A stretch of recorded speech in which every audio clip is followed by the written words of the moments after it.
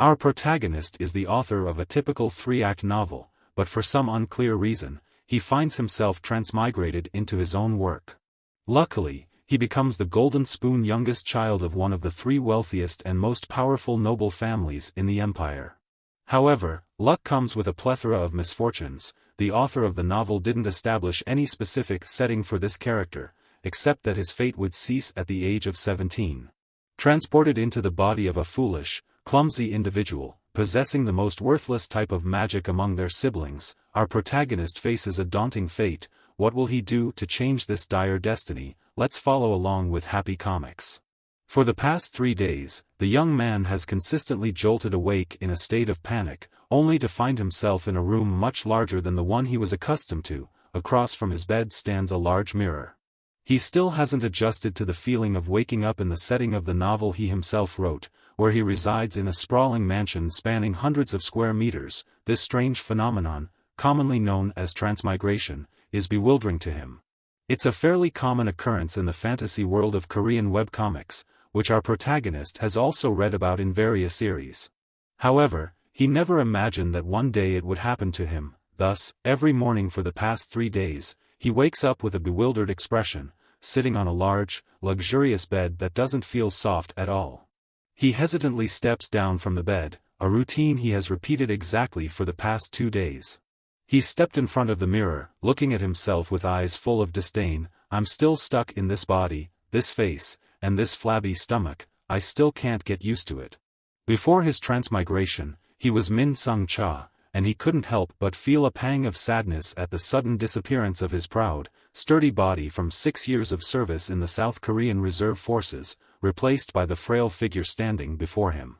He remained completely calm as he looked at the strange letters appearing in the air before him, because he had come to accept the truth. No matter how much he squinted, the information remained clear as day. The character information listed his name as Rasen Maiden, talented in magical combat, with traits including irrational thinking. Those lines of text confirmed that Sung Min was truly in his own novel's world, but among all the characters, Sung Min found himself transmigrating into an unlucky supporting character who would be bullied by his own brother 9 years later. On his first day of existence in this alternate world, Sung Min still enjoyed a peaceful sleep, unaware that he had transmigrated into a character in the novel he had written. Sung Min jolted awake, his eyes snapping open as a gut feeling told him it was morning, yet he hadn't heard the alarm clock ring. He sat up abruptly and let out a shout, not even noticing his own voice sounding like that of a child. Oh, work, what time is it? His sudden movement startled the maid. Still groggy and not fully comprehending what was happening, Sung Min was met with the panicked voice of the maid. I'm sorry, she exclaimed, flustered. As Sung Min turned to look, he realized the girl had been kneeling on the ground with her body trembling, her face pressed against the floor. Since who knows when, I have committed a grave offense against the heavens. Please forgive me, she pleaded, her entire body shaking. Sung Min sat at the edge of the bed, staring intently at the girl. Who are you? He wondered aloud, still not paying attention to the fact that his feet weren't touching the ground.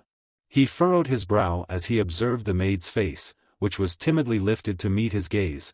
Her orange hair and fair skin, adorned with numerous freckles, didn't quite match the typical appearance of a Korean, nor did it resemble that of a Westerner.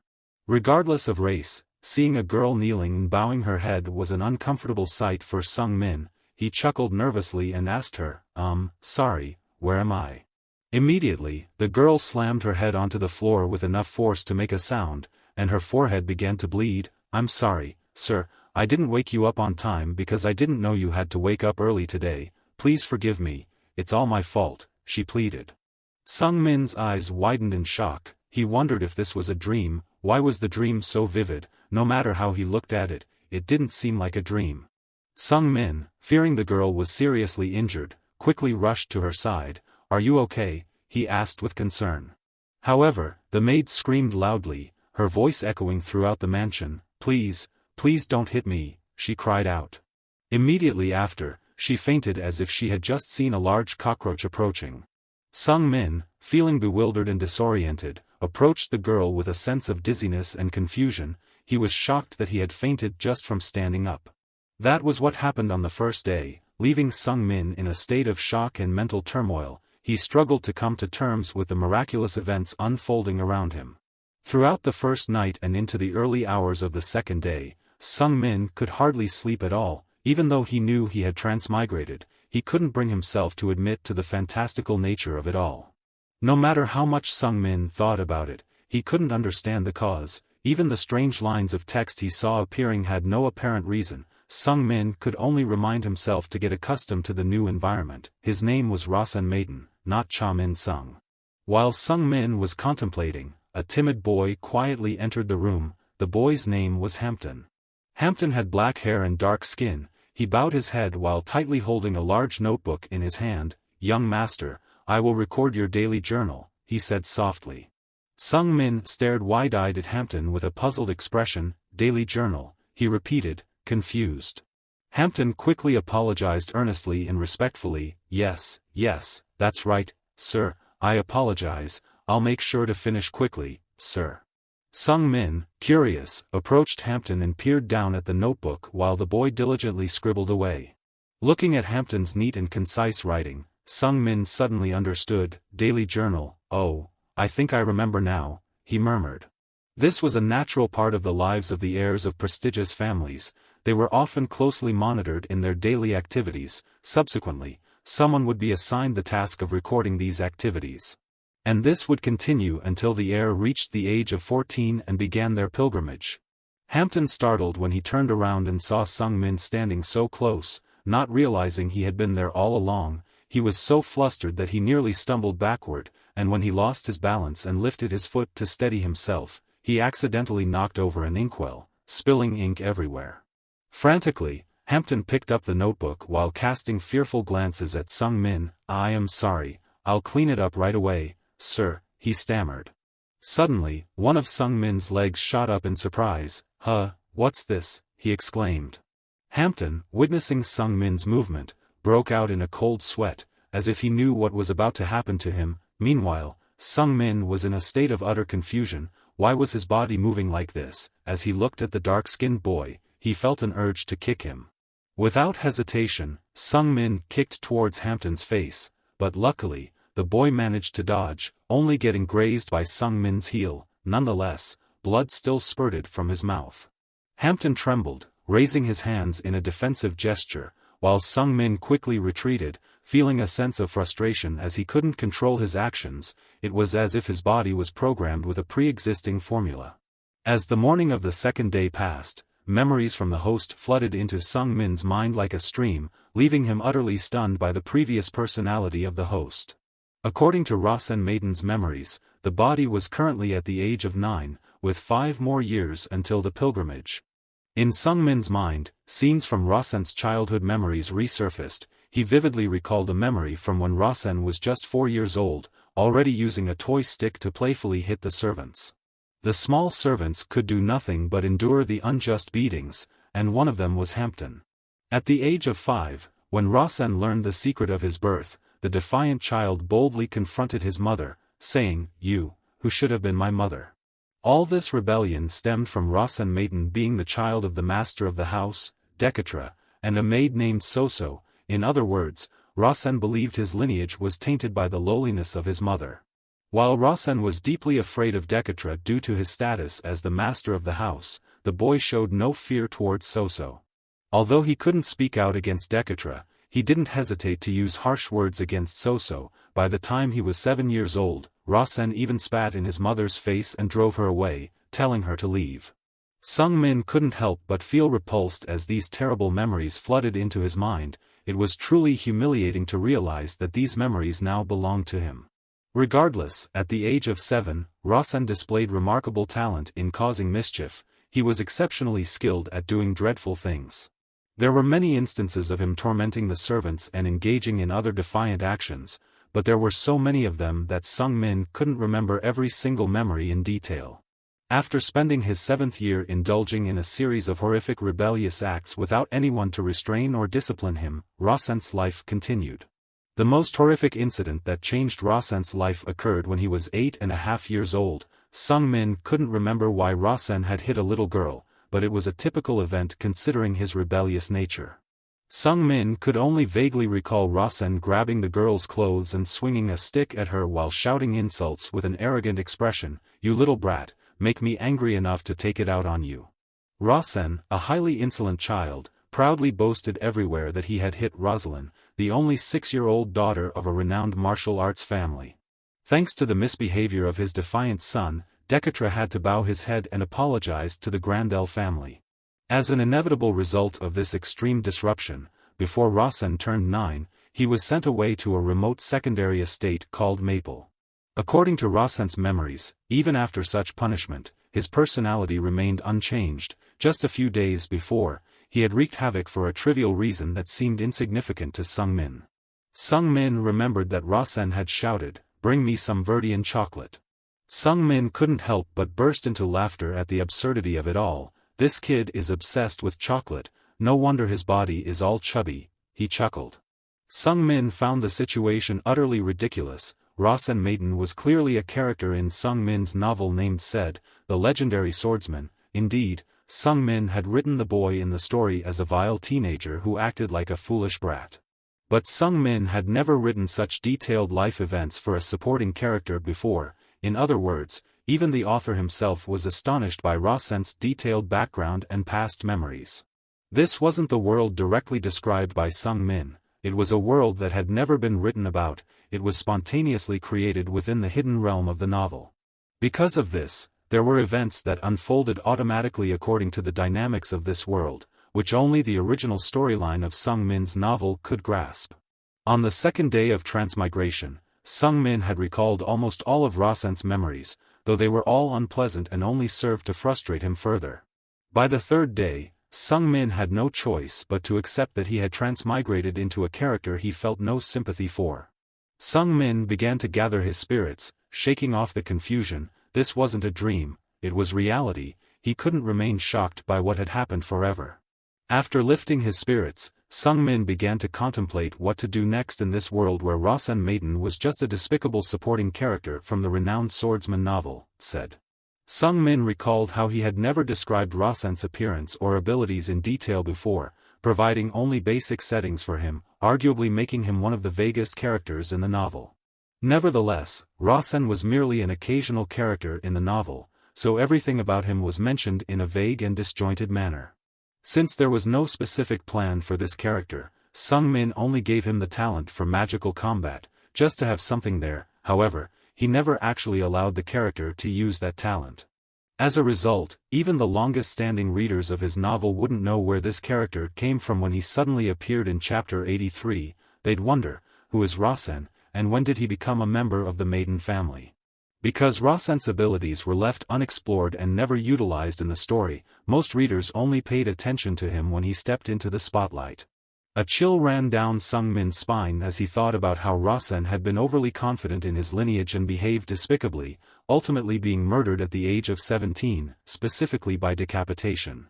When Sung-min was just Sung-min, he had written about Rasen in such a detached manner, without any emotional attachment, but now, having transmigrated into the character, he felt a shiver down his spine. Sung-min solemnly told himself, "All right, survival must be my top priority. Rasen is currently 9 years old, and I still have 8 years left."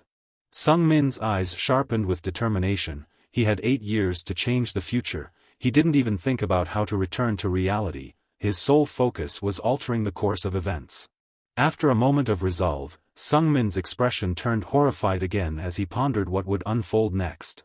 He thought about how even if he managed to change the future within those 8 years, there would come a time when he would have to face the main character of the novel, Kazan said. Sung-min had poured a lot of dedication into the main character of this novel, Kazan said, a heroic figure with a bright future.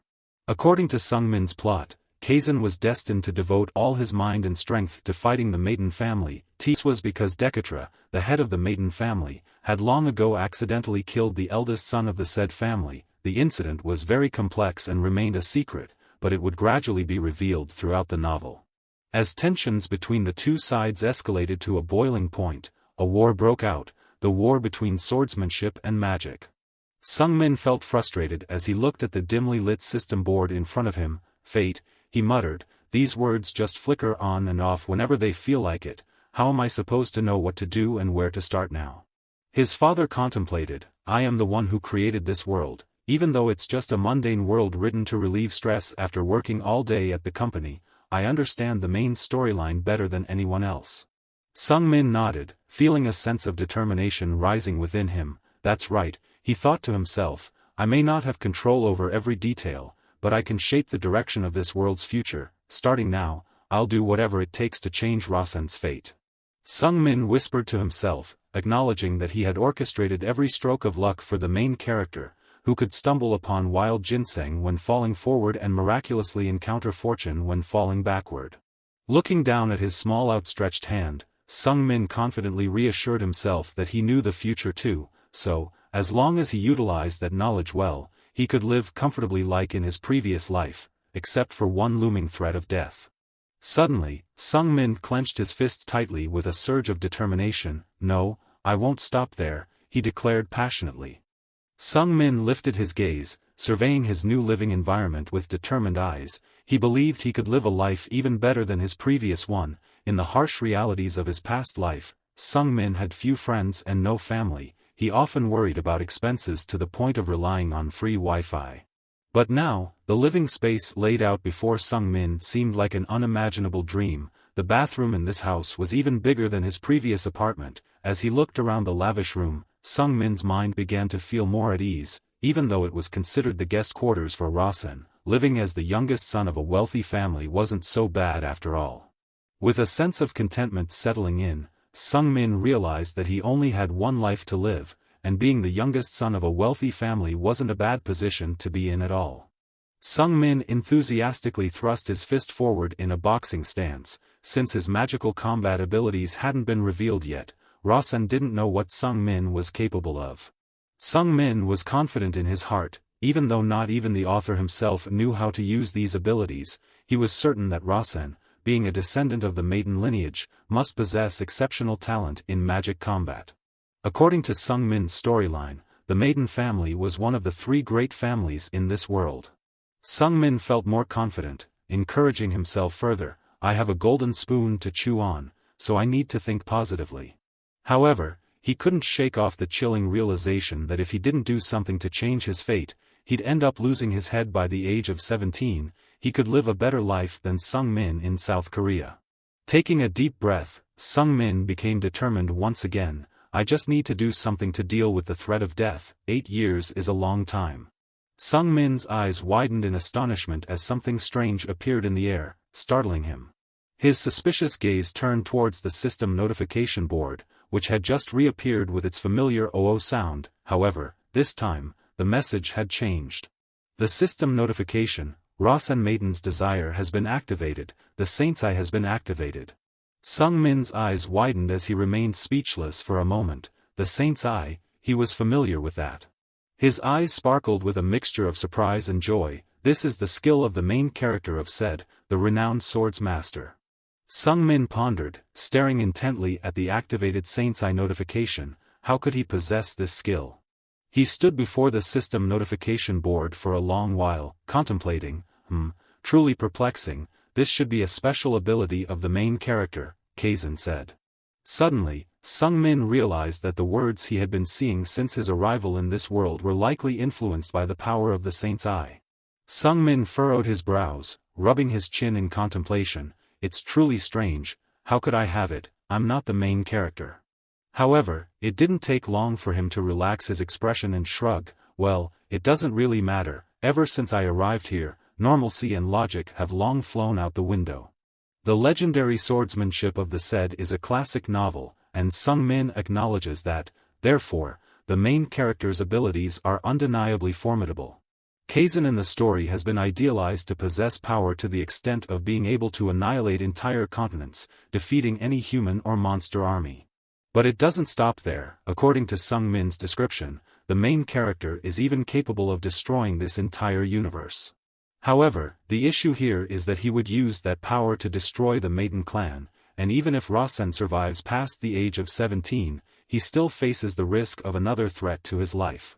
While deeply contemplating about a tumultuous future with the ultimate goal of survival, Sung-min suddenly notices a circle appearing in front of him. This circle is something entirely invisible to the naked eye. Sung-min feels as though divine insight is inspecting his body, after a brief moment of pondering. Sung-min realizes with suspicion that this circle could be the first volume of the sacred scripture.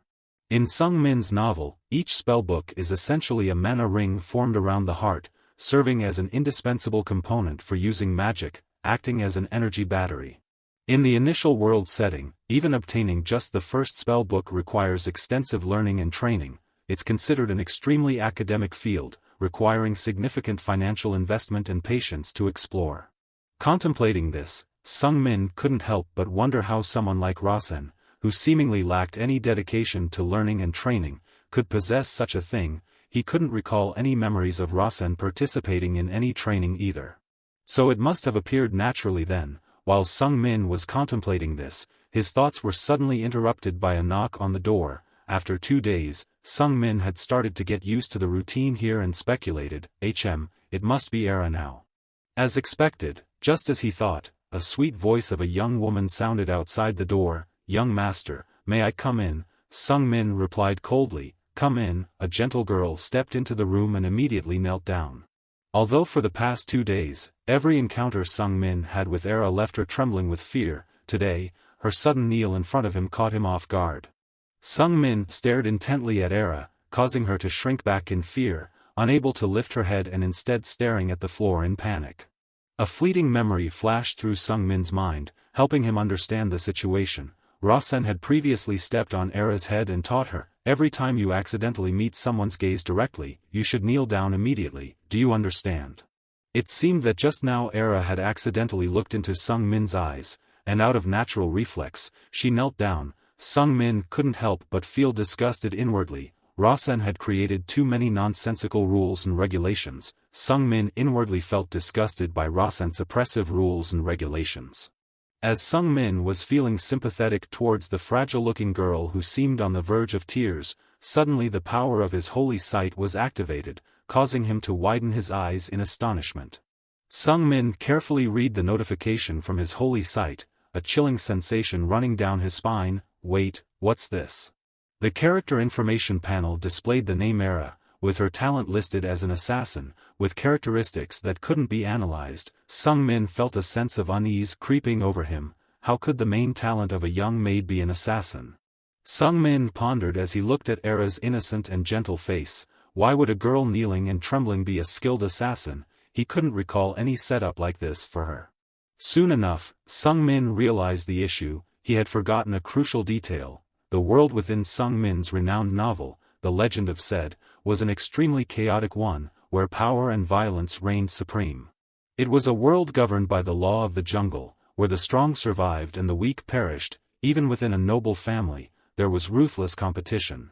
Sung-min contemplated, realizing that someone must have intentionally arranged this assassin to be by his side, placing a young female assassin next to someone considered the lowest scum. Surely, this was the work of one of the contenders for the inheritance. Sung-min swallowed nervously. Even though Rasen was practically eliminated from the succession battle, there were still siblings or relatives who wanted to harm him. So, what about those deeply embroiled in the succession battle? It was truly terrifying.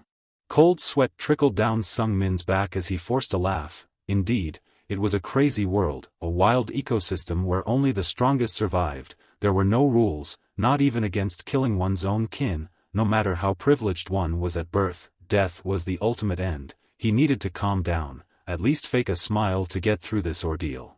Sung-min's 4 limbs suddenly trembled uncontrollably, sensing the presence of the assassin before him. If given the chance, she could easily kill him. As Sung-min recalled scattered memories of Rasen tormenting Era, he wondered if her tears and fear were merely acts. Most likely, they were staged performances. Sung-min stared at Era suspiciously. Surely, her trembling was just another act. No, it seemed genuine. Even the saint's eye confirmed her genuine fear. Her performance was so convincing that she could easily become an actress.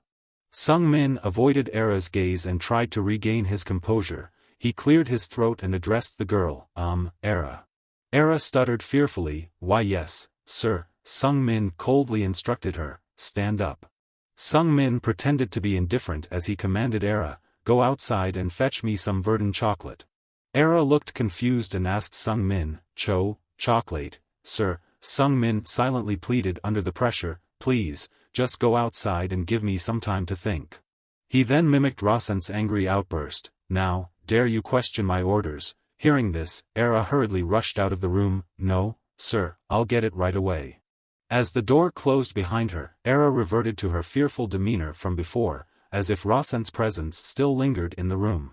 Her gaze sharpened and became full of suspicion. What could it be? Era glanced subtly towards the door behind Sung Min, her expression filled with perplexity. It was strange, she couldn't quite put her finger on it, but there seemed to be something different about him, something very distinct from before. Deep in thought, Era pondered. She had noticed this change over the past few days. The atmosphere around him had shifted compared to before. The more Era thought, the more puzzled she became. Though she couldn't pinpoint exactly what had changed, she was certain that something was different. She recalled Sung Min's calm demeanor and gentle smile, behaviors unlike Rasen's usual demeanor. In fact, they didn't even resemble those of a typical rebellious teenager. After standing hesitantly outside Rasen's room for a while, Era began to move, her thoughts swirling. Though these changes weren't entirely clear, perhaps she should still report them to the one in charge. Upon closer observation, the girl's movement seemed peculiar, almost as if she were floating or moving with such speed that it appeared she wasn't touching the ground. More importantly, she moved swiftly and made no sound as she traversed the stone floor, wearing a pair of hard-soled shoes. After Era departed, Sung Min regained his composure and sat down at the tea table, deep in thought. All right, let's go over the information I have gathered. Rasen Maiden had been expelled to the auxiliary residence, essentially being completely removed from his father's sight and the inheritance list.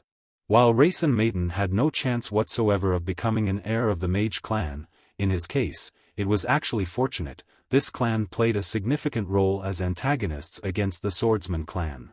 Sung Min pieced together all the information and calculations. Nevertheless, to ensure survival past the age of 17, he still needed to behave like a normal person. In a moment of relief, Sung Min breathed a sigh of relief. Thank goodness, I am the creator of this world, and now I also have the skills of the main character. I know the future and my own fate. I even know the location of ancient artifacts. Sung Min silently resolved, I must participate in the battle for the inheritance of the clan, otherwise, I will only be known as a disgrace to the Maiden clan and perish. Despite his determination, Sung Min couldn't shake off his worries. Things seemed okay for now since he was only 9 years old, but the battle for inheritance would officially begin for him when he turned 10. He silently sighed as he thought about the life of the character Rasen in the novel, who continued to live a wretched life after the age of 10, ultimately being sent to another world at the age of 17. That was why he was sent to the other world at 17. Immediately after, Sung Min cheered himself up, thinking about a bright future awaiting him. I can't be as foolish as him. Here, I can comfortably eat and drink without worrying about money. I can also travel everywhere. He envisioned a life of freedom and luxury different from before. As long as he kept himself at the top among the heirs and didn't act weak or do anything too extreme, everything would be fine. Sung Min became more confident as he thought about it. I've done this before. This is just like the survival tactics in the South Korean army.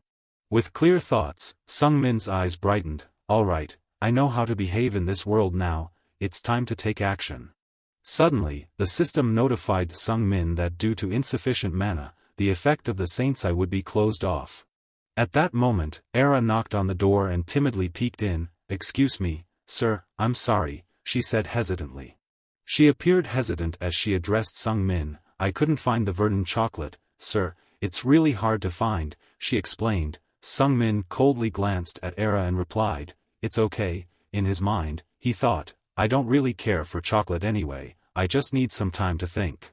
Era stuttered in her explanation but froze at Sung Min's indifferent attitude. I tried my best, but, yes, sir, she trailed off. Seeing Era hesitate to leave, Sung Min abruptly dismissed her. I said it's okay, now go, he said bluntly. Sung Min glanced at Era with a hesitant gaze. For now, I need to continue playing the role of Rasen's wretched self, he thought, but do you know what's even more chilling? It's that Era moved around completely silently. Era couldn't believe that someone as fond of chocolate as Rasen would easily dismiss her like this, so she hesitated at the door. The the verdant chocolate?" she asked tentatively. Sung Min angrily shouted, "I said it's okay, get out." At this, Era quickly closed the door, stuttering, "Yes, yes, sir, have a good day, sir." With Era gone, Sung Min sighed in frustration, knowing that he needed to maintain his facade for now.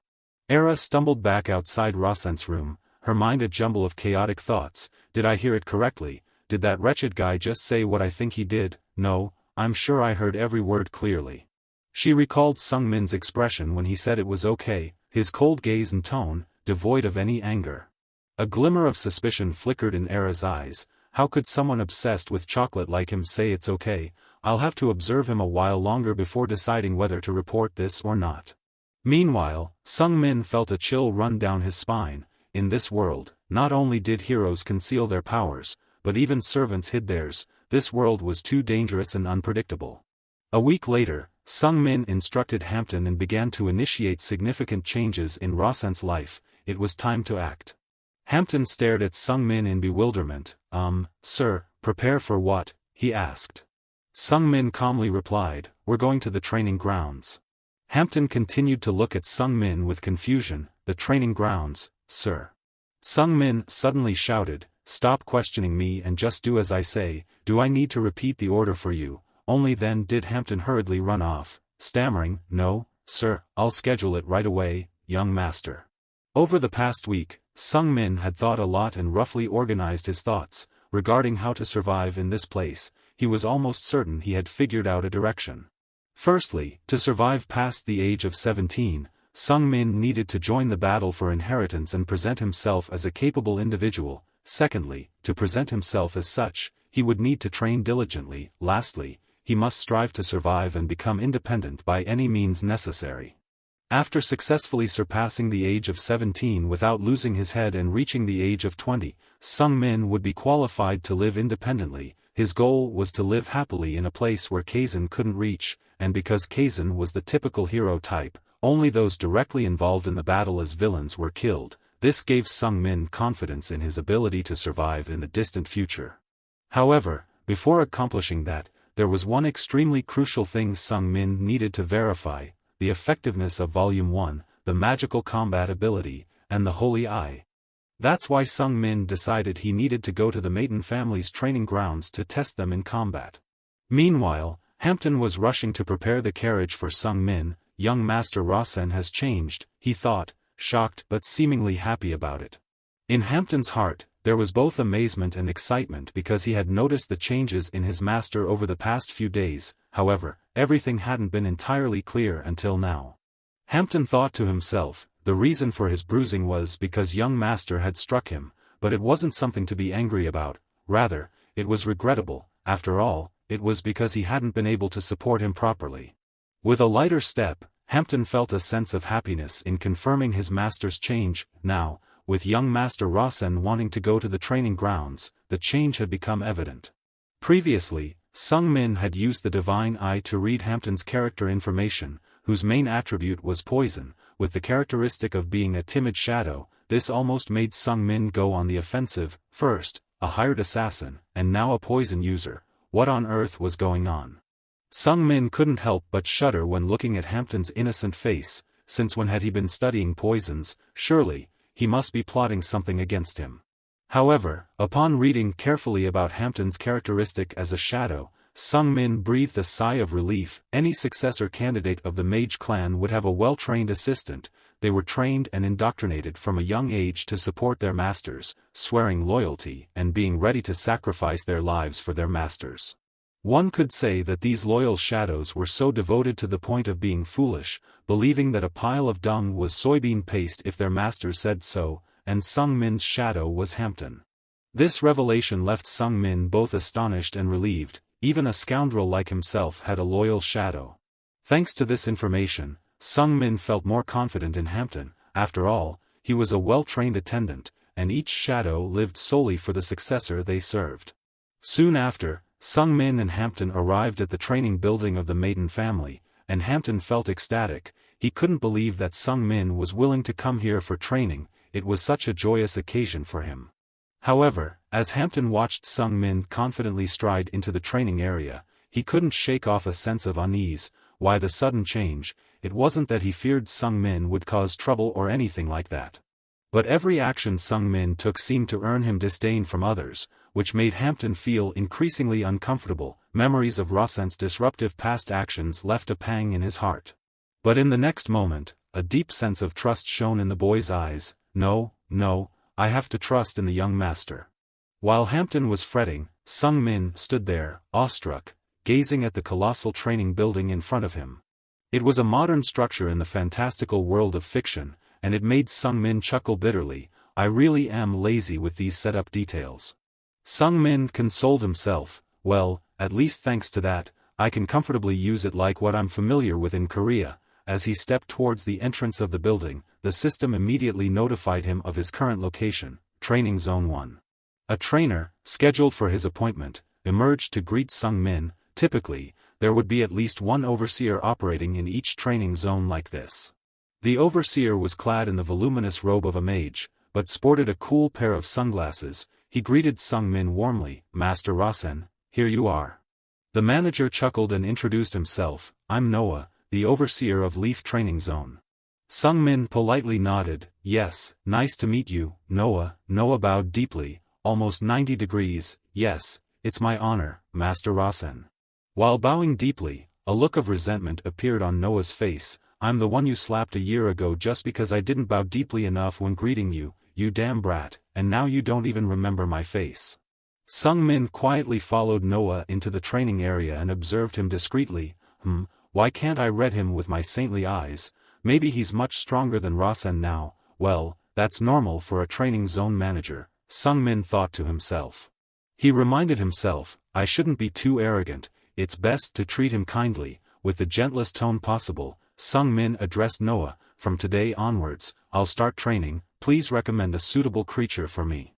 Noah looked at Sung Min with surprise. Training, alright, Noah replied, let's find something suitable for your age.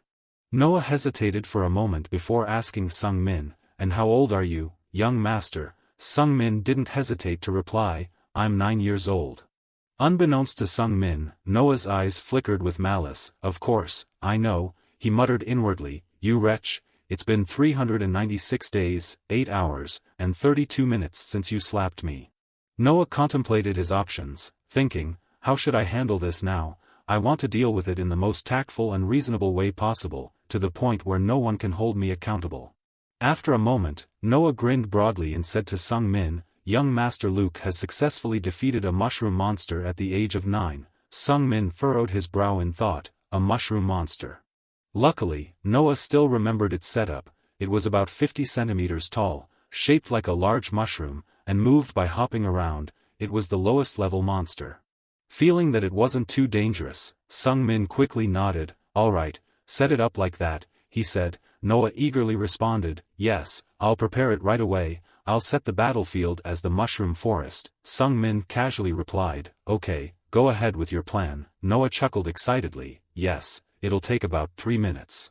Sung Min pondered as he watched Noah hopping around with excitement. Why did he seem so thrilled? However, Sung Min didn't dwell too much on Noah's unusual behavior. He closed his eyes and reflected, the mushroom monster wasn't a difficult foe, so how could young Master Luke have killed it at just 9 years old? Taking deep breaths, Sung Min reminded himself to focus for about 3 minutes. He could feel the circle in his chest, his talent for combat magic. With confidence, he remembered his heritage, inheriting the strongest magical bloodline of the Maiden family. Recalling what he wrote in his novel, Sung Min reflected on how, for members of the Maiden family, using magic was as natural as breathing. It was fortunate that he was consciously aware of how to use magic, even though he didn't fully understand it. 3 minutes later, Noah returned with a bright smile. Please head this way, he said. As Sung Min stepped into the training space, his clairvoyance was still active, indicating his current location, a simulated mushroom forest. Noah's voice echoed after he closed the simulated space. Good luck, sir, he said. Sung Min silently surveyed the forest. It seemed like an ordinary mushroom forest until he noticed a rock in the distance and sensed the presence of a monster behind it. Something dark was lurking behind the rock, and Sung Min squinted to get a better look. Is that it? He wondered silently. As the monster leaped out from its hiding spot and roared, Noah provided some quick guidance. young master, the weakness of this monster lies in its plant-like body, being a mushroom-type creature, it's weak against fire. Sung Min stood solemnly, gazing at the monster with a mixture of disgust and horror. Is that thing, it? He murmured to himself, even though he had designed it himself, seeing a moving mushroom creature like this was still unsettling. Sung Min clenched his hand into a fist and stared at the monster with a cold glare. All right, let's do this, he said. A surge of green mana quickly emanated from his clenched fist. Just as Sung Min was preparing to attack the monster, a new notification window suddenly appeared. The notification system announced, body's willpower confirmed, magical combat skills within the body have been activated. At the same time, the mana vortex in Sung Min's heart began to whirl intensely. Meanwhile, outside the simulation room, Noah was observing Sung Min through a crystal ball with a determined expression. I was a rather famous mage in the Dorothy region before joining the Maiden family. Despite my unremarkable appearance, I was once hailed as a genius in my hometown. Noah is a confident individual who values himself greatly, and therefore, he cannot forget the shock from a year ago when he was slapped by a cunning brat. Noah vividly remembers how Rasen had struck him, citing the reason, how dare you call yourself a person when your bow is only at 82 degrees. Since then, Noah has harbored resentment towards Rasen. You humiliated me just because I bowed at 82 degrees instead of precisely 90 degrees. In the moment when Sung Min boldly stepped into the simulation room without any hesitation, Noah was ecstatic to the point of madness. Today, I will repay everything to you. I have upgraded the monster to the highest level. At that moment, the monster in the training room began to move and attack Sung Min. Its speed was so fast that ordinary eyes couldn't perceive its movements. Watching the monster charging at Sung Min, Noah was immensely pleased. Typically, wizards are born with what's called their primary attribute, but that fool's talent is called combat magic, considered inferior in our magical family. It's a branch of magic that maximizes physical abilities using spells. However, it's also a difficult magic to master due to its half-baked nature. Noah was confident in his heart, believing that with Sung Min's combat magic alone, he would never be able to harm the monsters, let alone touch them. He silently chuckled to himself, thinking that earlier he had only reminded Sung Min of the monster's attributes as part of his duty as a manager, but he hadn't mentioned its excellent resistance to physical shock. Now, his revenge was underway. That milk-mouthed brat was in for it. However, Noah's joy was short-lived as an unbelievable situation unfolded. Sung Min had detected the movement of the monster and leaped directly towards it with a glowing punch. Noah couldn't continue his sinister laughter because of the incredible turn of events. Sung Min had grasped the monster's movements and launched himself towards it with a glowing punch. Surrounding Sung Min's fist was a brilliant green stream of mana. As he approached the monster at arm's length, he unleashed his thunderous punch, piercing through half of its body with a gaping hole. Noah watched in astonishment, immediately shouting out in disbelief, just with one punch. The mushroom creature fell to the ground and exploded with a popping sound, while Sung Min lightly touched down, seeming quite effortless. As the mushroom monster vanished without a trace, new notifications began to appear before Sung Min. System notification. The newly awakened level of combat magic is novice. You have utilized the awakened combat magic. A small amount of irrational thoughts has been filled, and the combat magic of the novice has been stored. The next moment, Sung Min felt as if blood was boiling in his heart, his body distinctly heavy, yet strangely lighter than before, and his heart beating rapidly. Sung Min felt a strange surge of excitement as the system continued to announce that the new combat magic, using weight, had been stored in the mana circle. Sung Min couldn't help but be amazed because he had never set it up before. What kind of power was this?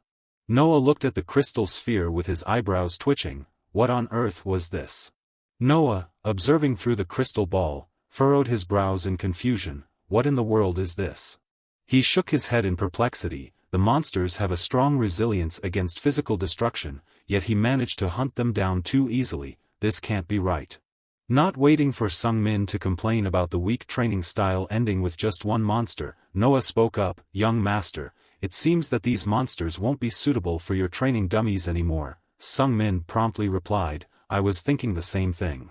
Noah narrowed his eyes suspiciously at Sung Min's calm demeanor. What happened during the year we didn't meet him? He wiped cold sweat from his face and continued to speak to Sung Min. I'm thinking of increasing the difficulty a bit, Sung Min calmly asked. How difficult are we talking about? If it's too hard, it could be troublesome. I'm running low on mana. Noah immediately explained, it's the crimson fungi, they're similar to normal fungi but faster and stronger. Not only that, if you can't kill them quickly enough, they have the ability to multiply rapidly. Noah spoke while taking deep breaths to regain his composure. I should set aside personal emotions and just focus on gathering information to report. Magic users like Noah in the training facility had the task of understanding the magical achievements of their successors and reporting back. However, just now, he couldn't even see clearly. Sensing Sung Min's hesitation, Noah added, if I see the situation becoming too dangerous, I'll end the training immediately. Sung Min pondered, crimson fungi, I didn't set up anything like that. But perhaps it was just a type of monster originating from the original setup. After careful consideration, Sung Min said to Noah, alright, let's do it. Noah immediately informed him, sir, the monsters will appear now. Just a few seconds later, a mushroom-like monster of the same height and shape as the first one appeared, the only difference being the color of its mushroom cap. Sung Min looked at the crimson fungi with a hint of disdain. What's different about this one compared to the previous one, aside from the color? However, seconds later, Sung Min was startled by the crimson fungi. The mushroom-like monster darted towards him like a bullet, but Sung Min managed to lower his center of gravity just in time to dodge it by slightly bending his waist and knees. The crimson fungi crashed into a rock behind Sung Min, causing a loud explosion immediately. As Sung Min struggled to discern the position of the monster amidst the swirling dust, it lunged at him once again. Its movements were incredibly swift, closing the distance much faster than the previous creature. As it drew closer to Sung Min, its approach seemed to accelerate. With its increased speed, Sung Min couldn't evade in time, and a collision occurred between them. The mushroom spores scattered through the air and gathered at the spot where the red mushroom creature halted its charge. Fortunately, Sung Min activated his mana in time to defend himself, mitigating any significant damage from the collision with the creature. Sung Min earnestly analyzed the monster. It was strong and incredibly fast, but it didn't seem particularly threatening. Suddenly, a spark ignited in Sung Min's eyes just as the mushroom creature leaped off the ground again. This time, the red mushroom creature leaped straight at Sung Min's head to attack, its nimble movement not appearing threatening at all, and he recognized its trajectory just as it was within arm's reach. Without hesitation, Sung Min unleashed another defensive spell to push back the mushroom creature. Noah, observing from the monitoring room, was once again astonished and exclaimed as if narrating an intense boxing match. He diverted it. Seizing the opportunity as the red mushroom creature was knocked back, Sung Min actively jumped towards it, silently feeling triumphant. I realize something, its attack pattern is straightforward, just running in a straight line. As Sung Min grabbed hold of the mushroom's head, he excitedly decided, practice makes perfect, I'll use the newfound power I just unlocked. As Sung Min applied the novice combat magic, utilizing gravity, stored within his mana pool, he sensed that mana could be accessed more quickly and conveniently than before. However, at that moment, the system notified him that the mana reserves were insufficient.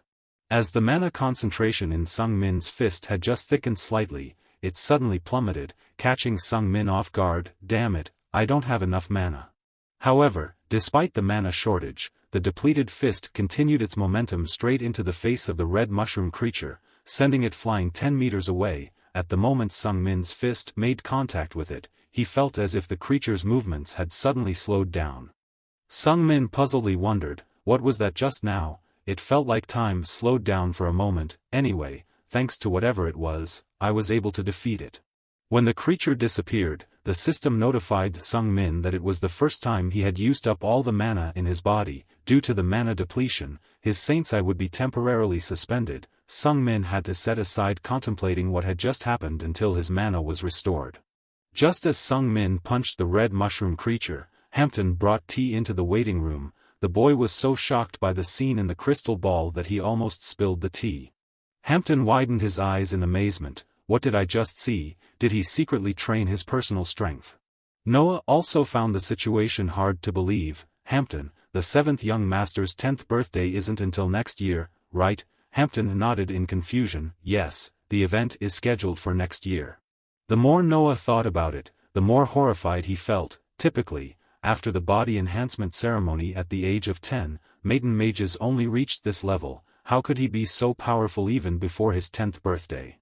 As Sung Min stepped out of the simulation room, Hampton was still overwhelmed with surprise. Young master, he even has a mana circle. Many mages in the world are desperate because they can't overcome the barrier of the first mana circle. A strong sense of belief surged within Hampton, the first spark of which couldn't have naturally arisen. Surely, young master wasn't the foolish type that rumors painted him to be. Hampton was moved to tears at the thought of the owner's efforts. Young master must be secretly training diligently where no one could see, anticipating a day to shine. With these thoughts, Hampton couldn't contain his excitement. Embracing Sung Min tightly, Sung Min vaguely sensed that something was amiss in Hampton and Noah's reactions. I think I've made a big mistake, he thought. Sung Min grimaced, pushing Hampton's hand away as he pondered silently. I still haven't fully discovered everything about this world. If I stand out too early, it could lead to a lot of trouble. With that thought, Sung Min decided it was time to put on a little act. Without hesitation, he feigned collapsing to the ground, eliciting a startled look from Hampton. Both Hampton and Noah rushed over to check on Sung Min's condition. Young master, are you okay? Thinking that Sung Min had overexerted himself, Noah quickly directed Hampton to summon the healing mage on the second floor. Hampton didn't understand what was happening, but he obediently ran off. Sung Min closed his eyes, lying still and contemplating. Things have gotten worse to the point where I have to go looking for them. Well, it's fine, it'll make the story more plausible. There must be some healing medicine or a healing mage on the second floor. At that moment, there was a plump mage napping in the second-floor lobby. Hampton immediately shouted to wake him up, asking if there was any healing mage here. The mage startled awake in alarm, exclaiming, "Oh, you startled me, what's the matter?" Hampton urgently shouted, "The seventh young master is injured." The healer immediately stood up, saying, "Really, that's a big problem, let's go quickly." However, as he was about to run off, he hesitated with a puzzled expression. "The seventh young master, not the sixth," Hampton urged him on excitedly. "Yes, it's the seventh young master, isn't it you who serves the sixth young master?" Hampton shouted urgently, "I'm Hampton, servant of the seventh young master." The healer continued to hesitate. "Wait, so the seventh young master is really here?" he questioned. "What's that useless fellow doing here then?" Hampton, feeling annoyed at the disdainful remarks, explained, "He has defeated a crimson sprite and suffered a fatal blow from it." The healer widened his eyes in shock. "What? How?" Hampton affirmed proudly without hesitation, "He won using battle magic." After confirming the situation, the healer finally followed Hampton, rushing down to the infirmary where Sung Min was waiting.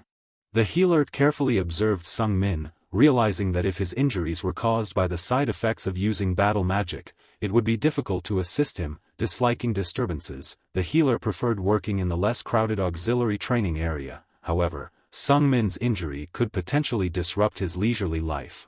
Therefore, he quietly pondered, "Firstly, I'll do my best. No, I'll pretend to be doing my best, and then I'll send him to a high-level mage. In the main building, there are more skilled mages who can take responsibility." Immediately after, utilizing the highest level of recovery technique he could perform, he entered the embrace of mana that had been utilized. His hand turned pale, and golden mana radiated brightly from it. However, Sung Min still showed no signs of waking up. Sweat of worry gathered on the healer's forehead, then trickled down his cheeks and chin. As predicted, there was no response at all. "Well, I knew it wouldn't work from the start," he muttered. The healer appeared to exert himself to the point where his hands trembled. "Quickly finish this and send him to the main house," he urged impatiently. "Hurry up." At that moment, Sung Min suddenly opened his eyes, as if the healer's efforts had finally paid off.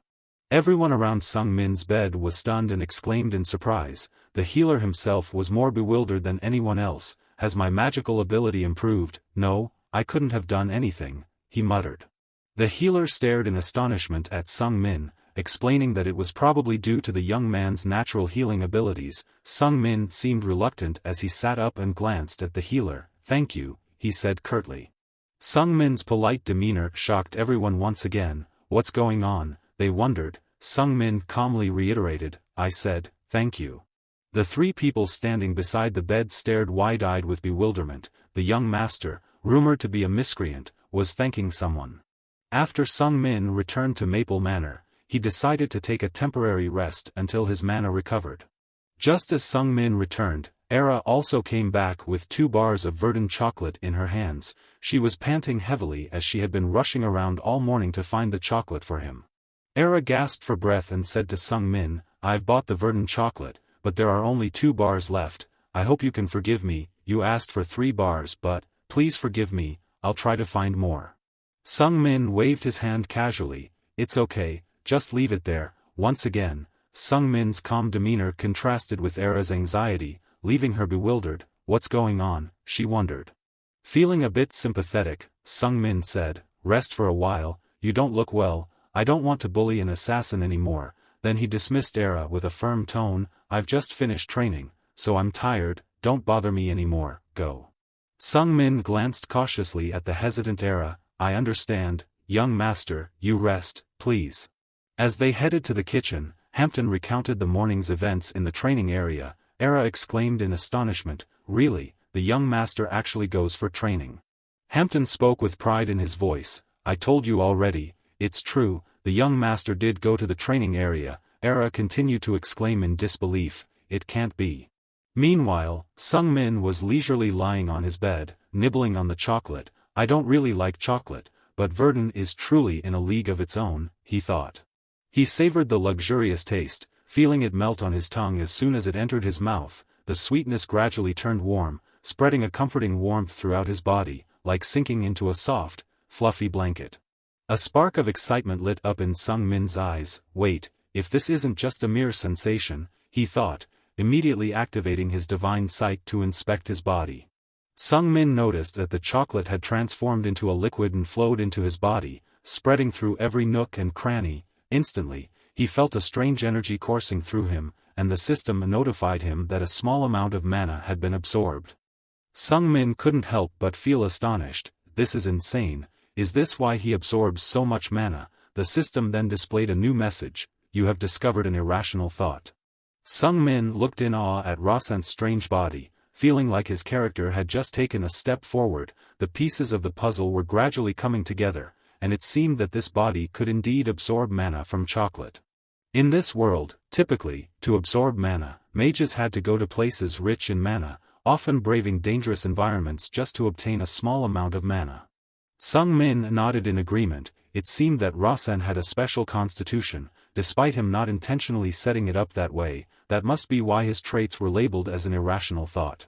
Sung Min chuckled mischievously as he leaned back on the bed, continuing to enjoy the free mana source, albeit with the sole side effect of gaining weight.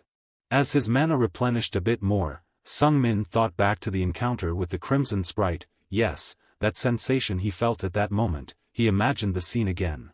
The divine sight analysis revealed to him that the attribute of temporal delay had been activated during that time. Sung Min furrowed his brow in confusion. Temporal delay, what's that? Suddenly, there was a knock on the door, interrupting Sung Min's thoughts and irritating him. "I said I don't need anything today," Sung Min grumbled, but Era timidly informed him, "Young master, there's a guest." Sung Min snapped back, "Tell them to go away." However, the door remained open, and Era pointed out, "Look how you're welcoming your brother." Carlton, Sung Min's elder brother, entered the room with arrogance. "Your brother comes and you don't even bother to stand up to greet him. Have you thrown away all your manners to the dogs? Do you want to eat bird droppings next?" he sneered. In Sung Min's mind, memories of Carlton immediately surfaced. This was the older brother that Rasen feared. Sung Min hastily played the role of a submissive and bowed his head before Carlton. "Brother, you're here," Sung Min said with feigned humility. Carlton chuckled mockingly. "That's why you can't accomplish anything. You're always as slow as a useless piece of trash. What are you waiting for?" Sung Min tilted his head in confusion. "What do you mean?" Carlton raised his cane with a haughty attitude. "Get down on your knees, like the worm you are. Are you going to kneel or not?" At that moment, the system notification popped up. The temporal delay attribute had been activated. Sung Min's eyes widened in astonishment. "It's working, I feel like his movements are slowing down," he thought. Indeed, the temporal delay attribute seemed to have quite a significant effect. The image of Carlton's cane swinging down toward Sung Min's head played out like a scene in slow motion, leaving Sung Min feeling triumphant. this skill would indeed prove to be quite useful in various situations. Thanks to Carlton's slowed movements, Sung-min easily anticipated the trajectory of the cane and deflected it aside. As the cane flew out of Carlton's grasp, Sung-min jumped back to create distance between them. Everything unfolded before Carlton's eyes in less than 3 seconds, but for Sung-min, it felt like half a minute. Carlton was shocked and interrogated Sung-min, "What did you just do?" In a snide tone, Carlton exclaimed angrily, "How dare you, you filthy scum?" Sung-min calmly replied, "I was just defending myself rightfully." Carlton glared at Sung-min warningly and cautioned him, "Say it again, Sung-min, say that dead dog phrase again, you filthy scum." Sung-min innocently asked, "Say what?" Carlton angrily repeated, "Say that dead dog phrase again, you filthy scum." Sung-min, still composed, replied, "Dead dog." Sung-min's indifferent expression infuriated Carlton, but Sung-min remained unaffected, saying, "You want me to speak ill of a dead dog?" Carlton exploded in rage, hurling insults at Sung-min, "You insect, your mother." Immediately after, he unleashed his magic, preparing to attack Sung-min. "I will kill you." Sung-min quickly noticed a circle around Carlton's heart as well. Thanks to his saintly insight, Sung-min could see that Carlton was about to release energy from that circle. The saintly insight also provided Sung-min with information about Carlton. He belonged to the water attribute, characterized by impulsiveness. As Carlton began to manifest his attribute magic, small water rings appeared around him. With his agile evasion, Carlton's movements slowed once again in front of Sung-min. He was about to release the power of his attribute magic in front of and near his chest. Sung-min had anticipated his actions. Now, finesse would be required for the next steps.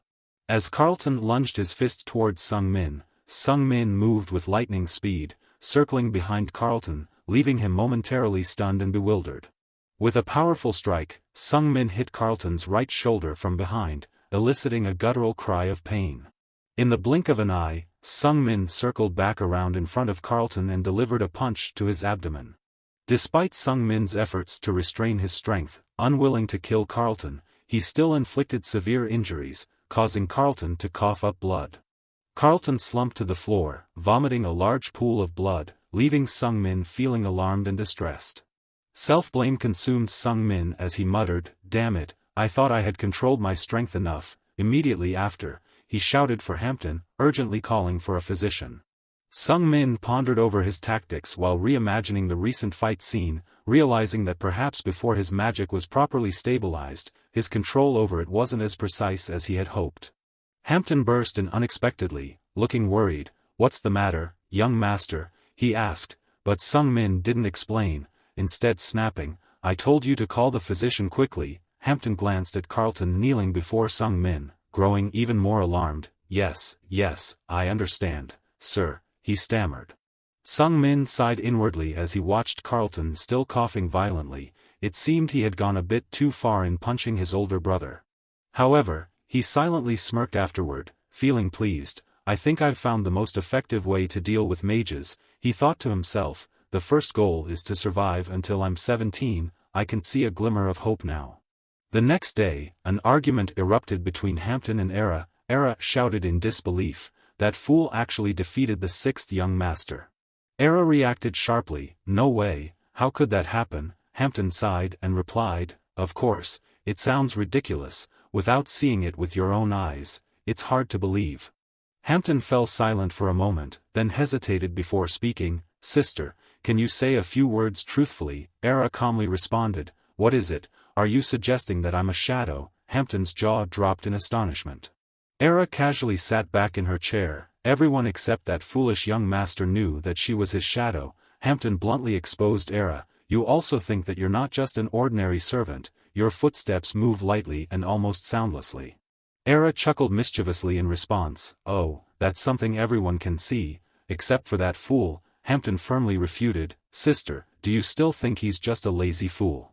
Era calmly sipped her tea. "Is that so? Please continue," Hampton persisted. "Here's what I think. I believe it's because his 10th birthday is approaching, the 7th young master is finally starting to change." While Hampton and Era engaged in heated debate, Sung-min made his way alone to the family library. It had an ancient architecture fitting the surroundings, but its unusually grand size caught his attention. After the duel with Carlton, Sung Min realized the importance of learning to control mana rigorously. Sung Min couldn't help but be overwhelmed by the grandeur of the structure. This was where he would study to master mana, the Starlight Library. He gazed up at the library in awe, remarking to himself that it looked more like a shopping center than a library. It wasn't surprising that Rasen had never been here before. Upon stepping inside, his astonishment only grew. "This is insane, it's all books," he muttered to himself. Sung Min wandered through the library with a sense of bewilderment. Every floor was the same, filled with books. He couldn't help but wonder aloud, "I wonder how many books are here." Suddenly, a voice responded, "There are about 200,000 books, seventh young master." Startled, Sung Min looked around the library, finding no one in sight. What was that? Where did that voice come from? Suddenly, a beautiful girl with long black hair appeared out of thin air, floating gracefully. Sung Min furrowed his brow, looking at the girl. "Who are you?" he asked. The girl, Evian, replied coldly with a sharp gaze, "I am the librarian of the Starlight Library." Meanwhile, in the kitchen of Maple Mansion, the debate between the two servants was far from over. Era, full of suspicion, questioned Hampton, "Are you saying he's preparing for his 10th birthday, and I think he's also hiding his true self?" Era shook her head with a sigh. "Does that sound reasonable to you?" Hampton staunchly defended his viewpoint. "What if the young master has been deliberately acting this way for the past 10 years? Era scoffed mockingly, "I can't believe you actually think that way." Hampton vehemently countered, "But I've witnessed it with my own eyes. The young master has completed the first volume." Era's eyes widened in surprise. "The first volume? How?" Hampton continued, "Do you think that volume could be completed in just a few days?" Hampton persistently persuaded Era, "Think about it. The seventh young master's name has almost been erased from the succession battle due to his past misdeeds." Era nodded in agreement. "Yes, that's true." Hampton pressed on, "If he attracts too much attention for his talent too soon, imagine the disadvantages he'll face in the succession battle. That's why the seventh young master is lowering himself to hide his latent talent." After a moment of contemplation, Era pursed her lips and shook her head, still finding the explanation unsatisfactory and illogical. "In any case, that wretched fellow's talent is limited to combat magic alone," she argued. Hampton adamantly opposed Era. "No, what I said is correct." Era shrugged nonchalantly. "How can you be so sure?" Hampton replied with unwavering determination, "Because I am his shadow. Surely, he has shown me his future." Era let out a soft sigh at Hampton's somewhat blinded faith as a shadow. However, Hampton persisted in persuading her, "If the seventh young master has any destiny, both of us will suffer the fate of being abandoned," he urged. Anxiously, Hampton proposed to Era, "Why don't we cooperate and support him to the fullest?" After a moment's consideration, Era stood up, cutting off Hampton's words. "Fine, but only when he decides to visit the library will I consider your proposal," she stated calmly. Though Era turned away with an indifferent demeanor, Hampton refused to give up, continuing to press her for an answer. "Why is that?" he insisted. Era coldly explained that it was rumored that all members of the Maiden family had to come to the Starlight Library to prepare for the succession battle. Only in the library could they learn the best strategies for that purpose. Both Hampton and Era were unaware that Sung Min was in the Starlight Library while they argued, and he stood there perplexed, looking at Evian. "Sorry, who are you?" he asked. Evian, patient and calm as befitting a typical librarian, repeated gently to Sung Min, "I am the librarian of the Starlight Library, Evian." Sung Min stared at Evian for a while, puzzled. "Evian, who is she exactly? I can't remember who she really is," he thought to himself. Unable to recall the identity of this character, he resorted to using his saintly insight to check. As the real name of Evian appeared, Sung Min was stunned. "What? It's Larvian, not Evian," he exclaimed. Evian politely bowed her head to Sung Min. "It's indeed an honor to meet you, seventh young master." However, Sung Min remained dumbfounded, staring at her in disbelief. "Wow, I can't believe she's here," he muttered. According to Sung Min's novel, Evian doesn't directly engage in combat with the main character, Kazan said. However, she is a grand mage and has appeared in several significant events in the story. One of the most memorable events for Sung Min when writing about this character is her solo confrontation with the army of an entire nation. Evian is an extraordinary mage, and she defeated the tyrannic king of Revedon and his entire army. She froze them all with just a wave of her hand. But that's not all. Sung Min even portrays her as freezing the entire Revedon castle. According to the plot, later on, Evian will be known as a Grand Mage in the upcoming Northern Sea War. However, according to Sung Min's recollection, she is now wanted across the continent due to the events in Revedon. He begins to understand that this might be why she is using a different name, although not explicitly stated. She has likely gone into hiding by becoming the librarian of the Maiden family. The library of the renowned Maiden family of mages resembles a sanctum for mages because both the original and copied versions of the world's most iconic spellbooks are housed here. All librarians managing this place are grand mages, and they rarely need to reveal themselves to the outside world. Librarians have the authority to manage and read all the books in the library, which could be the reason why Evian chose to hide within it. As Sung Min stared into Evian's cold eyes, he began to feel fear creeping in. Anyone can be a librarian, but why does it have to be Larvian? Why is a legendary witch who froze an entire castle in folklore standing before me like this? Despite Evian's icy demeanor, her voice was gentle as she spoke. Please go to the second floor and wait at the table. Still feeling hesitant, Sung Min replied, all right, I will. Evian kindly asked him, shall I prepare some tea for you? Do you prefer black tea? Although Sung Min wanted to scream that he didn't like black tea, his words came out differently. I do like black tea. Evian immediately vanished, leaving only an echoing voice. I'll go prepare it right away. Sung Min stood frozen in place, his legs still trembling. This world is truly dangerous, he thought to himself. It feels so relieving to realize it's my first time visiting the library. Sung Min broke into a cold sweat, feeling shivers run down his spine. Because if that little devil were to come here, he couldn't imagine how it would behave, and surely it would end up dead afterward. After bringing tea for Sung Min, Evian continued to inquire, what book are you looking for, sir? Sung Min explained, I want a book related to mana cultivation. Evian asked further, what level of mana cultivation book are you looking for? Sung Min didn't hesitate to reply, the most basic one. Evian looked at him with concern, for someone with maiden blood like yourself, would basic level books be somewhat useless? Sung Min chuckled and replied, you have to learn the basics first before you can advance, right? Evian nodded and began to use magic to search. Please wait a moment, I will find it for you. Very quickly, a book that met Sung Min's requirements flew out of the shelf and landed in front of him. Sung Min looked surprised as he watched the book move autonomously and placed itself on the table. All right, now she's gone, he thought. Evian disappeared without a trace. It's clear now, I hope you'll glean something valuable from it, Sung Min muttered to himself, eager to delve into the book's contents. Sung Min began to read the book attentively. Mana is a term that encompasses all types of energy existing in nature. They must store mana in their hearts and create a spellbook in order to become a mage. However, he could only understand a few pages at the beginning. Later on, the 8th theorem of Largo and the 7th mathematical formula of Proto both discussed this. That's why the answer to e to the power of 648 is. Sung Min didn't take long to collapse with a sigh. How can this be a basic book? There's no way a modern person like me can self-study such arcane knowledge. It's incredibly difficult. I've been reading for ages and still don't understand anything.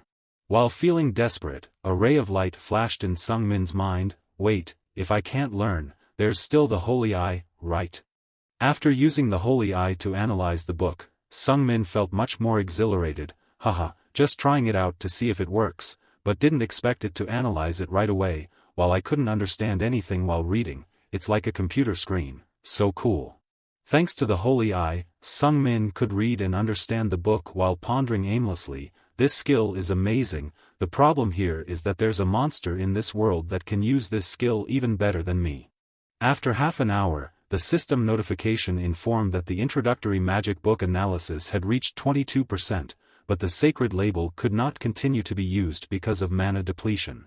Sung Min pondered, what if it reaches 100%? I could understand this whole thing then, right? I should prioritize solving the mana shortage issue. He promptly closed the book with satisfaction, deciding to stop here for today. It wasn't until dusk that Sung Min returned to Maple Manor. Hampton rushed out to greet him with a puzzled expression. Young master, Mrs. Soso has come to visit you. Sung Min, trying to recall Soso's face from Rossent's memories, was suddenly startled by her appearance. Soso was waiting for him in the hallway leading to the mansion, her face youthful and gentle, showing no sign of resentment towards Rasen despite the mischief he had caused with her mother. As soon as Sung-min saw Rasen's mother's face clearly, he froze in shock. Even from a distance, Sung-min could recognize that Soso closely resembled his own mother in real life. What strange occurrence was this? Why was his mother appearing here? Sung-min had always cherished memories of his mother because he had never been able to see her again after a certain point.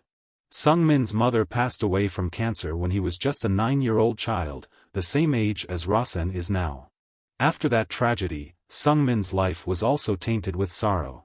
Since his mother's death, Sung-min had often been bullied and beaten by others, ridiculed for being a motherless child. Sung-min had often wished to meet his mother again, but he had never envisioned Rasen's mother to bear such a striking resemblance to his own. He couldn't help but stare at Soso in disbelief, wondering how she could resemble his mother so much. However, that wasn't the only shocking revelation for Sung-min. He was even more astonished when he read Soso's information through the sacred label. According to what the sacred label revealed, Soso was in the early stages of lymphoma, and even her health condition bore similarities to Sung-min's mother.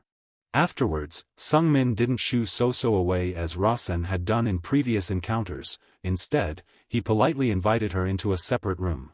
Sitting across from Soso, whose face resembled his own mother's, Sung-min couldn't even bring himself to look into her eyes. In Sung-min's heart, a flood of guilt overwhelmed him for Rasen's past actions. He felt a pang in his chest as he remembered Rasen's criticisms of Soso. Why did why did Rasen speak to his mother like that? After a moment of reflection, Sung-min took a deep breath and looked into Soso's eyes. His mother's voice faltered as he spoke. With just one word, Soso's eyes widened with tears. She had been surprised from the moment Sung-min treated her with courtesy and even invited her to a private room, but she couldn't have imagined hearing such endearing words from her son's mouth. Sung-min awkwardly conversed with Soso. Mom, I don't know where to start. Meanwhile, Era stood silently behind, observing him with skepticism. Truly, the wayward heir wasn't just a miserable fellow, he had merely been pretending all this time. Era's gaze at Sung-min remained sharp and icy, perhaps part of a plan for the upcoming battle for the family inheritance. Nonetheless, Sung-min couldn't underestimate him anymore. At this moment, Sung-min gathered all his courage to apologize to Soso for his past actions. Soso remained silent, but her eyes widened slightly, unable to conceal her surprise at her son's change. Sung-min chuckled awkwardly and said to Soso, Mom, I don't know if you believe me, but now I understand a little better. I've changed a lot from before. Soso tried to appear calm as she lifted the teapot, saying, I understand, dear. Afterwards, Sung-min apologized multiple times for everything Rasen had done to his mother, while Soso simply bowed her head and listened without any reaction. However, just hearing the trembling voice of Soso in a few brief words earlier was enough for Sung-min to understand why she wanted to remain silent. She was trying to suppress her emotions. When Soso was about to be unable to hold back her tears any longer, she immediately stood up and left. I have things to attend to, my son, she said. Sung-min didn't stop her, knowing that she wasn't a servant anymore and didn't need to do anything else. As Soso left the room, Sung-min pondered deeply about her rare illness, lymphoma. It was characterized by 3 green dots appearing on the chest of the patient, and there was no known cure for it. If it progressed to the 3rd stage, treatment became impossible. Fortunately, she only had 1 dot so far. Soso hurried out of her son's room and quickly closed the door, trying to hold back the tears that were threatening to spill. Eventually, she couldn't contain them anymore, only able to muffle her sobs behind her hand. On such a happy day, why did she feel the need to cry incessantly? Soso found herself increasingly emotional as she reflected on the fact that her only son had finally called her mom for the first time. Sung-min knew that Soso was still outside, and he unexpectedly made a gentle request. Mom, could you spare about an hour for me each day? Sung-min's earnest voice echoed from inside the room. I'll prepare currant grape tea from the Shapilian mountain range, so let's have tea together at this time every day. Mom, all right. Soso tried to stifle her sobs and replied to her son, all right. Sung-min, the one who created this disease, knew exactly how to change Soso's fate. He felt a sense of relief knowing that carrot and grape tea from the Shapilian mountain range, although rarely consumed, could potentially cure lymphoma if consumed regularly for a month. Afterwards, Sung-min silently watched as Soso's figure left the mansion, regardless of what others might say about her being a seducer of the master and her son being foolish, she was still his mother. More importantly, regardless of how Rasen treated her, Soso never abandoned him. In Sung-min's heart, he silently felt grateful for once again seeing his mother, even if it was just a simulated image. Sung-min tried to conceal a soft sigh, hoping that the illness wouldn't worsen. Don't let the disease worsen, Mom. That evening, Soso returned to her small, solitary house far from the Maiden family mansions. Soso still couldn't believe what had happened at Maple Manor was real. She tossed and turned on her bed, confused and troubled. Was it all just a dream? The more Soso thought about it, the more anxious she became. She felt a mixture of joy and worry. If it wasn't a dream, then what was it? Rasen had changed right before the boy's 10th birthday, as if he were a different person. Unable to contain her emotions, Soso spoke with a trembling voice. Are you there? Can you hear me? She spoke as if confiding in someone. Every day I will have tea with Rasen. Rasen has changed so much. Seeing him change so much, I am amazed.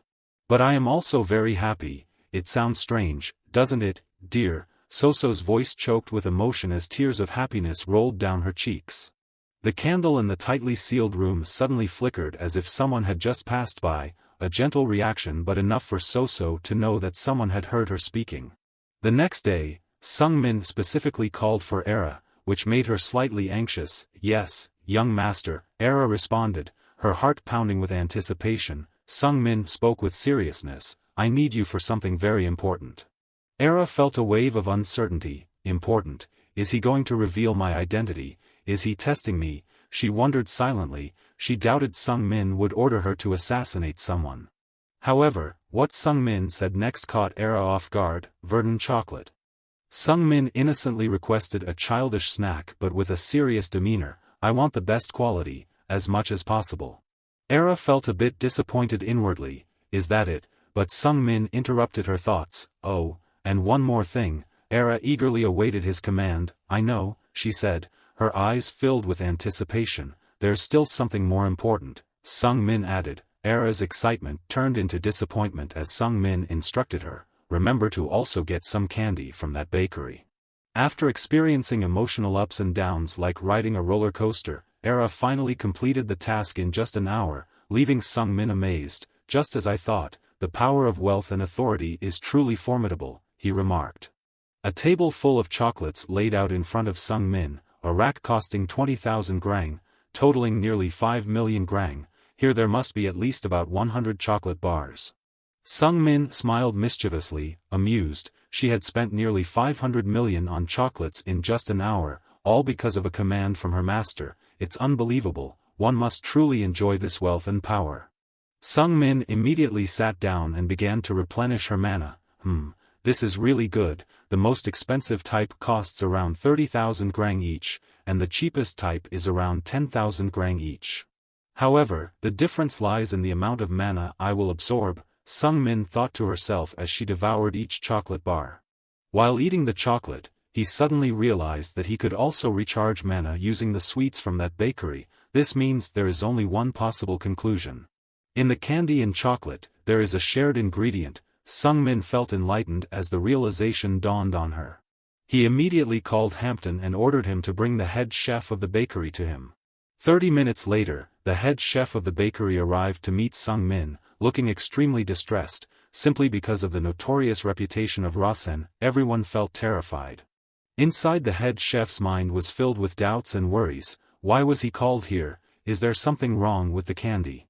The head chef stared at Sung-min with increasing fear. I've heard he's a ruthless and notorious villain who even dared to fight his own brother. He could easily kill someone like me if he found something wrong with the candy. At this moment, Rasen's image from the head chef's perspective was that of a little demon. The head chef silently prayed, please, let nothing happen. Just then, Sung-min spoke in a commanding tone, startling him. Yes, I'm listening, young master. Sung-min asked in a normal tone, what did you put in the candy? But in the head chef's mind, panic surged. About that. Sung-min questioned him seriously, tell me all the ingredients, don't hide anything. The head chef knelt to the ground in horror. I am sorry, it's my fault. Sung Min's reaction made him flustered, and he lowered his voice to explain, no, it's not what you think, I just wanted to know the recipe. The head chef trembled as he began to list. The recipe includes sugar from the Dorothy region, herbal powder from a 1,000-year-old herb, 2 tablespoons of herbal powder, and corn syrup. Sung Min was surprised by the simplicity of the recipe. Is that all? He asked. The head chef, terrified, hurriedly affirmed, yes, that's it, young master, I swear it. Afterward, Sung Min didn't say anything and let the head chef leave. Although the meeting was brief, it was enough to significantly reduce the chef's lifespan. Meanwhile, Sung Min was absorbed in speculation. I understand now, it's the ingredient inside the verdant herbal chocolate, the 1,000-year-old herb. It looks like a leaf, doesn't it? Sung Min immediately chuckled with delight. If I directly consume that herb, I can absorb even more mana. While Sung Min was joyfully at home, Noah was struggling with various annoyances at the training building. Noah sighed heavily as he just bid farewell to a group of curious people from the main building. It's insane, why do people keep coming here and asking about the missing heir? I only have 2 things to say, yet they keep asking over and over again. The first thing is that he defeated the Crimson Witch with a single move. And he recovered from the harmful effects of combat magic using the healing incantation of the therapist mage. I don't know anything beyond that to answer your question. Noah was feeling worn out when he was startled by the shrill cry of the therapist mage. Manager, do you know the news? The therapist mage spoke with a trembling voice. The missing heir has defeated the 6th heir. The fight was so intense that everyone is talking about it. Noah stood up in shock. What's going on? He couldn't help but feel a chill run down his spine. That guy is truly insane. The more Noah thought about it, the more terrified he became, since when could he defeat the 6th heir so easily, even with his combat magic that could be unleashed quickly? The therapist mage whispered to Noah about the rumor spreading. It's soon his 10th birthday, and perhaps he's been saving up some strength for that battle to assert his presence with the family. The therapist mage continued to whisper. He defeated the 6th heir so quickly that the 6th heir couldn't even get up. That means he has made progress that nobody thought possible. Noah found it increasingly irrational as he listened. This couldn't be happening. Noah pondered deeply. First of all, magic users couldn't be that fast, and to compensate for poor mobility, magic users often had to use teleportation magic like Tame, but a 9-year-old magic user couldn't possibly use that. The therapist mage continued with surprise in his voice. I never knew the missing heir had such skills. Noah shook his head. Even if he was powerful and quick with his combat magic, it still had its limitations.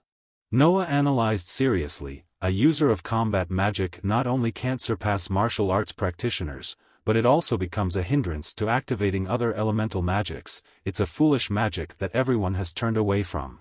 Afterwards, Noah sighed deeply in contemplation. He should have known about this, shouldn't he? Why did he decide to follow that path? The therapist mage nodded in agreement, suggesting, perhaps because he was too naive. Noah shrugged in response, maybe, but I still don't think that's the answer. The therapist mage looked disappointed to see Noah taking the matter so seriously. Come on, don't you think you're overthinking it? Noah pondered for a moment, then shrugged again. Yeah, maybe, I guess his 10th birthday will be quite the celebration. With that, Noah's thoughts drifted elsewhere, contemplating the implications of the missing heir's newfound abilities. After finding the ingredients to make verdant chocolate, Sung Min immediately indulged in it instead of snacking. When the system notified him that he had absorbed a small amount of mana, Sung Min felt elated. This is it, he thought, I can absorb energy with hardly any calories. While munching on the grass, he pinched his chubby belly. The verdant chocolate he had been consuming for almost a decade had accumulated in his excess fat, making it difficult to release the stored energy. He began to brainstorm solutions. If the mana accumulated in his body could generate heat and energy, then perhaps he could also burn off some belly fat. The more Sung Min thought about it, the more excited he became. With his mana increasing, his divine eyes could remain active for longer periods, allowing him to study more magic in the library. With this plan in mind, just 3 days later, Sung Min had completed reading and understanding the basic book. The system displayed a message indicating that information about the introduction to magic had been analyzed. And Sung Min's divine eyes had absorbed the information. Just as Sung Min thought that was it, another notification appeared. It was about a hidden page in the book Easy Energy Cultivation Magic by the great philosopher Alberto. Suddenly, the book automatically flipped to search for something. A line of text illuminated in the book, providing Sung Min with instructions to find the simple way of energy cultivation magic, the 77th book by the great philosopher Alberto. Sung Min furrowed his brow in skepticism. Who exactly was this great philosopher Alberto? Suddenly, Sung Min sighed heavily, feeling burdened. More importantly, if he wanted to know what it was, he would have to visit the Starlight Library again. Honestly, the librarian, Evian, was truly intimidating. Sung Min scrunched up his face in reluctant determination. He didn't want to get involved with that icy witch, but he guessed he had no other choice. Unbeknownst to him, Era was currently monitoring his every move from above the ceiling. Her icy gaze was as sharp as a blade, ready to strike Sung Min at any moment. However, she was merely observing Sung Min closely as per the instructions of her true master. Sung Min entered the Starlight Library once again, his steps cautious. The library seemed even colder this time, fitting for the icy witch, but where was Evian, the librarian? Suddenly, Evian appeared behind Sung Min with a whisper that made him jump. "You finished reading it, I see," she said. Sung Min tried to calm himself and handed the book to Evian. "Yes, here it is," he replied. Evian seemed slightly surprised. "You read it quickly," she remarked. Sung Min chuckled nervously. "Well, it's just the basics of magic usage." Evian took the book back and promptly tossed it aside, startling Sung Min once again. As Sung Min watched the book disappear before his eyes, he couldn't help but feel astonished. How did she perform magic without chanting? Evian asked calmly, "Are you looking for another book, Sung Min?" Sung Min hesitantly nodded. "Yes, do you know about the 77th book of the great philosopher Alberto? Its name is The Simplicity of Energy Cultivation Magic." Sung Min hesitantly nodded. "Yes, do you know about the 77th book of the great philosopher Alberto? Its name is The Simplicity of Energy Cultivation Magic." Evian handed the book over to him. However, Evian hesitated before explaining. "That book is classified as B because its content can be quite challenging for beginners." Sung Min chuckled casually. "That's all right, I'll just read it for fun." Suddenly, Evian closed her eyes and began to sniffle. She leaned closer to Sung Min, inhaling as if she was sensing something on his body. Sung Min froze in place, feeling threatened by Evian's actions. What's happening, this feeling? He struggled to suppress the scream building up in his throat. It felt like a predator was sniffing its prey. After a moment of intense sniffing, Evian looked at Sung Min strangely. "Young Master Sung Min. There's a very pleasant scent on you," Evian exclaimed, her eyes sparkling with excitement and innocence. Listening to Evian's explanation with a brightened expression, Sung Min suddenly remembered something and rummaged through his pocket. He pulled out a green chocolate bar from his pocket and handed it to Evian. "You mean this scent?" Sung Min politely asked Evian if she wanted to try it. Evian replied without hesitation, "No, thank you." However, her hands grabbed the chocolate bar as if afraid that Sung Min might change his mind. Evian reluctantly accepted the chocolate, saying, "But if you insist, then I'll take it." Her reaction surprised Sung Min. "Wait, did I establish this behavior?" He tilted his head, looking at Evian with a puzzled expression. "Something doesn't seem right, there's a feeling like something is off here. What could it be?" Though still unsettled, Sung Min didn't want to cause trouble, so he quickly departed. "All right then, I'll take my leave." As Evian escorted him to the door, he politely invited her. "There are plenty of chocolates in Maple Mansion, feel free to visit occasionally. I'll let Era know to give them to you." Evian's cold demeanor lit up once again with genuine excitement. Her reaction made Sung Min feel like he had made another mistake. Haha, she probably won't actually come anyway, it was just an empty invitation, she knows that, right? 3 days after bringing the book home, Sung Min had managed to understand 42% of its content. However, he couldn't activate the holy seal due to the lack of energy. Sung Min stopped reading and pondered. The Simplicity of Energy Cultivation Magic by the great philosopher Alberto doesn't have as much information as I expected. Sung Min felt puzzled when he thought about the philosopher's declaration. "I am a great wizard, I can even use all types of magic, isn't it wonderful? But if you want to use magic like me, you must learn the basics that I teach." Having read nearly half of the book, Sung-min felt like he was wasting resources, mana was limited, and time wasn't always available. Therefore, he decided to leave the mansion with Hampton and Era to get some exercise. There was a small empty plot of land behind Maple Mansion, and Sung-min began to jog there. Hampton was pleased to see Sung-min diligently working. He seemed busy all day, even visiting the Starlight Library and the training grounds, in addition to exercising diligently. Era now also had to admit Sung-min's efforts. It wasn't just regular jogging. Hampton, who was unfamiliar with physical activity, curiously asked, "So, what's that?" Suddenly, Evian appeared behind them and answered Hampton's question. "That's the process of dissipating the condensed energy in his body, using the movement of his muscles." Era exclaimed in shock, "Why you, Evian?" In the heart of the female assassin, there was a hint of fear. She couldn't even sense Evian's presence. Hampton politely greeted Evian immediately. "You've come to visit Maple Mansion, Miss Evian, the librarian." Evian responded coldly. "Indeed," Hampton continued, "should I inform young Master Sung-min?" However, Evian seemed hesitant and shook her head, indicating that it wasn't necessary. Hampton looked at Evian in confusion. Why would she come to Maple Mansion? She's a librarian, so she must be a high-level wizard. The boy kept guessing as he observed Evian. Was she here to assess young Master Sung-min's progress or something, to support him for an upcoming battle? No, the librarians are supposed to be neutral. Evian observed Sung-min silently for a moment before nodding. He doesn't seem like the seventh young master I've heard about from rumors. Suddenly, Era remembered Sung-min's instructions and took something out of her bag. "Miss Evian, the seventh young master told me to give you this if you came." She pulled out a green chocolate bar and offered it to Evian, seeing Evian hesitate to accept it. Era became flustered and explained, "I never thought someone like you, the librarian, would like chocolate. But the seventh young master told me to do so." Era began to feel anxious as she observed Evian's cold expression. When giving someone a gift, one must consider whether the gift is appropriate for their status. Era felt a surge of fear as she saw Evian's eyes remain indifferent. If the chocolate was given to a distinguished librarian like Evian, it could be seen as an insult. After some hesitation, Evian finally couldn't resist the allure of the chocolate bar. "All right, I can't refuse the sincerity of the seventh young master." Evian accepted the chocolate with an indifferent expression, causing cold sweat to form on Era's back as she glanced at Evian observing Sung-min. Her expression remained impassive, as if it were her trademark, neither good nor bad.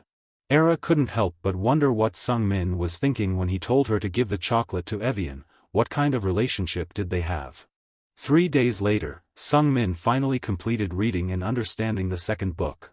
The notification system chimed in. "The simplicity of energy cultivation magic has been fully analyzed. The Holy Seal will complete the deep engraving of the mana heart technique into your mind." Sung-min chuckled with delight as the notification appeared. "Finally, I've mastered the energy cultivation book." However, his joy quickly vanished as the deep engraving process began, catching him off guard. Sung-min collapsed to the ground in agony, a whirlwind of sensations spinning in his head. He felt like he was suffocating. What is this? My energy is spiraling out of control. If I can't contain it, my heart will explode. In a moment, Sung-min's heart tightened, his mind blanked out, his breathing became labored, and he felt like he was about to die, all from reading a book. Sung-min collapsed to the ground in pain, a whirlwind of sensation in his head, a moment where his heart tightened, his mind became blank, his breathing heavy to the point where he felt like he was about to die. A surge of abundant energy coursed through Sung-min's body like an electric shock, leaving him stunned. If he couldn't analyze this current correctly, he feared his heart might explode. Damn it. Despite the pain, Sung-min remained alert enough. "I needed to use my clairvoyance to analyze it. What kind of supernatural world was this? If I didn't read the situation correctly, I might end up dead just like that." Immediately, Sung-min regulated his breathing deeply and evenly, his mana still sufficient, he focused intently. After half a day, until the sun began to set, Sung-min was finally able to complete his reading. Sung-min closed his eyes in a meditative posture, the system notifying him that he had deeply engraved the method of energy cultivation into his heart. Afterward, thanks to the easy energy cultivation method's effects, previously invisible settings were revealed. Sung-min continued to close his eyes and ponder about Evian. Until now, he still didn't know anything beyond her real name. As the settings of the other world unveiled themselves, Sung Min could understand why looking at Evian felt like encountering a glitched character. The information revealed that Evian was 27 years old, had an ice attribute, with a personality described as cold, innocent, yet somewhat cruel. Especially, the last line in the character settings left him stunned. What on earth? Chocolate was the ace card, how was that even possible?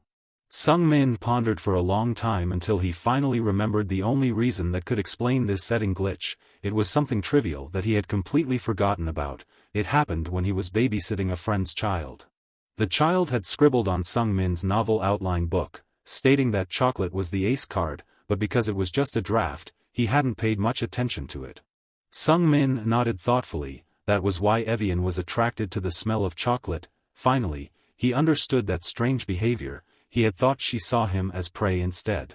Suddenly, at this moment, Sung Min's room turned a fiery red, and a mocking voice echoed, dripping with sarcasm, "All this concentration isn't useful for you, darling." Sung Min looked around anxiously as the room was filled with flickering flames, engulfed in a terrifying shade of red-orange. Fire everywhere. What was happening? A figure in red sauntered through the sea of flames towards Sung Min, leaving him stunned. This fire wasn't hot, and there was someone else over there. Who could it be? A girl appeared with porcelain-white skin and flowing vermilion hair, yet her voice was sharp and biting. "Hey, you pig over there." The girl smirked with a menacing demeanor. "Why are you pretending to concentrate so much that you don't even recognize me, huh? Do you want to have some fun?" The clairvoyance immediately displayed the character information. Persha, 29 years old, attributes, fire, earth, water, with a personality described as ruthless, cruel, and aggressive. Sung Min recognized this character with fear. Had he really set up such a crazy female mage, owning 3 attributes? Why was she here? Persha chuckled mischievously, her tone playful. "You just ignored me earlier, didn't you? Seems like self-restraint isn't your strong suit when you see me, huh?" Sung Min wondered what she meant by self-restraint until he carefully read her personality, which showed contempt for the weak and pitiful, with a hobby of dissecting bodies. Sung Min swallowed hard in horror. What kind of hobby was that? Feeling his little brother sitting dumbfounded beside him, Persha urged impatiently, "Quick, answer me, why pretend to concentrate?"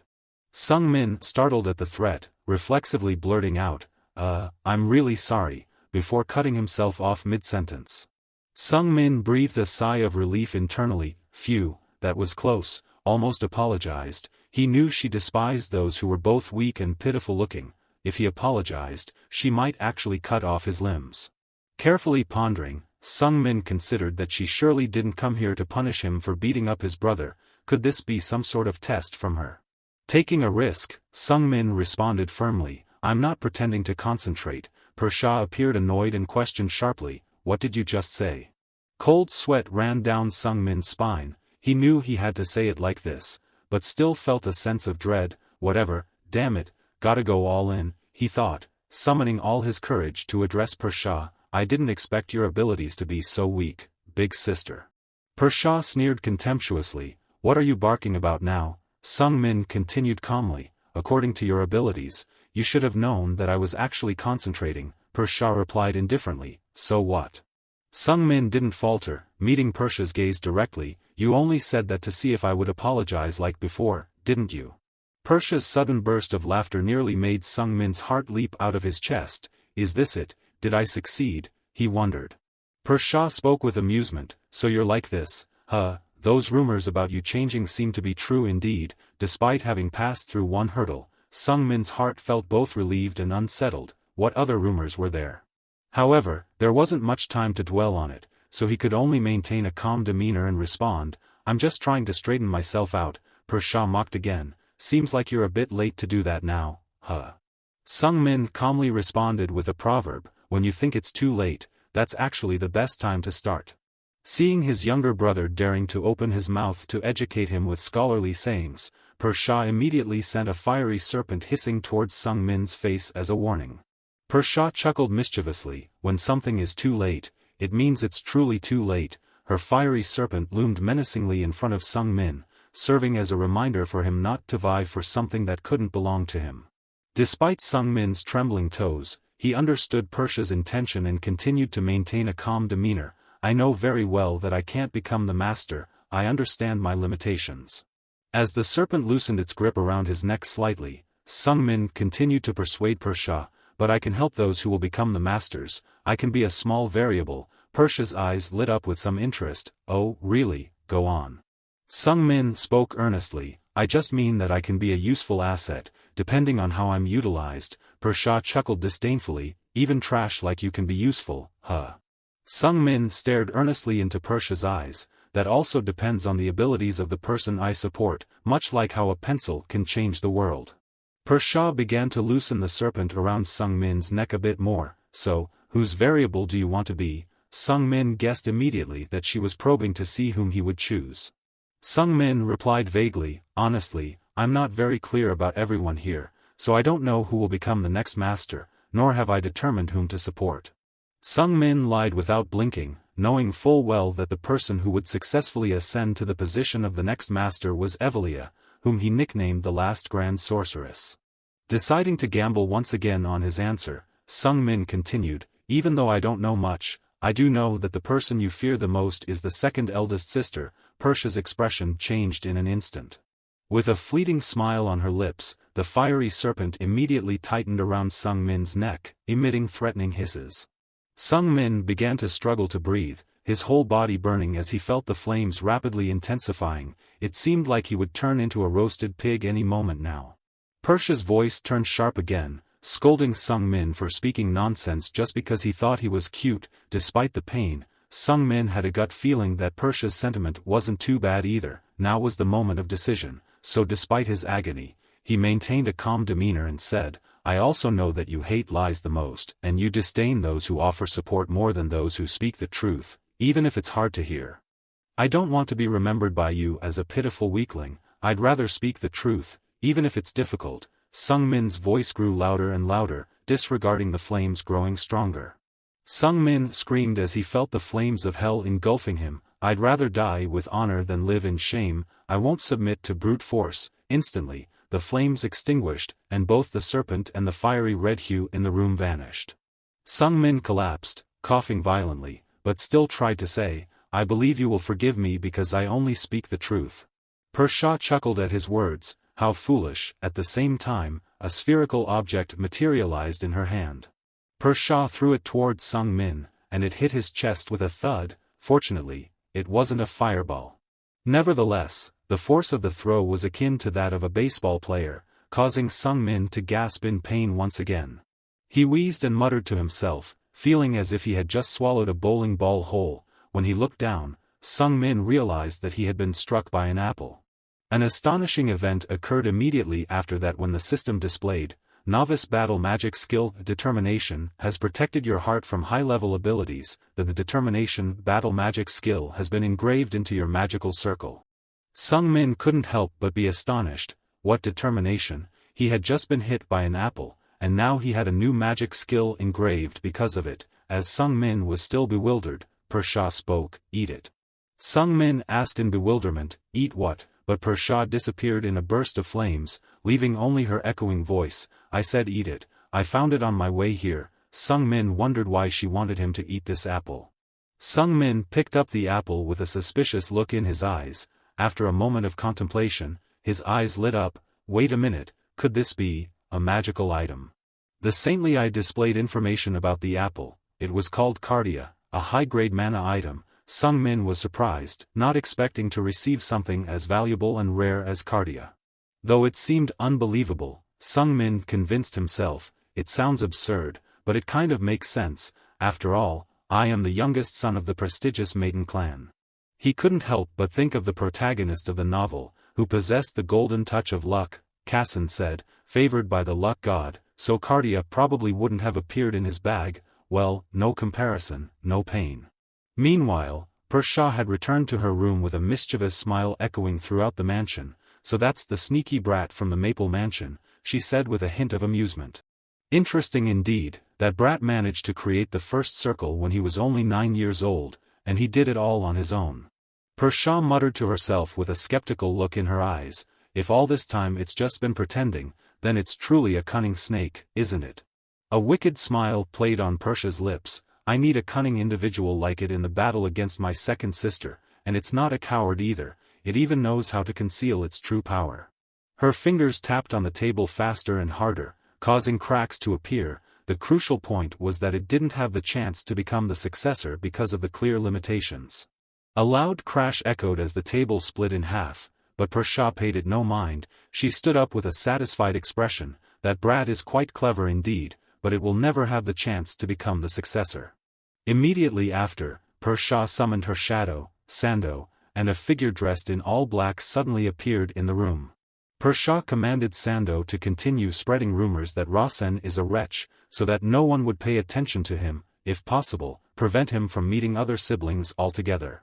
Persha cautioned further, remember, don't attract attention, we don't know if he's consumed cardia yet, but keep a close eye on him, don't let him perish from the chronic indigestion that comes with consuming cardia. Sando, curious, asked Persha, it seems like you quite fancy him. Persha chuckled mischievously, things would get quite bothersome if someone were to suggest I've taken a liking to him, and it would be even more interesting if he doesn't consume it. She suddenly summoned a fireball with a sinister look in her eyes, to offer something and have it go unappreciated. That's truly foolish, then I'd have a reason to sever his limbs. Sung Min continued to stare intently at the instructions for using the apple, realizing that absorbing too much could result in death. He understood that assistance from a high-level mage, preferably one specializing in water, ice, or wind, would be ideal during absorption. Deep in thought, Sung Min pondered, I don't even know how much is enough to consume, and once consumed, how much more strength will I gain? But why did she give it to him? Sung Min suspected that she wanted him indebted to her. He carefully contemplated for a long time, wary of Persha's devious nature. Sung Min became more and more confused as he thought about it. No, Lady Tam is not an ordinary person, she must have done this out of curiosity or simply because she enjoys it, but if I fully absorb this and become stronger, she will surely find a way to exploit me. He sighed inwardly, unsure whether she would discard or keep him after exploiting him.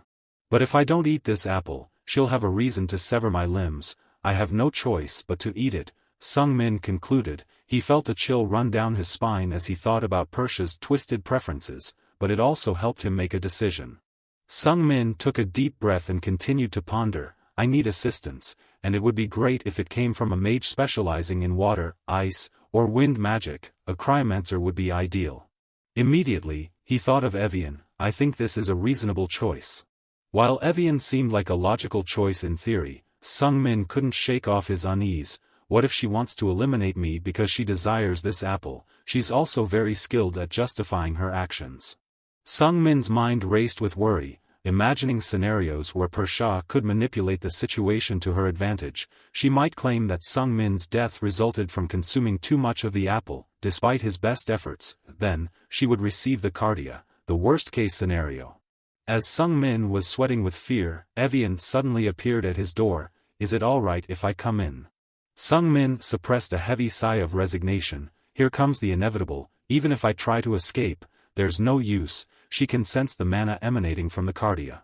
Sung Min silently strategized, realizing the need for a new plan. Then, without hesitation, he invited Evian in. Addressing her directly, Sung Min spoke frankly, Evian, I won't attempt to evade because I know you've already sensed it. He glanced at the apple on the table with a solemn expression. As you can see, this is cardia, he stated, his tone serious. Evian simply nodded in acknowledgement, yes. Sung Min didn't hesitate as he proposed, I want to make a deal with you. Evian, intrigued, inquired, what do you want to exchange? Sung Min explained, I can't absorb this on my own, so I'm hoping you can help me. Without hesitation, Evian responded firmly, as a librarian, I must maintain neutrality, I won't involve myself in any candidate's succession battles in any way. Sung Min had anticipated that Evian wouldn't easily agree. He furrowed his brows slightly before adding, I'm not asking for your help to involve myself in the battle. With determination, Sung Min declared, I only want to advance as a mage, someone who desires to elevate the pure will of magic. Sung Min's answer briefly surprised Evian. What's this? She thought. Sung Min directed a steadfast gaze towards Evian as she pondered. He referenced the pure will of magic, something that upright mages always strive for. Evian's gaze flickered as her perception of Sung Min changed. It seemed that someone with ill intentions had spread false rumors about the youngest heir. Seeing Evian's continued silence, Sung Min continued, I have no intention of becoming the head of the Maiden family. Evian remained skeptical. I've heard that members of the Maiden family would risk their lives to fight for the position of family head. Sung Min asserted firmly, I have no interest in that, I simply want to enhance my own abilities. Evian remained coldly distant as she rejected Sung Min's plea. Even so, as a librarian, I cannot intervene. I suggest you seek assistance from the Central Wizards Guild. Sung Min dismissed the idea immediately. I don't trust the Central Wizards Guild, they're likely already bought off by my siblings. Gazing earnestly into Evian's eyes, Sung Min pleaded, please help me. I'll be honest with you, I want to protect my frail mother. As a novelist and the author of the novel, Sung Min sought to use emotional appeals to melt the icy heart of the Snow Queen. Evian, indeed, her eyes showed a strong tremor. Evian suddenly recalled her time in Levedon, where soldiers continuously harassed and extorted the townsfolk. Why haven't you paid your taxes? One soldier demanded, gripping the arm of a frail woman. I'll use you as an example for the others, he threatened, as the woman's son struggled against him. Let my mother go, you vile creature, he shouted, his eyes filled with defiance. The soldier drew his sword with a menacing glare, you troublesome pests. The woman, seeing her son in danger, didn't hesitate to rush forward to shield the child. No, no, she cried out. In a split second, the soldier's sword pierced through her abdomen. The soldier callously retrieved his sword, muttering, damn nuisance, as he did so. The woman fell into a pool of blood, and the child knelt beside her, crying out in despair, Mom, no, Mom, open your eyes.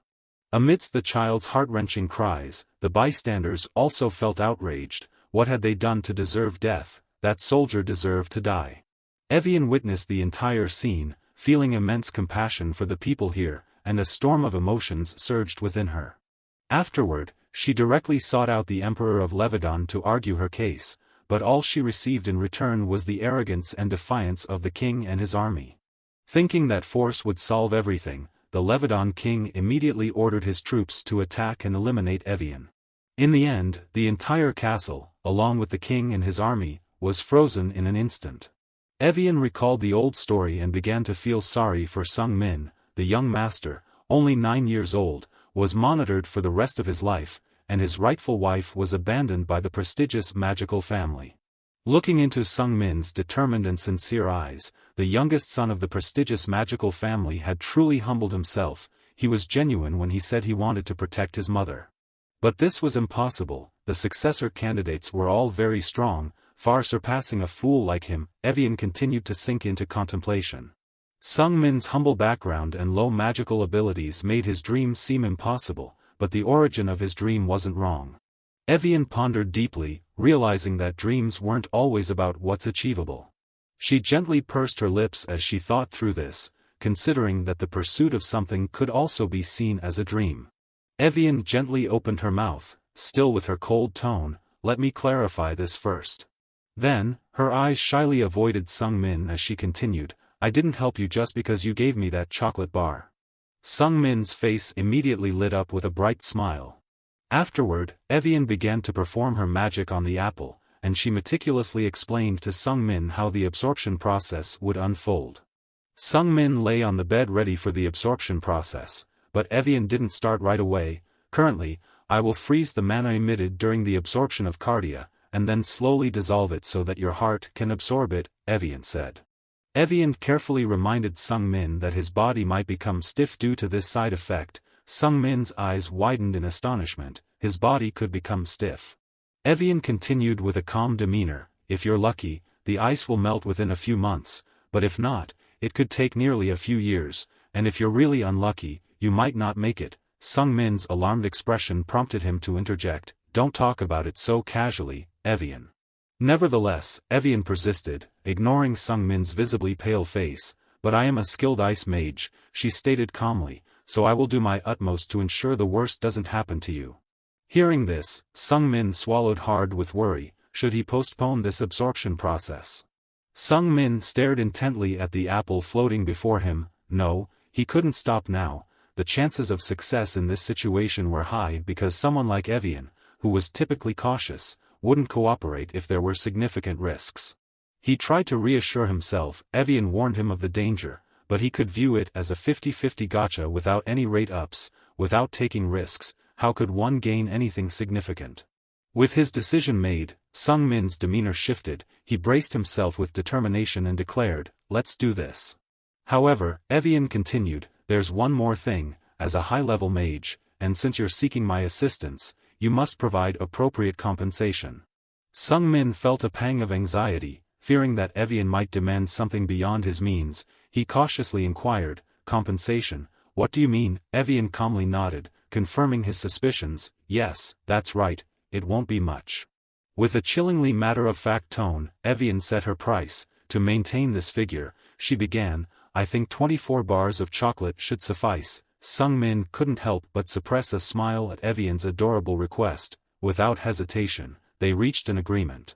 Not long after, news reached Persha, eliciting a mischievous laugh from her. "So, the kid has started absorbing cardia, huh?" Sando nodded politely. "Yes, he received assistance from the archivist, Evian." Persha indulged her curiosity with a delighted smile. "Evian, the Ice Maiden, huh?" Sando nodded again. "Yes, I believe he managed to evoke memories from her past to persuade her."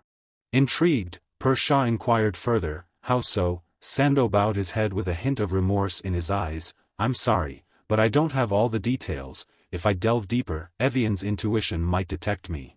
A cunning smile played on Persha's lips. "Ah, so our youngest sibling holds the trump card that moves Evian's heart." She chuckled mischievously. "The cardia I bestowed upon him is of exceptionally high quality. Without Evian's assistance, the kid would have perished while consuming it. I suppose he's aware that Evian is Larvian, isn't he?" Sando replied, "That possibility exists, indeed." Persha continued to inquire of Sando, "From what you've said, it seems like the kid has successfully absorbed it then." Sando respectfully nodded. "Yes, that's correct, ma'am. However, there is something peculiar." Sando hesitated for a moment before continuing. "The young master's body has become remarkably robust, ma'am," Persha exclaimed with fascination. "Is that so?" Sando added. Even the Ice Maiden, Evian, felt astonished. Expressing his perplexity, Sando continued, "His mana absorption capability is truly astounding. Furthermore, his heart rate and body temperature remain stable." Persha chuckled gleefully, nodding in agreement. "It must be because the kid's heart is strong. After all, he is a maiden."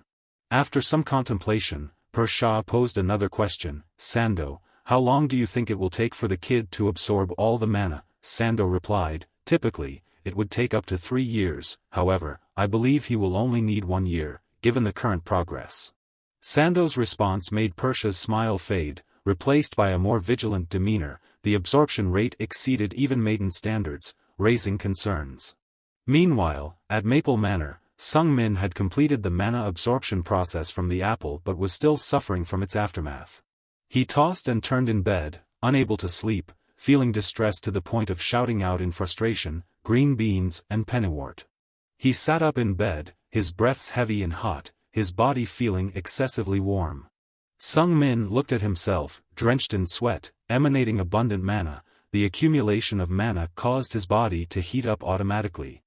Throwing off the covers, Sung Min began to run in the night to alleviate his discomfort, but even as dawn approached, he showed no signs of stopping. He kept running for hours without feeling any fatigue. As the rooster crowed, Sung Min continued to run around the mansion's courtyard, his speed showing no signs of diminishing after countless laps. Running and contemplating, Sung Min felt his body brimming with energy, yet it seemed excessive. He sensed his heart was on the verge of bursting from the overwhelming mana.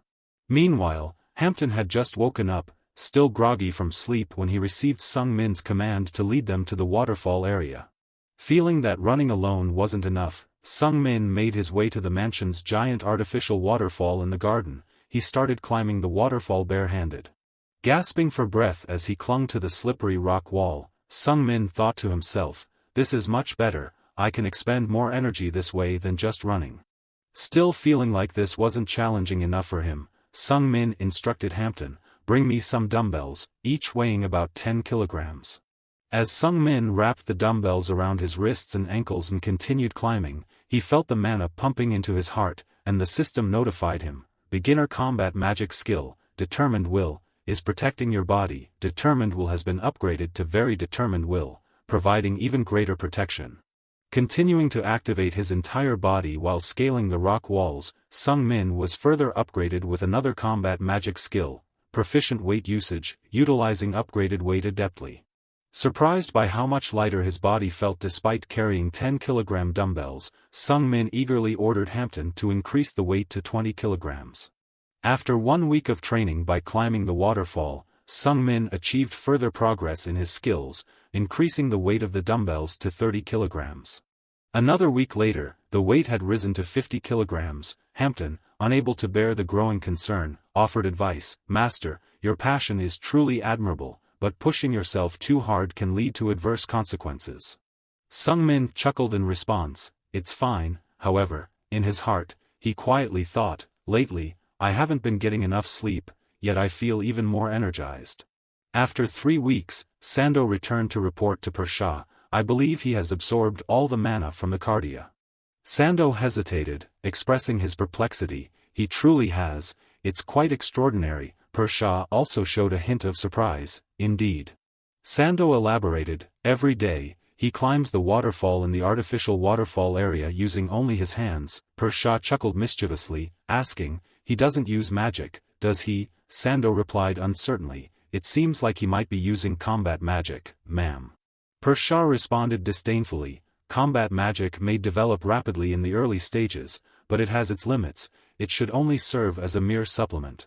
Sando appeared hesitant, but he added, "However, he's been climbing the waterfall every day, with dumbbells weighing 50 kilograms each." "Ma'am," Persha raised an eyebrow skeptically, "Not 5 kilograms." Sando nodded firmly, "Yes, and he can reach the top of a 30-meter waterfall in less than 5 minutes.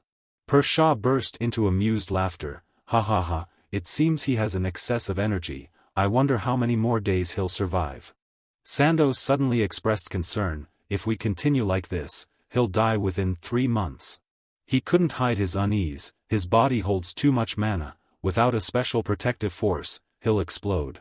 He hesitantly suggested to Persha, "He could survive if you help him, Miss Persha." However, Persha adopted a stern expression, "No, that won't do, giving him cardia is enough, let's see how he manages to survive on his own." Later, Persha's smirk returned, "If it's truly on the brink of death, we should at least make it spill how to move Evian's heart." On the other hand, after just 3 weeks of rigorous training, Sung Min had undergone a complete transformation in appearance. He joyfully groomed himself in front of the mirror, admiring the difference. The layer of fat on Sung Min's body had melted away, leaving behind a lean and muscular physique that filled him with immense pride. It seemed that he had changed significantly due to the process of mana absorption.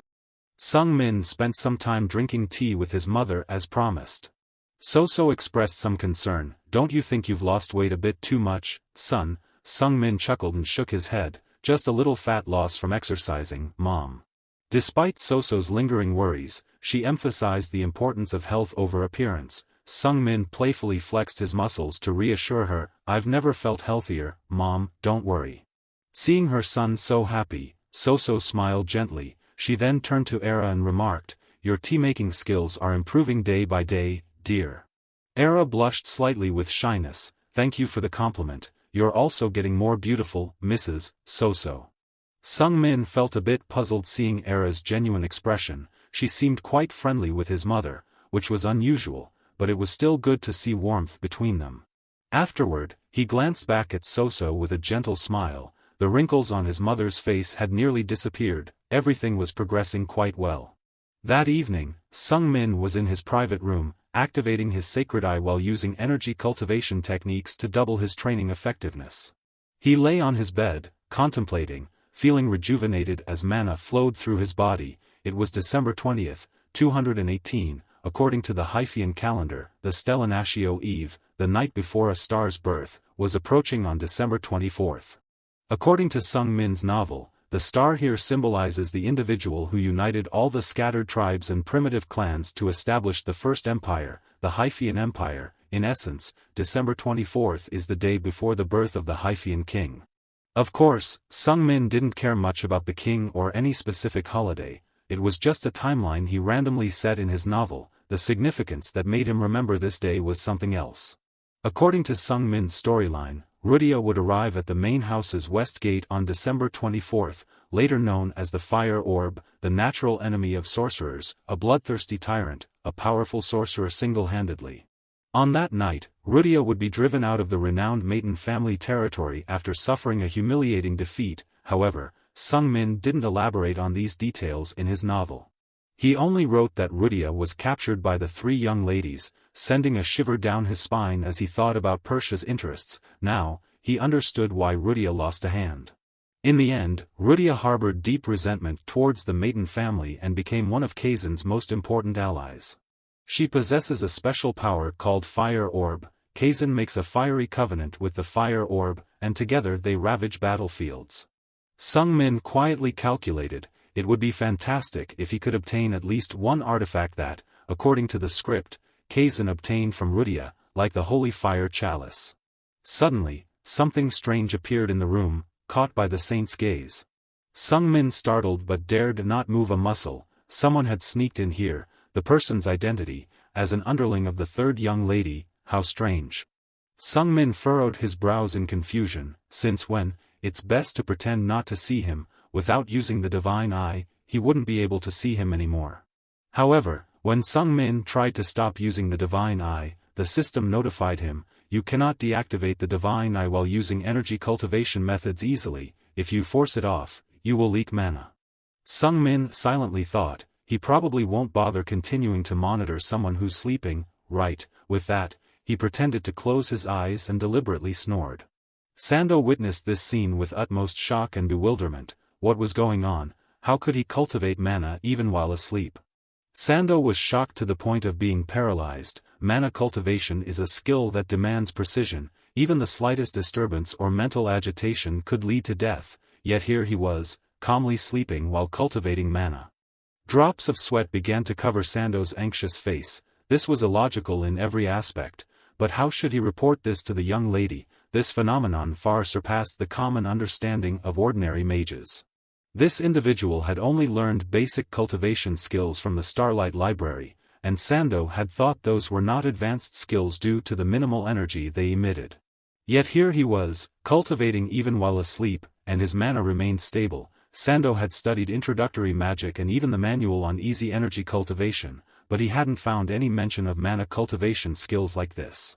As Sando contemplates further, he becomes increasingly perplexed. He has successfully absorbed mana from Cardia with the assistance of Evian, undergoing significant physical changes. Based on his speculation, he has concentrated scattered mana within his body into his heart. However, the issue lies in his unusually robust heart, seemingly impervious to harm despite accumulating a significant amount of mana. On the contrary, his mana becomes more stable over time, even though he hasn't been able to create a second circle nor perform body reinforcement spells. The resilience of that heart is indeed incredibly abnormal. Tomorrow, I must report the details to the new mistress after synthesizing the necessary information once again, Sando decides as he leaves, his head pounding. Sung Min, stunned by the anomalies of Sando's condition, is left reeling. When she no longer senses Sando's presence in the room, Sung Min cautiously opens her eyes. He's gone, how inconvenient, she mutters. 4 days later, on Hyphaean's solar calendar year 218, December 24th, the Stellanatio night is celebrated, akin to Christmas Eve in Korea. In the central courtyard of the Maiden family estate, a giant Christmas tree is erected, adorned with vibrant decorations and sparkling lights. While everyone gathers around to pray before the tree, Sung Min calls Era and Hampton aside. Confused, Hampton asks Sung Min, young master, where are we going? Sung Min casually replies, to the very end of the west gate. Hampton, perplexed by Sung Min's intentions, asks, the very end of the west gate, but what for, sir? Maiden is one of the 3 largest noble families in the empire, and their territory is vast. To enter the Maiden family domain, one must pass through 4 gates to the west.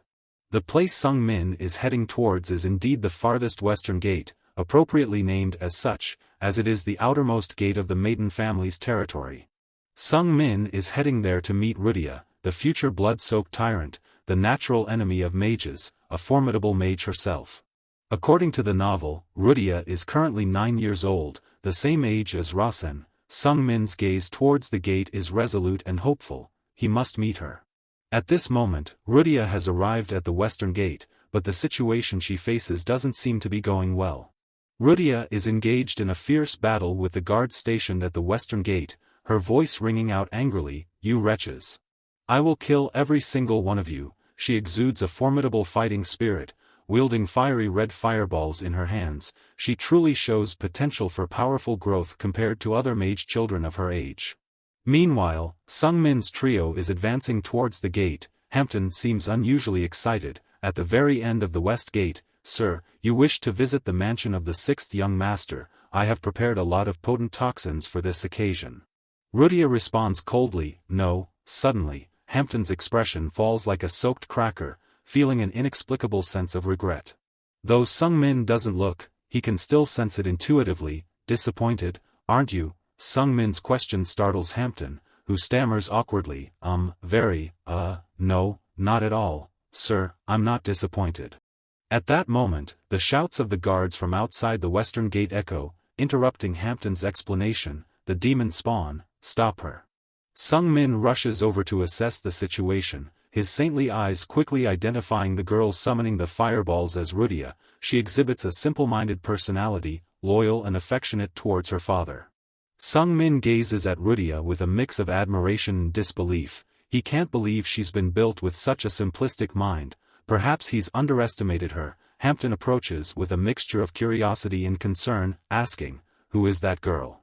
Sung Min ponders silently, contemplating how to ease the conflict. Suddenly, he remembers that Rudia currently lacks immunity to toxins. With this realization, he calls out to Hampton, "Your poisons have their use now, throw them." Sung Min anxiously watches Rudia's furious expression and urges Hampton on. "That girl is the target, paralyze her at any cost, hurry." Excitedly, Hampton hurls the poison towards Rudia. Yes, paralyzing poison, engage. The toxic package flies through the air towards Rudia's head. However, caught up in her bloodlust, she doesn't even notice it. "I will burn everything to ashes," she declares defiantly. As Rudia prepares to unleash another fireball, the poison package explodes in midair, shattering. The curses spewing from Rudia's mouth begin to diminish as the paralyzing dust settles over her. The moment Rudia collapses to the ground, Sung Min swiftly dashes past the gate guards. He knows he needs to resolve this situation quickly. Immediately, the guards seized Sung Min by the shoulders, halting his progress. One of them bellows, demanding answers. "Who are you? How did you manage to infiltrate here? Identify yourself." Sung Min shoots the guard a sharp glare. "I came from inside. Where are your eyes leading you? You're guarding the gate without even distinguishing directions." Sung Min sneers at the defeated mage with disdain. I guess those gatekeepers at the far end of the western gate can't even be called family mages anymore with such incompetence. Your abilities are lacking." In truth, Sung Min knows it's not entirely the fault of the gatekeepers being weak, but rather Rudia being too strong. However, he also understands that sometimes acting despicably makes things much easier. Indeed, the gatekeeper momentarily feels threatened by Sung Min's confident demeanor. He stammers, Who are you?" But Sung Min doesn't bother to answer. Instead, he declares, "I will take her with me." The guard tries to block Sung Min, insisting, I cannot let you do that, identify yourself." Seeing his master being interrogated in such a stern tone, Hampton intervenes promptly.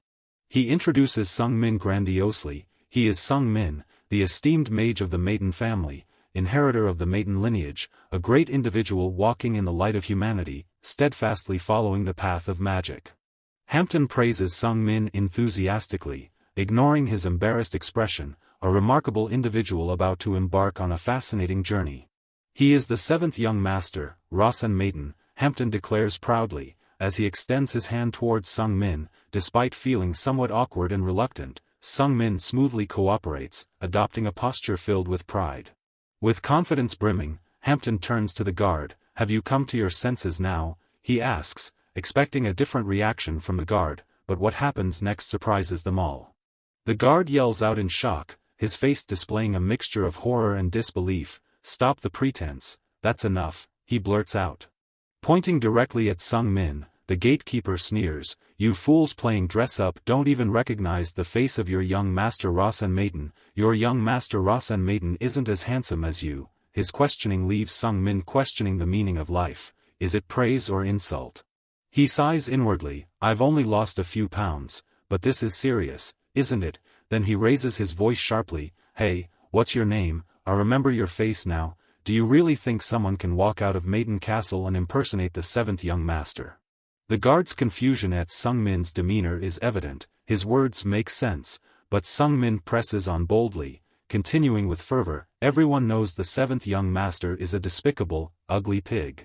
Do you really think I would impersonate him without knowing that?" Sung Min uses his sharp wit to flip the situation around, while Hampton silently cheers him on, always finding Sung Min cool.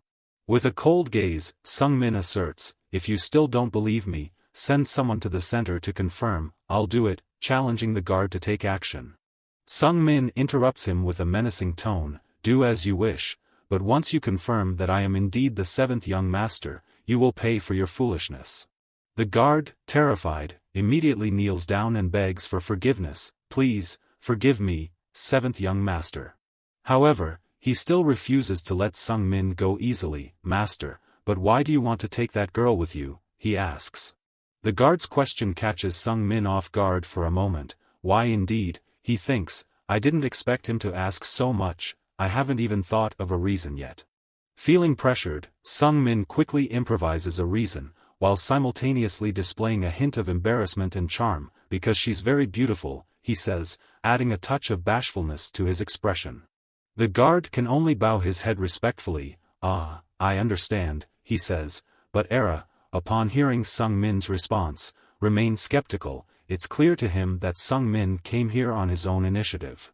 Sung Min and his two attendants successfully bring Rudia back to the storage room of the Maple Estate, where she is tied up and gagged. Sung Min and his attendants patiently wait for Hampton's paralyzing toxin to wear off. Although neither Hampton nor Era knows Sung Min's intentions, their gazes are more serious than their master's. Suddenly, at this moment, the system announces a variable that affects the story and its coherence. Sung Min is taken aback by the announcement of the variable but manages to maintain his composure. A variable, how can the story change like this? It's unsettling. While Sung Min is still pondering what the variable could be, Rudia suddenly opens her eyes.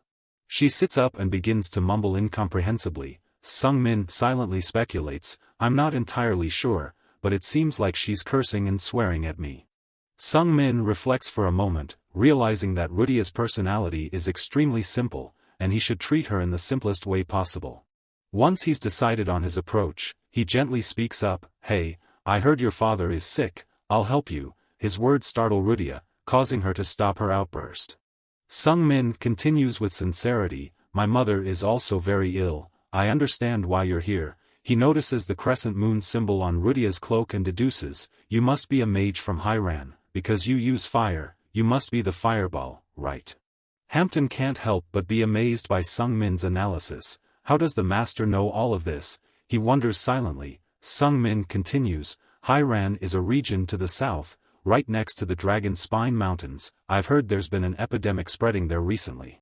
Hearing this, Era becomes even more suspicious of Sung Min. His intelligence and knowledge are truly unusual, especially since even she doesn't know about the distant, secluded village. Sung Min declares confidently, "I know how to cure that epidemic." Rudia, who had been silent until now, reacts fiercely to his words. Seeing Rudia's eyes light up, Sung Min realizes he's beginning to capture her attention. "I know you came to the Maiden family without any plan," he says, "you simply thought we knew how to cure that disease." Seeing Rudia still puzzled, Sung Min continues, "All right, if you understand me, nod your head twice." Rudia obediently nods her head twice in response to Sung Min's instructions. Immediately, Sung Min orders Era to remove the tape from Rudia's mouth. Sung Min gently asks Rudia, "Are you feeling calmer now?" Rudia's eyes sparkle with hope as she looks at Sung Min. "Will you really help me?" she asks. Sung Min thinks to himself, she's quite trusting in her speech, isn't she? Perhaps Kazan said the same to persuade her to join his side. Then he nods firmly and replies, "Yes, I did say I would help." Rudia, puzzled, asks, but why would you help me? Sung Min furrows his brow, suspiciously eyeing Rudia. Is that really such an important reason? He questions. Rudia, feeling confused, lowers her head and admits, I heard that people of noble status don't help others unconditionally. Sung Min flips the question back at her, asking, who told you that? Rudia responds without hesitation, my father. Sung Min continues to interrogate her, then why did you come to my family if you thought we wouldn't help unconditionally? Rudia answers honestly, I intended to give a reason to be helped, because I have some good items. A spark of interest lights up in Sung Min's eyes. The reason, good items, that must be it, he concludes. The holy fire, which Kazan said received in the original, made Sung Min feel even more excited when thinking about that miraculous creation. He asserted firmly once again, I will cure your father. Rudia burst into laughter. Really? Sung Min seized the opportunity immediately, but everything has its price. Rudia shrugged in response, I don't have money. Sung Min appeared generous, saying, you can pay later. Rudia asked with a glimmer of hope, so how much do you need?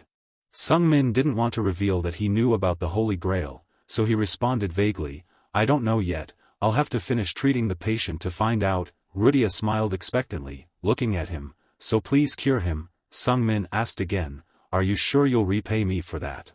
Rudia nodded firmly, of course, at any cost. Sung Min continued to lead, didn't you say you have some good stuff? Before Sung Min could say more, Rudia hastily agreed, I'll also give it to you. Sung Min chuckled inwardly, all right, that's settled. Immediately after that, he called Hampton and assigned the task to him.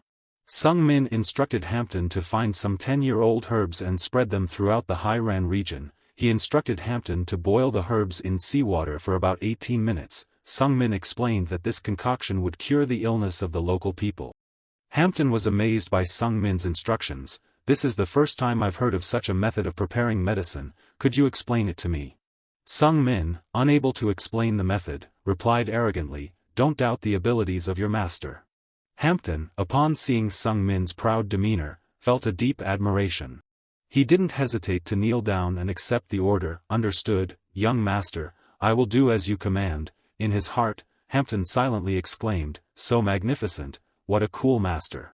Later, Era also became curious, master, perhaps it's a bit presumptuous of me, but may I ask you something? Sung Min turned to look at Era with a cold expression, well, what is it?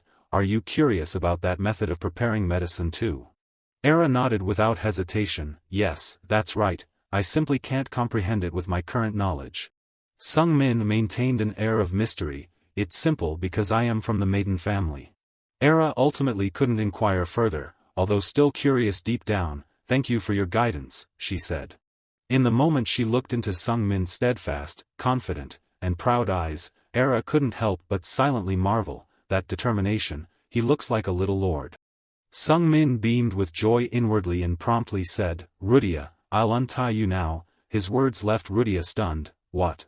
She suddenly flared up and exclaimed incredulously, what did you just say? Rudia's eyes filled with suspicion and vigilance as they bore into Sung Min, I've never told you my name, how do you know? Sung Min cursed inwardly, damn it, I messed up.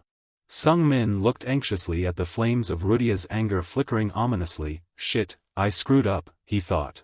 He tried to calm himself down, telling himself not to panic, then, his mind raced with lightning speed to come up with a plausible excuse, forcing a hesitant smile, isn't it strange that I know your name? Rudia glared at Sung Min, yes, it's very strange. Sung Min persisted, so what if I provided you with herbs for 10 years even though you haven't done anything for me in return? Rudia replied skeptically, that's also very strange. Sung Min kept pressing, isn't it also strange that I revealed the maiden family's secret remedy to you? Rudia began to feel uneasy, yes, very strange. Sung Min continued his relentless questioning, isn't it also strange that I've done so much to benefit you? At this point, Rudia was completely shaken, yes, very strange. Rudia's mental defenses crumbled in an instant as Sung Min displayed his anger towards her. Did she realize she had just shown disrespect to a benevolent person who intended to help her? Rudia bowed her head with a guilty look, yes. Sung Min advanced, ready to chastise Rudia, do you know that you've just turned my goodwill into dung? Rudia could only bow deeply, her voice filled with remorse, I'm sorry. Sung Min chuckled mockingly at the girl, what did you say? Rudia's voice remained just as small, I'm sorry. Sung-min approached with a taunting demeanor, what did you say? I didn't hear you clearly. Rudia blushed with embarrassment and exclaimed, I'm sorry, it's my fault. Feeling that he had pressured Rudia enough, Sung-min smirked arrogantly, I'll accept that apology, but you still have to stay here for now. Rudia immediately objected, why can't I go home? Sung-min began to threaten the girl, do you not remember what you've done? You trespassed into the maiden household and even attacked the guards, do you think you can just leave here safely? Rudia bowed in confusion, that thing. Sung-min pressed on, you said you came to save your father, and what did they say? Rudia choked out, they said this wasn't a place for someone like me. Rudia continued with a trembling voice, they mocked and said that even if someone like me dies, it wouldn't matter to the maiden family. Tears welled up in Rudia's eyes as she spoke, I had planned to kill them all. Rudia sobbed, her tears streaming down her cheeks, I liked playing with my father, but they said he's dead, they're evil. Feeling pity for Rudia, Sung-min immediately ordered Era, release her. Era, despite lingering doubts, fulfilled her duty, yes, master. Rudia wiped her tears and looked up at Sung-min with a curious gaze, but who are you, why are you being kind to me? Sung-min didn't hesitate to respond, I am Rasen Maiden. Rudia fell silent for a moment, processing, Rasen Maiden, then, she gasped with innocent eyes.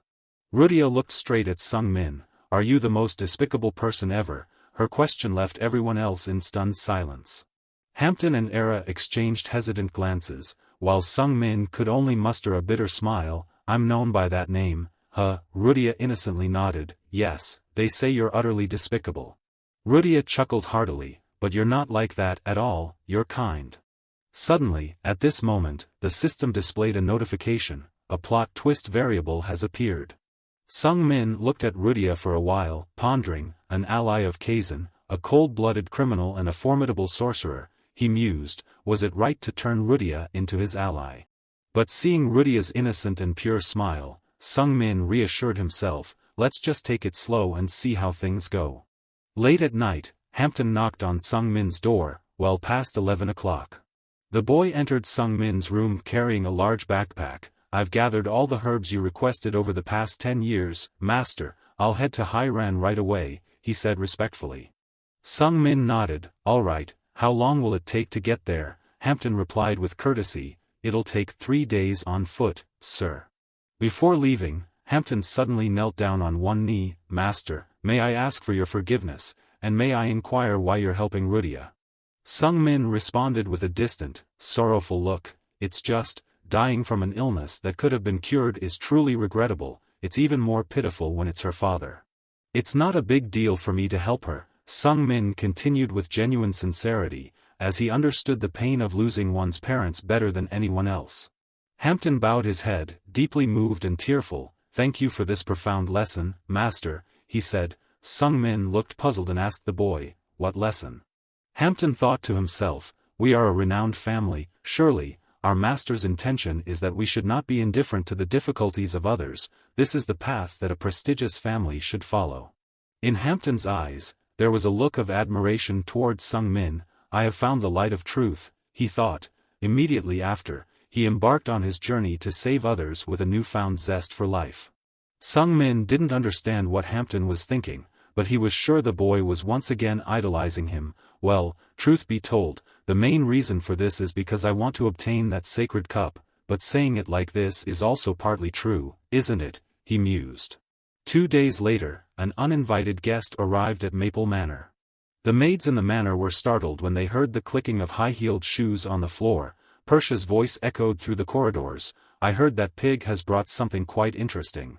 Persha swung open the door to Sung-min's room and barged in as if it were empty. Let's see what that wretched brat of ours has brought this time, she wondered aloud. As Persha's face stiffened upon seeing Sung-min, she looked at him with suspicion. Who are you? How come someone as handsome as you has never appeared in our family's history before? She asked. Sung-min glanced at Persha arrogantly. I am Rasen Maiden, the youngest brother of yours, he replied.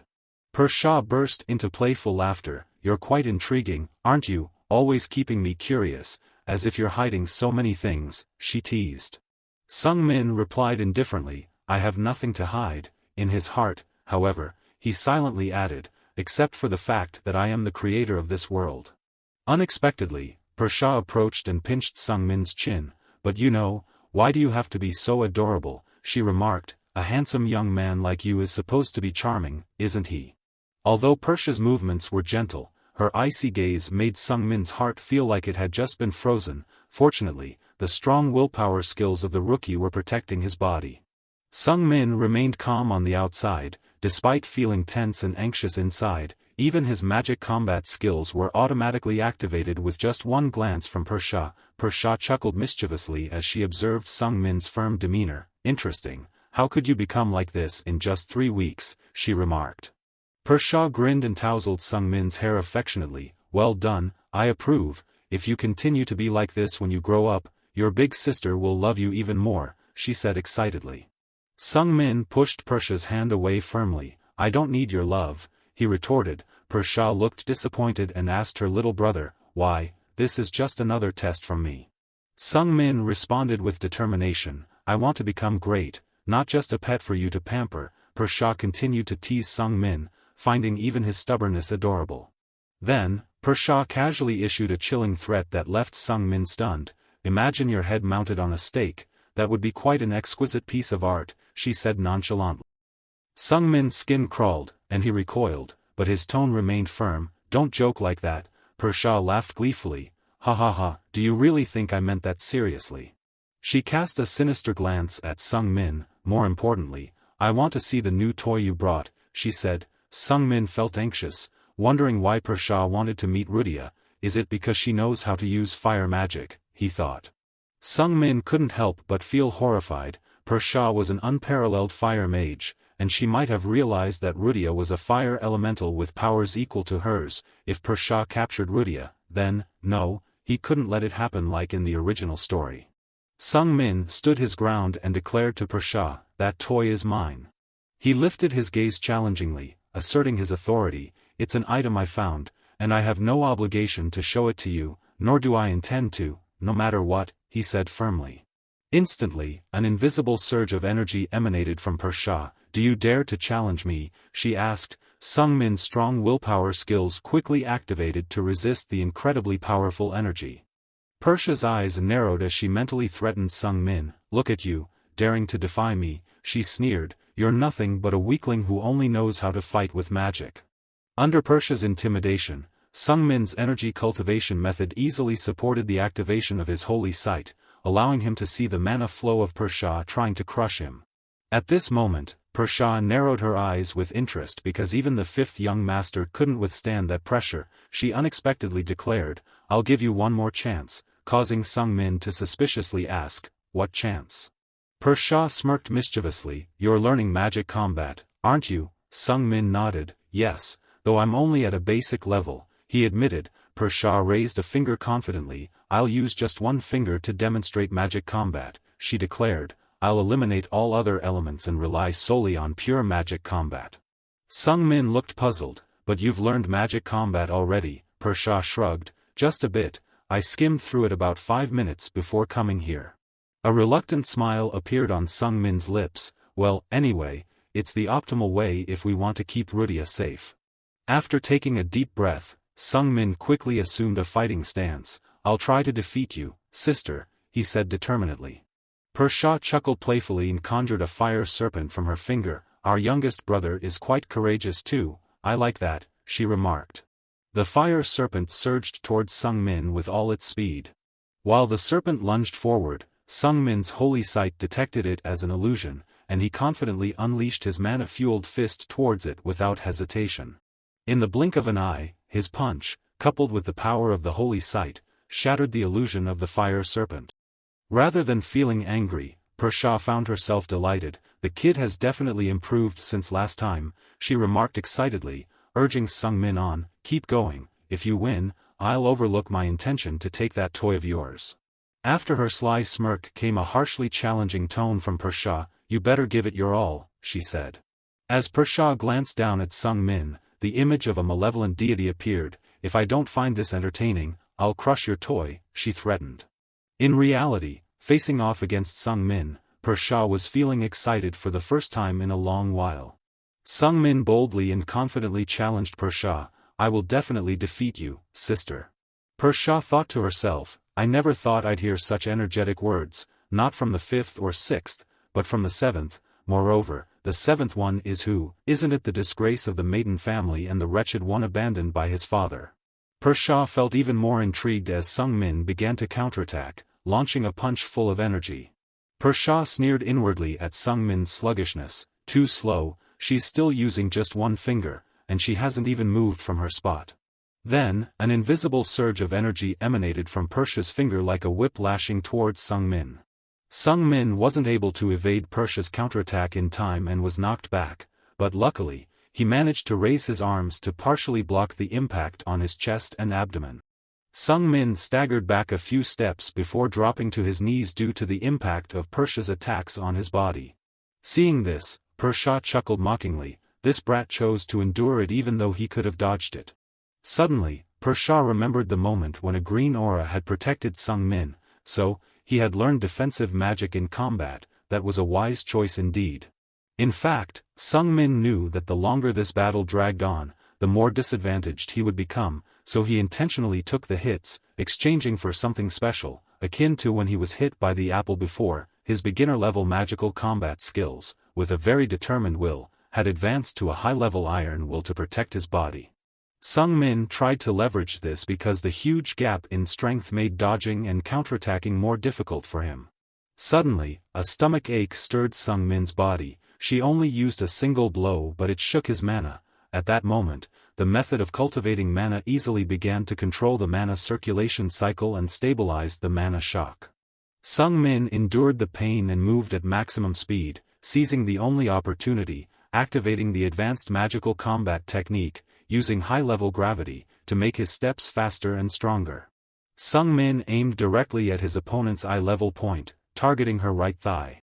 Then Sung Min grabbed, clasping Persha's right leg tightly with both hands while she was being careless. Thanks to maintaining precise balance, Sung Min was able to hook Persha's right leg onto her left leg, shifting his weight onto it and bringing her down.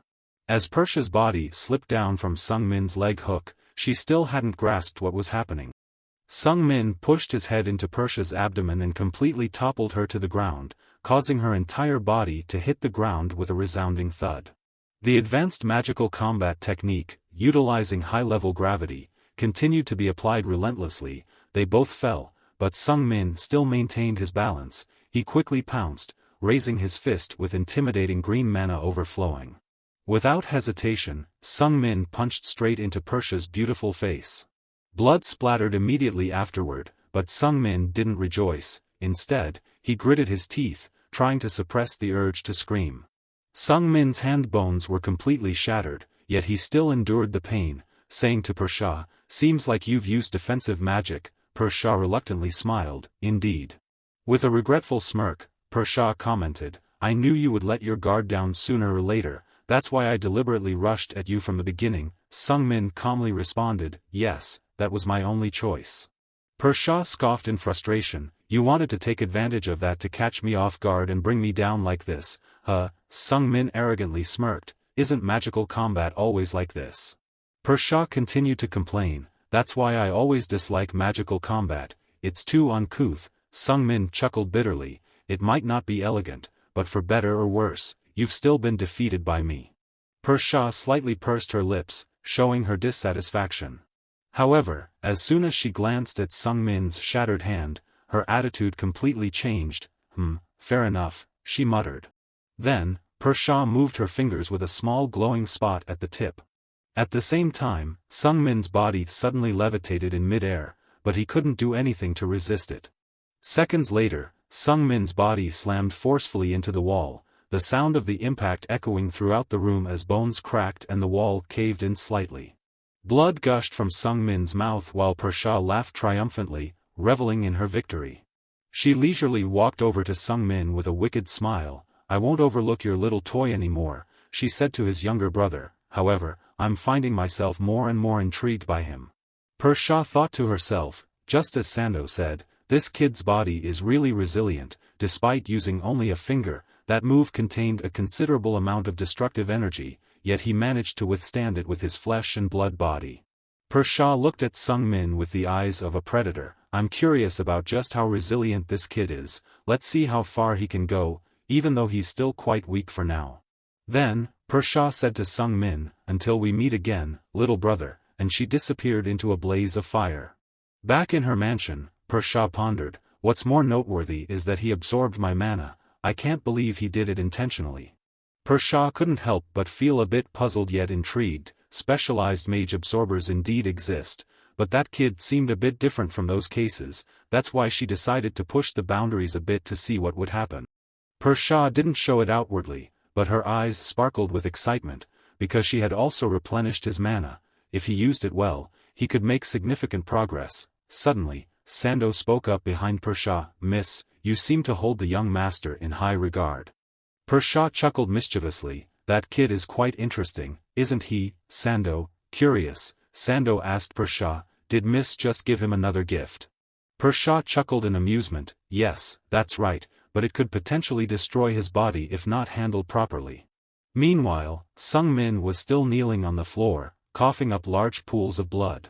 The special status notification system activated, indicating that the beginner-level magical combat technique, self-regeneration, had been triggered on Sung Min's body. He groaned in agony, clutching his chest and gasping for air. It seemed like every time Pershaw approached, something strange happened.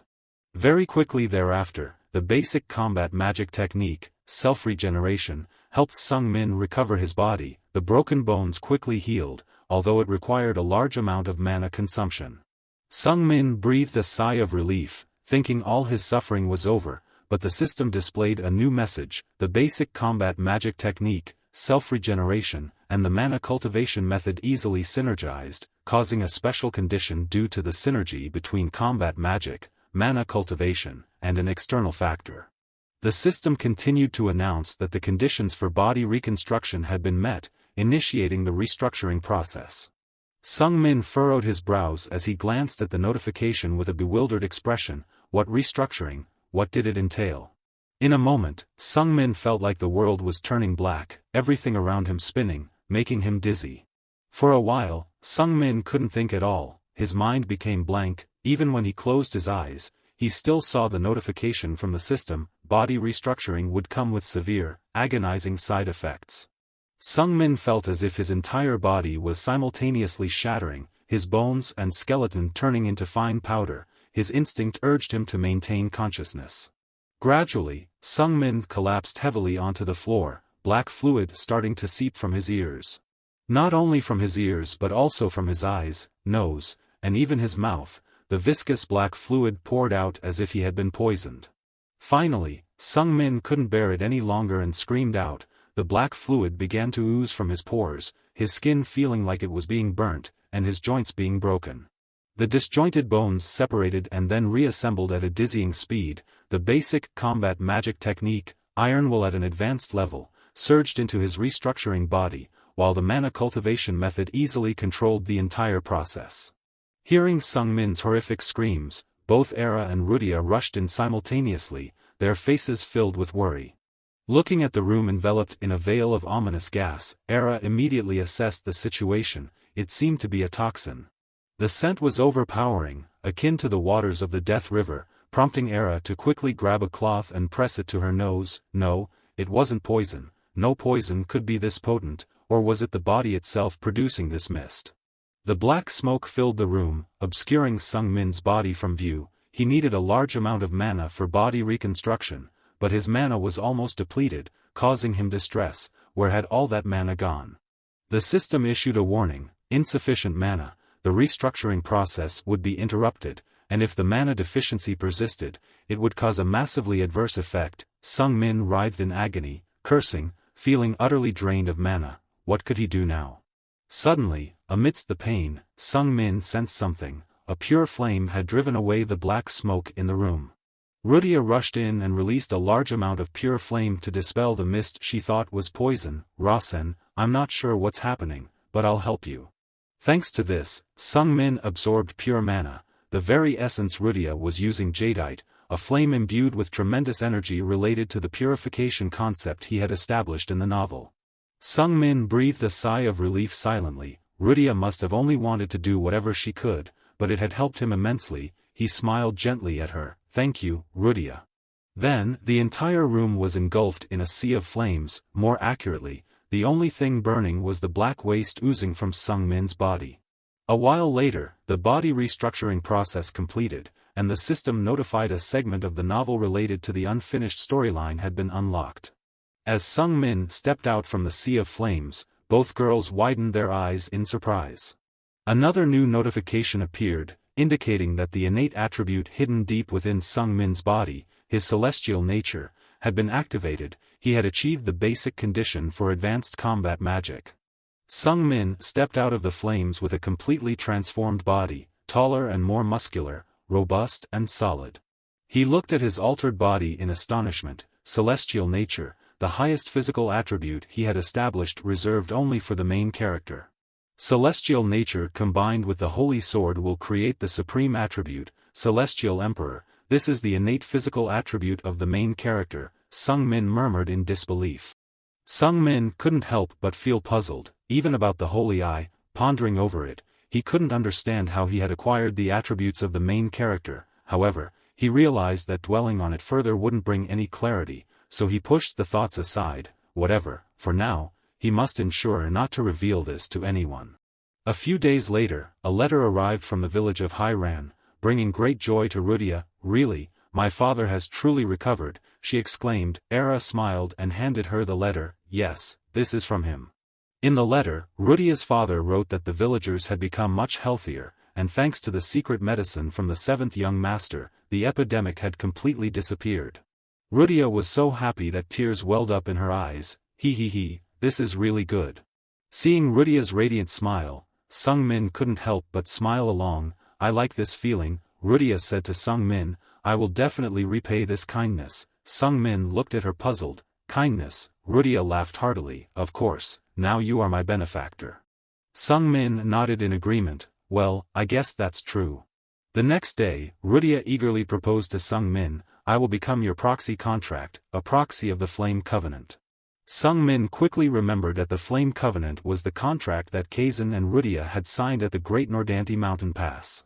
The Flame Covenant is a contract that fire beings can only sign once in their lifetime. Those who enter into the Flame Covenant must remain loyal to it until their final breath. For fire beings, this is considered a lifelong covenant. Sung Min knew the benefits but still hesitated. If he signed the Flame Covenant with Rudia right here, right now, the original storyline would change drastically. Kazan's powerful ally, the bloodthirsty assassin, would disappear completely from this world. However, very quickly, Sung Min cleared his mind. Wait, what does that have to do with me? I'm the one facing danger right now. From now until I turn 17, I have to escape death and the risk of confronting Kazan said. Sung Min adopted a proud and haughty tone as he said to Rudia, Ahem, do it if you really want to. The girl beamed with joy upon receiving Sung Min's approval. Immediately after, Rudia began reciting the oath. I, Rudia, a fire being, do solemnly swear a lifelong oath before the eternal flames. Sung Min, despite being the author of the story, couldn't help but marvel at the scene he had never detailed before. Wow, this is indeed the Flame Covenant, he whispered in awe. Suddenly, at this moment, a notification appeared. The Divine Eye was encrypting new information, displaying the settings of another world. The system provided Sung Min with additional information. Those who enter into the Flame Covenant will gain authority over the wrath of the Mad Ones. Sung Min immediately remembered from the novel that he had surprised Rudia, and she was truly a simple person, so once angered, her becoming a Mad One was a logical direction. However, he hadn't set up that the one who holds authority over the rage of the Mad Ones also has the power to control the mana source of the proxy contract and they become mad, with the side effect being the death of the proxy contract. Reading about this side effect of the Flame Covenant made Sung Min immediately scream, Wait, stop, Rudia, I don't want to sign it. Rudia looked at him in confusion. Why not? This covenant is very useful. Sung Min shook his head frantically. No, it's not good at all, Rudia insisted, nodding adamantly. My father said it's very good. Sung Min, being sharp, asked her, how is it good? Can you try to explain? Sung Min's sudden question caught Rudia off guard. Well. Rudia's simple mind couldn't grasp too many complex details, and she hesitated for a long time, trying to figure it out. What is it exactly? Sung Min then grasped Rudia's shoulders and said with a firm voice, "Listen carefully, if you become the proxy of the Flame Covenant, you'll have to sacrifice your entire life for me." Rudia innocently replied, "Sacrifice, that's good, sacrifice is a good thing." Sung Min looked at Rudia skeptically, wondering why she thought it was good. Rudia's eyes sparkled with excitement. "It's cool." Sung Min struggled to explain, "If you become mad, I won't be able to stop you." Rudia still didn't understand. "So what? That's fine." Sung Min hesitated and added, "If I can't stop you, then. He couldn't bring himself to say that he knew the side effect was the death of the proxy contract, so, he told Rudia, "You'll die," but Rudia remained adamant, her enthusiasm undeterred. "We are ready to die for the proxy contract, it's the honor of fire beings." Rudia even said enthusiastically, "We call that dying for our beliefs." Sung Min couldn't help but feel stunned. She said it so innocently, which made it even more terrifying. He found it difficult to continue persuading Rudia. "I don't want you to die, and I don't want to be responsible for your death," he said. Rudia laughed heartily and patted Sung Min's shoulder reassuringly. "Come on, don't worry too much, Rasen, you're worrying too much. I won't die," she said. Sung Min felt even more puzzled, thinking to himself, "The more I talk, the deeper I'm getting into trouble." He took a deep breath and then firmly held Rudia's hand. "Listen carefully," he said. He looked into her eyes with determination and sincerity. "You're only 9 years old, you're too young to become a proxy," Sung Min said firmly. Rudia innocently replied, "Age doesn't matter." Sung Min countered, "I'm not a fire being, don't impose the beliefs of fire beings on others." Finally, Rudia seemed to waver slightly. Imposing is bad," she murmured. Sung Min seized the opportunity. "See, I don't want to impose on anyone." Rudia looked at him sadly. "Rasen doesn't want someone like me to become his proxy, does he?" Sung Min clasped his hands together and pleaded with Rudia, "It's not that I don't like you, but the responsibility is too great, we're still too young, who knows if we can fulfill such a sacred duty like the Flame Covenant." Rudia nodded sadly, "I understand, I'll wait then." Immediately, the system notified that the Flame Covenant had been cancelled. Rudia pondered for a moment before speaking to Sung Min. "Rasen, you're a good person." Sung Min looked at her in surprise. "What's gotten into you?" Rudia smiled, "My father said so." She explained, "The signing of the Flame Covenant must be conducted with great solemnity, and the proxy must be carefully chosen." Rudia giggled carelessly. "My father said that if I sign the covenant, I'll become a perfect tool. He also said that if someone refuses the covenant for valid reasons, that person is definitely a good person." Rudia continued to beam with joy. "He said that such a person is extremely trustworthy."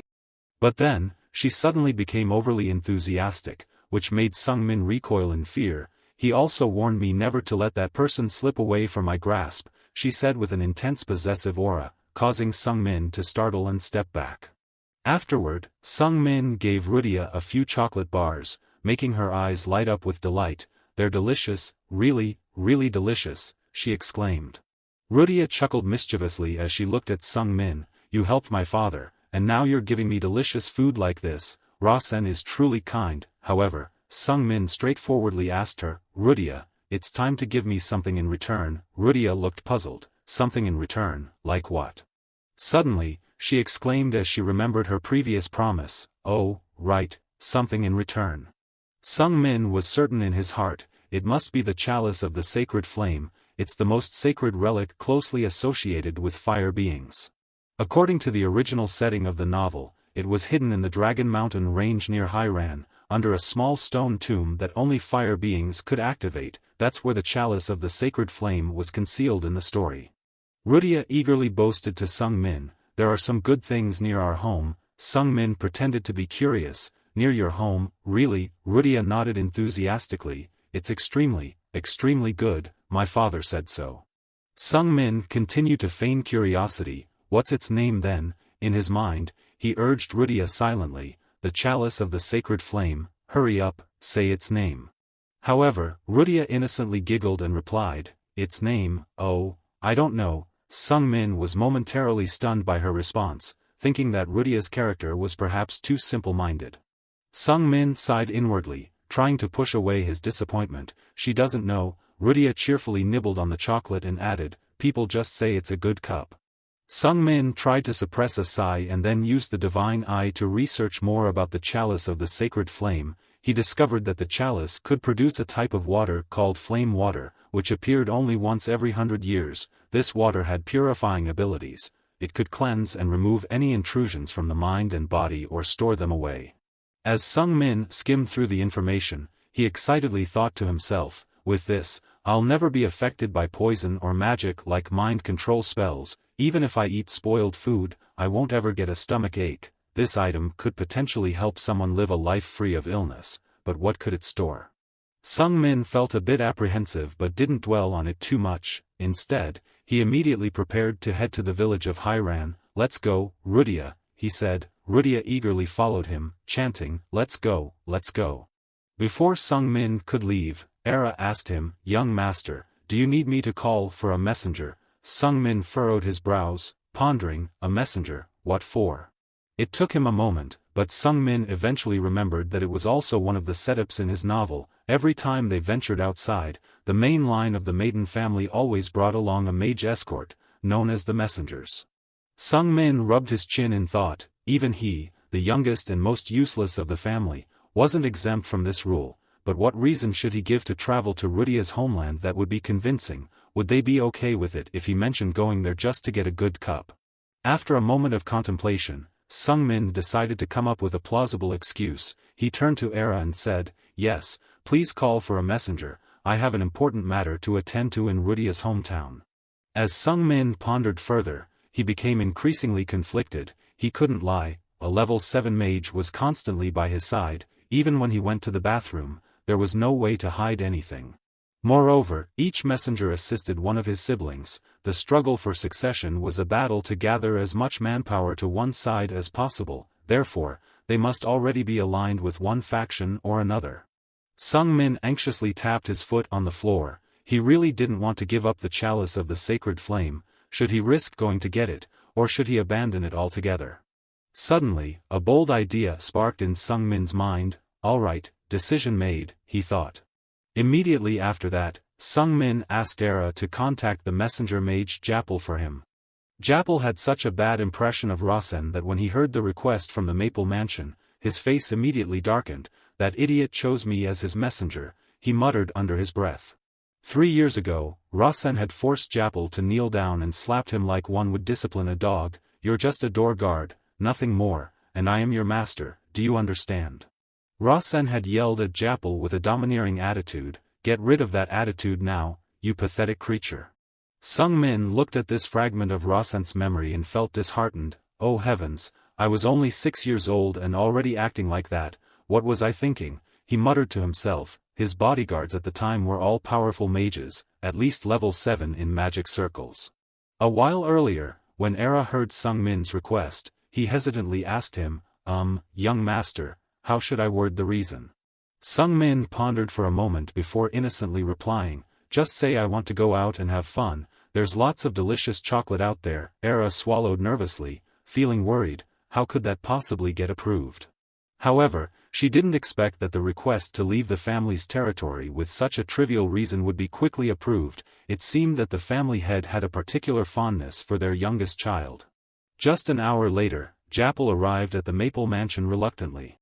He entered the mansion with a grim expression, resembling more of an assassin coming to take Sung-min's life than a bodyguard. Sung-min stood on the balcony, facing Japal with an arrogant expression. Welcome, Japal.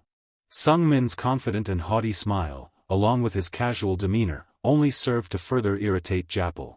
Japal responded with a visibly stern and disciplined manner. Greetings, young master, how have you been? He asked, his tone laden with disapproval. Quickly appearing on the balcony, Japal's gaze held a critical judgment. You've changed quite a bit, he remarked. Japal straightforwardly asked Sung-min, may I ask you a question? Sung-min, unbothered, could read Japal's emotions. You must be curious why I chose you as my bodyguard, he stated. Japal nodded, acknowledging his curiosity. In a mocking tone, Japal remarked, to you, I'm no different from a gatekeeper dog. Sung-min inwardly sighed. He remembers every word. Impressed by Japal's memory, likely due to his possession of level 7 circle magic. Sung Min didn't back down. Instead, he intentionally provoked, "Well, as a guard dog, you're obviously supposed to protect your master too, aren't you?" Seeing Japel's face flush with anger, Sung Min swallowed nervously. Facing a high-level mage was indeed challenging, but apologizing in this situation wouldn't resolve anything. Sung Min arrogantly stated, "In my opinion, you're the most loyal dog in that pack, at least you won't stab me in the back." Japel was momentarily surprised by Sung Min's remark. "You trust me?" he asked incredulously. Sung Min casually shrugged. "Not really," he replied, causing Japel to be shocked once again. "What?" Japel exclaimed in disbelief. Sung Min smirked cunningly in response. "People trust not in a person named Japel, but in a bodyguard named Japel, and I know you're an ambitious one."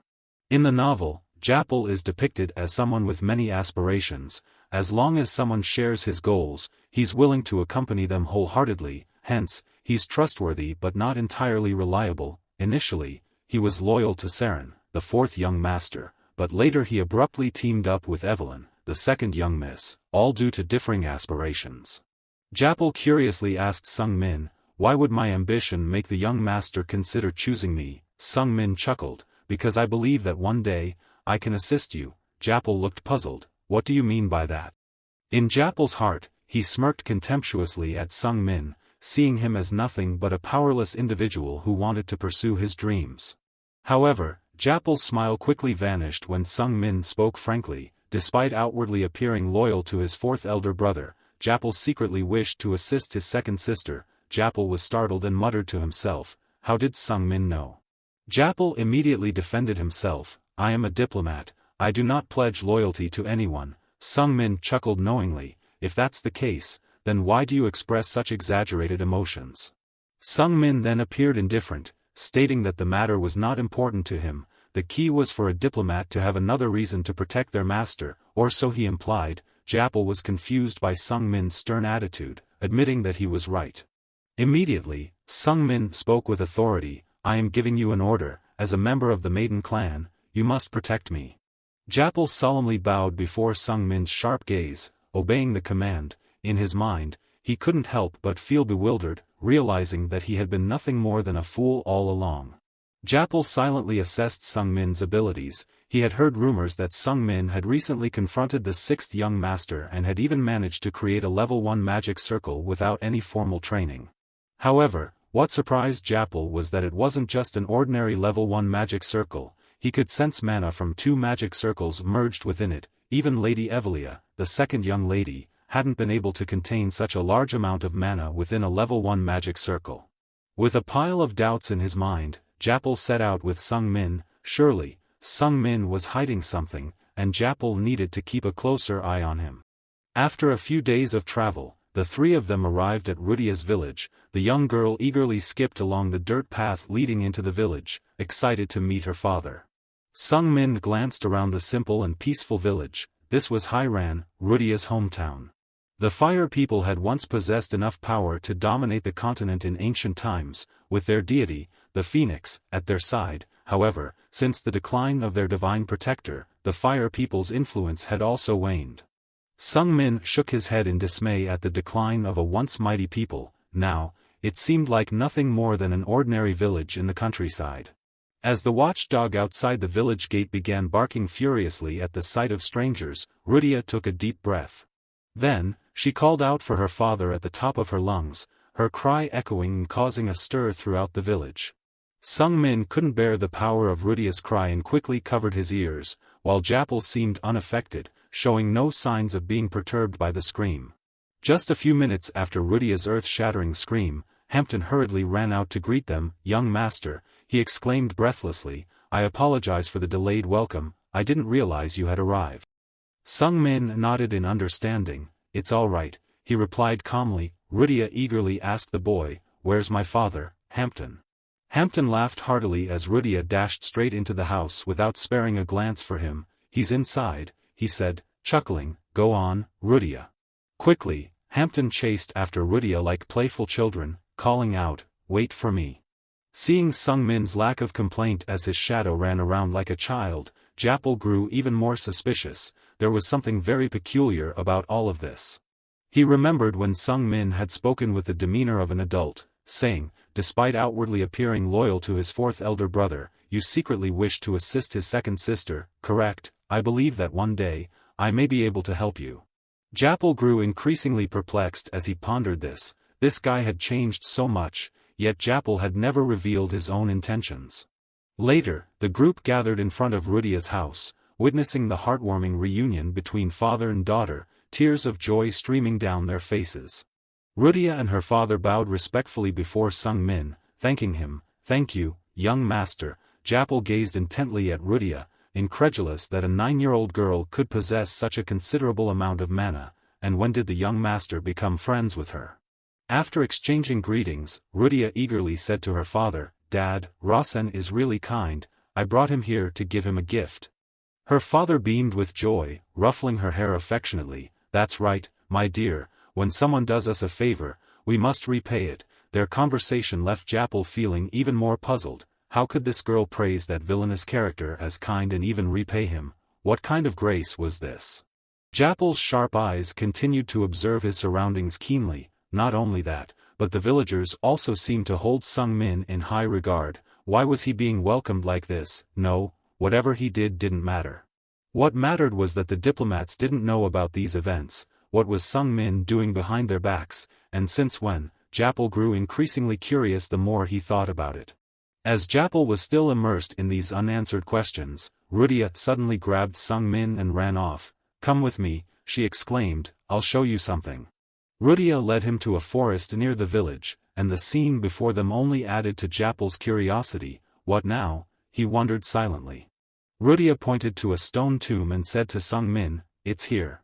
Japal suspiciously peered into the stone tomb, trying to discern anything peculiar about it. However, he grew more perplexed as he couldn't detect anything out of the ordinary. Afterward, Rudia began chanting a special incantation to unlock the tomb. A beam of bright golden light enveloped the entire tomb, and the stones, large and small, trembled and collided with each other. Moments later, the stones automatically shifted aside, revealing the treasure hidden beneath. The sacred flame chalice flew out from within the tomb along with a brilliant beam of light, as if it were ablaze. Japal watched in astonishment as the item emerged from the rubble, emanating an immense energy. Wide-eyed and bewildered, he muttered, What in the world, is there a concoction of fire essence in that cup? Japal stared wide-eyed at Sung Min. He had claimed he just wanted to go out for chocolate, but was he lying? Japal could sense a strange energy emanating from the chalice. For the first time, Sung Min looked amazed to see an item he himself had set up. Here it is, the holy fire chalice, he said. Before Sung Min could fully rejoice, the system notification popped up. A setting from another world has been discovered. The setting from another world is not yet complete. The notification flashed, stating that only those who had made a pact with the fire people could safely drink the pure fire essence from the holy fire chalice. Those who hadn't made a pact would vomit and suffer from stomach pains until death upon drinking the essence.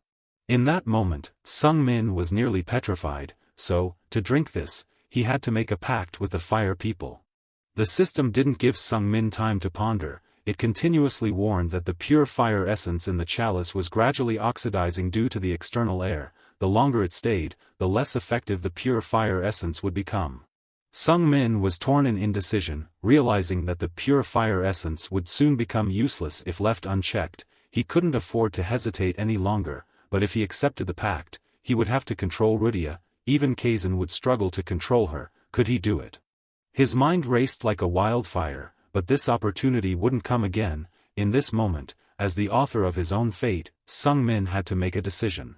After weighing the pros and cons, a smile crept onto Sung Min's lips as he reached a clear conclusion. He was no longer hesitant. He called out to Rudia.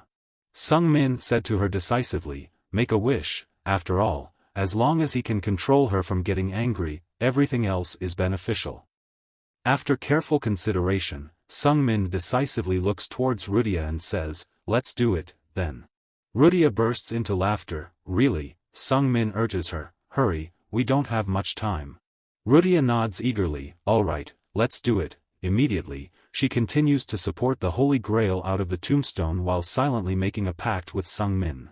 During the pact, the Holy Grail also began to undergo changes.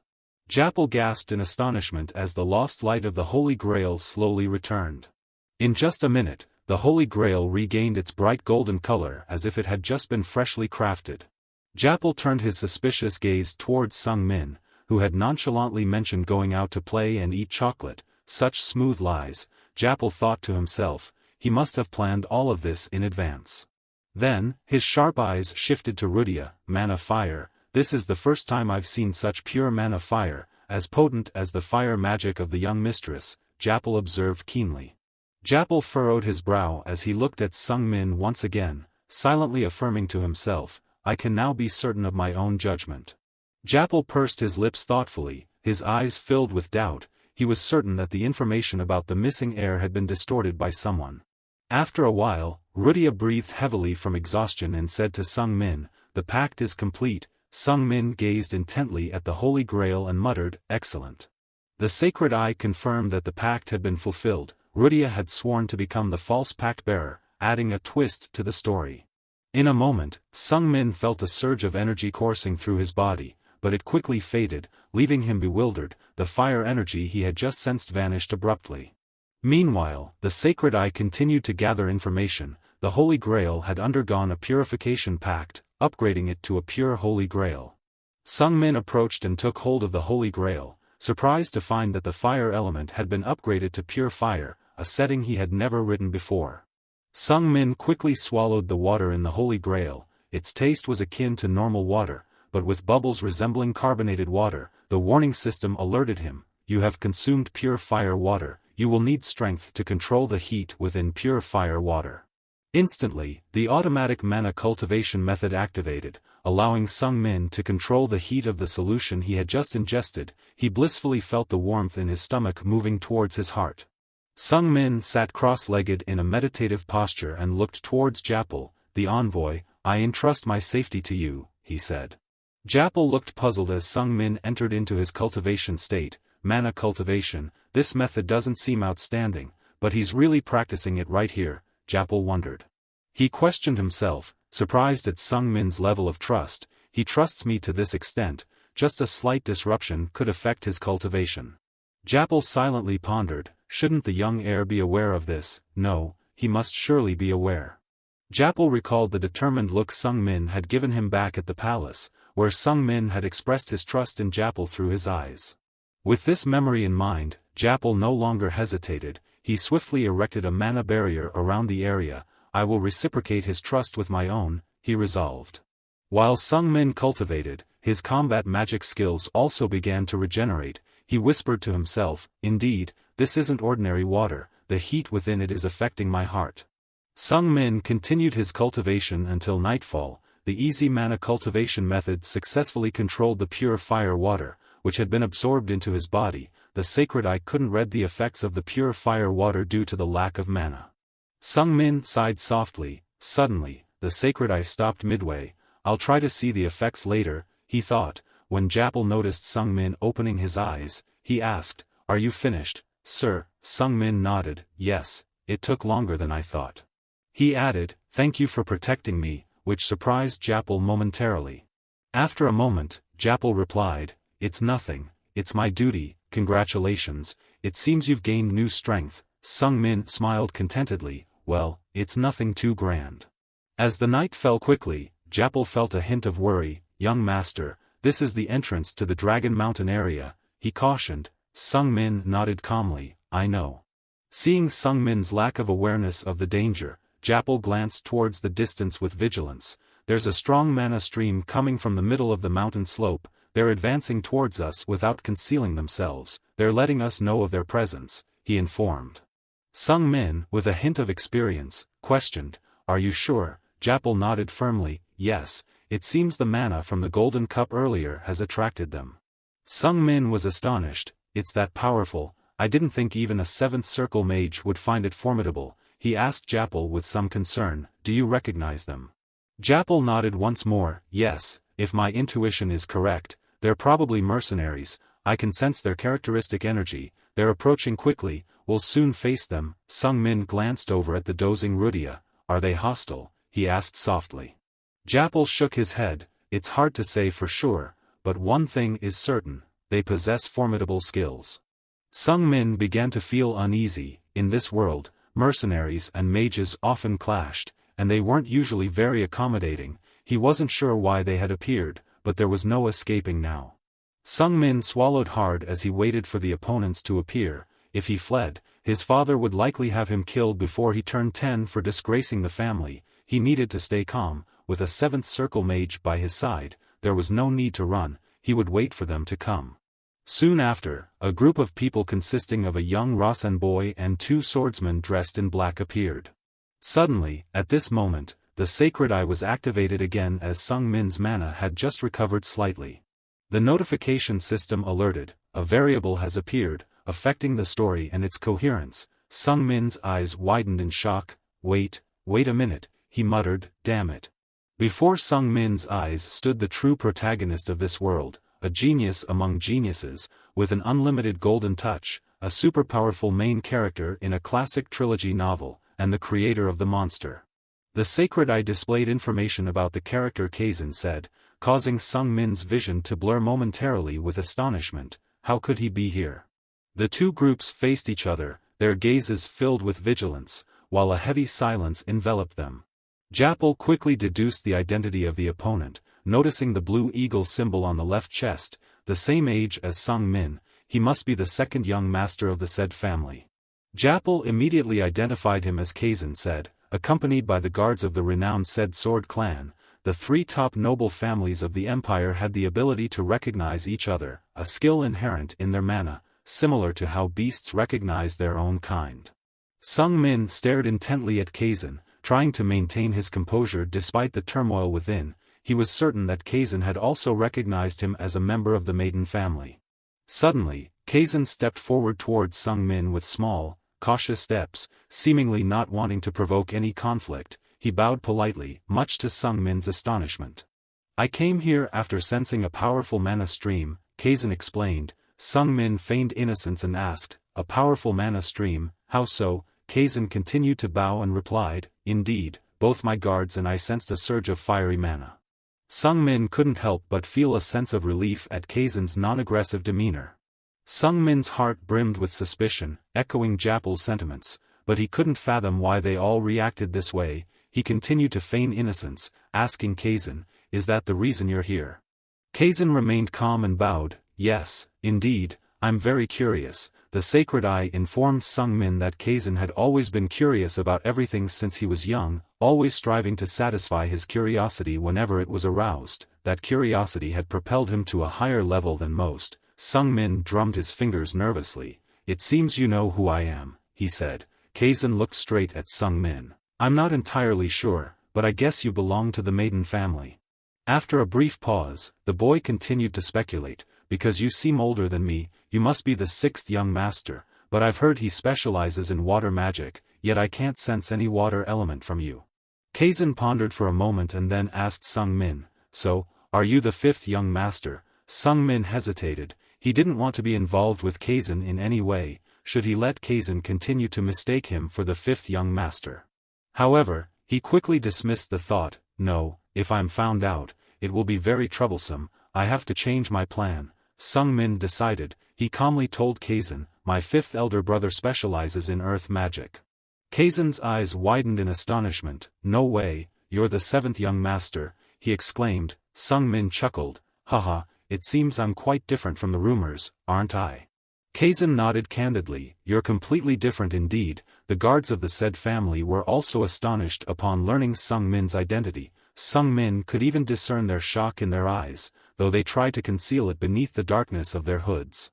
Sung Min chuckled awkwardly. We're the same age, so let's not talk so formally. Kazin nodded without hesitation. From now on, we'll talk normally. The tension seemed to dissipate as they began to converse in a more relaxed manner. The sacred eye provided Sung Min with new information. Kazin had everything growing up, love from his parents, a skilled mentor, and proper education to become the strongest in the future. However, he lacked one thing. Kazin had no peers, his family couldn't fill that void, and he had never experienced friendship. Sung Min felt a sense of empathy for Kazin. It was understandable. who could befriend the young master of such a renowned sword clan? At this moment, Rudia woke up and immediately clung to Sung Min. Is he your friend? She asked. Sung Min glanced at Rudia's innocent face and thought to himself, only someone as special as Rudia, who fears no one, could become his companion. As Sung Min predicted, Rudia cheerfully introduced herself to Kazan. I'm also 9 years old. You're really handsome. My name is Rudia. What's your name? Kazan shyly muttered his name, blushing at the first encounter with such an adorable girl his age. He felt a bit flustered and couldn't bring himself to look directly at Rudia's innocent smile. Rudia casually praised Kazan. Your name is really nice, and your face is handsome too. Kazan, feeling awkward, could only stutter in response. Thank you. Then Rudia, being her curious self, asked, Rasen, I'm really curious about that mana surge earlier, can you explain it? Sung Min casually recounted how he stumbled upon the holy fire chalice, leaving Kazan in awe. So you had a once-in-a-lifetime opportunity, Kazan remarked. Sung Min enthusiastically nodded, inwardly pleased that even though he had engineered the opportunity, Kazan remained genuinely curious. Kazan continued to inquire, what power does that fire mana possess? It's so mysterious. Though Sung Min didn't fully grasp its effects, he could still answer based on his initial setup. It can protect me from external factors, he replied. Kazan, intrigued, asked further, like poison. Sung Min nodded, and Kazan exclaimed with excitement, that power sounds amazing. While the children chatted happily, Japal stood aside, restless and uneasy. The Sword Clan is stronger than us. If they decide to attack, we won't stand a chance, he fretted. Japal kept glancing over at Kazan's guards. Despite this, the young master continued chatting with him without any apparent vigilance towards his surroundings.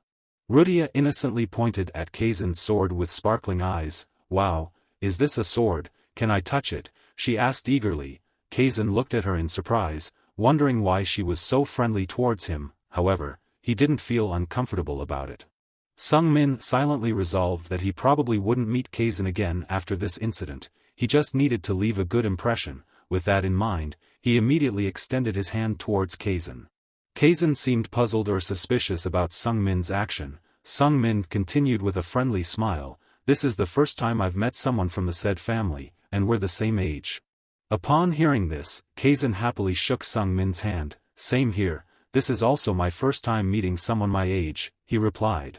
Sung Min then straightforwardly asked Kazan, I heard that people from the Sword Clan duel before becoming friends. What's that called? Kazan looked at Sung Min with some hesitation before answering. It's called a duel of fists. Sung Min nodded and suggested, yes, a duel of fists, would you like to try? Sung Min hinted, I've heard it's necessary to do that before becoming your friend. Kazan hesitated for a moment with a thoughtful expression. It's not really necessary, but, he trailed off. Seeing Kazan's slight confusion, Sung Min decisively interjected, it would be better if we did, don't you agree? In a sudden shift of demeanor, Kazan's expression turned sharper, his gaze piercing as he asked, are you challenging me? Sung Min chuckled excitedly in response, feeling that this was a great opportunity to gauge his own abilities and see how he stacked up against Kazan. Kazan asked cautiously, do you really want me to participate in this competition? Sung Min nodded decisively, his confident smile unwavering, absolutely. While Sung Min was laughing with joy, Japal stood behind, growing increasingly worried. In a situation like this, challenging him to participate in the competition seems even more daunting. Japal glanced at the two guards from Kazan, feeling even more anxious with both of them accompanying him in this situation.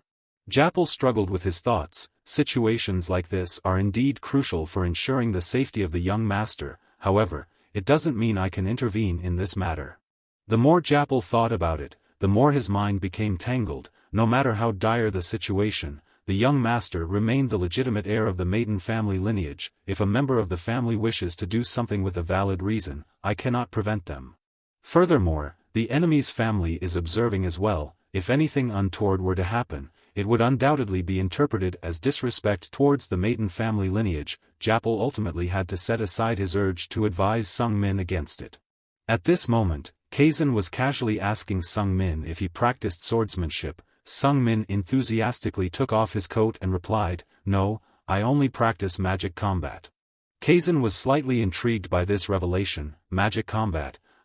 I've heard it's not very common these days, he remarked. Sung Min smiled confidently. Magic combat is my only forte.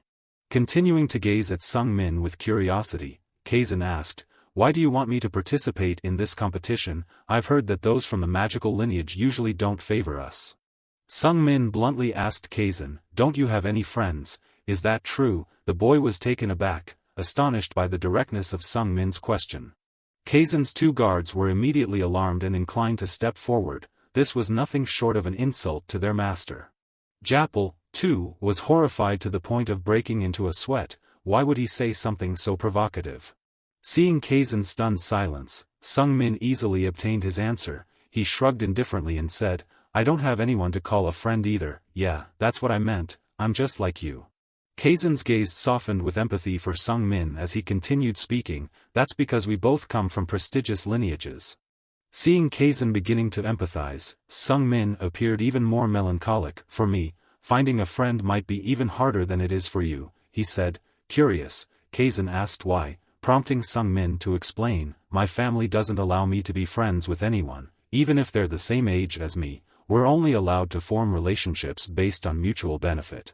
Sung Min wore a reluctant expression, even when they're the same age as me, we're only allowed to be friends to build relationships based on benefits. Kazan expressed his discontent, how can that be called friendship?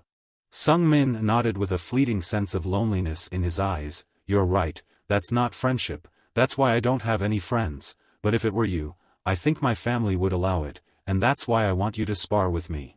While Kazan was contemplating, his divine eyes were interpreting the world situation, checking related settings. For a renowned swordsman, a martial arts competition was a symbol to affirm trust between two parties. Sung Min chuckled excitedly, it will demonstrate the trust and commitment between us, and if we can't truly trust each other, the outcome could easily result in serious injury for the opponent, right? Kazan nodded in agreement, you're right, it seems like you know a lot about my family. At this moment, the divine eye continued to interpret the situation for Sung Min. If the weaker party wants to spar with the stronger one, it demonstrates even more trust, as it requires courage to initiate such a challenge. It can be seen as saying, I completely trust you. Sung Min was certain he was the weaker one, while Kazan was the stronger. He immediately adopted a combat-ready stance. As I mentioned earlier, I use magic combat, you can consider it a martial skill. Kazan didn't hesitate to draw his sword. I use swordsmanship, I'll fight with my right hand only, and I'll stick to the basic sword skills of the said family.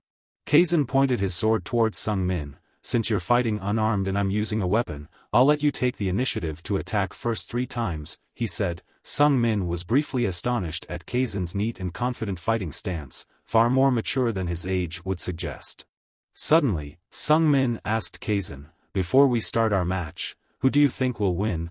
Kazan hesitated, unsure of how to respond. I think, Sung Min didn't hesitate to interject, of course, you'll win.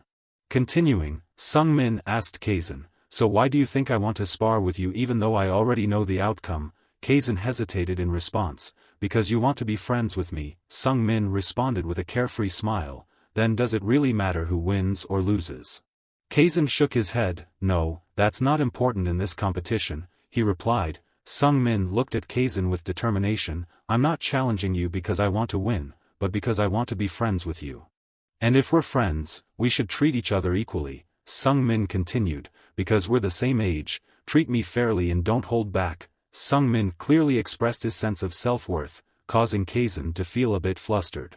Kazan awkwardly lowered his head, I'm sorry, I didn't mean to offend your dignity, he said. Sung Min smiled warmly, I know, he replied.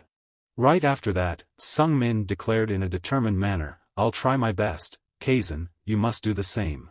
Subsequently, both sets of guards were highly tense as they observed the competition between the heir of the maiden family and the second heir of the said family begin. As Kazan yelled loudly and thrust his sword, his technique was immediately executed, but Sung Min's agility skillfully activated, causing the sword's trajectory to slow down, allowing Sung Min to narrowly avoid the sharp blade. Sung Min quickly hunched over, dodging to the side in shock as he watched the sword slowly sweep across in front of him. That was insane. He barely called out the name of his skill, and the sword came charging at him immediately. Then, the beginner magic combat skill using high-level gravity was activated. Sung Min regained his balance and immediately leaped backward, landing on a nearby tree trunk. In the blink of an eye, he kicked off the tree trunk, propelling himself towards Kazan like an arrow. I can win this, he thought to himself. For Sung Min, everything seemed to be unfolding in slow motion, but to others, his actions were lightning fast. However, Kazan's speed was even more terrifying. As Kazan retracted his sword and thrust once again just as Sung Min attempted to approach, Sung Min had to halt his advance and dodge away from the sharp blade. Damn it, why is he so fast? Sung Min cursed inwardly, frustrated that Kazan wouldn't let him get close. Having evaded Kazan's sword thrust, Sung Min immediately retreated a few steps. He needed to close the distance to effectively use his magic combat skills, but Kazan kept pushing him back to maintain the distance. Sung Min calculated silently, if he took the risk to close the distance, he would undoubtedly be struck by Kazan's attacks. However, if he didn't attempt to get closer, he could still be stabbed because Kazan was also very fast in long-range attacks.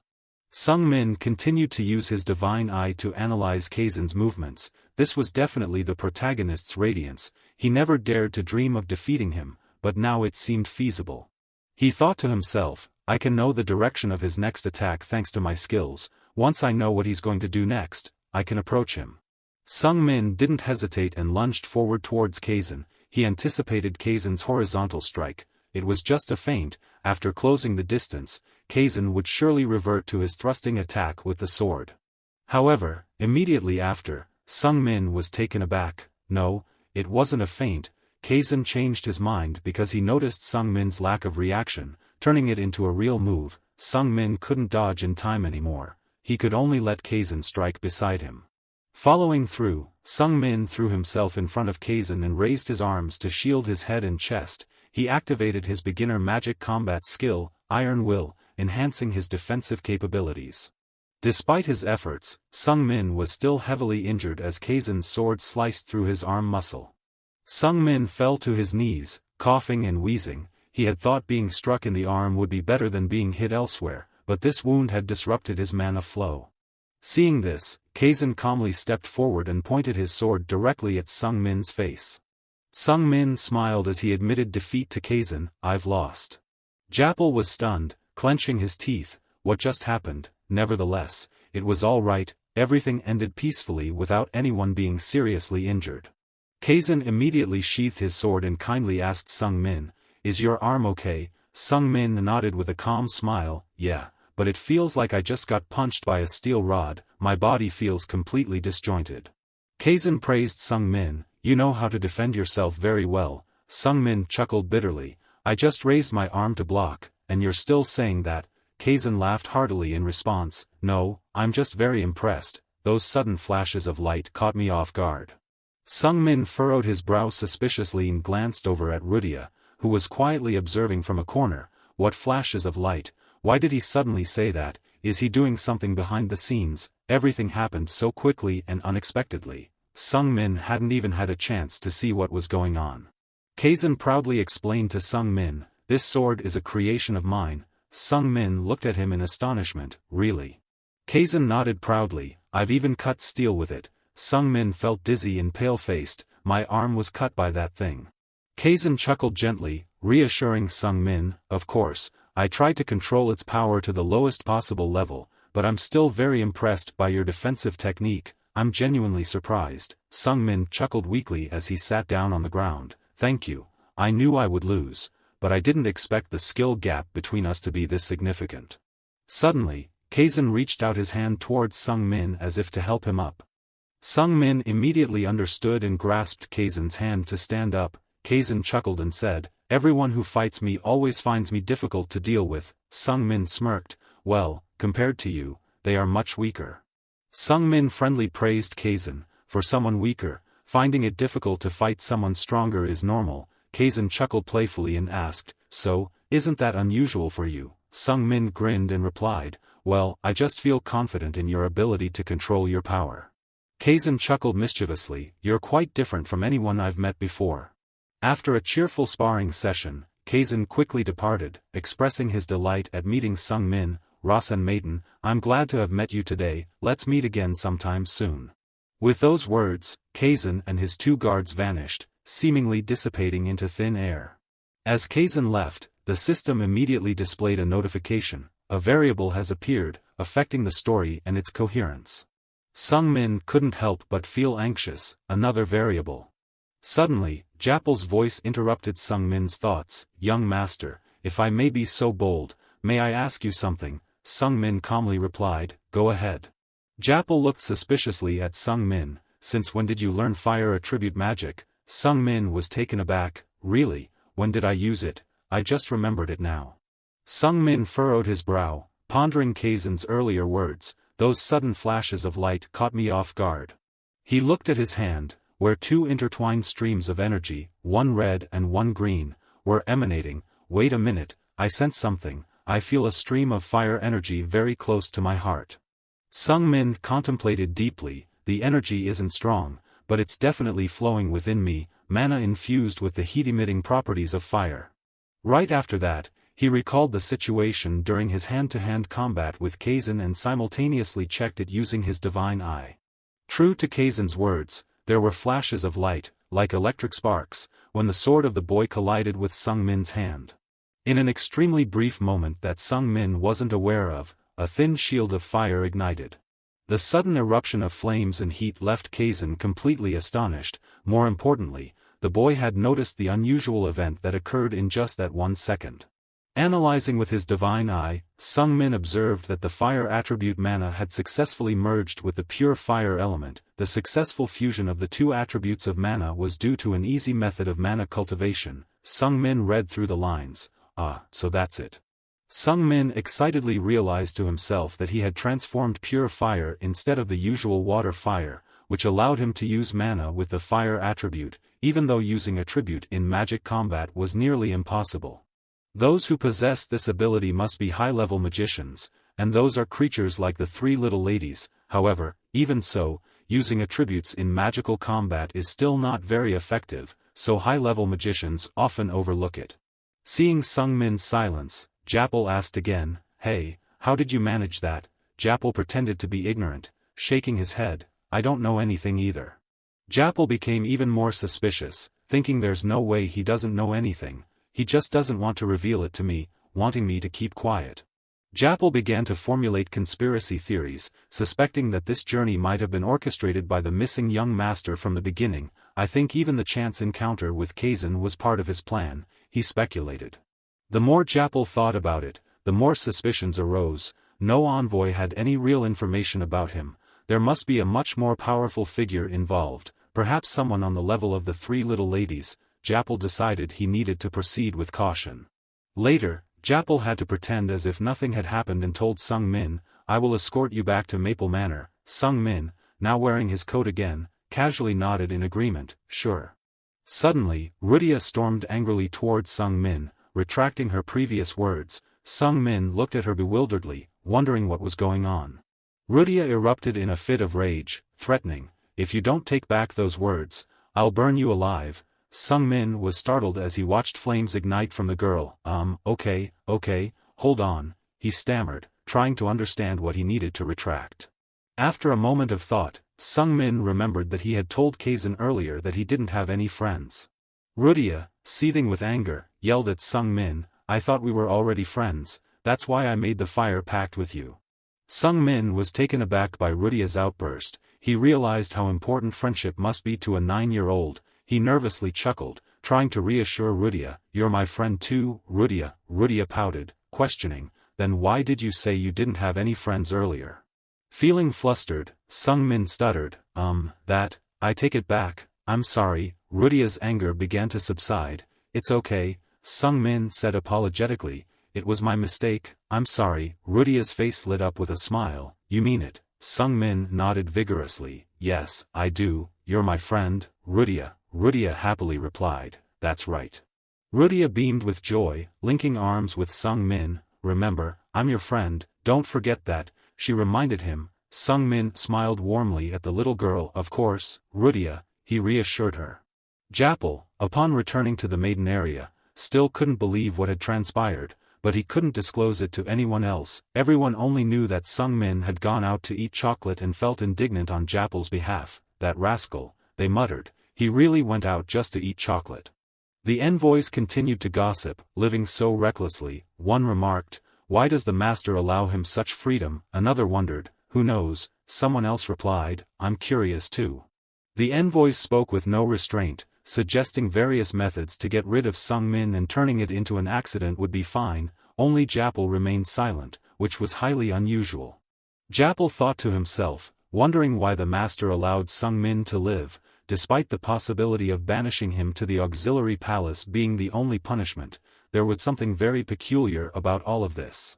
Japel recalled the moment when Sung Min bluntly pointed out his true intentions.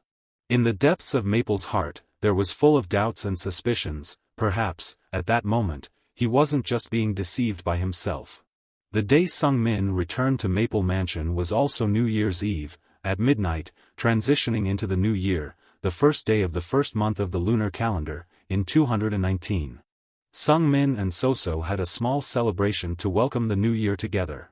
When all the sumptuous dishes had been served, Soso smiled gently and said to Era, "Thank you, Era." Era responded with a radiant smile, "It's my responsibility, ma'am." As Sung Min looked at Era, his saintly eyes still displaying character information, but he didn't dwell too much on the fact that Era was an assassin anymore. Sung Min continued eating and chatting with Soso. "Mom, what was Dad like?" In Rasen's memory, there was no information about his father whatsoever. He had never met his father once, and it seemed like Rasen was extremely fearful of that man. Sung Min thought to himself, as if Rasen intentionally erased his memories of his father. Soso felt embarrassed, bowing her head at her son's sudden question. He was a loner. Sung Min noticed a fleeting sense of sadness in her eyes. Suddenly, the character information displayed again. The head of the maiden clan, Dekatra, only loved the maid Soso. In other words, Soso was the only woman Dekatra ever loved. Sung Min couldn't help but be surprised. Dad only loved Mom. Suddenly, a dark voice echoed in the room, freezing Sung Min in horror. "I am the lonely one, aren't I?" A brilliant beam of light began to emanate from the mirror in the corner of the room, and a swirling vortex of light gradually formed from it. Just a few seconds later, the vortex of light expanded, and a man stepped through it, cold and aloof, as if it were a doorway through space. The piercingly cold gaze of the man held no trace of friendliness as he looked at Sung Min. With his intuition, Sung Min immediately knew that the man looking at him with that bullet-like gaze was Rasen's father, Dekatra.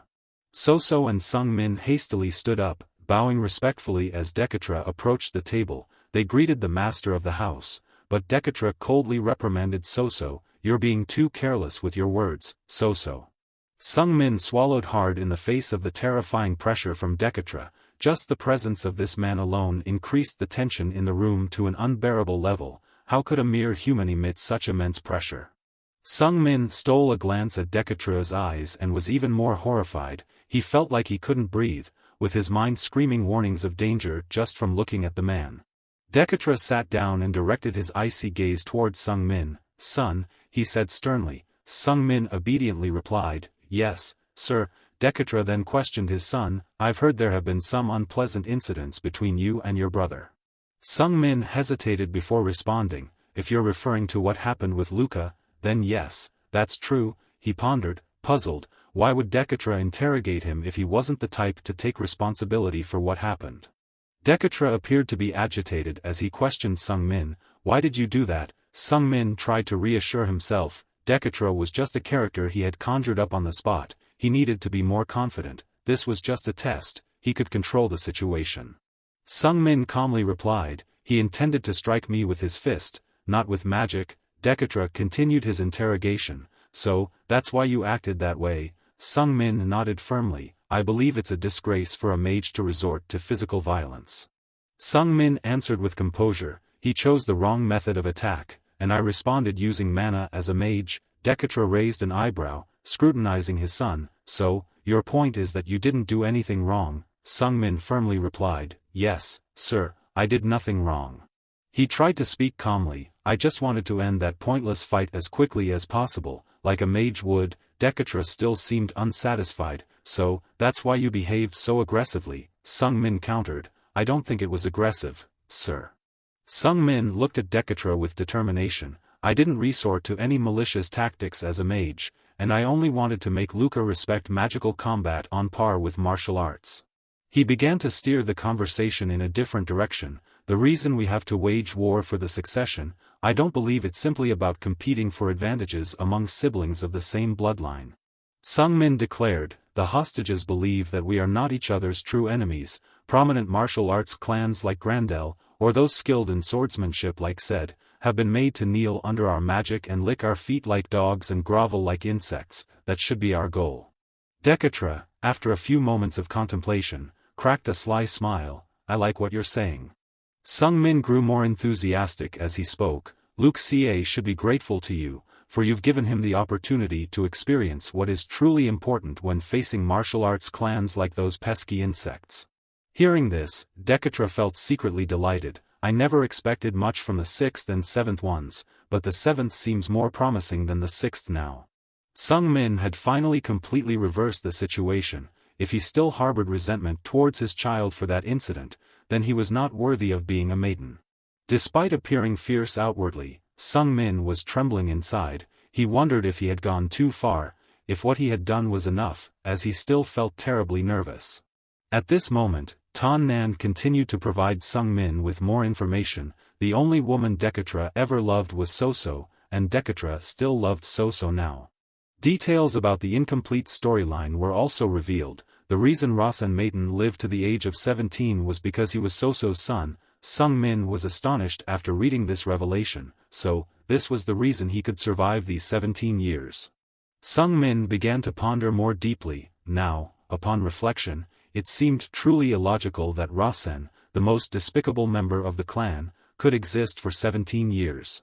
The original text does not provide specific details, but Soso will die in a few years due to the Six-Seed disease. Because of her death, the last stronghold supporting Rasen also collapses. In the past, Dekatra Maiden saved Soso, a servant with no status or power, to a secluded village and never visited her. Because Rasen was just a worthless illegitimate child, extremely rebellious and lacking the strength to protect his mother, and he was simply an untalented son who couldn't assist his father in any way, it was natural to discard the useless one. Dekatra deliberately treated Soso coldly and expelled her because he knew the uselessness of his son. He did so to ensure that his true love would not suffer any harm, as other women in the family had recognized Dekatra's true love for Soso.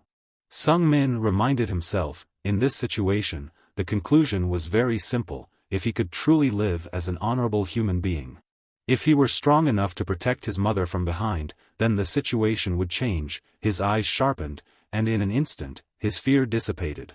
Sung Min was almost certain of his judgment. Surely Dekatra also hoped he would become stronger. He immediately told his father, "I intend to do my utmost." Sung Min continued with confidence, echoing his father's words. "Combat magic is a technique with clear limitations." Dekatra interjected dismissively, "It's very weak, you can't even call it magic, it's just a half-hearted attempt." Sung Min persisted in his rebuttal. "However, even if it has clear limitations, I can't just sit idly by." Dekatra responded coldly, "Even if you try your hardest, something that can't happen won't happen." Sung Min continued to argue, "I'm not saying I want to become the head of the family, I'm not capable of achieving that. However, I can assist someone who will become the head of the family. My magic may have its clear limitations, but my personal limitations are not defined." The more Sung Min spoke, the more he demonstrated his strong will and pride. "Please don't forget, father, I still inherit the bloodline of our ancestors." Sung Min sincerely declared, looking toward Soso, "I am certain that I will stand tall, climb high, and protect my mother." Sung Min's words not only moved Soso but also drew a subtle smile on Dekatra's lips. After that day, Sung Min received a handwritten letter from Dekatra himself, inviting him to the main hall of the maiden estate. Sung Min sighed inwardly. The letter was so short that it could barely be called a letter, but being invited must be due to the traditions of the maiden clan. The 10th birthday celebration had been scheduled. The 10th birthday celebration was a tradition for members of the maiden clan. When they turned 10, the whole clan would gather and enjoy a simple feast.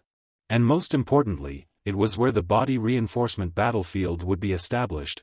Body reinforcement for a mage was quite different from the usual body reinforcement. Instead of reinforcing physical strength, it was a method to gather elemental mana for the mage's primary attribute. There were 7 elemental attributes to choose from: water, fire, earth, metal, light, lightning, and darkness. Sung Min eagerly anticipated this day, dressed in a smartly tailored suit with a confident demeanor. Sung Min felt proud as he looked at himself, realizing how much he had changed since the day he first arrived in this world. Not only his appearance but also his mental state had improved. That evening, Sung Min accompanied Era to the main hall of the maiden estate very early. As Sung Min nervously stepped inside, he realized that this was the location of the 10th birthday celebration. He had set up the main hall for the occasion.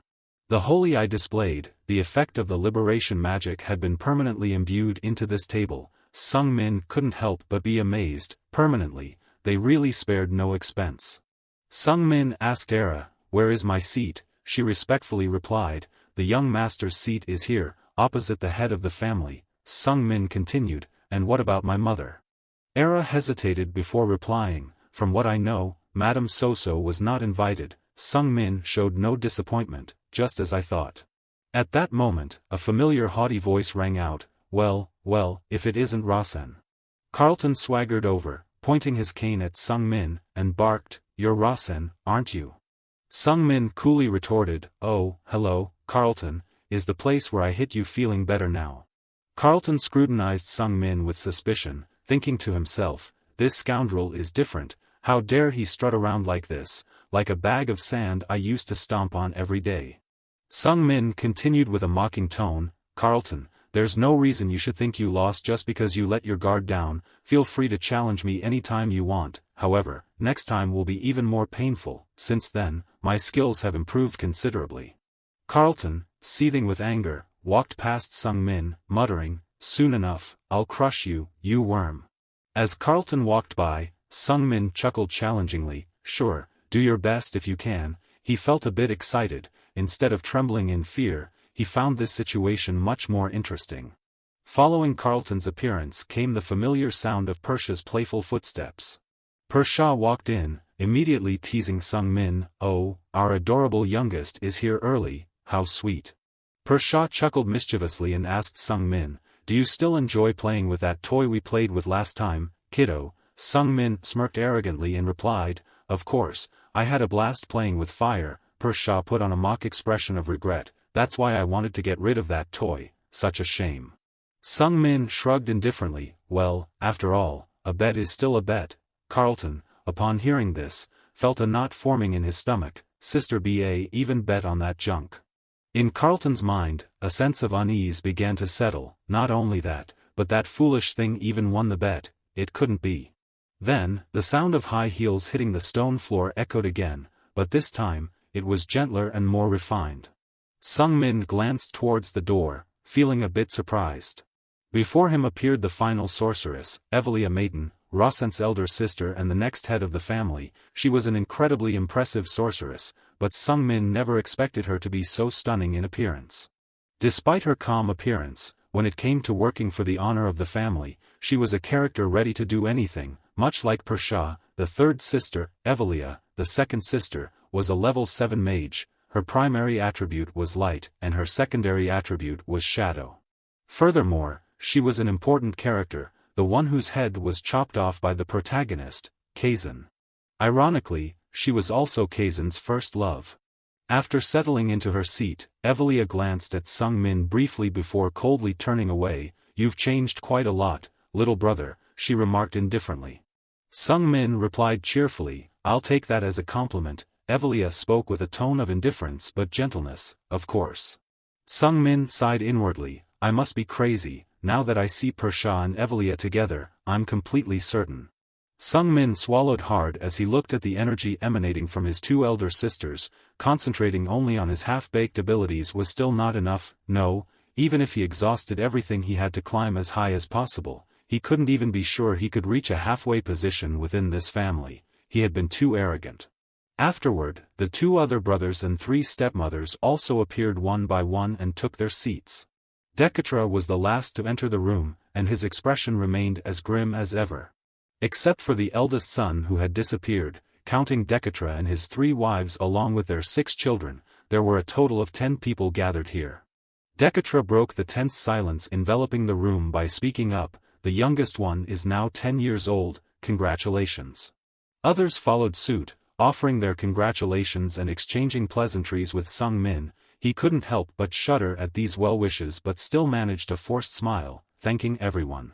After a brief exchange of birthday wishes, the birthday celebration quickly turned into a family meeting when Evelia stood up to report. As ordered by their father, she announced that she had returned after killing the vile Balgro gang that had risen from the chaotic and dark stream. Sung Min didn't feel any resentment towards this news. He knew well that this gathering wasn't just a simple tea party, it was a chance for the siblings in the family to boast about their achievements. Rasen's 3rd elder brother stood up immediately after Evelia sat down. He reported that he had captured the Northern Soul Summoner, Karen, and sealed her into a demon coffin. They had also slaughtered over 20 soul summoners under Karen's command. Dekatra asked coldly, "And what about the losses suffered by our family?" The 3rd elder brother, full of pride, replied, "I was the only one who went out to punish those soul summoners." Dekatra praised him, saying, "Well done." The 3rd elder brother thanked him and sat back down. Then it was Persha's turn to stand up. Persha smirked arrogantly and said, "I've obtained Sylvia's wings, which were kept in the abandoned temple." Sung Min felt a sense of horror wash over him as he looked at Persha's sinister smile. A chilling sensation ran down his spine as his divine insight revealed the details of Persha's accomplishment. Persha had stolen the sacred artifact, Sylvia's wings, which were guarded in the abandoned temple. Sylvia's wings were a holy relic capable of drastically enhancing the wind attribute power of a mage. 30 priests, 7 sorcerers, and 17 holy knights who guarded Sylvia's wings had been slaughtered. Dekatra seemed pleased as he asked Persha, "It seems we've set an example with the temple. How has the Holy Kingdom reacted?" Persha replied promptly, "There hasn't been any official announcement yet. I expect there will be one soon." Dekatra spoke indifferently, "Regardless, all they can demand is an apology from us." Persha asked for her father's opinion on their next move. Dekatra calmly replied, "Just ignore them." Sung Min couldn't help but feel overwhelmed. It was a move full of power, demonstrating the utmost confidence of the Maiden family. A person from the Holy Kingdom had offended a member of the Maiden family, so Dekatra had decided to retaliate. Ultimately, they would never declare war against the Maiden family. As the new achievements had all been showcased, the sound of knocking on the door echoed. Dekatra didn't need to ask to know who it was. "Come in." The heavy door swung open, and Sunken entered, carrying a tray of items. Sunken placed the tray in front of Sung Min, revealing 7 scrolls, each of a different color. Dekatra told Sung Min, "Choose." Sung Min immediately recognized these as magical books for body enhancement tactics, to be handled personally by Dekatra. As Sung Min gazed intently at the books, his divine insight was automatically activated. Thanks to this insight, he could see mana waves emanating from the 7 scrolls converging and forming a single, multicolored scroll. Sung Min didn't hesitate as he reached out to grasp the newly formed multicolored scroll. The sight left Persha wide-eyed in astonishment. "What?" Rasen's other siblings, except for Carlton, were also shocked. He sees that immediately. Even Evelia, typically composed and calm, couldn't hide her surprise. She had chosen the extraordinary attribute. Sung Min confidently gripped the multicolored scroll in his hand. "I choose this scroll." A terrifying silence enveloped the room after Sung Min's declaration. Even Dekatra was stunned by his son's choice. After a while, Dekatra broke the tense atmosphere in the room by speaking up. "Evelia, have you informed the boy about this?" Evelia immediately turned to Dekatra. "No, father." Dekatra then asked Evelia, "Have you told the kid about this?" Evelia returned to her calm demeanor. "No, father." Before Dekatra could ask further, Persha automatically responded, "Neither have I, father." The 3rd elder brother acted similarly. "Nor have I, father." Dekatra looked at Sung Min with suspicion. "So you're telling me that a 10-year-old child is analyzing mana waves by himself, and even you, Evelia, couldn't do this at 10. Evelia modestly replied, "I think she has better eyesight than I did at her age." Persha quietly smirked with amusement. "Interesting, isn't it? I didn't think that kid could pull this off." Evelia gently praised Sung Min. perhaps because she had a talent for combat magic, and the development rate of combat magic was very rapid in the early stages. Dekatra still looked suspiciously at Sung Min, so that's why Rason could do that at just 10 years old, Evelia responded. I think that's the only conclusion we can draw at this moment. None of us studied combat magic at that age, so we can't be sure it couldn't happen. Finally, Dekatra reluctantly dropped his suspicions about Sung Min for the time being. He coldly instructed his son, bring him the scroll of that extraordinary attribute. The tradition dictates that members of the maiden family receive 7 scrolls during their 10th birthday celebration. They would then choose one of the 7 elemental scrolls and receive the body-enhancing magic written within. Red represents the fire attribute, blue represents the water attribute. Silver signifies the metal attribute, while dark brown represents the earth attribute. Yellow represents the lightning attribute, while black represents the dark attribute. White represents the light attribute. By applying the appropriate mana wave analysis method, one can determine the elemental attribute of each scroll. Then, combining these 7 attributes will result in the appearance of the extraordinary attribute, allowing one to control all 7 elements. After Sung Min finished reading the interpretation from his divine insight, he felt a bit worried. Owning all of them within the same ordinary thing was never good, but still. Dekatra furrowed his brow as he looked at his son. I didn't expect you to choose that, he remarked. Sung Min replied calmly, I'll take it as a compliment. His demeanor left Carlton stunned. How can he talk to Dad like that? Does this brat have no concept of fear? He should keep his mouth shut. After a moment's thought, Dekatra declared, Evelia will be responsible for conducting the body-enhancing magic ritual for you. After a moment of surprise, Sung Min immediately objected. I was told that you would be the one to do it, he protested. Dekatra replied coldly, if I do it, there's a 99% chance you'll die. If you insist, then I will. Sung Min felt dizzy. He hadn't been explained this by his divine insight. Was there a 99% chance he would die? Sung Min hesitantly asked Dekatra, will it be different if Evelia does it? Dekatra responded calmly, then your chance of survival will be 50%, your mana is not as ruthless as mine. In a moment of doubt, Sung Min suddenly felt regret. Was he foolish to choose this scroll of extraordinary magic? No, he shouldn't regret it. He could do it, he had to overcome it. Sung Min looked at Evelia with eyes full of trust. Big sister, I'm counting on you, he said. Evelia then asked her younger brother, do you believe in me? Sung Min nodded firmly, I believe in you as a mage. Evelia spoke candidly to Sung Min, Father has placed too much trust in me. According to me, the success rate will be lower. The extraordinary attribute has strong and destructive mana. Conducting body enhancement magic with it will also have destructive potential. Sung Min tried to salvage some hope. What do you think my chances of survival are? He asked Evelia. She calmly unrolled the scroll and replied, at best, 50%. Sung Min pressed further. What if you try your best? Evelia remained firm. Still 50%. Sung Min felt a twinge of regret, wanting to find a way to retreat. Do you want me to choose a scroll of a different attribute? He asked Evelia. She shook her head calmly. Those who walk the path of magic do not impose their thoughts on others, she said. Sung Min still hesitated to persuade Evelia, but Evelia understood Sung Min's worry and encouraged her younger brother. I hope you will be strong, she said. Sung Min felt awakened by Evelia's words. He promised himself to become strong, but now wanting to retreat was something he couldn't accept.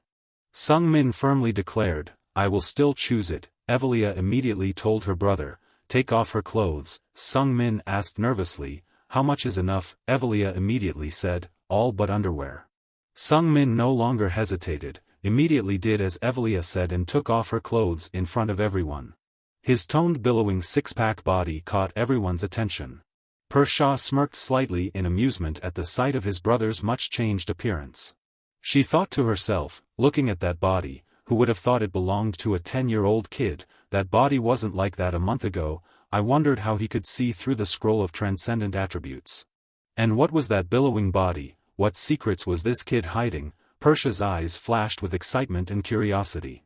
Before the ritual began, Persha chuckled teasingly at Sung Min, you have such a beautiful body and face. If we turned you into decor, it would be magnificent.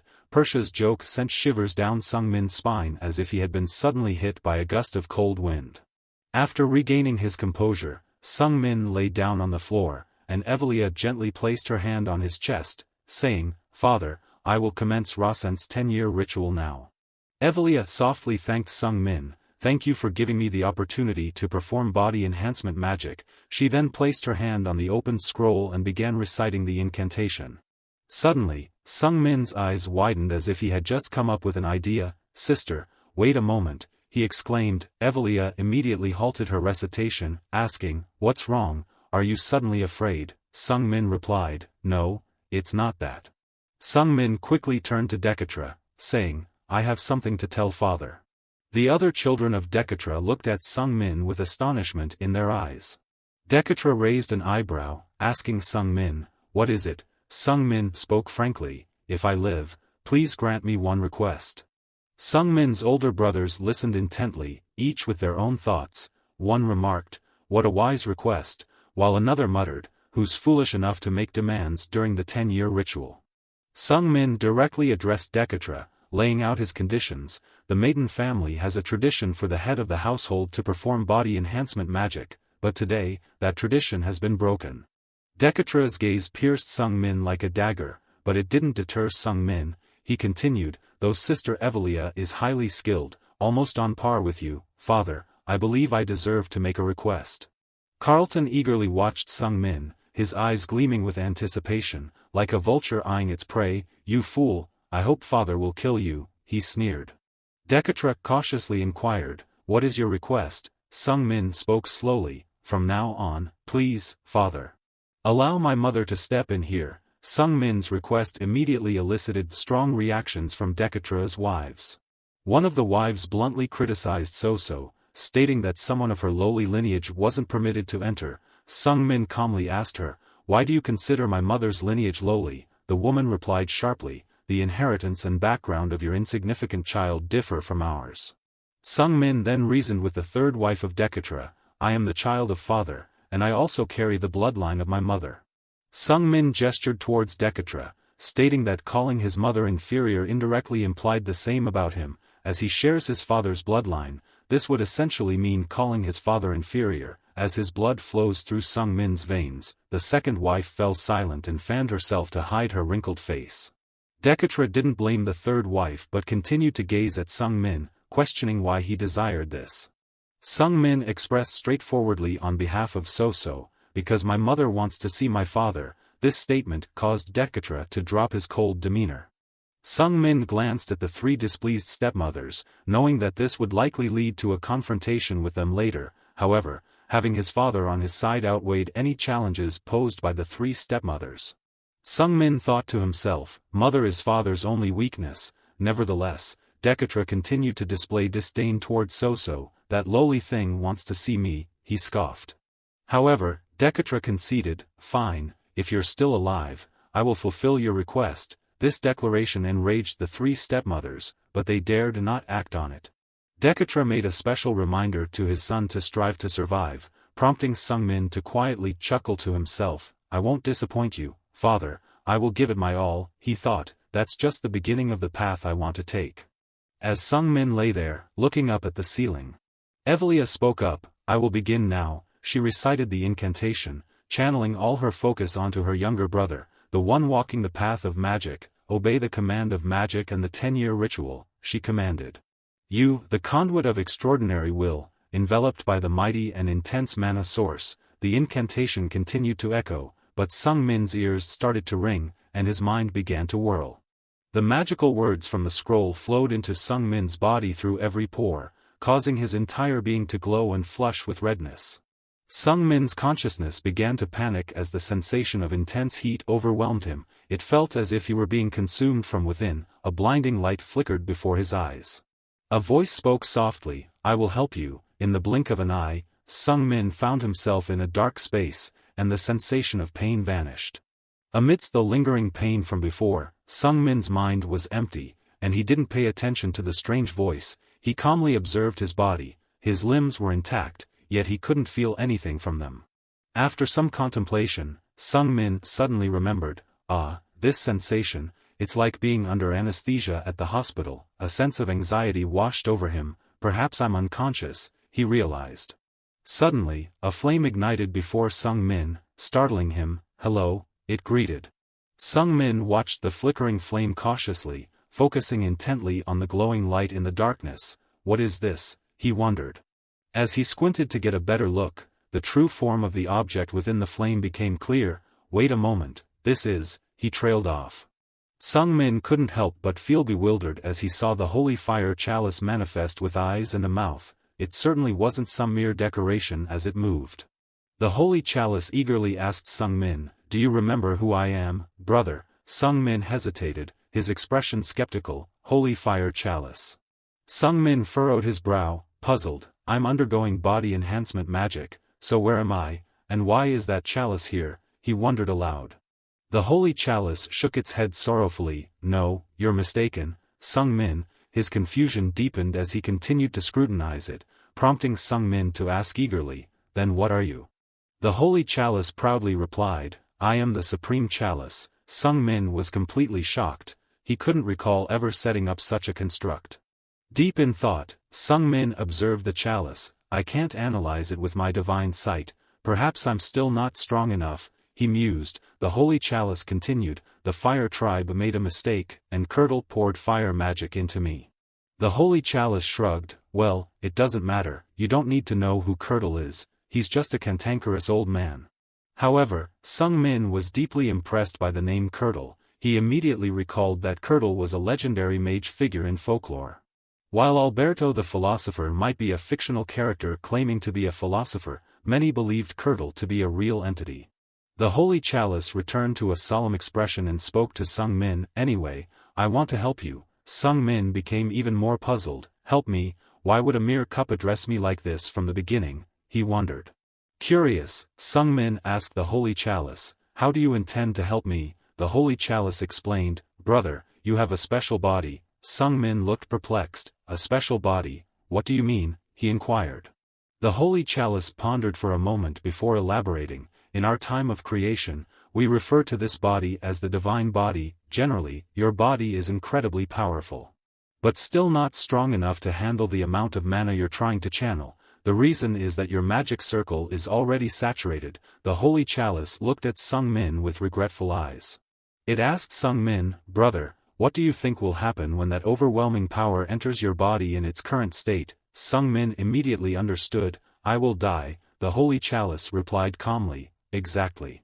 Then, it revealed a hint of sorrow. I don't want you to die, it said. Sung Min, curious, asked why. The holy chalice replied, because it's boring for me. I'll have to go back to hibernation for a long time, at least a century. Sung Min perked up with hope and asked, so, how do you plan to help me?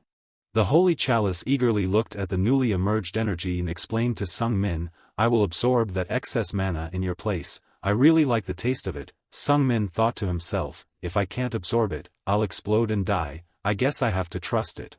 As the holy chalice looked at Sung Min with eager eyes, the divine eye revealed that the holy fire chalice was eagerly seeking a true master. Sung Min pondered silently. In the original story, the holy fire chalice belonged to Kazan. It didn't behave like this then. The holy chalice's eyes gleamed with excitement. It was challenging to explain, but Sung Min met the criteria to become its true master. Sung Min, curious, asked, why? The holy chalice chuckled mischievously and replied, your existence is full of loopholes, which are necessary for me to seize. Sung Min furrowed his brow, looking puzzled. What do you mean? He asked. However, the holy chalice didn't elaborate further. Instead, it casually remarked, you'll understand soon enough, we don't have much time now, so I'll be direct. Become my master, the holy chalice exclaimed with excitement, its enthusiasm bursting like fireworks overhead.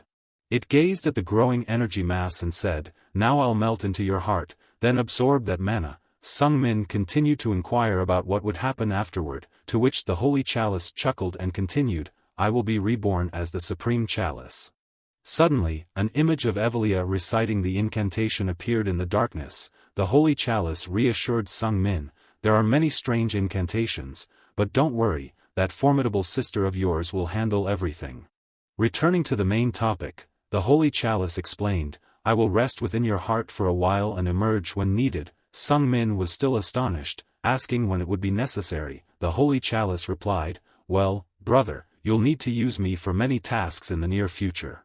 The divine eye explained further to Sung Min, the supreme chalice will dissolve into the heart of its true master and become another mana circle. Sung Min still felt hesitant, asking if it meant he would have another mana circle. If he didn't accept its assistance, his body would gradually vanish, causing him to panic. If this continues, I'll die, he realized. Clutching his teeth in uncertainty and feeling the pressure of time, Sung Min thought, I don't want to die.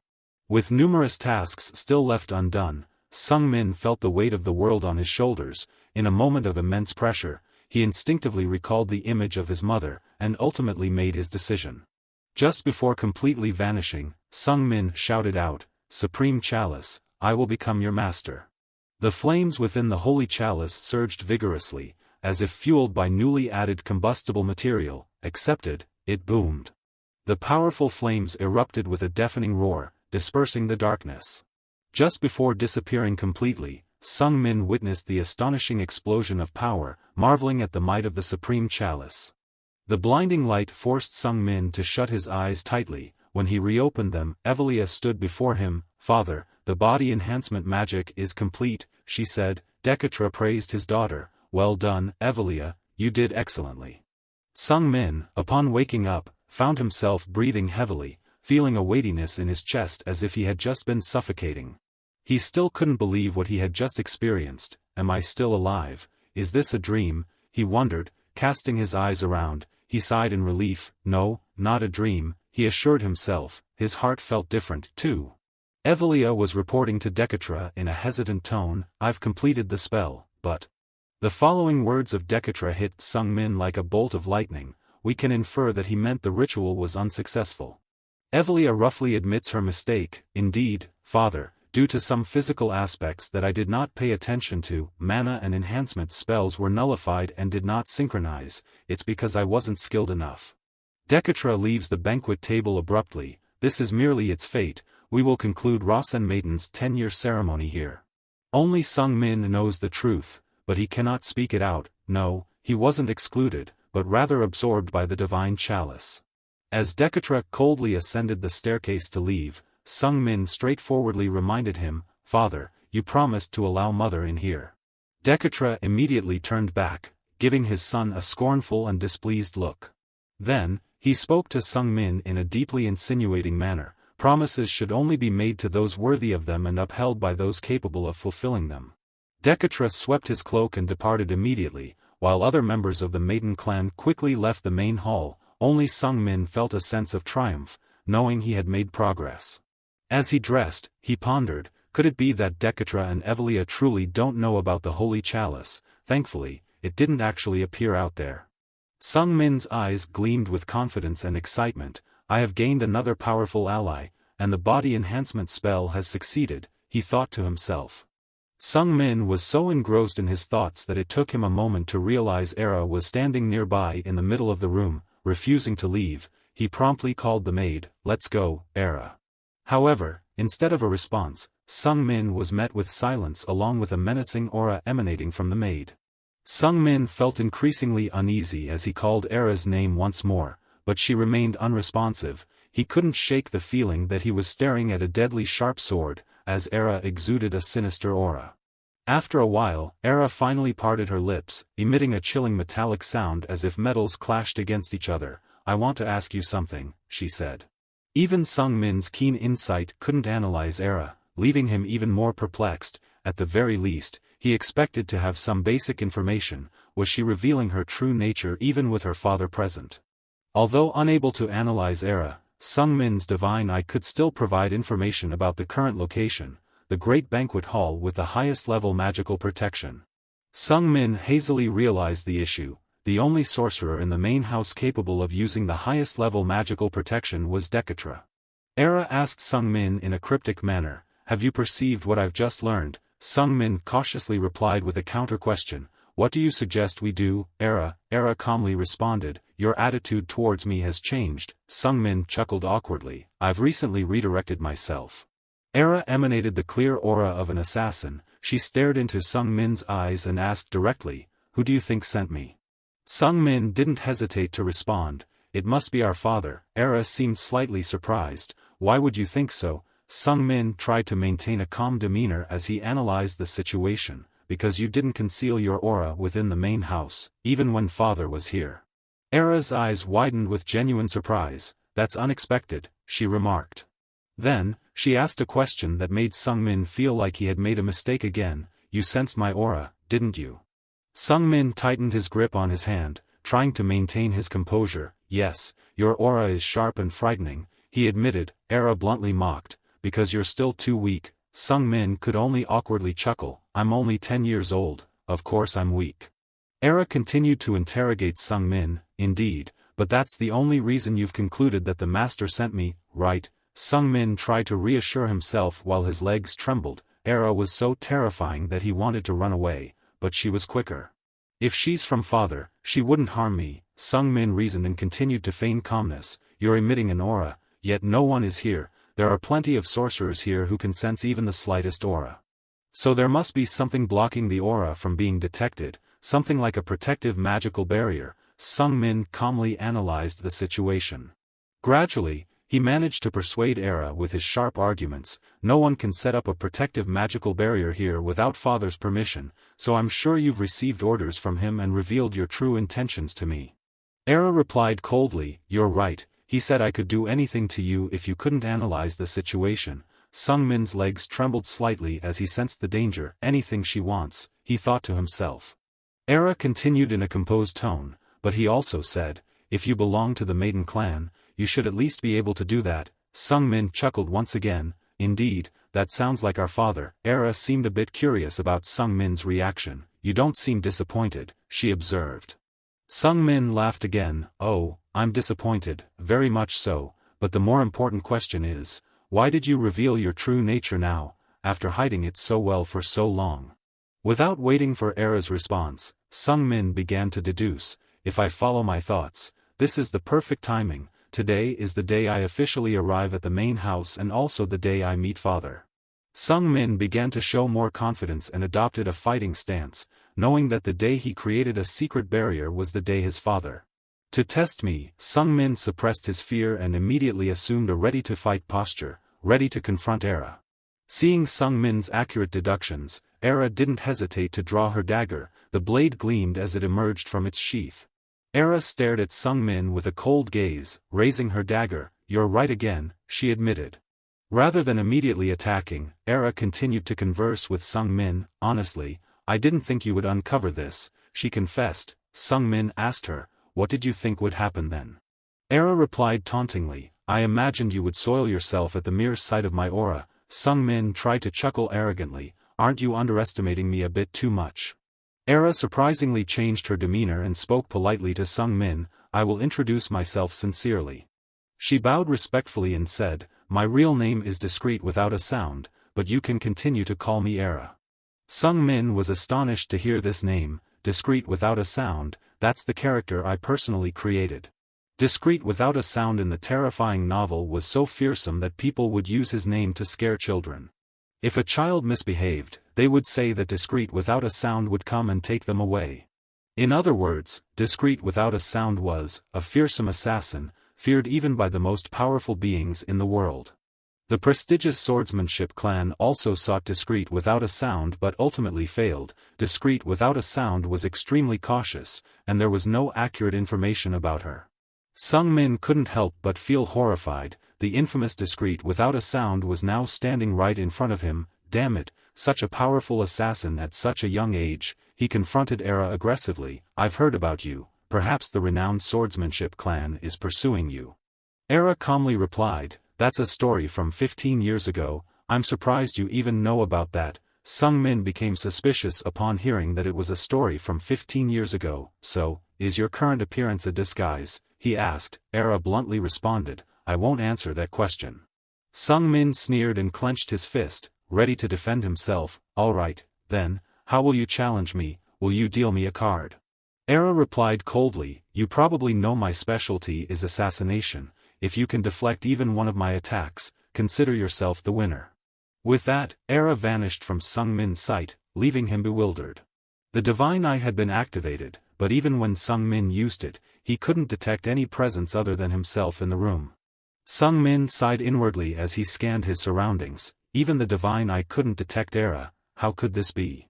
Suddenly, Era's voice echoed softly, almost like the wind. The master instructed me to eliminate you if you're too weak, she said. The words were uttered so calmly, yet they sent shivers down Sung Min's spine. Eliminate me, he thought in horror. Sung Min suddenly raised his hand and shouted, wait, hold on. Era's voice echoed in his ears, but he still couldn't see her. Speak, he demanded. Even in the face of impending death, Sung Min still thought about fairness, benefits, and demands for himself. What will I gain if I win? He asked. After a moment of silence, Era reluctantly materialized to speak. I didn't expect you to ask for a reward, she said, startled. Sung Min immediately turned to look behind him. Behind me, I'm sure I heard her voice in front of me, he thought. Era reluctantly asked Sung Min, what do you want? Sung Min promptly replied, from now on, stand by my side. Era raised an eyebrow skeptically. I am your servant, master, of course, I will do that. Sung Min smirked mischievously and added, no, not just as a servant, I want you to protect me, you said it yourself, I'm very weak. Sung Min looked at Era with sincerity, so, until I'm strong enough, protect me.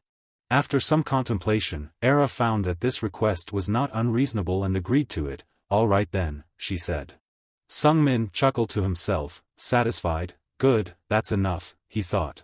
Then, Era disappeared once again with an echoing sound in the air. Now, the test will begin, Sung Min muttered to himself. Sung Min's gaze sharpened as he carefully observed his surroundings while contemplating. He felt fairly confident, but to accomplish something, one must first sense something. Even my keen senses couldn't detect her. Sung Min slowly scanned around. If he couldn't see with his divine eye, he couldn't read her movements. She must be targeting him while invisible. She had spoken in a terrifying tone, but she wouldn't kill him. Sung Min was certain in his mind that Era's threat of elimination was merely an empty one. That meant she wouldn't attack his neck, upper chest, or heart. A spark of an idea flashed in Sung Min's mind. If he couldn't predict where she was, he had to deflect her attacks by protecting himself. He would willingly endure the attacks. Continuing to devise his plan, Sung Min reasoned that Era would also lower her guard, limiting her attack positions to just his arms and legs. She would likely use non-life-threatening strikes. Finally, Sung Min decided on his course of action. He would be able to detect Era's position the moment she attacked. Furthermore, he had his temporal dilation and divine eye. As he mentioned temporal dilation being activated, Sung Min instinctively looked down at his hand and noticed something unusual. Temporal dilation not only slowed down time, but it also allowed Sung Min to see mana in slow-motion movement. Sung Min couldn't help but be surprised when he looked down at the magic circle around his heart and noticed it had changed color to purple. Why has its composition changed? He wondered. The divine eye analyzed and informed him that the sealed mana within his heart was reacting to the will of the enemy, enhancing his novice combat magic. The high-level iron will was being replaced by a high-level defensive capability. Feeling elated, Sung Min looked at the swirling magic circle. Now stronger than ever, the extraordinary Holy Grail released mana into his heart, upgrading all of his techniques. In that moment, a bright light illuminated before Sung Min's eyes, revealing how Era would attack. Sung Min quickly deduced, to the side or at the legs. No, now I can see clearly. It was the legs. Before Sung Min's eyes, Era's movements were as clear as a slow-motion film. He continued pondering how to deal with her. If he wanted, he could dodge, but if he dodged, he couldn't deflect it. If he didn't deflect, there would be no point. At that moment, his novice combat magic, high-level defense, was automatically activated. Sung Min decisively raised his leg toward Era's dagger. He would take the hit. Then, he firmly grasped Era's dagger and pushed it aside. Sung Min infused mana into his fist. Utilizing his novice combat magic, he employed high-level gravity to enhance the power of his punch. Although Sung Min's movements were swift, Era managed to block his punch in time. Quickly retracting her aura, Era then nearly struck Sung Min's chin with her own punch. Sung Min had managed to almost make Era sit down on the floor, and he eagerly asked her, so, does that count as deflecting? Era conceded with a nod. Yes, it does. Putting away her dagger, she stood up. I will keep my promise. Then, Era bowed respectfully to Sung Min. from today onwards, I swear to devote everything I have to protect you, young Master Rasen. Right after resolving the situation, Era suddenly disappeared once again. Sung Min's left hand was bleeding profusely from gripping Era's dagger earlier, but he paid little attention to it. With a satisfied smile, Sung Min whispered to himself, I've passed the test. Meanwhile, in an auxiliary building of the Maiden family estate, a place with dilapidated and ancient architecture reminiscent of the Middle Ages. In the corridor of this decrepit castle, there was not a soul in sight. The door of the room at the end of the hallway, located on the highest floor of the castle, suddenly creaked open. Immediately after, it automatically closed without anyone appearing there. Inside the room, just as worn out and rudimentary as the rest of the castle, Era suddenly emerged in the middle of the room. Standing solemnly, ready to begin the report. Era spoke alone in the room as if someone were silently listening to her. It seemed the astute master had discerned my method of attack, otherwise, I couldn't explain how he managed to deflect that strike. Continuing to address the wall opposite her, Era added, I also believe he intentionally didn't evade the blow. I suspect he anticipated that I wouldn't attempt to kill him. There was no other way to divert my attack, Era pondered. I think it was a clever decision, but then, something very peculiar struck Era as she reminisced about the events of the skirmish. My dagger was coated with a poison called melia, yet he chose to grasp the blade with his bare hands. Surely, the dagger would have cut into his hand, but even if the poison seeped into his body, he seemed unharmed. Era appeared puzzled. I'm trying to understand why, she mused, but for now, I believe it's because his mana neutralized the poison. The crucial question remains, did he do it intentionally, or was it merely luck? With a succinct summary of the information, Era vanished once more, leaving me determined to uncover the truth behind this mystery. Era's ethereal figure faded as the door to the room swung open once more. I knew she had changed, but I never imagined she could successfully deflect the dagger and neutralize the melia poison. As Era departed, taking with her all of her curiosity and intrigue, I couldn't help but reflect on the past month. That day had brought about significant changes, and at this level, I believed she was worth protecting. That evening was a rare peaceful night with Sung Min. He had decided to join Hampton for a stroll downtown to relieve the pressure after the recent challenges. Sung Min sighed as he walked, expressing how incredibly tired he felt today. He decided he needed a break, grateful for the opportunity to step outside and unwind. Suddenly, a shimmering goblet appeared out of thin air, accompanied by a broad grin. You're doing well, aren't you? It exclaimed. Sung Min jumped in surprise, exclaiming, oh my goodness, I didn't realize you could still manifest like that. Looking around cautiously, Sung Min whispered to the goblet, you can't just appear out of nowhere like that. The goblet responded calmly, why not, only you can see me, after all. It seems Sung Min had an unexpected companion during his stroll, one that only he could perceive. The holy goblet continued to praise Sung Min, who was bewildered and asked why. The goblet responded with a hint of annoyance, because your beautiful sister's dagger had melia on it. Sung Min, confused, asked, melia, what's that? The holy goblet immediately provided Sung Min with information. Melia was categorized as one of the deadliest toxins derived from the venomous horned sea star species inhabiting the southern seas. In most cases of poisoning, death would occur if not treated within 5 minutes. Sung Min felt a shiver run down his spine. Deadly poison, on that dagger. He stared at the goblet in shock. So, you neutralized it, the goblet nonchalantly replied. I couldn't avoid it. It's still inside me. Poison is just another attribute, you know, it's a waste not to neutralize it.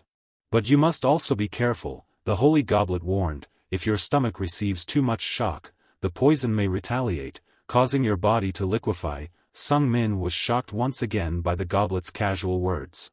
He immediately cried out for Hampton, who was nearby purchasing ancient herbs for Sung Min. Hampton hurried over, responding, yes, I'm here, young master. Within minutes, Hampton arrived at Sung Min's side, panting.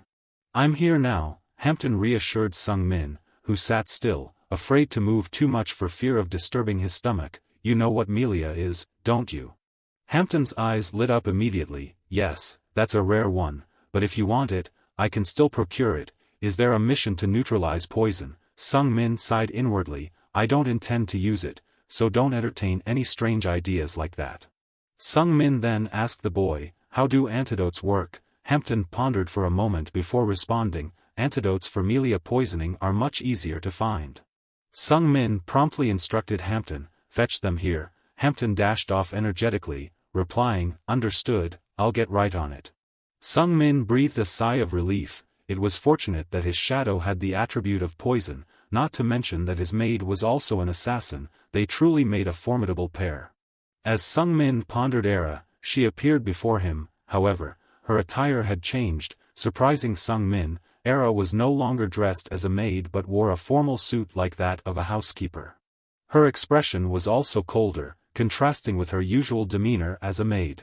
Sung Min was surprised and asked Era, did you change your clothes? Era replied coldly, this way, I can support you in the best way possible.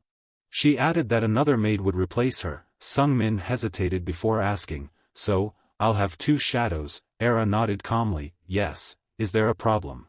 Sung Min felt a bit perplexed but said, no problem, but your attitude has changed too. Era replied indifferently, I no longer need to wear that false mask. Sung Min chuckled awkwardly, do you know you're quite the actress? Era responded as if it were obvious, acting is a necessary skill to become an assassin. Seeing Era's indifferent expression, Sung Min felt a bit annoyed and asked her directly, you did poison that dagger, didn't you? Era flinched momentarily, then looked at Sung Min with suspicion. You knew, didn't you? Sung Min replied with some bitterness, yes, I pretended not to notice before, but the more I thought about it, the more irritated I became. I can assure you didn't intend to kill me, so why did you poison the dagger? Era evaded Sung Min's question, but Sung Min was quick to respond, I wanted to show you that even without an antidote, I would still be fine. The purpose was to make you stop underestimating me. Era expressed doubt, Melia is a deadly poison. Sung Min confidently replied, I know, it's derived from the venomous horned sea star in the southern seas. Era couldn't hide her surprise, you know a lot. Sung Min remained self-assured, I know enough, even though I only learned it recently. Of course, I knew. Era's perception of Sung Min shifted. He not only possessed remarkable physical abilities but was also highly intelligent. She had underestimated him.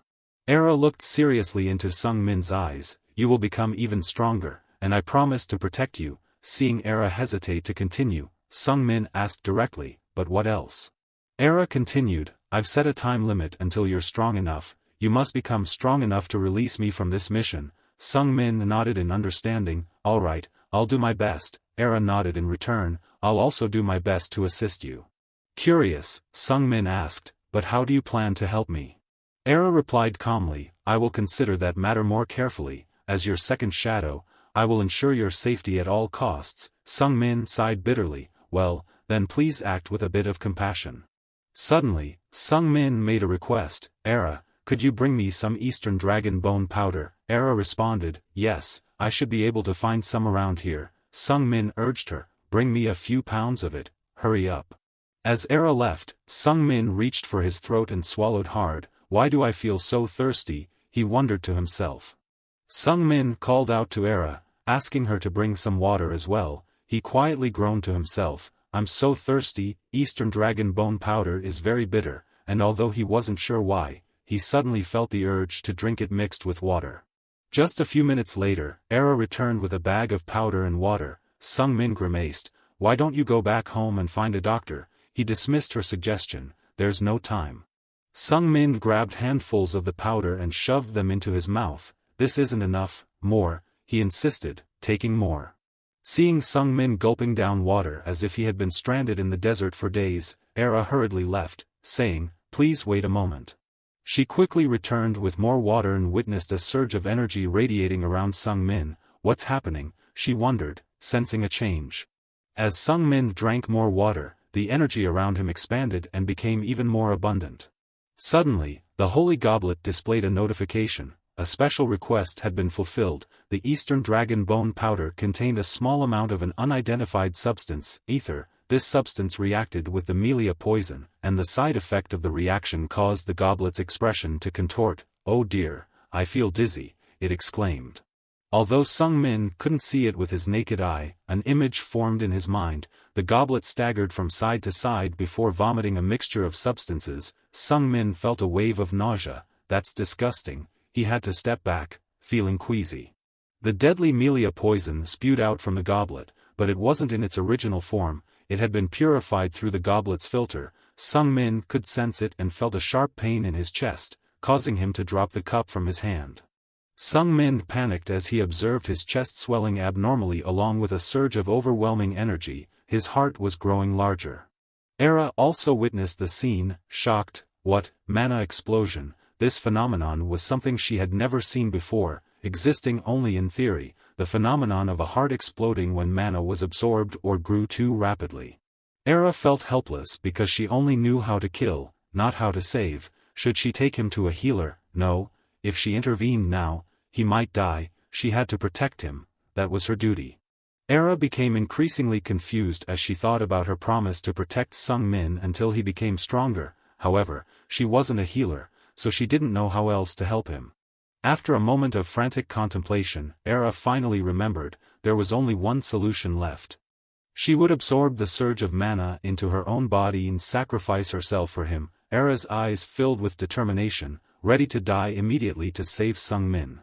Meanwhile, the Holy Goblet was explaining the situation to Sung Min. When Ether and Melia reacted, they had a rapid expansion characteristic. Only those with synthesized mana, also known as superlative mana, could control this energy.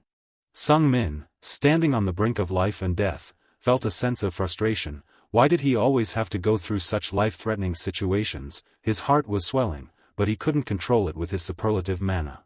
The method of mana cultivation was trying to assist in controlling the reaction of the poison, but the pain was relentless. Sung Min's heart felt like it was about to explode, as if a large rock were pressing against his chest and ribs, threatening to break them. The Holy Goblet continued its explanation. Even those with superlative mana couldn't completely control the expansion reaction of Ether and Melia. This was merely a necessary condition. Sung Min felt even more bewildered, just a necessary condition. The Holy Goblet further explained that if one didn't possess the blessed body of a martial arts expert, they wouldn't be able to fully free themselves from the expansion. Sung Min grew increasingly horrified. Unable to completely escape meant he would perish. However, a glimmer of hope flickered in Sung Min's heart. Additionally, those with special physical attributes would withstand this expansion, such as holy beings. Sung Min felt a surge of relief at the sight of this newfound hope. The holy being, I will endure. Suddenly, the icy voice of the divine goblet echoed in Sung Min's mind. Ah, it's better now, boss, trust me. The divine goblet began to take effect, swiftly absorbing the surging mana within Sung Min's heart. Although it existed within his heart, its storage capacity was separate. The divine goblet was ecstatic as it absorbed the abundant mana. Your abilities are also helping us a lot, boss, it silently replied to Sung Min's thoughts, presumably referring to the easy mana cultivation method. When Era witnessed this scene, she was at a loss for what to do. Her calm demeanor had vanished. Once the mana explosion started, it couldn't be stopped by any means. This could only be managed with the assistance of at least 7th circle mages. Before Era's eyes, Sung Min's chest, which had swollen to the point of almost bursting, was gradually returning to normal, leaving her stunned. The eruption of mana was clearly beginning, yet he could still somehow control it on his own. Before long, Sung Min's heart returned to its original state, and a sudden burst of flame ignited. The extraordinary mana reacted with the air and created the fire. Before Era could react, the fierce blaze erupted and engulfed Sung Min in an instant. Era shielded her face from the intense heat and blinding flames, but she could still faintly sense that something was changing within Sung Min's body. As the heat from the flames dissipated, Era looked up at Sung Min and was left speechless, stunned by what she saw. A phenomenon far from ordinary was unfolding before her. Era gazed in disbelief at the 2 magic circles on Sung Min's chest. According to everything she knew, it couldn't be possible. The extreme curiosity suddenly appeared in Era's mind. Why did he suddenly manifest 2 magic rings? Intense curiosity surged through Era's mind as she looked at the 2 magic rings on Sung Min's chest. Suddenly, he transformed into 2 magical rings himself.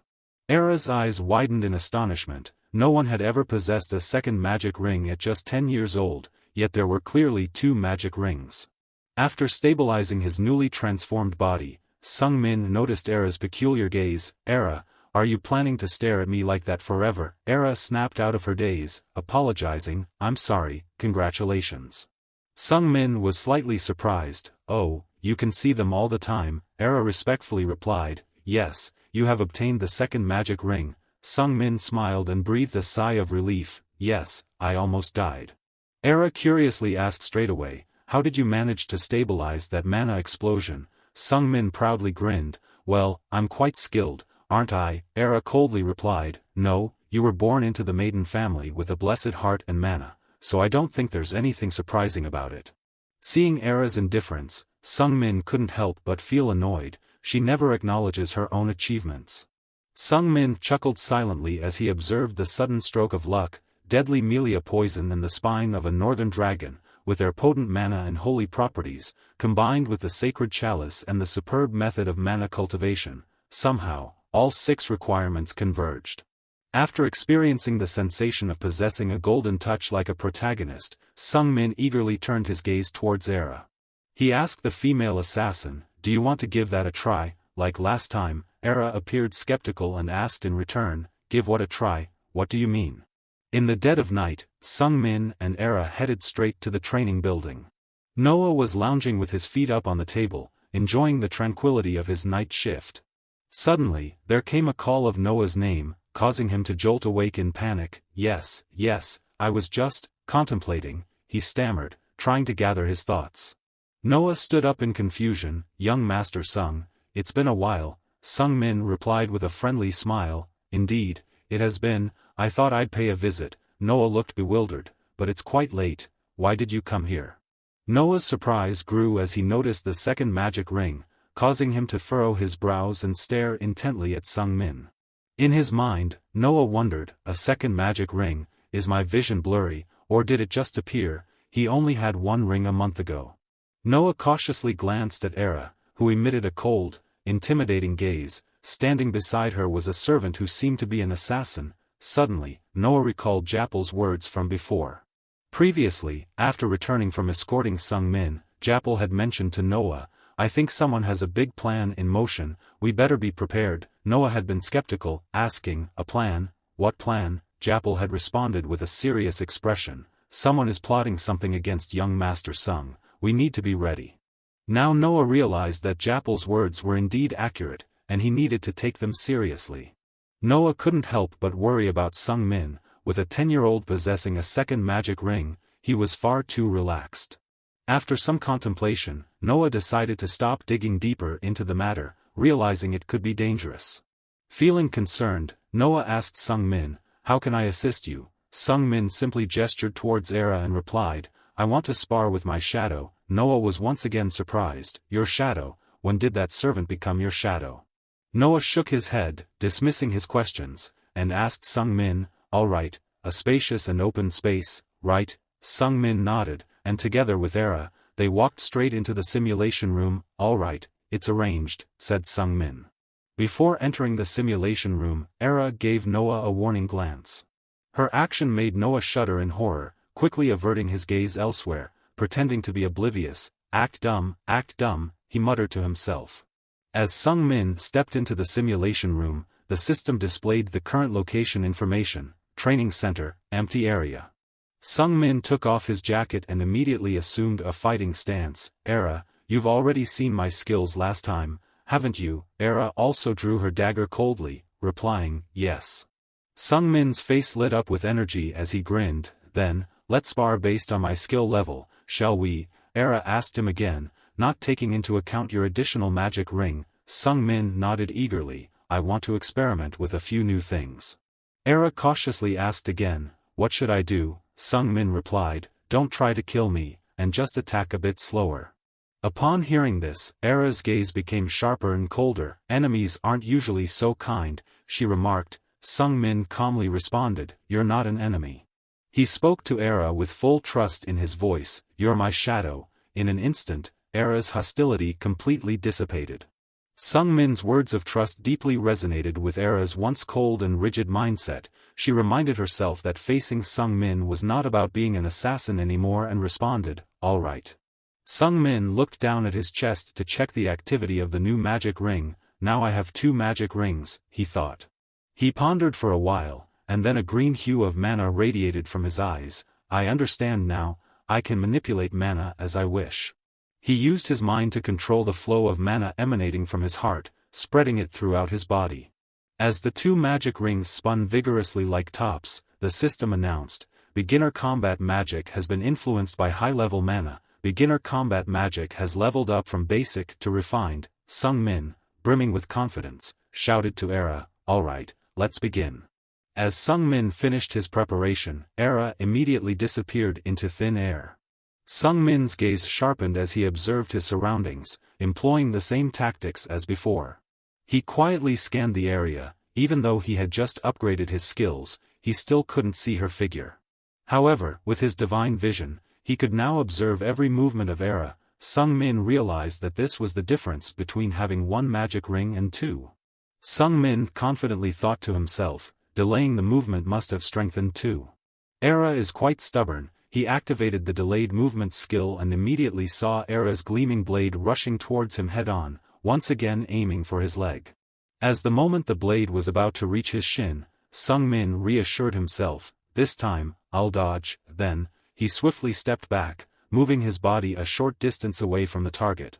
Era couldn't help but be amazed. He dodged it, and he can see my movements. As Era finished her attack, Sung Min took advantage of the moment she hadn't moved yet and rushed towards her at his maximum speed. Sung Min leaped towards Era with a fist full of mana, exerting his attack force directly towards her face. Although Era was affected by the delayed movement, her speed was still fast enough to perceive Sung Min's fist rushing towards her face. As the moment of impact approached, with Sung Min's increased strength, his fist was about to reach Era's chin, but she disappeared from his sight. In less than a second, a cold blade pressed against Sung Min's neck, startling him and halting his movement. Despite the blade being at his throat, Sung Min smiled with satisfaction. "Era, you're truly strong. I couldn't even see your move from earlier, even with my divine vision." After both sides stopped their movements, Era lowered her blade and hesitantly admitted, "I concede, I've lost." She bowed her head to Sung Min. "I promised to only use the same skills as last time, but I broke that promise. You've become a bit stronger." Sung Min grinned broadly. "Yes, now that I have two magic rings," Era replied coldly. "I didn't expect the difference to be this significant." Sung Min's eyes sparkled with delight. "Are you praising me?" However, Era coolly poured cold water on his joy. "No, you're still weak." Sung Min frowned in confusion. "Didn't you just praise me?" Era replied coldly. "Sweet words attract flies." Inside the observation room, Noah was sweating profusely after witnessing the short but intense duel between the two of them. He stood there, stunned and speechless. "What am I seeing? That 10-year-old, a young mage couldn't possibly execute such techniques." Noah hesitantly looked at the crystal ball. Without using magic to track movements, it was incredibly difficult to perceive her actions, and the destructive power of his attacks far exceeded what he had seen a month ago. Noah's eyes widened in utter horror as Sung Min and Era stepped out of the simulation room. "That last move of hers, the assassin, it's the most terrifying. I've never seen anything like it." As Sung Min left, Noah still couldn't shake off his astonishment. He had to mentally reassure himself, "I saw nothing, I know nothing." Sung Min cheerfully waved goodbye to him. "Let's go." Noah, still in a daze, shouted back, "Oh, it's okay, young master, goodbye." In his heart, there was a lingering sense of confusion. Did Sung Min also know how to apologize? Just when Noah thought everything was over, a chilling blade suddenly pressed against his neck, causing him to jump in fright. Era's icy voice threatened, "Forget everything you saw today." Noah nervously replied with a forced smile, "I was just going to the bathroom, so I didn't see anything. Is there a problem?" Era glanced at Noah and delivered her message bluntly. "Young Master Rasen already has a second magic ring, but he hasn't fully mastered it yet. Do you understand?" Noah's eyes widened with horror. "Young Master has two magic rings already, at just 10 years old. This is the first time I've seen something like this." Finally satisfied, Era sheathed her blade. "I'm glad you're not a fool." Noah swallowed nervously as he felt a shallow cut in his throat. Right after that, Era vanished in the blink of an eye as if she dissolved into the air. Noah let out a sigh of relief, his throat still trembling. What was that?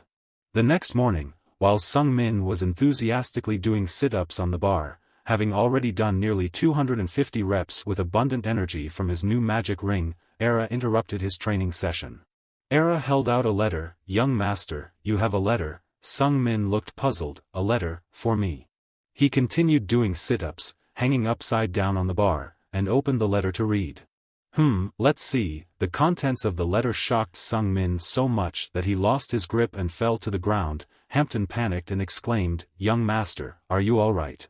Sung Min hesitated for a long time, unable to utter a word, even his body trembling with shock. Hampton also grew worried witnessing his master's unusual reaction. After taking a moment to collect himself, Sung Min exclaimed in a shocked tone, the Sword Master Guild sent me an invitation letter. He couldn't help but feel unsettled inside. I didn't arrange this. This is unexpected. Shortly after, Sung Min was summoned to the council chamber of the Maiden family, located in the main building. As Sung Min walked, he pondered, Dekatra called me. It must be because of the invitation from the said family. Earlier, after reading the letter, he had instructed Era, inform the main house. Era hesitated, not understanding Sung Min's intentions. The main house, sir. In her thoughts, despite the enmity between the said and Maiden families, she feared that this invitation might anger Dekatra. However, Sung Min had a different perspective. He told Era, I've passed the 10-year ritual, now, I must also engage in the struggle for inheritance rights. Sung Min cryptically remarked about the said invitation, you have to enter the tiger's den to catch the cub. In his heart, he was actually thinking that it was best to stand by the cub if possible, as after all, Kazan was the protagonist of the novel. At that moment, Rudia was sitting on a nearby tree branch, eagerly shouting, me too, I want to catch a cub. Sung Min chuckled gently and said to the girl, Rudia, why don't you come along too? He casually added, Kazan also wants to be friends with you. Rudia beamed with joy, really, I want more friends too. Standing before the council chamber door, Sung Min silently encouraged himself, using his writer's ability to envision potential futures. The invitation from the said family is seen as one of our greatest enemies. It holds significant meaning. As Sung Min entered, Dekatra and Evelia were already waiting. Sung Min regarded them like towering mountains. If he made a mistake, even a small landslide could bury him. Dekatra turned his back to Sung Min, but even without seeing his face, Sung Min felt a chill running down his spine. Evelia stood to the side with her usual impassive expression. While Sung Min wasn't particularly afraid of her demeanor, he dared not make mistakes in front of a 7th-rank mage. Taking a deep breath to bolster himself, Sung Min internally rallied, this world is created by me, let's change it and write new pages. At that moment, the system also notified him of a plot-changing event. Standing in the council chamber, Sung Min cautiously inquired, Father, you called for me. Dekatra responded with a cold grunt. Sung Min pretended to ponder for a moment before speaking, what task does father wish to assign to me? Dekatra gave his son a cold, sidelong glance. You should know the reason why I summoned you here, he said icily. Sung Min pretended to ponder for a moment before cautiously responding, is it because of the invitation from the said family, sir? In that moment, a gust of wind blew through, extinguishing the candles in the room. Immediately, the atmosphere behind Sung Min froze solid. He sensed a surge of icy energy attacking him from behind and swiftly turned around. At that precise moment, a sharp ice spike thrust forward, halting just before piercing Sung Min's neck.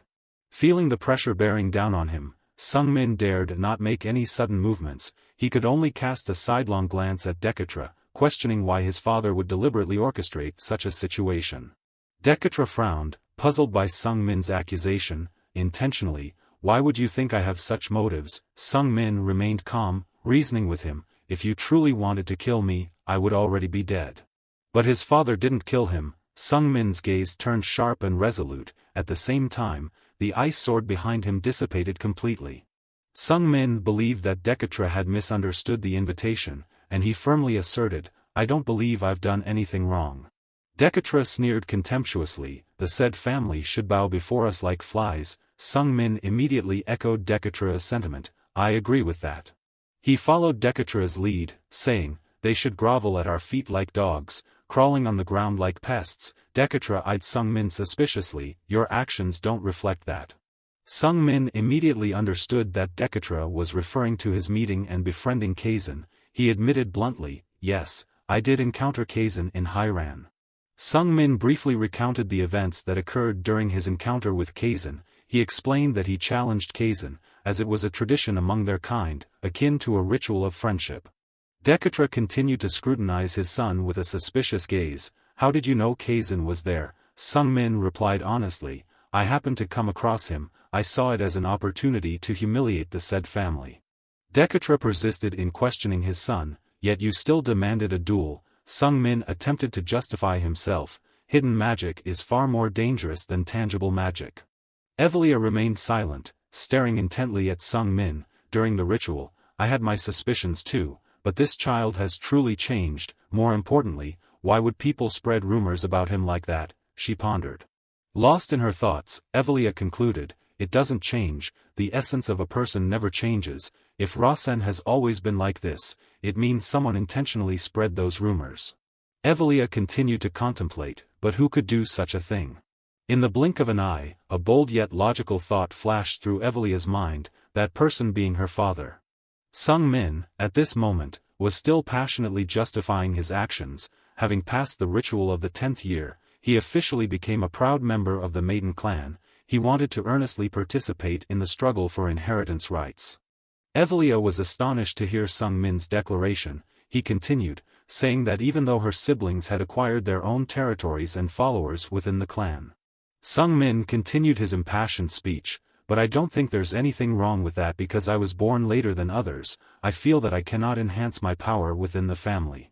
Finally, he quickly concluded the matter, saying, so, I think I need to build my own power through relationships outside the family. Dekatra became even angrier upon hearing this. Does that mean you want to involve outsiders in the fight with your siblings? Sung-min knew that his actions went against the family tradition, but he remained steadfast in his idea. It was the only choice he had. Dekatra scowled even more as his anger intensified. Do you even know what you're saying? Sung-min declared boldly, I know very well that I befriended Kazan to turn him into my hunting dog, a well-trained dog that can even take down a tiger. Dekatra began to find his son's reasoning acceptable and lowered his voice. Sometimes they even bite back at their masters, he added. Sung-min nodded firmly, saying, yes, father, just as you said.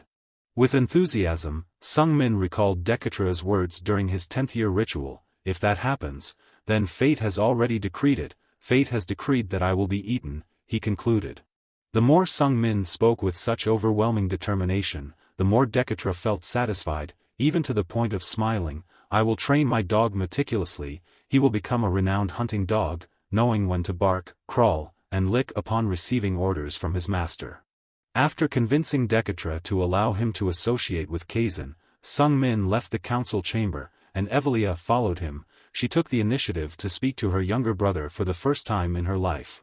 Sung-min walked alongside Evelia and politely responded, yes, sister. Evelia straightforwardly asked Sung-min, did you already know that this would happen when you received the invitation? Sung-min calmly admitted, that's right, except for the fact that you didn't know who would accompany you. He thought to himself, father wouldn't let me go to the said clan alone, so a guardian would be sent along, a reliable and capable person. To father, Evelia is such a person. Evelia continued to question her younger brother directly, speaking as if she had rehearsed the conversation 100 times in her head. Sung-min chuckled awkwardly, that's right, not practicing beforehand can leave you stumbling. Evelia showed a hint of admiration for Sung-min. At your age, I couldn't talk to father like that. After a moment of reflection, Evelia stopped and spoke with a more serious tone, Rasen, I want to ask you another question. In an instant, the hallway transformed. It became a dark world, separate from the surroundings. Evelia unexpectedly used magic, causing Sung-min to briefly startle. Evelia used her star-like eyes to scrutinize her younger brother, strengthening her magical senses. Did the ritual of magic enhancement truly fail? Sung-min pondered for a moment and realized that Evelia knew it hadn't failed, so he decided not to lie. It didn't fail, he admitted. Evelia continued her interrogation. Then what happened to the extraordinary mana on that scroll? Sung-min couldn't disclose the reason, but instead of stumbling over excuses, he remained serious. I'm sorry, sister, but I can't say. Evelia became even more curious and pressed on, why not? In just a few seconds, Sung-min's mind raced, and he boldly invoked a name of significant value within the Maiden clan, a name Evelia would never be able to verify the truth of. Father told me to keep it a secret. Indeed, Evelia reluctantly accepted the reason. I understand, she said, inwardly thinking, I'm sure now. Evelia reasoned to herself, Rasen is the variable father entrusted to me, otherwise, he wouldn't have been able to talk to father like that. Evelia continued to ponder, realizing that how she would utilize this variable depended on her own abilities. If she couldn't make use of it, father would entrust Rasen to someone else. Her eyes lit up with excitement. Father had given her this opportunity in advance, although at present, it couldn't be considered a variable yet. Finally, Evelia interpreted Sung Min's answer into a profound insight. So, there's only one thing father wants from me, to nurture Rasen to become more human-like. If I can achieve that, someday he might indeed function as a variable. Sung Min is a skilled author who can effectively grasp the psyche of his main character, knowing that Evelia had misunderstood as he predicted and choosing the right moment to speak up. I want to show you something, he said, completely captivating Evelia's attention. Evelia was completely drawn into Sung Min's actions. What is it? She asked eagerly. Sung Min began to circulate mana within his heart, causing it to surge forth from his heart. This mana could be controlled to flow to any part of his body as he desired. As Sung Min opened his hand in front of Evelia, a rich stream of mana was drawn out and condensed, emitting a dazzling brilliance. Sung Min smiled proudly and arrogantly about his own abilities, wanting to show Evelia that he was a valuable variable. Evelia's eyes widened in astonishment as she witnessed such a phenomenon for the first time in a 10-year-old child. She stared intently at the glowing mana with disbelief. No, it can't be, that's extraordinary mana. The mana sphere maintained its spherical shape on the outside, but inside, it twisted in uneven directions. Sung Min chuckled gleefully as he showed off to Evelia. See, this is extraordinary mana, you can feel its immense power. At its core, it's fire mana. Evelia had guessed correctly, and she was also staring intently at the mana inside her younger brother. After a while, she finally spoke. Rasen. Sung Min obediently replied, yes, sister. Suddenly, Evelia splashed cold water on Sung Min's boastful face. Don't push it too far, I've already recognized your potential. The mana sphere hovering in Sung Min's hand vanished like dust swept away by the wind. Evelia sincerely advised her younger brother, holding the physical form of mana puts a heavy burden on your heart. Sung Min let out a gasp of astonishment and fell silent. He hadn't realized that, simply mimicking techniques he had seen in a ninja cartoon he watched as a child. Evelia gently reminded Sung Min, you're still young, you can't endure that kind of pain. Your heart must have struggled when you had your second spell circle while you were still too young. If you keep pushing yourself, you won't become a renowned mage. Continuing with genuine concern, Evelia said, I want to see you continue to grow beyond this. Sung Min responded awkwardly, yes, sister. He looked at Evelia's face, sensing her sincerity. She seemed honest, yet it left him perplexed. How could she be so kind? Now Sung Min noticed something peculiar. Dekatra never mentioned his son's second spell circle. Even Evelia, who had realized it, couldn't understand why Dekatra wouldn't know. Sung Min had a gut feeling that his father was up to something. His younger brother's puzzled expression intrigued Evelia. Rasen, what are you planning to do now? Sung Min continued on the main topic. Inviting renowned swordsmen is not only for us, he said, and Evelia nodded in agreement. Of course, the Grandals clan must have been invited too. The alliance between these two clans could change the world. In Sung Min's mind, a new scenario was unfolding. A talented individual from the renowned martial arts clan, someone of his age, was likely to attend. That person was the wine daughter of the renowned martial arts clan. Rosalind was the one whom Rasen had fought before, sparking the conflict between the two clans. Sung Min recalled that incident and asked Evelia, the martial arts clan will use the gate we've erected to cross to the continent of Vestia, right? Evelia replied confidently, you can be sure of that. Sung Min didn't hesitate to make a suggestion, I'll go there and wait for them. Evelia hesitantly asked why, and Sung Min, feeling embarrassed, admitted Rasen's mistake, because I behaved improperly towards them. Sung Min couldn't help but regret his actions and Rasen's words at that time. You looked like a fish, Rasen had said. Sung Min sighed inwardly. After all, the reason he was exiled was because of his fight with Rosalind. He told Evelia straightforwardly, I will apologize to Rosalind. Evelia looked at her younger brother in surprise once again. Apologize? Why? Sung Min nodded firmly, yes, because I was wrong. However, Evelia furrowed her brow, showing disagreement with Sung Min. Our clan doesn't bow down to anyone, she insisted. Sung Min countered firmly, a mage won't bow down to anyone if their honor is pure, but if they've lost their honor due to a wrongdoing, then it's different. He displayed such sincerity that Evelia was left speechless. Sung Min continued to persuade Evelia, I fought Rosalind, I behaved improperly, so I have to apologize. Sung Min couldn't help but feel intrusive. Wait a minute, before I entered this body, it didn't have any combat skills. How could he possibly fight the most skilled martial artist from the main line of the clan? Answering Sung Min's question, the divine eye provided the hidden storyline of this world. Rosalind, the sole daughter of the renowned martial arts clan, Grandel, was sensitive and kind-hearted. Unlike her family, she disliked harming others and abhorred violence. Sung Min felt a pang of realization. I understand now, Rosalind's future is entirely different. She's violent and temperamental, and the reason might be because of me. As Sung Min predicted from the hidden storyline, Rosalind was furious about being defeated by the heir of the renowned magic clan.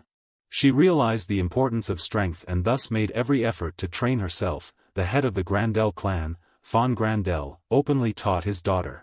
Despite her initial reluctance to learn martial arts, Rosalind's exceptional talent allowed her to progress rapidly. Her talent thrilled the Grandel clan, as she became extremely skilled in a short amount of time. Sung Min couldn't help but be amazed. It was the butterfly effect once again. A small, insignificant character like himself could influence one of the most important characters in the novel. While Sung Min was lost in thought, Evelia suddenly retracted her dark magic. You're the one invited and the main character of this event, she said softly. Evelia smiled gently as she and Sung Min left the main house. Do as you wish, I'll just be here to support you, she said. Sung Min smiled back and replied, yes, sister. While Sung Min led Rudia and his two shadows, Evelia walked alone. The five of them quickly arrived at the Sun Square, the third gate, to begin their journey. Rudia cheered excitedly. There must be lots of delicious food at Kaizen's place. Sung Min smiled gently and reassured her, yes, there will be plenty. Rudia's fondness for Kaizen was evident as she giggled happily. Kaizen is really nice. Hampton followed his master quietly, his eyes filled with admiration, socializing with the enemy, even a dangerous one. The boy brimmed with enthusiasm, silently telling himself, one day, we'll have to defeat the said clan. Then he corrected himself, no, Lord Rasen will probably forgive them, he's very kind. Hampton was so moved that he even shed tears at the thoughts of Sung Min. Lord Rasen must have everything planned out. It's truly an honor to accompany him. Meanwhile, Era looked at Hampton coldly, as if he were a fool. Trained shadows like him were usually loyal to a fault. Afterward, Sung Min and the group moved through several gates, and at each location, the system provided Sung Min with information about their current whereabouts. First, they teleported to a small forest area called Midnight, the seventh gate. Then, they traversed through space to a location known as the Black Sea, the first gate. After passing through numerous gates, they arrived at a place called Graveyard, the central gate. It was the destination they had been heading towards, and to reach this point, they had passed through 22 gates. Hampton fainted, and Era had to carry the boy on his back. When Hampton regained consciousness, he frowned and sighed, I am sorry, I'm too weak. In truth, Sung Min felt quite uncomfortable too. He sensed a heavy burden both physically and mentally, leaving his mind somewhat dizzy. Sung Min paused for a moment at the threshold of the gate to gather his thoughts. The graveyard was one of the largest gates near the said clan. Quietly, Sung Min looked down at the bustling urban area below with a gleam in his eyes. It had an unfortunate name but was a lively city nonetheless. Evelia felt a bit worried about Sung Min having to go through so many teleportation gates. Are you okay? She asked. Sung Min showed determination in his response. Yes, I'm fine. Evelia then proceeded to inform her younger brother about the information she had gathered. According to the plan, the Grandel clan would arrive here in 4 hours. Sung Min nodded and told Evelia, while waiting, I'll practice mana. Evelia gently replied, all right. Meanwhile, Era carried Hampton and led Rudia away, stating, we'll go get the hotel rooms. Sung Min sat in a secluded corner of the street, waiting for Era and seizing the opportunity to train his mana. Evelia didn't accompany the group of servants but stayed behind to observe her younger brother. Evelia's curiosity was piqued by Sung Min's thoughts. "Rasen, what are you planning to show everyone?" she wondered. Meanwhile, in Decatra's room, a conversation was unfolding between Decatra and his closest henchman, Senkan. Decatra initiated the conversation. "Earlier, we encountered the youngest one." Senkan sat across from Decatra calmly and composedly. "You mean Rasen, sir?" Decatra nodded quietly, and Senkan continued to inquire about the reason for the meeting. "Did the body enhancement ritual fail then?" Decatra shook his head gently. "No, it was successful." Senkan looked surprised, "but it seemed like it failed to me." Decatra paused for a moment before explaining. "It's the mana. It has found a place in the boy's heart." Senkan exclaimed in disbelief. "What do you mean?" Decatra furrowed his brow deeper. "I can't explain it clearly. I've never seen anything like this before." Decatra spoke with a skeptical expression. "It seems like it has merged into Rasen's heart. I think it might involve the presence of the divine chalice."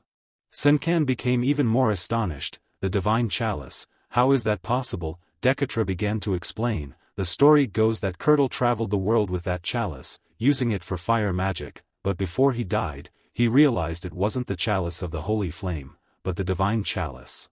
Listening to Decatra's explanation, Senkan grew increasingly bewildered. "I've never heard of such a thing." Decatra nodded. "Of course not, it's only recorded in the history of the Maiden clan." Decatra continued his narrative. "At that time, the first head of the Maiden clan was close to Curdle. After Curdle's death, the divine chalice disappeared and was eventually forgotten." Senkan's eyes widened in astonishment as he listened intently to Decatra's revelations. "The Fire Clan and a mysterious chalice. This is beyond intriguing," he murmured.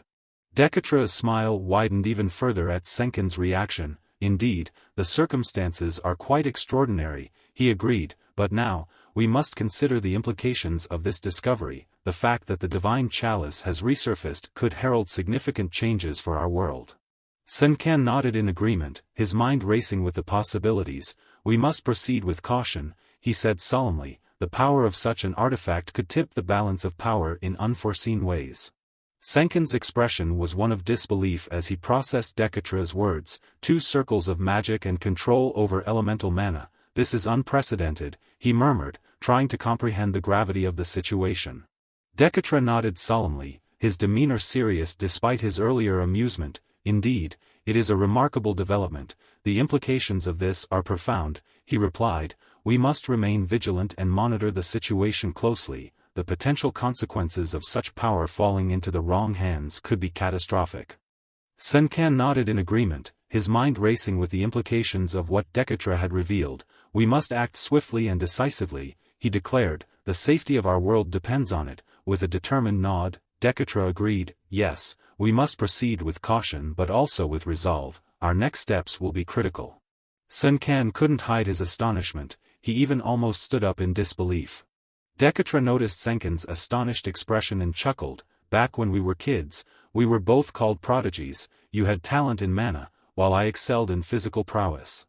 Decatra furrowed his brows for a moment, then asked Senkan, "If it were you, could you have reached 2 circles of magic by the age of 10? Senkan took a long time to ponder before replying. "Perhaps." Decatra continued, "But you will die from its side effects." Senkan admitted, "I won't live to see 20, not even to 17. Decatra then spoke about his son with satisfaction. "But the youngest one has no issues at all. That foolish kid is quite impressive."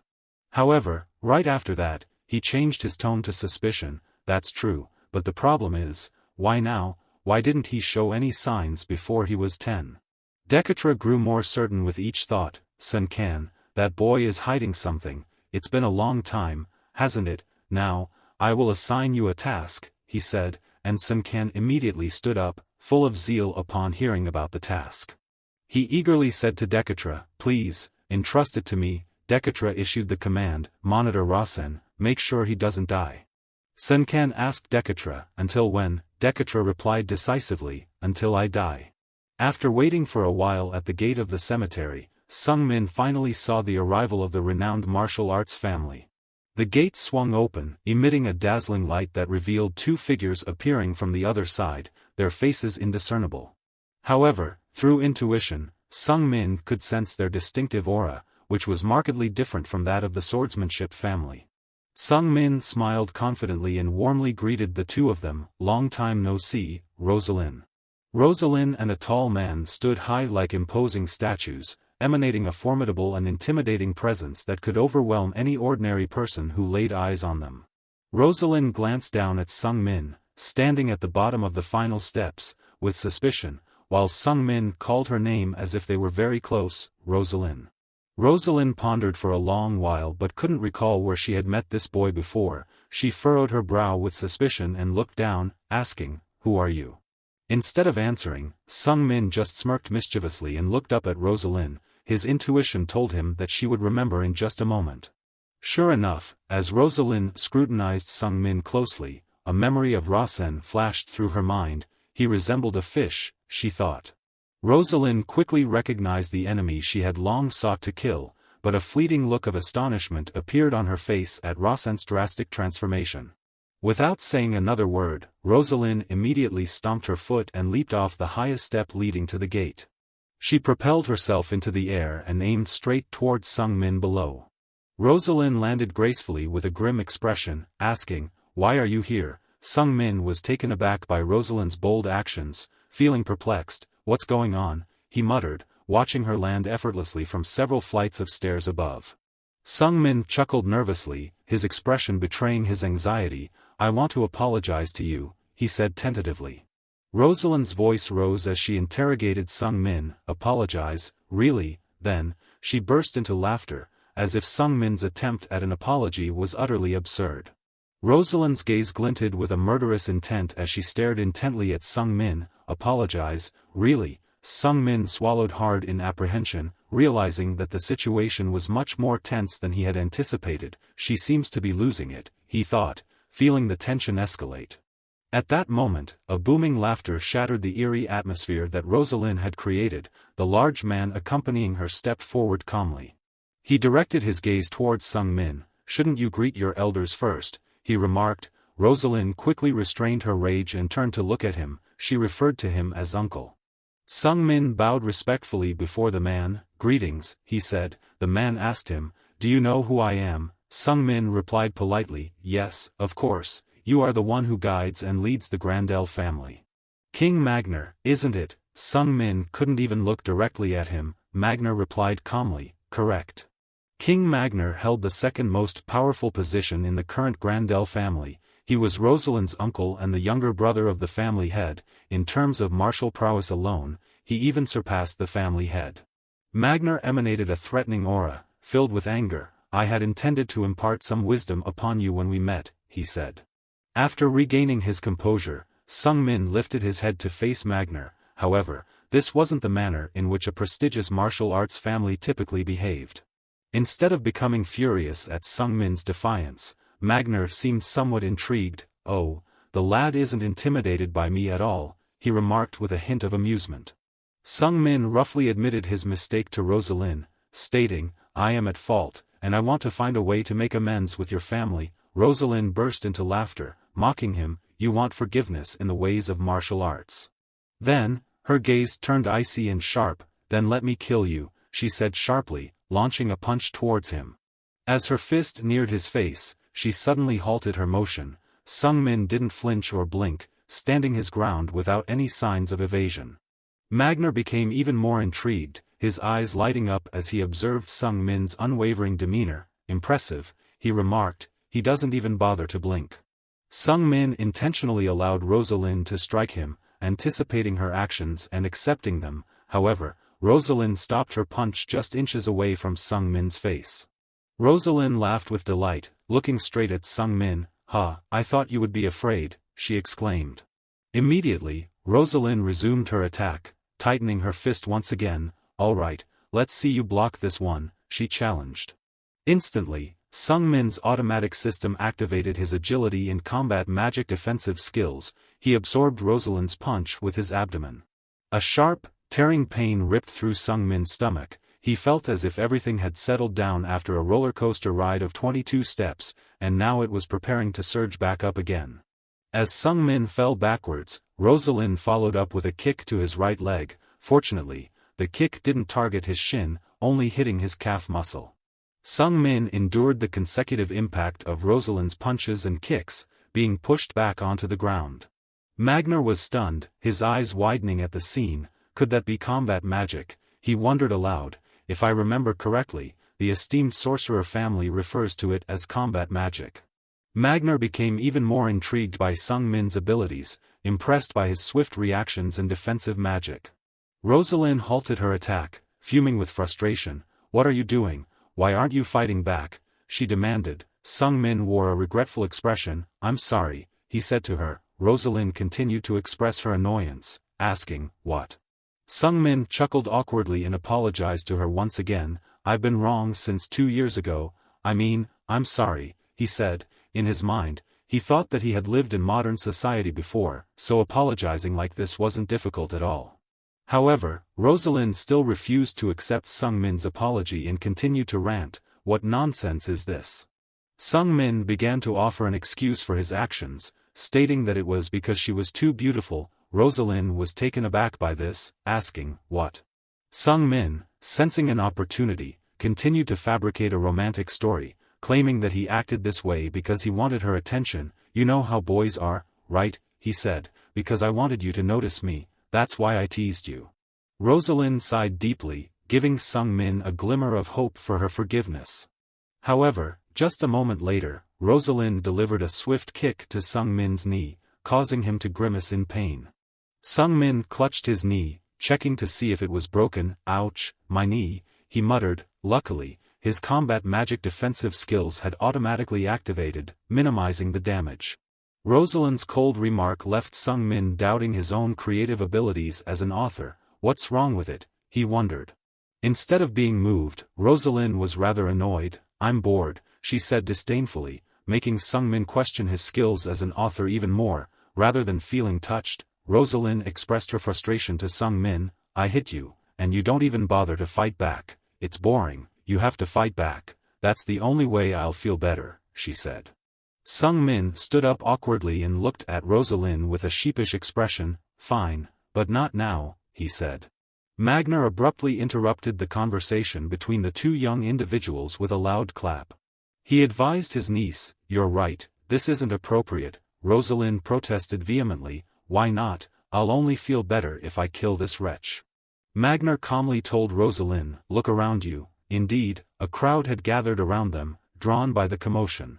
Sung Min immediately agreed with Magner. Fighting here isn't a good idea. If we start brawling, it'll spread bad rumors. Rosalind dismissively retorted, who cares about that?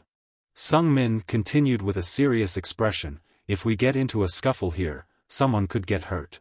The genuine concern in Sung Min's eyes as he looked at the crowd momentarily stunned Rosalind. Magner chuckled with amusement at Sung Min's reasoning, finding it quite clever for a young boy.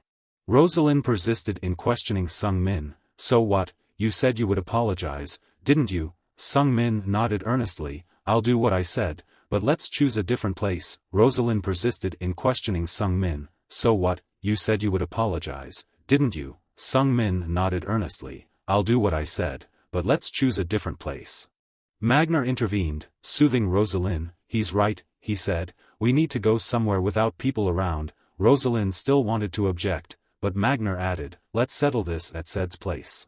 As Rosalind's mood softened, a voice suddenly echoed in Sung Min's mind, you're quite the actor. Magner smiled warmly at Sung Min and whispered into his ear, from now on, pretend to be friendly. Don't let rumors spread that there's conflict between the Grandel and Maiden families. That's enough. Sung Min looked at him in astonishment. Was this Magner's voice? He wasn't speaking aloud, yet Sung Min could hear him. At that moment, a system notification appeared. Character King Magner is intrigued by Rosan Maiden. This character will analyze and evaluate all of Rosan's actions. A variable has emerged that could impact the storyline's progression. Sung Min couldn't help but feel astonished. He could see how Magner would evaluate his actions. What would King Magner do with him? Then, another notification appeared. Heavenly Sage suspects a lack of probability. 3 times, an event affecting probability in storyline has occurred, raising doubts about the existence of this world. Though Sung Min didn't fully understand the entire message, he could recognize that the Heavenly Sage was Decatra. The system continued to inform, Two conditions have been met: you have successfully influenced the thoughts of an influential character through intentional actions. Sung Min began to understand that both the heavenly sage and the king were skeptical about the probabilities. The system continued to deliver notifications. A new probability is being generated. The character Rasen Maiden will be granted the creator's privilege. Simultaneously, the surrounding environment around Sung Min changed with a series of lines of text and numbers running down from the sky. Sung Min felt bewildered, not understanding what the creator's privilege meant, but the system provided no further explanation and continued with another notification: the probability deficiency will be transferred immediately. Then, amidst the ethereal space of numbers and letters, an object began to take shape before Sung Min's eyes. A notebook fell into Sung Min's hands, and he immediately read a line of gibberish that caught his attention: "Chocolate is the ace." Sung Min's eyes widened in shock and disbelief as he quickly realized what the notebook in his hands was. It was the draft of this novel that Sung Min had created with his own hands in the real world in South Korea. Sung Min flipped through several pages of the draft, finding more blanks than written words. It contained what he had written back then: Larvian, chocolate is the ace. Persha maiden, fond of killing, cautious to the extreme, an assassin even the strongest people in the world fear. As Sung Min skimmed through the character information, he began to suspect that there were more blanks than written words. The probability was still deficient, indicating that the setting was not yet complete. A series of questions surged in Sung Min's mind, questions he had brushed aside until now. Could it be possible that he had been reincarnated into Rasen? Why were these opportunities and plot threads created? Before Sung Min could unravel his thoughts, the notebook in his hands suddenly disappeared. The system announced, "You have reached the time limit for viewing the settings." Sung Min blinked in confusion as the space around him returned to normal in an instant. It was gone. He could only examine it for a limited time. It seemed to last about a minute. He would probably have to wait for a certain period of time or fulfill some requirement before he could view it again. Magner stepped forward and suggested to Sung Min, "Let's go to the restaurant where Evelia is waiting for us." Sung Min replied politely, "Yes, Your Highness," as he walked, lost in thought, unsure of what changes the future might bring. Shortly after, the three of them arrived at the restaurant where Evelia had reserved a table. As they entered the restaurant, Magner was enthusiastic and exclaimed, "Evelia, long time no see." Evelia greeted him with an indifferent expression, saying, "Long time indeed." Magner burst into laughter that echoed throughout the restaurant. "Seems like you've grown stronger since our last encounter. Ha ha ha ha."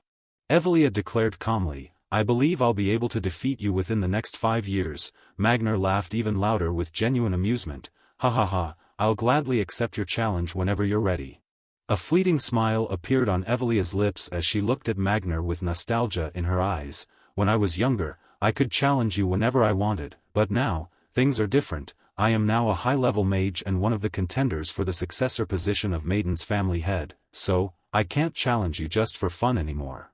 Magner smiled back, his eyes also filled with nostalgia. She has indeed lost her childhood innocence.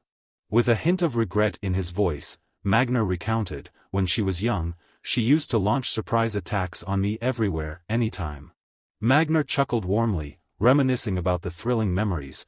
"There was even a time when she set fire to all my hair while I was asleep."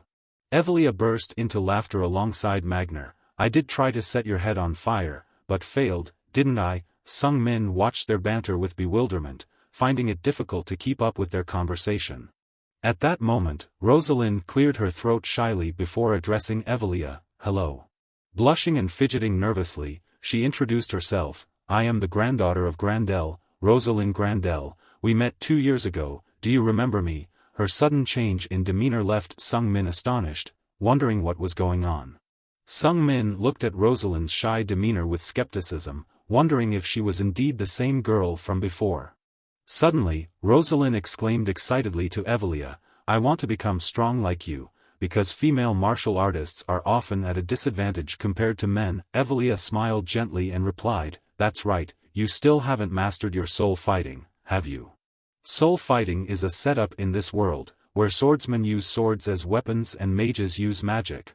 Meanwhile, martial artists utilize their physical abilities. The human body has limitations, but they can use soul combat to defy the laws of physics and achieve seemingly impossible feats. Rosalind became increasingly excited as she spoke. I will train my soul combat skills to become as strong as you. Evelia smiled and nodded at the girl. I'll wait.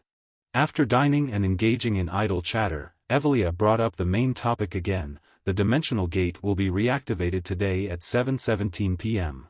Evelia asked Magner, will we operate it ourselves? Would you like to come with me? Magner chuckled gently in response, certainly. Meanwhile, Sung Min felt a bit dazed as he looked at the disc in front of Grandel's two family members. They always managed to eat everything there. Evelia continued speaking to Magner, there's still about an hour left until the time. I need to talk to my younger sister. Can we have a moment? Sung Min, upon hearing this, immediately felt uneasy. Talk to me about what? Magner and Rosalind promptly stood up and greeted the two sisters. So, we'll meet you at the dimensional gate at 7:17, right? Evelia smiled warmly. Yes, see you then. Afterwards, Evelia and Sung Min went for a stroll along the beach on the outskirts of the city. Evelia spoke in an unusually teasing tone, my adorable little brother, should we talk about what happened earlier? Sung Min followed Evelia and pondered for a moment before asking her in return, do you mean what happened at the dimensional gate? Evelia stopped and looked directly at Sung Min. Exactly, did you plan it like that? Sung Min calmly replied, yes. Evelia continued to question, and did you also know she would attack me? Sung Min nodded straightforwardly, exactly, that's why I went there. Evelia furrowed her brow, looking at her younger brother, if you were intending to settle scores with her. You could have considered the said clan's militarized arena and sought resolution there. Evelia's gaze at Sung Min was filled with scrutiny and suspicion regarding her brother's decision. Sung Min continued to speculate on Evelia's thoughts. You're wondering why I used magical combat techniques there, aren't you? Evelia nodded in agreement. Sung Min spoke with conviction, because the warlord Magner was there. He sounded as if he had already anticipated this turn of events. Magner is the second strongest member of the Grandel clan. Surely, he's considering the fact that you effectively used magical combat techniques. Evelia, having spent time bonding with Magner, could understand his thoughts. In her heart, she silently agreed with her brother's assessment, magical combat techniques and Magner, just as the little brother said. He must have considered that Rasen's proficiency in using magical combat techniques surpasses what a 10-year-old child could typically achieve. Surely, he also noticed the amount of mana within Rasen, Evelia realized gradually. Rasen was famously a rascal in the past, so the most logical conclusion he could come up with was that either Rasen had changed or the kid had been deliberately nurtured in secret to create a difference. Evelia became increasingly surprised. In theory, Rasen shouldn't have such a clear understanding of Magner, but the kid had predicted everything and could create this situation. It was truly impressive. Sung Min continued to express confidence. He might think of her as a trump card nurtured by the maiden family, and he would want to know all about her. Evelia was even more surprised by Sung Min's sharp and accurate judgment, surpassing what she thought of a 10-year-old child. Evelia recalled the words Decatra had previously admonished her, making it clear how revealing being a trump card in front of others could be. She silently thought, now I understand why father said that. Evelia had completely changed her perspective on her younger brother. Combat magic technique had limits in potential, but the ability to strategize for everything in the current situation and potential future scenarios displayed by the kid was truly outstanding. Evelia looked at Sung Min with eyes full of expectation. Most importantly, he was just 10 years old. Its potential surpasses anyone else's, even without father's orders. I want to turn this child into one of my own protégés. Evelia finally made her decision. She said to Sung Min, I met Magner when I was 14, as a pilgrim, not as a mage. You know that the successors of the maiden family go through pilgrimage levels and seek truth before being recognized as a candidate for the patriarch position, right?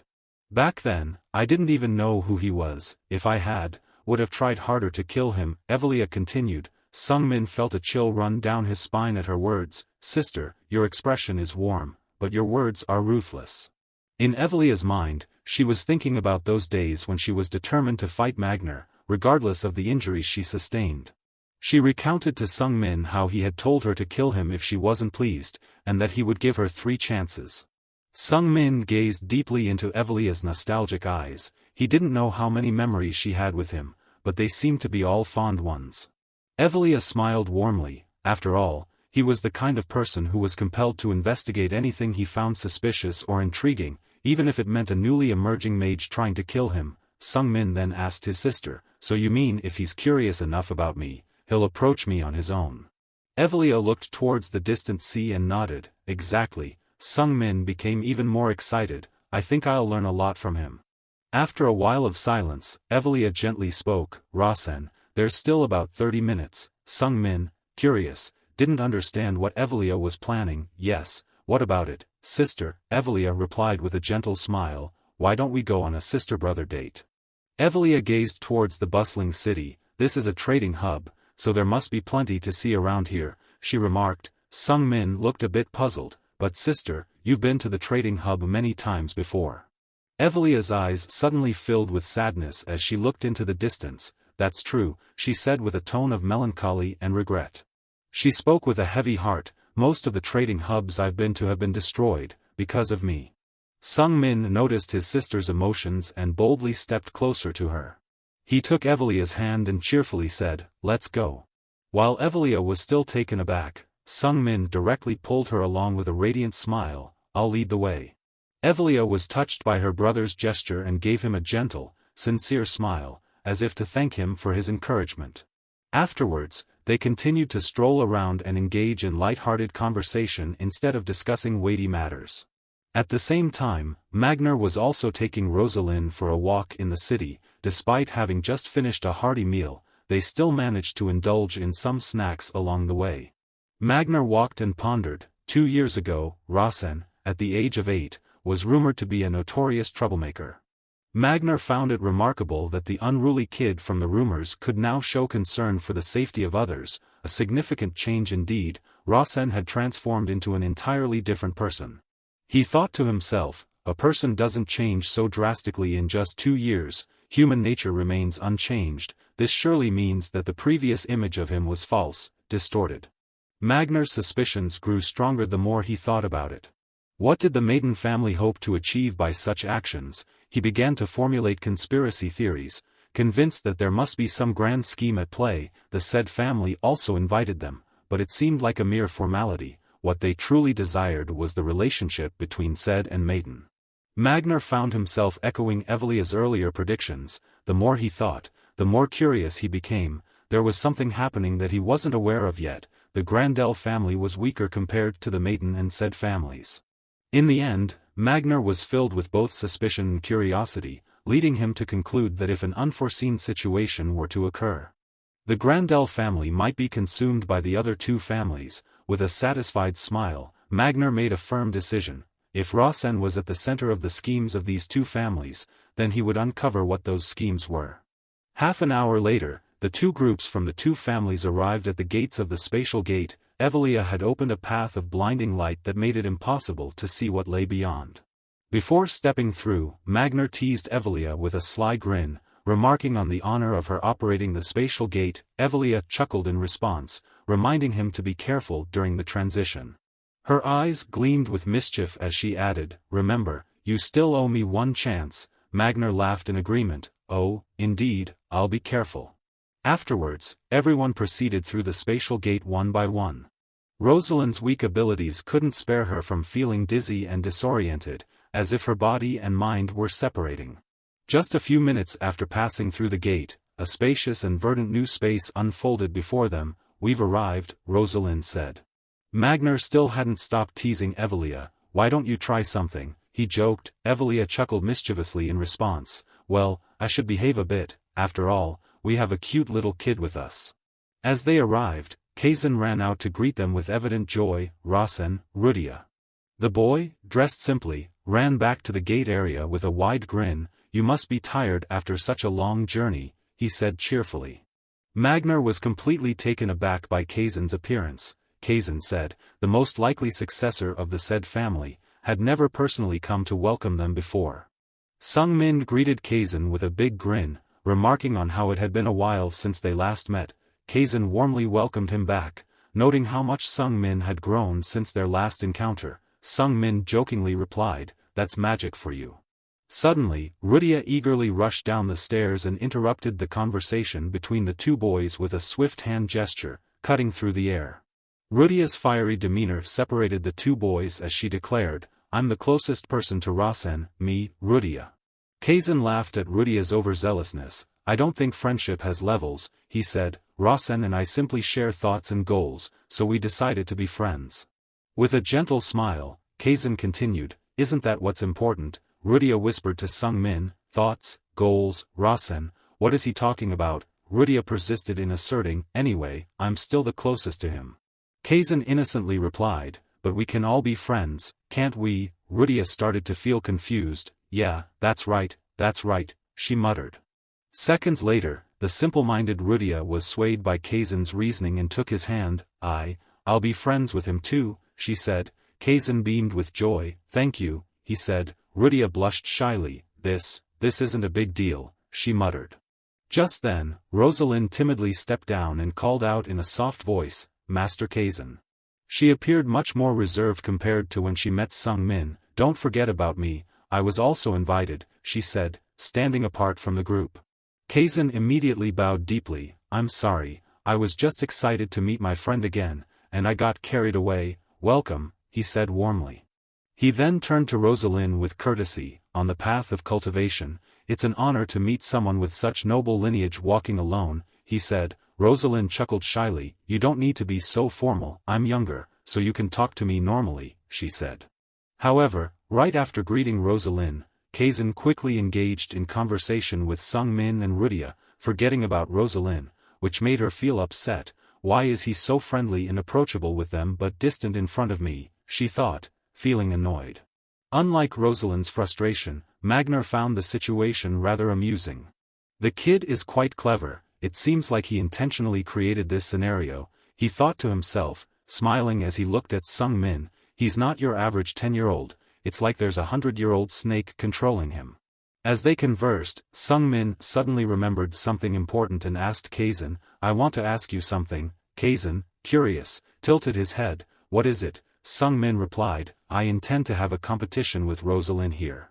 Kazan was astonished and asked, a competition, why? Sung Min nodded firmly, yes, can you arrange a place for us to hold the competition?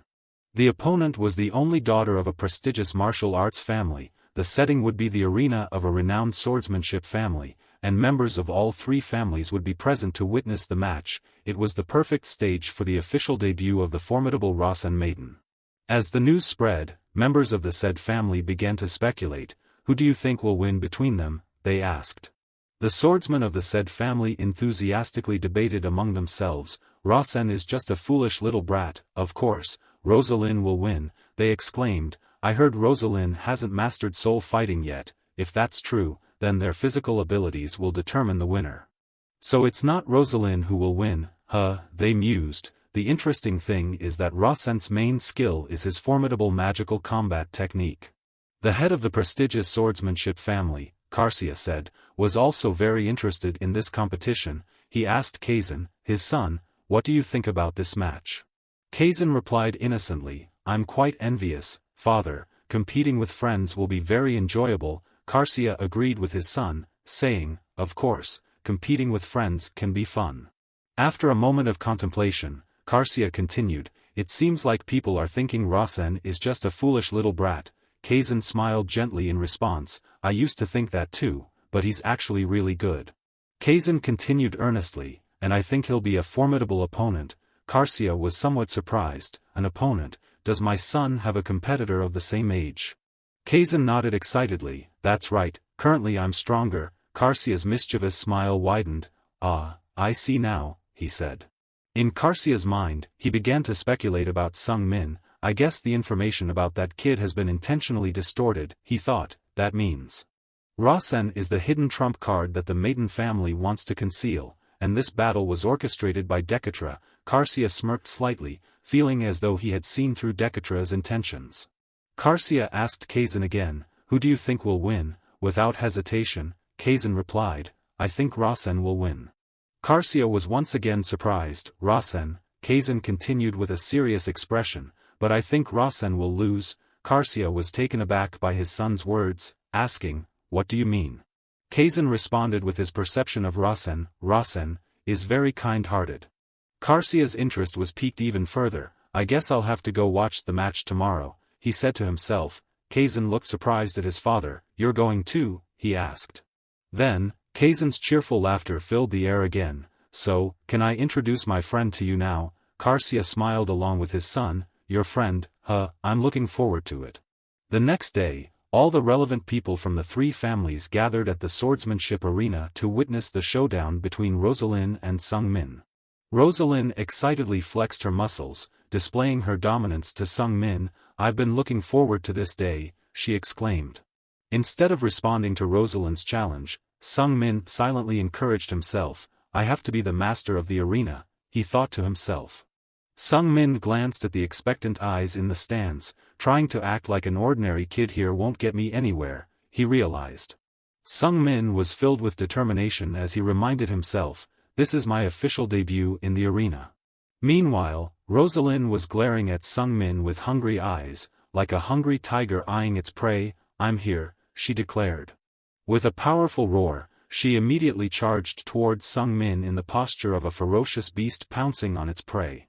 In the blink of an eye, Sung Min's evasive skills were automatically activated. He looked at his opponent with eyes full of mana, knowing that he had the advantage in terms of physical stamina. Since Rosalind couldn't fully control her fighting spirit, she was at a disadvantage against Sung Min. Furthermore, he could anticipate her movements thanks to his evasive skills. According to Sung Min's prediction, after jumping up, Rosalind would likely use a forceful kick with her right leg to strike sideways. With an explosive burst of energy, Rosalind's right foot arched like a whip and aimed towards Sung Min's flank, but he had anticipated her move and swiftly shifted his arm to the side, bending his body to block the kick from landing on his ribcage. The magical combat defense technique was also triggered. For a moment, Rosalind was stunned, intending to use a move to break Sung Min's arm and ribs, but it felt as if she was striking water. Everyone in the stands was astonished by Sung Min's actions, with the most surprised and curious being the warlord Magner. Rosalind, infuriated, continued her assault with a challenging shout, refusing to let luck in deflecting one move make her appear arrogant. She propelled herself into the air and swung her right leg high once again. Rosalind descended with a kick aimed at Sung Min's head. He still had quite a distance to cover, but Sung Min anticipated this attack as well, raising both hands to block it. As Rosalind landed, she immediately launched another attack. This time, she decided to switch from using her legs to using her fists, her punches seeming to emit flames. Immediately, Sung Min used a fist to block Rosalind's fist, which was only a hand's breadth away from his chest. Seizing the opportunity, Sung Min decisively swung his other fist horizontally towards Rosalind, forcing her to crouch down to avoid it. Feeling the disadvantageous situation, Rosalind immediately leaped backward a few steps to create distance from Sung Min. After a few powerful consecutive attacks, Rosalind began to breathe heavily, feeling drained of energy. Meanwhile, Sung Min diligently trained his endurance every day and possessed a body abundant in mana, allowing him to stand firm with steady breathing. Sung Min's superior endurance and combat resilience astonished everyone present. As Magner became increasingly fascinated with Sung Min, the young boy seemed to foresee not just one, but two of Rosalind's attacking moves. With excitement, Magner, whose lineage resembled wings more than fur, dismissed the rumors about Rasen as surely fabricated. In Magner's mind, it was automatically determined that Rasen, the little rascal, had undergone rigorous training and concealment by the Maiden clan up until now. Rosalind breathed heavily with each breath and began to feel confused by Sung Min's fighting strategy. He was only on the defensive, keeping his distance. Why? Meanwhile, Magner understood clearly what Sung Min was attempting to do. The kid had just identified a weakness in Rosalind. The longer the fight dragged on, the more exhausted she became, and the more rushed she got, the more vulnerabilities she revealed, gradually becoming powerless. Sung Min had noticed these openings during their fight and was exploiting them to gain an advantage for himself. Magner saw through Sung Min's strategy of only taking on attacks that weren't too dangerous, a tactic one could employ only when significantly stronger than the opponent.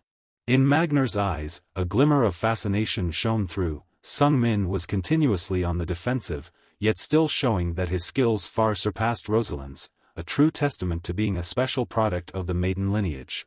Magner continued to observe the sparring match with a myriad of conjectures. combat magic might be one of the lowest forms of magic, but the kid was outperforming fighters by a long shot. Despite being children, both of them showed tremendous potential. Magner was almost certain of his deduction. The kid behaved as he did for two reasons. One was to demonstrate that combat magic could surpass martial arts, and the other was to showcase the strength of the Maiden clan in a place with 3 renowned clans. Karsia chuckled mischievously, mirroring Magner's thoughts, and unexpectedly spoke up, "It seems you and I think alike, Magner." Magner smirked in response, "Yeah, seems so."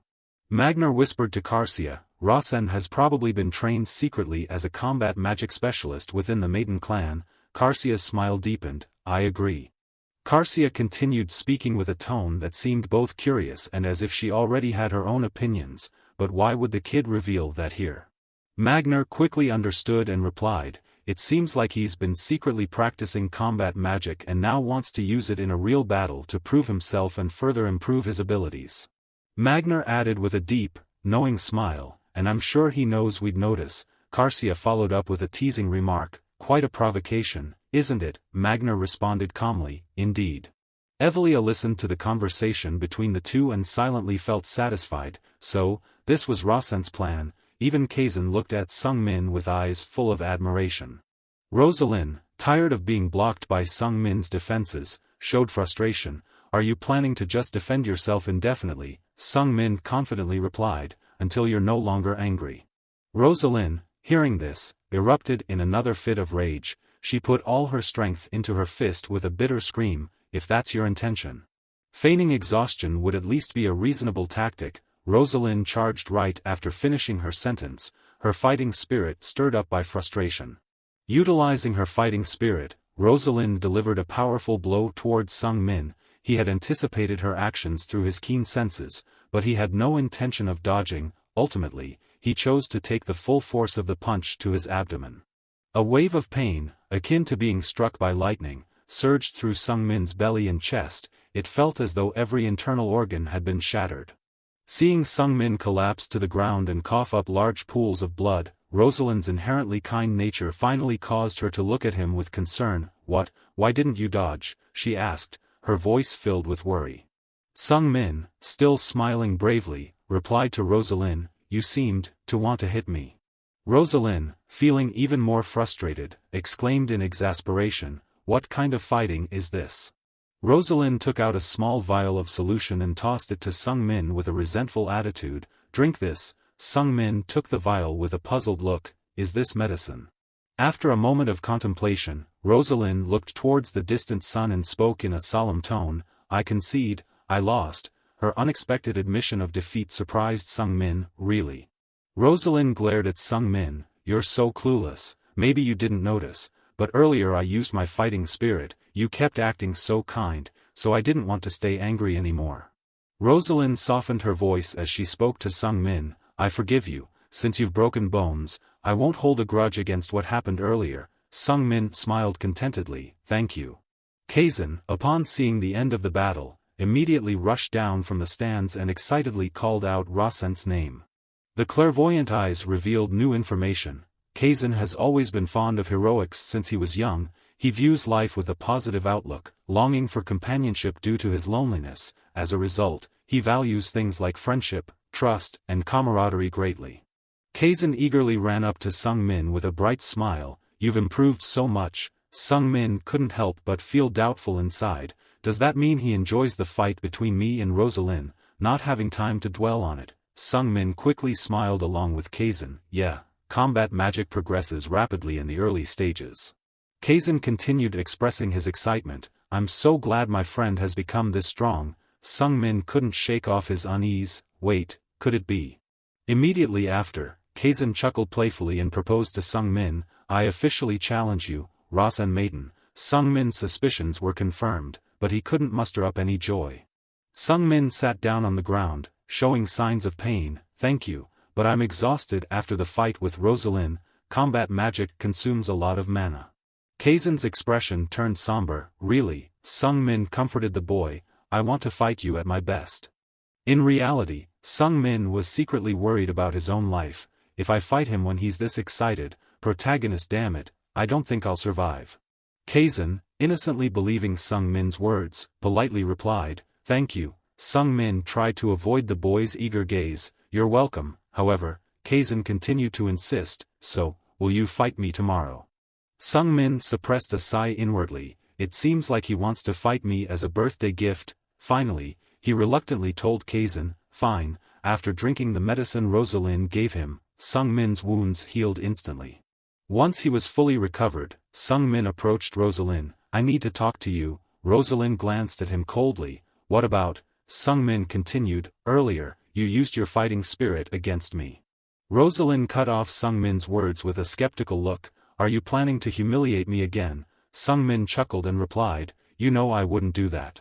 Rosalind raised her voice. "Then what is it?" Sung Min honestly confessed, "When you hit me, I sensed something." Rosalind narrowed her eyes at Sung Min with disdain. "What, some kind of pervert?" Sung Min stumbled over his words, trying to explain. "I don't know, it was like I recognized something. I almost felt like I could sense it, but I'm not sure." Rosalind felt confused by Sung Min's words and grew even more frustrated, muttering, "What are you even talking about?" Sung Min suddenly requested, "Please help me. I think your martial arts skills will make me stronger." This unexpected request caught Rosalind off guard. She tilted her head arrogantly and asked Sung Min, "Why should I help you?" Sung Min tried to persuade her, "Just think of it as a debt that I'll repay you for later." Rosalind's expression briefly showed a hint of sadness as she faced a Rasen who wasn't as arrogant as before. Every night, she promised herself to seek revenge, but now her intention seemed to dissipate. Suddenly, Magner interrupted the conversation between the two children with a gleeful smile. "Haha, go ahead and give it a try, Rosalind." Rosalind appeared reluctant to agree and was about to object. However, Magner chimed in with persuasive words, openly stating that helping the son of a prestigious magical lineage wouldn't be a bad thing. Rosalind sighed deeply and reluctantly stood up. "Fine, I'll help you once," she said. Sung Min grinned broadly. "Thank you," he said cheerfully. Rosalind huffed lightly before reminding him, "Remember to repay me." Sung Min immediately nodded. "Absolutely, I swear." By the title of future mage. Evelia, who had been attentively listening, suddenly jolted, "In the name of a future mage." Evelia found herself increasingly intrigued by Sung Min's radiant demeanor. Did he really just say that? It was as if he was affirming his participation in the inheritance battle as a potential heir of the Maiden clan. Evelia glanced at Magner and Carcia, who were equally astonished. He said that in front of the heads of two renowned clans, truly embodies the spirit of the Maiden lineage. Rosalind began to unleash her power and cautiously asked Sung Min, "I just need to fight you like before, right?" Sung Min confidently smiled and nodded, "Yes, I'm ready." Rosalind furrowed her brow slightly in concern. "I can't even call this martial arts," she thought, aware that she hadn't yet mastered controlling her fighting spirit, making it very dangerous. Following Sung Min's wishes, Rosalind closed her eyes and punched with all her strength. "If you get hurt, it's not my fault," she muttered. Sung Min stood firm, taking the full force of her punch to his abdomen, causing his stomach to churn in discomfort. Despite the pain, Sung Min tried to stay alert, observing the magic circle within his heart. There was definitely a reaction. The mana in his heart was reacting to Rosalind's incomplete fighting spirit.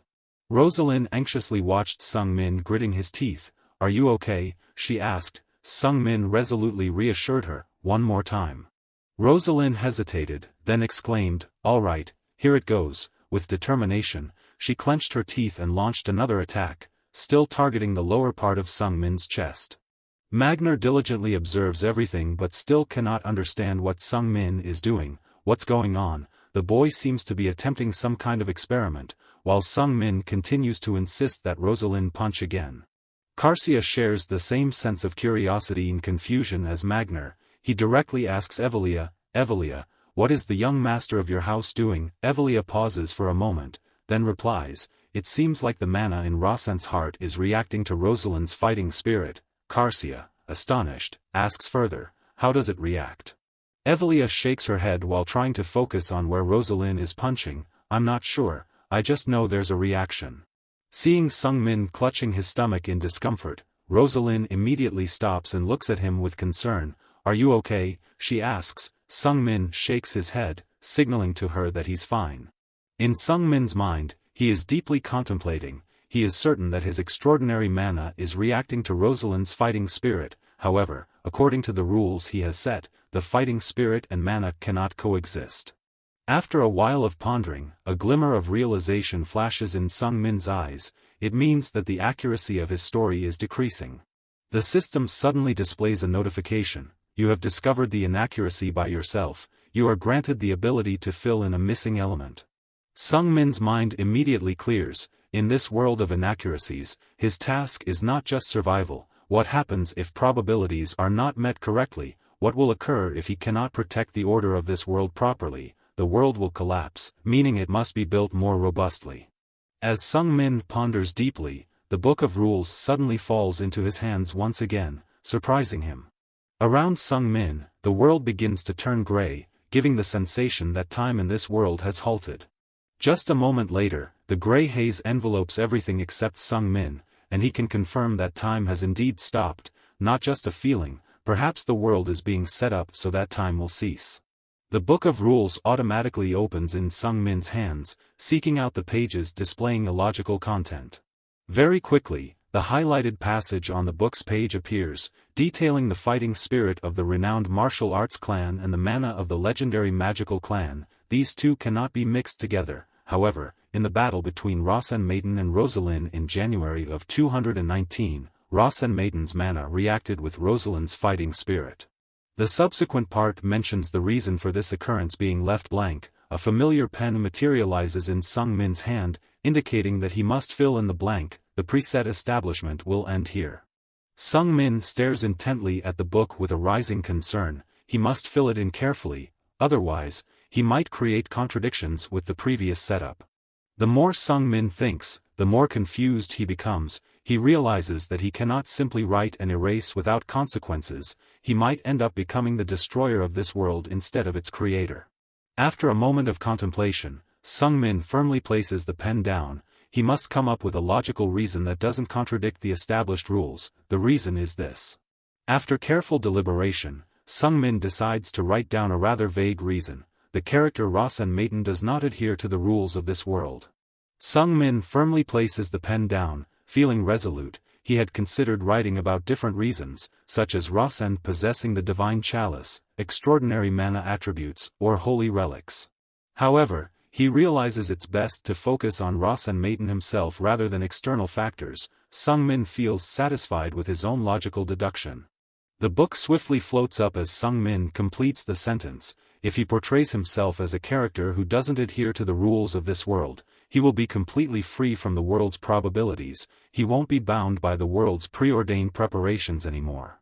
This also means that the regulation for Rasen Maiden is as a special individual. After the book disappears, the world gradually returns to its normal colors. The system displays information for Sung Min. Based on ensuring the missing probabilities, you have received the privilege to add one line. The privilege to add one line can be used within 10 seconds. Sung Min is bewildered and somewhat puzzled as he reads the notification. Add one line. That evening, everyone returned to the prestigious Sword Clan's guesthouse to rest after a tiring day. Rudia was sitting, dozing off in a corner of the room, her posture resembling that of a tired chicken, and her snoring sounded like a fire crackling in the distance. Suddenly, there was a series of urgent knocks on the door, causing Rudia to reluctantly open her eyes, her gaze drowsily shifting towards the source of the sound. While still half asleep, Rudia shuffles to the door and opens it. Standing before her is Magner, with his imposing figure.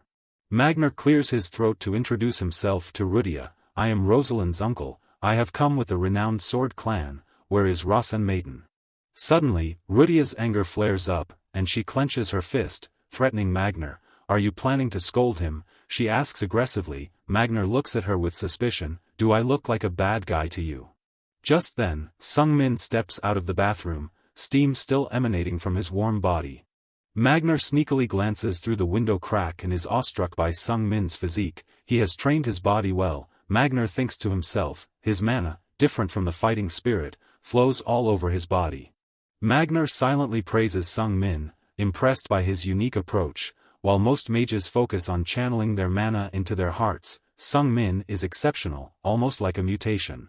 The more Magner observes, the more fascinated he becomes. He realizes that using mana might not be comfortable if Sung Min has trained his muscles excessively, similar to his family's martial arts training. Therefore, this body must have been specially trained for combat techniques using magic. Rudia approaches Sung Min with a curious look. "You have 8 packs in your abdomen, can I touch them?" she asks. Sung Min coldly replies, "No."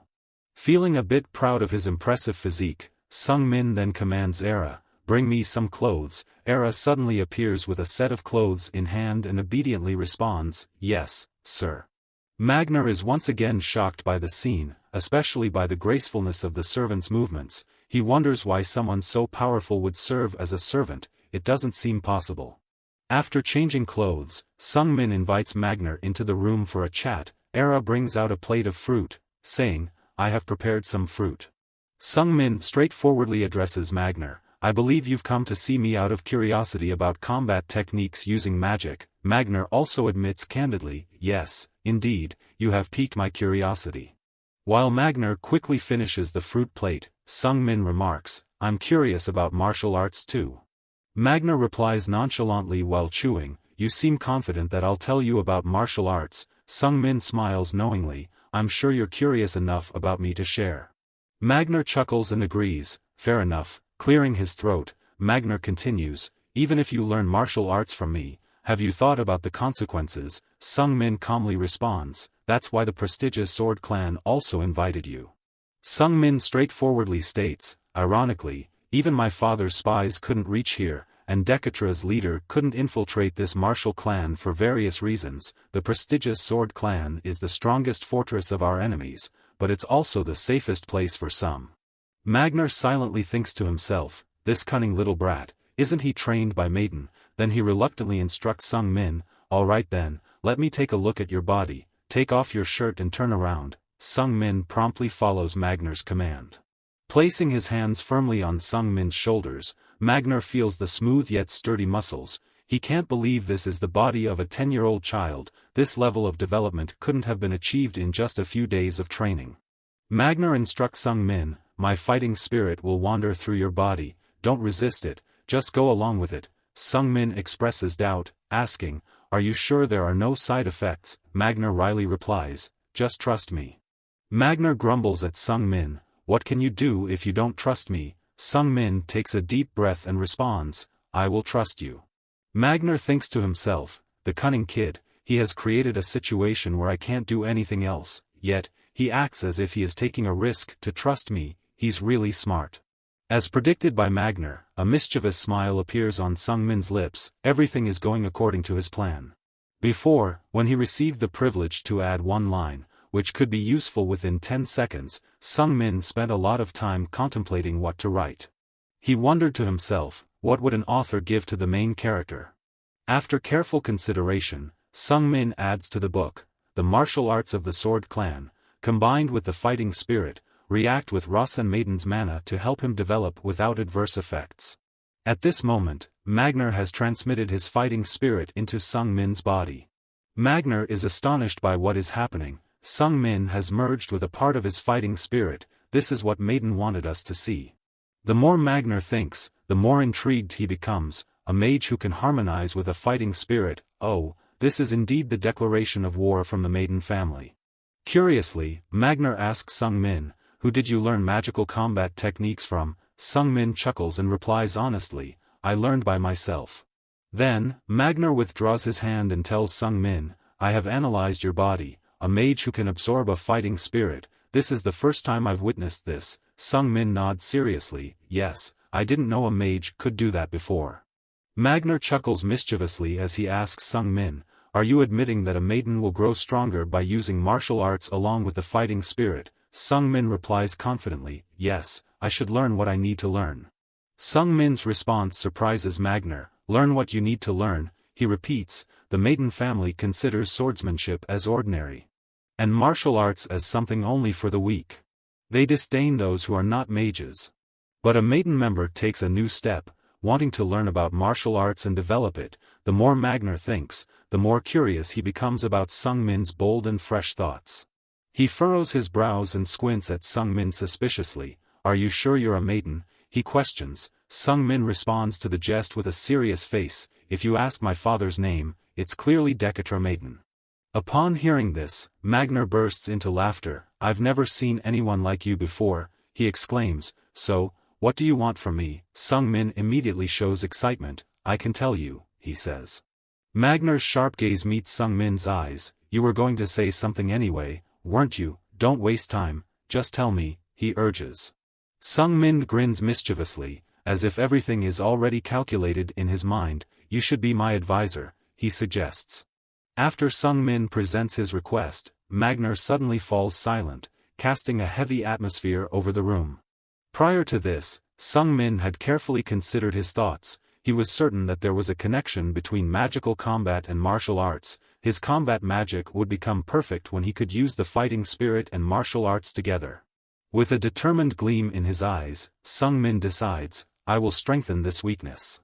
After a moment of silence, Magner speaks up with astonishment. You just said an advisor. Sung Min calmly nods. Yes, that's what I said. Magner reacts sharply. Do you think the Maiden family will allow it?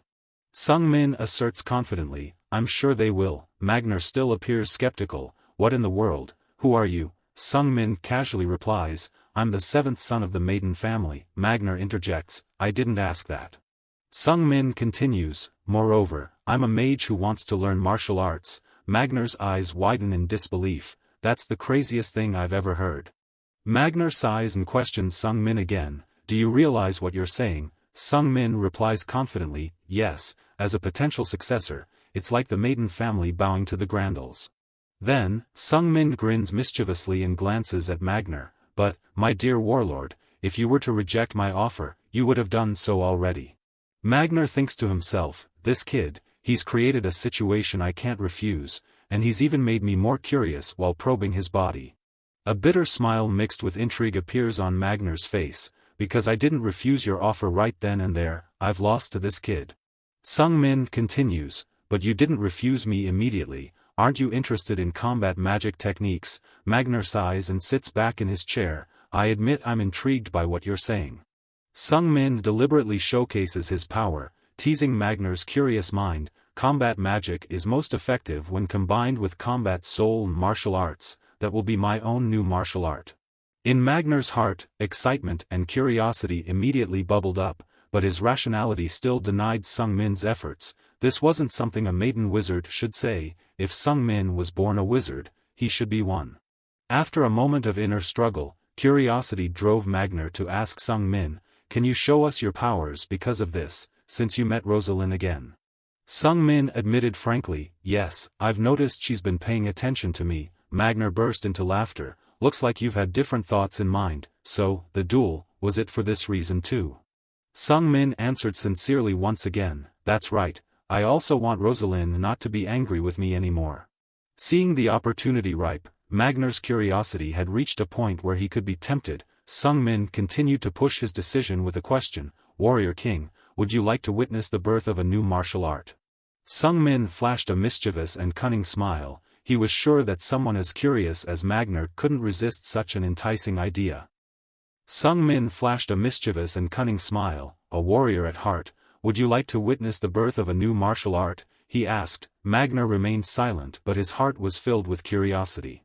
Sung Min continued to lay out his plan. I am planning to have the prestigious said martial arts clan take care of me here. Magner was taken aback and vehemently opposed. Others will think you're a hostage, he protested. Sung Min fixed his determined gaze on Magner. Because I am just a wretched nobody, whether I stay in the family or not doesn't matter, but if I stay with the said clan, surely my father will reap some benefits in return. Magner straightened up and scrutinized Sung Min. The primary reason I want us to take care of you is because this is the safest place for you, isn't it? Sung Min nodded without hesitation. I'll be straightforward. Yes, that's true. Magner furrowed his brows immediately. This is getting really crazy. Magner squinted at Sung Min suspiciously. We really can't understand whether this is how you've been raised by the Maiden household or if you're some kind of freakish mutant. Sung Min chuckled calmly. I'll take that as a compliment. Magner pondered inwardly. This kid, he's too composed. Instantly, he realized this wasn't some impulsive decision on Sung Min's part but rather a premeditated plan. Magner grunted and continued the conversation. I guess I'll have to find out more about that later. Sung Min pretended not to understand Magner's meaning, forcing him to speak up directly. So, that means, Magner indeed took the bait. Yes, exactly. He chuckled with satisfaction and told Sung Min, you can start by becoming my apprentice. I'll analyze your combat techniques and magic step by step, and observe the changes in your body and mana like a hawk. Magner spoke with a mixture of interest and challenge. I'll uncover everything Maiden has quietly prepared. During that time, you should try to learn everything you can from me. Sung Min's eyes immediately lit up, and he shouted with excitement, yes, that's exactly what I want. Later, even though it was midnight, Hampton was still sitting alone in the courtyard, lost in thought. The young master was someone too great for him to comprehend. The boy pondered over what had just happened in Sung Min's room. He was ready to eavesdrop because he completely trusted him. Involuntarily, tears welled up in Hampton's eyes out of emotion. Moreover, he realized that the world the young master dreamt of was a world where all three clans lived together in peace, a beautiful world where everyone could be happy. Seeing Hampton distressed, Era suddenly appeared with a handkerchief. Here, a handkerchief. Hampton was startled by Era's sudden appearance. Ah, sister, you startled me. Why are you here? Era coldly told the boy, stop crying. As Hampton wiped his tears and sighed, he said, I still can't believe that you're also part of that shadow. If this keeps up, I might have a heart attack. Era replied coldly, if you're that fragile, you're not worthy of serving the young master. Hampton immediately stiffened. You're being too cold, sister. Era solemnly spoke to the boy. Hampton, I'm sure you've heard the young master's decision. Hampton hesitated. Yes, he said he'll stay here. Era nodded. That means when the birthday party ends, he'll have to return to the main house to seek permission for what he wants to do. Her words made Hampton aware of the danger. Era continued bluntly, we might have to risk our lives to protect him. Hampton tightened his grip, his voice determined. Yes, because that's the duty of a shadow. Era glanced at the trembling boy, noticing his apparent fear contradicting his brave words. Even if their master punished him, Hampton remained resolute. Yes, I will still protect alongside young Master Rasen. Hampton pondered for a moment, then his gaze became even more determined, because young Master Rasen is my light. After encouraging Hampton and seeing his unwavering spirit, Era immediately disappeared as if evaporating into thin air, leaving Hampton once again feeling unsettled. In this quiet night, there's another pair of sisters conversing with each other. Evelia received a promise from her younger brother and headed straight to the tulip garden. She wanted to meet her sister.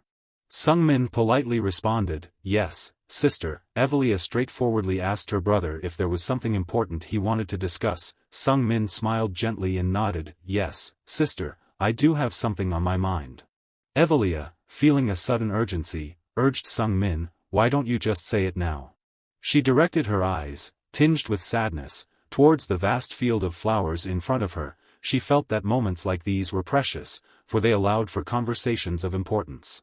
Standing before the blooming field illuminated by the moonlight, Evelia's eyes revealed a glimmer of fragility and vulnerability, contrasting with her usual demeanor.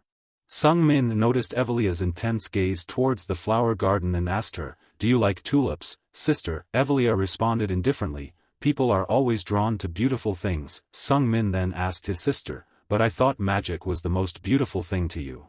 Sung Min's question stirred painful memories in Evelia's mind, memories of receiving orders to use magic to conquer far and wide. With a heavy heart, Evelia uttered, magic used to be the most beautiful thing to me. In a moment, the sound seemed to choke in her chest as Evelia thought of the lives lost under her hands. Despite the passing years and numerous battles, Evelia couldn't forget the faces filled with hatred, pain, and the devastation that her magic could cause. After a few moments of contemplation, Evelia continued with a compassionate tone, and then, magic became the most brutal thing to me. A ripple of pain was breaking the calmness like the surface of a serene lake within Evelia's heart. She looked down at the flowers with eyes heavy with burden, finding solace in the fact that at least the flowers couldn't harm anyone. Seeing Evelia opening up, Sung Min offered a comforting smile, sister, next time, I'll definitely give you a bouquet of flowers. Evelia looked at her younger brother with a hint of confusion, flowers. Right after that, she blossomed a warm smile like the spring sun that could make all flowers bloom. Those words touched her deeply. Evelia smiled affectionately and asked her younger brother, all right then, can you tell me what our youngest sibling wants to say? Sung Min replied frankly to his sister, I want to stay here, with this family of magic wielders. Evelia's eyes immediately became suspicious. Rasen, do you want to become the head of the family? Sung-min shook his head firmly. No, not at all. If you want, you can test me with your abilities. Evelia also straightforwardly extended her hand towards her younger brother and showcased her skill of the Eye of Truth. Alright, let's make sure. In a moment, the stream of light from Evelia's magic flashed before Sung-min's eyes, and he felt as if there were a scanning device cutting through layers scanning through his brain. In less than half a minute, Evelia lowered her hand. You've spoken the truth, she said, then why are you so eager to stay? Sung-min calmly replied, I want to live. Evelia knew Sung-min was being sincere, but she was even more startled by the honesty of his answer. I want to live, he repeated. Quickly, Sung-min explained by revealing half of the truth. You know it too, sister, even our older brother, Duke Lu. He continued, he's also aiming to kill me for the same reason. Sung-min portrayed himself as pushed to a desperate corner, needing to fight back. His genuine gaze completely convinced Evelia of that reason, but she still couldn't agree with her younger brother. She knew the inheritance struggle was ruthless, but siblings wouldn't take each other's lives. Sung-min shook his head. No, sister, even our father killed his own brother to secure his position as the head of the family. Evelia remained stern in her interrogation. Fine, even if that's the case, then what? Why do you want to stay here? Sung-min calmly replied, I want to become stronger. Evelia furrowed her brows further, asking, why? Sung-min reiterated, because I want to live. Evelia's expression grew more skeptical, pressing further, I ask because I believe there's another reason.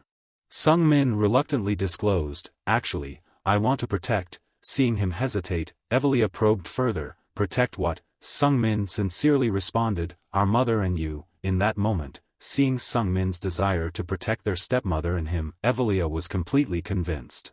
Despite her lack of weakness, Evelia was easily swayed by her soft heart, and more importantly, her unconditional love for the maiden household. For the protection of everything belonging to the maiden household, its assets, status, honor, she could become a demon or an angel. Anyone who harms the interests of the maiden household, even if they are children, Evelia would not hesitate to act. Evelia recalled a particular expedition where she took the initiative to let a young boy survive by refraining from capturing him along with his family from the start. Evelia initially didn't want to harm the boy until she saw the hatred in his eyes. She knew his existence was not in line with the maiden family's principles, and ultimately, she had to take action. With a heavy heart, Evelia let Sung-min know that she loved everything about the maiden household. However, she held contempt for the inheritance struggle within the family because she despised seeing the members of the maiden household turning their swords against each other, causing bloodshed. Therefore, Evelia decided to do everything in her power to become the head of the family. She was willing to become an absolute ruler known for her cold and indifferent demeanor to prevent the conflict among siblings. Thus, she needed magic with power surpassing all. The power to achieve peace. Evelia was a sorceress craving for that power, and that was why she pursued the demon Balrog in the ritual of 10 years. Sung-min recalled that he had set up the task for Evelia to hunt down the Balrog, a task much more difficult than those assigned to other siblings. However, she chose to hunt monsters instead of killing humans, simply because Sung-min wanted to emphasize Evelia's strength rather than delving deeper. Now faced with the character he created, Sung-min couldn't help but feel pity. All the words he wrote without much thought had become their reality. It wasn't too difficult to write about someone's death. After all, it was just a few characters on paper. At that moment, Sung-min realized simplistically that this was just a silly novel about fighting and killing time, so he overlooked delving into the emotions of the characters. But looking at Evelia's current demeanor and the profound sadness in her eyes, Sung-min realized that it was no longer just about words on a page. Perhaps due to the complex mix of compassion and regret for Evelia, Sung-min remained silent for a long time before he could speak again. Sung-min steadfastly looked into Evelia's eyes. If you told me that you wanted to become stronger, then, to the point where you could even protect me, do you consider that a source of pride? Sung-min said with a completely serious expression, momentarily stunning Evelia. After a few bewildered seconds, Evelia exclaimed in astonishment, protect you. Immediately following that expression of disbelief was a burst of laughter. Ha ha ha. Sung-min couldn't help but feel a bit embarrassed. this was the most genuine laughter he had ever seen from Evelia. Evelia chuckled and asked her younger brother again, "You want to protect me? That's the first time I've heard something like this." Sung-min replied, somewhat flustered, well, I mean," Evelia laughed until tears streamed down her face, "it's always so comfortable talking to you, little brother." Sung-min, feeling shy, glanced towards the flower garden. "Please help me with this, I need to get father's approval," he pleaded. Evelia responded thoughtfully, "I don't think father will agree." Sung-min looked at Evelia with a pleading look. "I'll try to persuade him," he said. Evelia couldn't resist her younger brother's pleading gaze, so she smiled gently and replied, "All right, I'll also try to persuade father to help you." The next day, Kaizen's birthday celebration was held in a traditional Korean-style building situated on a large lake. The melodious music echoed everywhere, creating a comfortable atmosphere for everyone at the party, except for Sung-min, who was feeling quite uneasy. It was a place resembling a palace hall in a happy kingdom, but perhaps I've been too careless in setting everything up like this. How could I arrange a classical orchestra in a palace hall like this? Sung-min was stunned as he looked at the Western-style orchestra in an Eastern setting. Then, another shock hit Sung-min as he looked at Rudia. Where did she get that outfit from? Rudia eagerly pointed to Kaizen's birthday cake, her mouth watering. "Rasen, look over there, do you see that cake? It has 4 layers, Rasen, isn't it amazing to see a 4-layer cake?" Sung-min felt puzzled inside. "I find your radiant face even more interesting," he remarked. After a while, it was time for the birthday song to start, and everyone chimed in together, wishing Kaizen a happy birthday. Hearing the cheerful birthday wishes from his friends, Kaizen laughed heartily and thanked everyone. Rudia grinned and handed Kaizen a stone. "Here, Kaizen, this is my gift to you, my father gave it to me, and he said it's a lucky stone." Kaizen beamed brightly as he received the stone with both hands. "Thank you, Rudia," he said. Rudia looked at Kaizen with sparkling eyes. "You're welcome, can I have some cake now?" Sung-min glanced at the stone and felt a bit skeptical. It looked similar to the one he saw on the roadside earlier. Then it was Rosalind's turn to give Kaizen a gift. "This gift contains the sincerity of me and my family," she said. Kaizen accepted the gift from Rosalind with a radiant smile. "Thank you, Rosalind," he said. Inside, the girl felt like she was blossoming just because of that one thank you. He's talking to me so intimately," she thought to herself. Although she liked it very much, Rosalind still appeared shy on the outside. No problem, Kaizen." As Kaizen set Rosalind's gift aside, Sung-min straightforwardly said to the boy, "I didn't prepare any gift for you." When their eyes met, they understood that the birthday gift was actually the promised competition from yesterday, so Kaizen smiled and replied to Sung-min, "That's okay." Amidst the sound of the two girls happily munching on food, Sung-min could still hear Kaizen's excited heartbeat at the thought of the competition afterward. The boy was truly a fanatic for competitions. However, Sung-min had a change of heart. He said to Kaizen, "Instead, I want to stay here and compete with you in doubles matches more often, even though this isn't exactly a gift." Kaizen, initially confused by Sung-min's words, looked puzzled for a moment. Then, Kaizen's face lit up with excitement. "Stay here, at my house." Sung-min nodded. "I'll ask my father for permission." Kaizen felt so overjoyed that he shouted, "Really, really." Kaizen, being innocent and easily delighted, immediately became immersed in happiness. It was truly an unexpected gift. Sung-min also grinned widely. "Yes, indeed," he said, actually pleased knowing that it wouldn't be difficult to persuade the said family to let him stay, especially with Kaizen's support. Kaizen nodded excitedly. "Yes, of course, it's always fun to be with friends." Sung-min then urged Kaizen, "All right, Kaizen, please inform your family." Seeing Kaizen nod enthusiastically once more, Sung-min added, "As for me, I'll ask for permission from the maiden family. We'll meet outside the party venue." Era, having listened to their conversation, couldn't help but worry about Sung-min's safety when returning to the maiden household. After Kaizen's birthday party ended, that evening, the gates of the space were opened again to prepare to take everyone back. As Sung-min bid farewell to Kaizen and Magner, he felt a sense of joy flooding his heart. "All right, I'm on my way to achieving 2 goals, he thought. "First, bringing Kaizen to my side so that even in the worst-case scenario, I won't lose my life, and second, exploiting Magner to the fullest extent possible." Kaizen waved cheerfully to Sung-min with even more excitement than when he greeted him. "Rasen, come back soon," he exclaimed. Sung Min grinned widely and nodded, "Yes, I'll be back soon." Meanwhile, Rosalind stood quietly to the side observing Sung Min, whom she was certain was not the Rasen she once knew. Rosalind hesitated for a moment before daring to speak, but Sung Min unexpectedly interrupted her, "I hope next time we meet, we can greet each other with a smile." Feeling slightly annoyed at being cut off, Rosalind didn't bother to respond and instead walked straight towards the spatial gate. "I wanted to say that earlier," she muttered to herself. At this moment, Evelia confirmed with Sung Min, "Do you realize, little brother, the dangers that could arise from this?" Evelia cautiously warned Sung Min that if their father became angry, no one in the maiden family could withstand his wrath. After a moment of silence, Sung Min replied firmly, "I'm confident." That evening, they returned to the main mansion of the maiden family. Sung Min took the initiative to seek out Decatra's room instead of waiting for him to call. Sung Min stood tensely outside the door for a while, feeling the bone-chilling cold seeping through. After a moment, feeling more composed, Sung Min quietly opened the door. As soon as the door opened, he heard Decatra's cold and irritable voice, without any greetings. Decatra got straight to the point, "I've received a full report from Evelia. You said you want to stay with the said family." Sung Min calmly responded, "Yes, that's correct, sir." Decatra continued to interrogate, "Do you realize what this means to outsiders?" Decatra's eyes sharpened like knives, and his voice became menacing. "If you don't make me understand, I will consider your actions as an insult to the family I lead."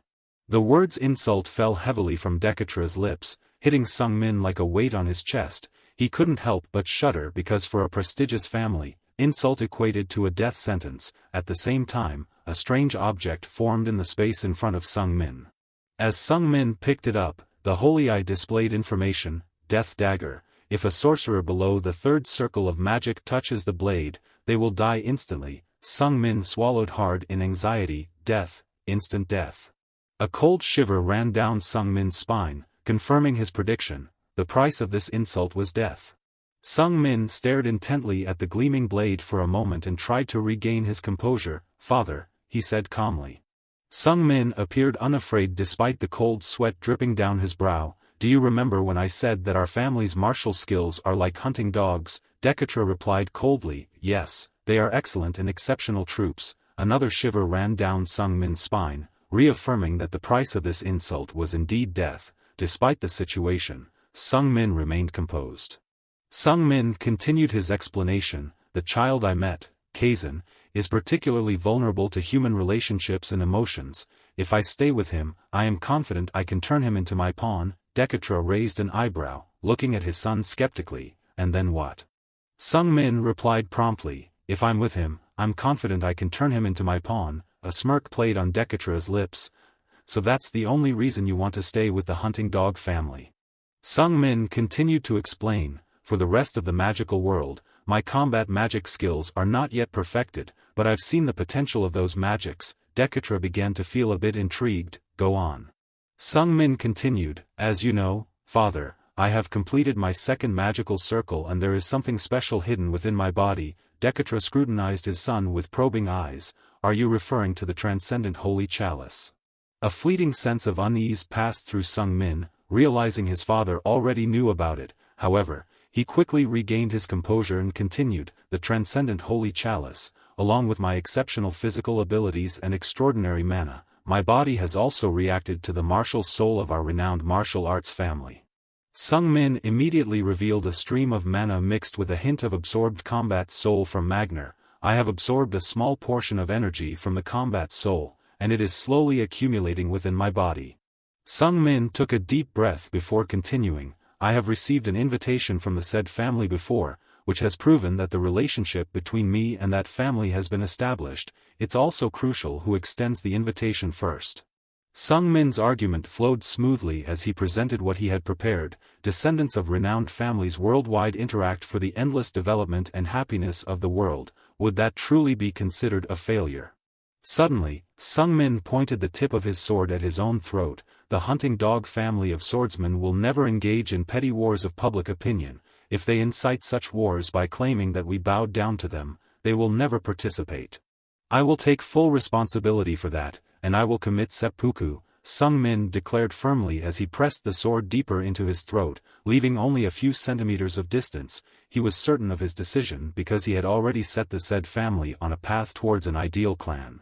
After a moment of contemplation, Dekatra finally spoke. "You seem quite confident, don't you?" Sung Min kept the blade against his throat and responded with determination. "Yes." Dekatra then asked, "What's the next step then?" Sung Min hadn't anticipated this question. He felt a bit flustered for a moment. The next step, well. Sung Min lowered the sword and knelt on one knee with a respectful demeanor. "We are the ones who have reached out first to strengthen unity." With a more humble attitude, "I'm sure you can understand how the public will perceive us, father," he said. Putting himself in Dekatra's authoritarian mindset, Sung Min continued, "In my opinion, absolute power and strength are effective methods of rule. However, warmth and mutual trust must also exist." Although Dekatra only looked at Sung Min with a hint of skepticism, Sung Min knew he had struck a chord with him. The more confident Sung Min became as he looked up at Dekatra. Above all, humility is what truly sustains effective governance. Sung Min knew these words might not sit well with Dekatra, but it was something he felt Dekatra was beginning to understand. Despite the effectiveness of domination and force in instilling fear and managing efficiently, their limitations were clear. As one reached absolute power, Dekatra was beginning to see its constraints. Dekatra spoke with a cold but no longer furious tone. "If you speak such words without being able to deliver, you won't be breathing for long." Despite knowing he had survived death's door, Sung Min couldn't help but shiver at Dekatra's threat. Dekatra retrieved the dagger from Sung Min's hand and waved him away. "All right, go. I will observe whether you can fulfill your words or not." Sung Min breathed a sigh of relief. "Thank you, father. I will certainly strive to meet your expectations." Then, suddenly, Sung Min spoke with a pitiful tone. "But father, I am still young, I'm only 10 years old." This attitude angered Dekatra once again. He turned back sharply, glaring at his son. "Are you complaining?" However, Sung Min remained unfazed, even breaking into a smile. "That's why I still need the warm affection of my mother. Please let me go to the said family with my mother." Sung Min's sudden plea took Dekatra by surprise. Dekatra suddenly burst into laughter, filling the room with his booming voice. "Ha ha ha, I know staying here with Soso is not as safe as going with my son to the said family," he said, but what amused him even more was the way Sung Min presented his request.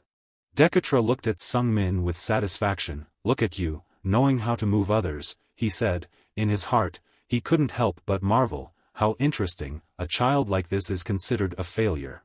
A fleeting sense of regret passed through Dekatra's thoughts. Unfortunately, its talent lies in combat magic, but it's strange, why didn't anyone recognize its talent earlier? Just as Sung Min stood up, feeling relieved, a shocking message came through the holy eye. The notification system alerted that the Sky Mage had suspected a deficit in the world's probability, and a portion of the probability had collapsed. Cold sweat ran down Sung Min's back. If the probability completely collapsed, this world would crumble, and he would be destroyed along with it. A sense of fatigue overwhelmed him. It seemed that even wanting to live peacefully in this world was not easy. Meanwhile, Evelia was in her office within her mansion, reading a book. In Evelia's hand was the book Sung Min had once read during his early days of studying the magic of this world. As Evelia was engrossed in her reading, a few slow knocks echoed at the door. She furrowed her brows, looking towards the door. She didn't need to ask who was outside. Seeing Persha only knock for formality before opening the door and entering, Evelia showed no signs of annoyance. "I didn't expect you to visit my room, Persha," Evelia remarked calmly. Persha entered with a teasing smile. "Big sister, why are you holding that book? What's the point of looking at basic magic books?" Evelia calmly removed her glasses and placed the book down. "It's nothing," she said. Persha glanced at the book cover with a hint of surprise in her voice. "The 77th book by Alberto, Easy Mana Cultivation Methods. Rasen is also reading that. I guess that book has been quite popular lately." Evelia brushed off Persha's question and said, "Persha, there's something I need to discuss with you." Persha chuckled playfully. "I came here to talk to you about something too, big sister." Evelia was straightforward. "I won't beat around the bush." She stood up and looked at Persha with a cold gaze, emitting a radiant aura. "I will take care of and pay attention to our little brother." Persha responded with her own fire energy, accompanied by a mischievous smile. "What a coincidence, isn't it? I came here to talk about the same thing with you. The atmosphere in the room became tense as the mana of the two girls clashed. Evelia frowned at Persia's arrogant demeanor. Does father also give Persia a chance then? So, the issue lies in who gains the acceptance of the boy, who will be under their protection. Evelia's gaze sharpened, and she emitted a bit more mana. I've already said, Persia, this is not your concern. Persia replied calmly, actually, it's you who shouldn't be involved in this matter. I've been keeping an eye on that kid for a while now. Evelia sternly threatened Persia, if you refuse to cooperate, I'll have no choice but to resort to the laws of mana. Persia increased her fire energy with a mocking smile. Are you planning to use force to subdue me? You'll just fail again. Persia continued her teasing tone, provoking Evelia. You've had plenty of chances to kill me before, like that time in the Nupia mountain pass. Evelia remained silent as Persia gained the upper hand, mocking her sister's weakness. If I were you, I would have turned you into a cripple by now, but you didn't do that. Both sisters remembered that day vividly, even when Persia was on the brink of doom and Evelia could have easily sent her sister to the afterlife, she couldn't bring herself to do it. Before Persia could react, Evelia had already drained a significant portion of her energy. You were wrong, Persia, Evelia stated. Persia didn't lose her smile, but she had to exert a lot of effort to control the mana that had been wasted and continue to release more fire energy. Oh, really? She responded. In an instant, a burst of light occurred. The room, once serene, was now illuminated brightly, giving the illusion of an explosion without any actual sound or force. Blood trickled from Persia's mouth, staining the carpet red. Persia's mana had been completely depleted after the burst of light. Despite enduring the pain of mana rupture, she still wore a taunting smile directed at Evelia. See, you're really weak, she remarked. Evelia stepped forward, closing the distance between her and Persia in an instant, and pressed her heel onto her sister's shoulder. With gentle pressure, Evelia forced Persia to kneel deeply, a humiliating position, but Persia remained indifferent, continuing to speak. Why do you care so much about that little brat? She taunted. Evelia responded coldly, I have no obligation to explain anything to you. Persia knelt on the ground, but a smug smile still adorned her lips. The way you react makes me want it even more, she remarked arrogantly. Evelia glared at Persia, demanding, and what do you want the kid for? Persia chuckled nonchalantly in response, he's cute. Hearing such an unimaginable answer based on her standards, Evelia immediately became furious. She forcefully pressed her foot down, causing Persia to bow her head close to the ground. Stop fooling around, she snapped. After a moment of groaning, Persia resumed her amused chuckle. I heard the kid has reached the second magic circle. Did you think I wouldn't know? There must be some reason why a brat has such a special body. Isn't it fascinating? The second circle at the age of 10. Persia continued her playful laughter. Furthermore, I set up a shadow to track him, but that shadow suddenly disappeared. Her smile grew even wider. And, you suddenly seem obsessed with that kid, Evelia. You finally realized why I came to see you. I'm here to observe your reaction. Evelia lifted her foot off Persia's shoulder and stood up. The adults will be here soon because of the recent surge of mana instability, she said, walking away. Persia stood up with a mocking smile, seemingly unconcerned about it all. A spark of amusement gleamed in Persia's defiant red eyes. Seeing her reaction makes me want the little one even more. At that moment, Sung Min felt a chill as if a specter were sitting on his back. While Evelia and Persia were engaged in a silent battle over Sung Min, who was preparing to have dinner with Soso, they noticed their son suddenly looking panicked, concerned. Soso asked, "What's wrong?" Sung Min chuckled and replied, "Oh, nothing at all." At that moment, Era brought up 2 hot dishes. "Master, here's your meal," she said. It was spaghetti and meatballs. Seeing Era, Sung Min breathed a sigh of relief inwardly. Having Era here meant the likelihood of being assassinated would be lower. Indeed, it was a relief. He turned to her and said, "Thank you." Era smiled warmly and replied, "No problem, you have to eat a lot during your growing years, master." Sung Min's intuition immediately signaled to him that she seemed friendlier than usual, which was suspicious. He quickly activated his divine sight and inspected the food plates, confirming that the spaghetti and meatballs showed signs of being poisoned. According to the information from Sung Min's divine sight, Saken is a lethal poison to those without mana, while for those with mana, it doesn't cause death but rather serves to enhance their resistance to toxins. Sung Min swallowed hard, then asked Era, "Hey, Era, is there anything special about this food?" Era firmly shook her head, replying, "No, nothing at all, master." Reflecting on her past, Era felt no shame in her response. Era had indeed spoken truthfully. She had been consuming saken since the age of 3, so by her standards, it was nothing out of the ordinary. Sung Min chuckled nervously as he looked into Era's eyes. "Perhaps nothing special," he said, "but what about something like poison or the like?"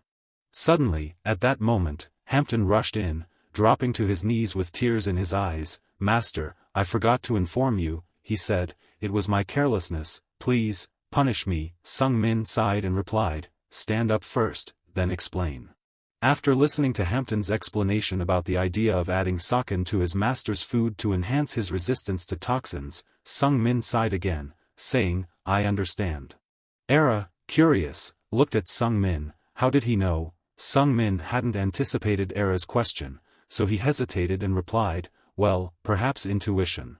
Era retrieved a round pair of glasses from somewhere and put them on. "Master has extraordinary observational skills and intuition," she said. "You must have smelled the saken." Era's eyes seemed very pleased. "You're indeed intelligent to answer that it was intuition," she said. Sung Min didn't dwell too much on Era's praise but instead focused intently on the pair of glasses. Where did she get those glasses? In Era's heart, she silently praised Sung Min. "You always exceed my expectations," she thought to herself. Calmly, she declared, "I will continue to do my utmost to be your shadow and help you grow stronger." Right after that, Era glanced over at the bewildered Soso. "Oh, there's more," she added. "Soso's dish has been specially adjusted in flavor by me, so she doesn't need to worry about anything strange in it," Era said, looking at Soso with a much warmer gaze than when conversing with Sung Min. Soso beamed with gratitude towards the kind-hearted assassin. "Thank you, Era," she said. After finishing their meal, Sung Min returned to his room still feeling anxious. The chalice of divinity appeared to reassure him. "I'm here now," it said. Sung Min furrowed his brow and replied, "Still, it's poison after all." The chalice confidently reassured him. "That type of toxin is nothing at all." Sung Min looked at the wobbly demeanor of the chalice. "You say that, but you look quite tipsy," he remarked. The chalice responded in a slightly slurred voice, "Hey, listen here, back in the day, I was even better." Just as the chalice was about to boast about its past achievements, Rudia opened the door and peeked in after a single knock. Rudia, eager to eat her 5-layer cake again, approached Sung Min and asked, "When are we leaving?" Sung Min replied, 8 in the morning. Rudia appeared disappointed and pleaded, "Can't we leave now? I want to eat more cake." Sung Min shook his head. "Now we can't pass through the teleportation gate," he muttered. Rudia quickly approached Sung Min's bed with a look of regret. "Is it really so?" And then, completely naturally, Rudia lay down on the bed to Sung Min's surprise. "Well, I'm going to sleep now. Once I'm asleep, tomorrow will come sooner," she said. Rudia fell asleep within 2 seconds of finishing her sentence. Sung Min didn't like having his bed occupied, so he called Era, asking if she could hear him. Era suddenly appeared in the corner of the room. "Yes, young master," she said. Sung Min couldn't help but startle. How long has she been there, he wondered. However, he didn't show his surprise. Not wanting Era to come up with another training exercise, Sung Min tried to remain calm. "Take Rudia to her room, but don't wake her up," he instructed Era. Era immediately acknowledged the order. "Understood, sir." In the blink of an eye, Era vanished and gently lifted Rudia, making her seem as though she were floating in mid-air. The door opened and closed swiftly and silently, leaving Sung Min marveling silently to himself. Indeed, Era was impressive.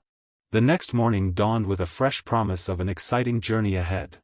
A horse-drawn carriage awaited everyone at Maple Manor. Hampton looked crestfallen as he said to Soso, "It's a shame we have to travel by horse-drawn carriage," but Soso smiled gently and shook her head. "It's okay." During this era, using magic-driven carriages was a privilege reserved only for the aristocracy. Having a car to pick up one's mother would surely make other mothers envious. But Sung Min understood that they didn't need to attract envy right now. It would pose more danger than admiration. With excitement in his heart, Sung Min climbed onto the horse-drawn carriage, ready to take the first steps toward independence. The horse-drawn carriage set off with Sung Min's hopes riding along. the assistance of the magical adept family would surely aid in fulfilling his plans. After several days of travel, the group finally arrived at their destination. Era stepped down from the carriage first to open the door for everyone. "We've arrived at the said family estate," she announced. As soon as Sung Min stepped down from the carriage, Kaizen's voice called out to him. Kaizen grinned with delight as he looked at Sung Min. "I knew you'd come back," he said. Sung Min chuckled heartily. "I'm here, Kaizen, I need to keep my promise." With a confident stride, Sung Min called out to Kaizen, who stood on the highest step of the porch. "Let's do this, Kaizen, let the challenge begin." A smug smile painted on Sung Min's lips. Everything was going according to his plan. He confidently shrugged off his coat and declared, "This time, I won't hold back, Kaizen." Excitement surged within him as he vowed to showcase his full strength. Shortly after, the two boys arrived at the said family training grounds for a showdown under the supervision of Karsia and Magner. Brimming with confidence, Sung Min felt vastly different from the first time he met Kaizen. He had mastered many combat spells since then. The more Sung Min thought about it, the more excited he became. He had the superb chalice, superb mana, and many advanced skills. He needed to compare himself to an opponent like Kaizen. Quietly determined, Sung Min resolved to assess where he stood in comparison to him. He took a deep breath as he prepared for battle. Even though he might not be able to defeat Kaizen, that was the character arc he had created for him. According to Sung Min's initial setup, no peer could match Kaizen. He was a genius among geniuses, so talented that he overshadowed others. Despite his excellence, he still trained diligently more than anyone else. As the youngest son of the said family, Kaizen was the epitome of the strongest fusion of perseverance and talent, the typical heroic character in any epic novel. Despite knowing this, Sung Min was still exhilarated. Being the same age as Kaizen, failure was unavoidable, and undoubtedly, Kaizen's abilities had further developed. Suddenly, a spark of insight flashed before Sung Min's eyes. Kaizen's movement aimed straight ahead, making his sword appear as a blur. As Kaizen's sword thrust towards Sung Min, he swiftly tilted his body, stepping aside. Indeed, the attack speed and damage were significantly greater than before.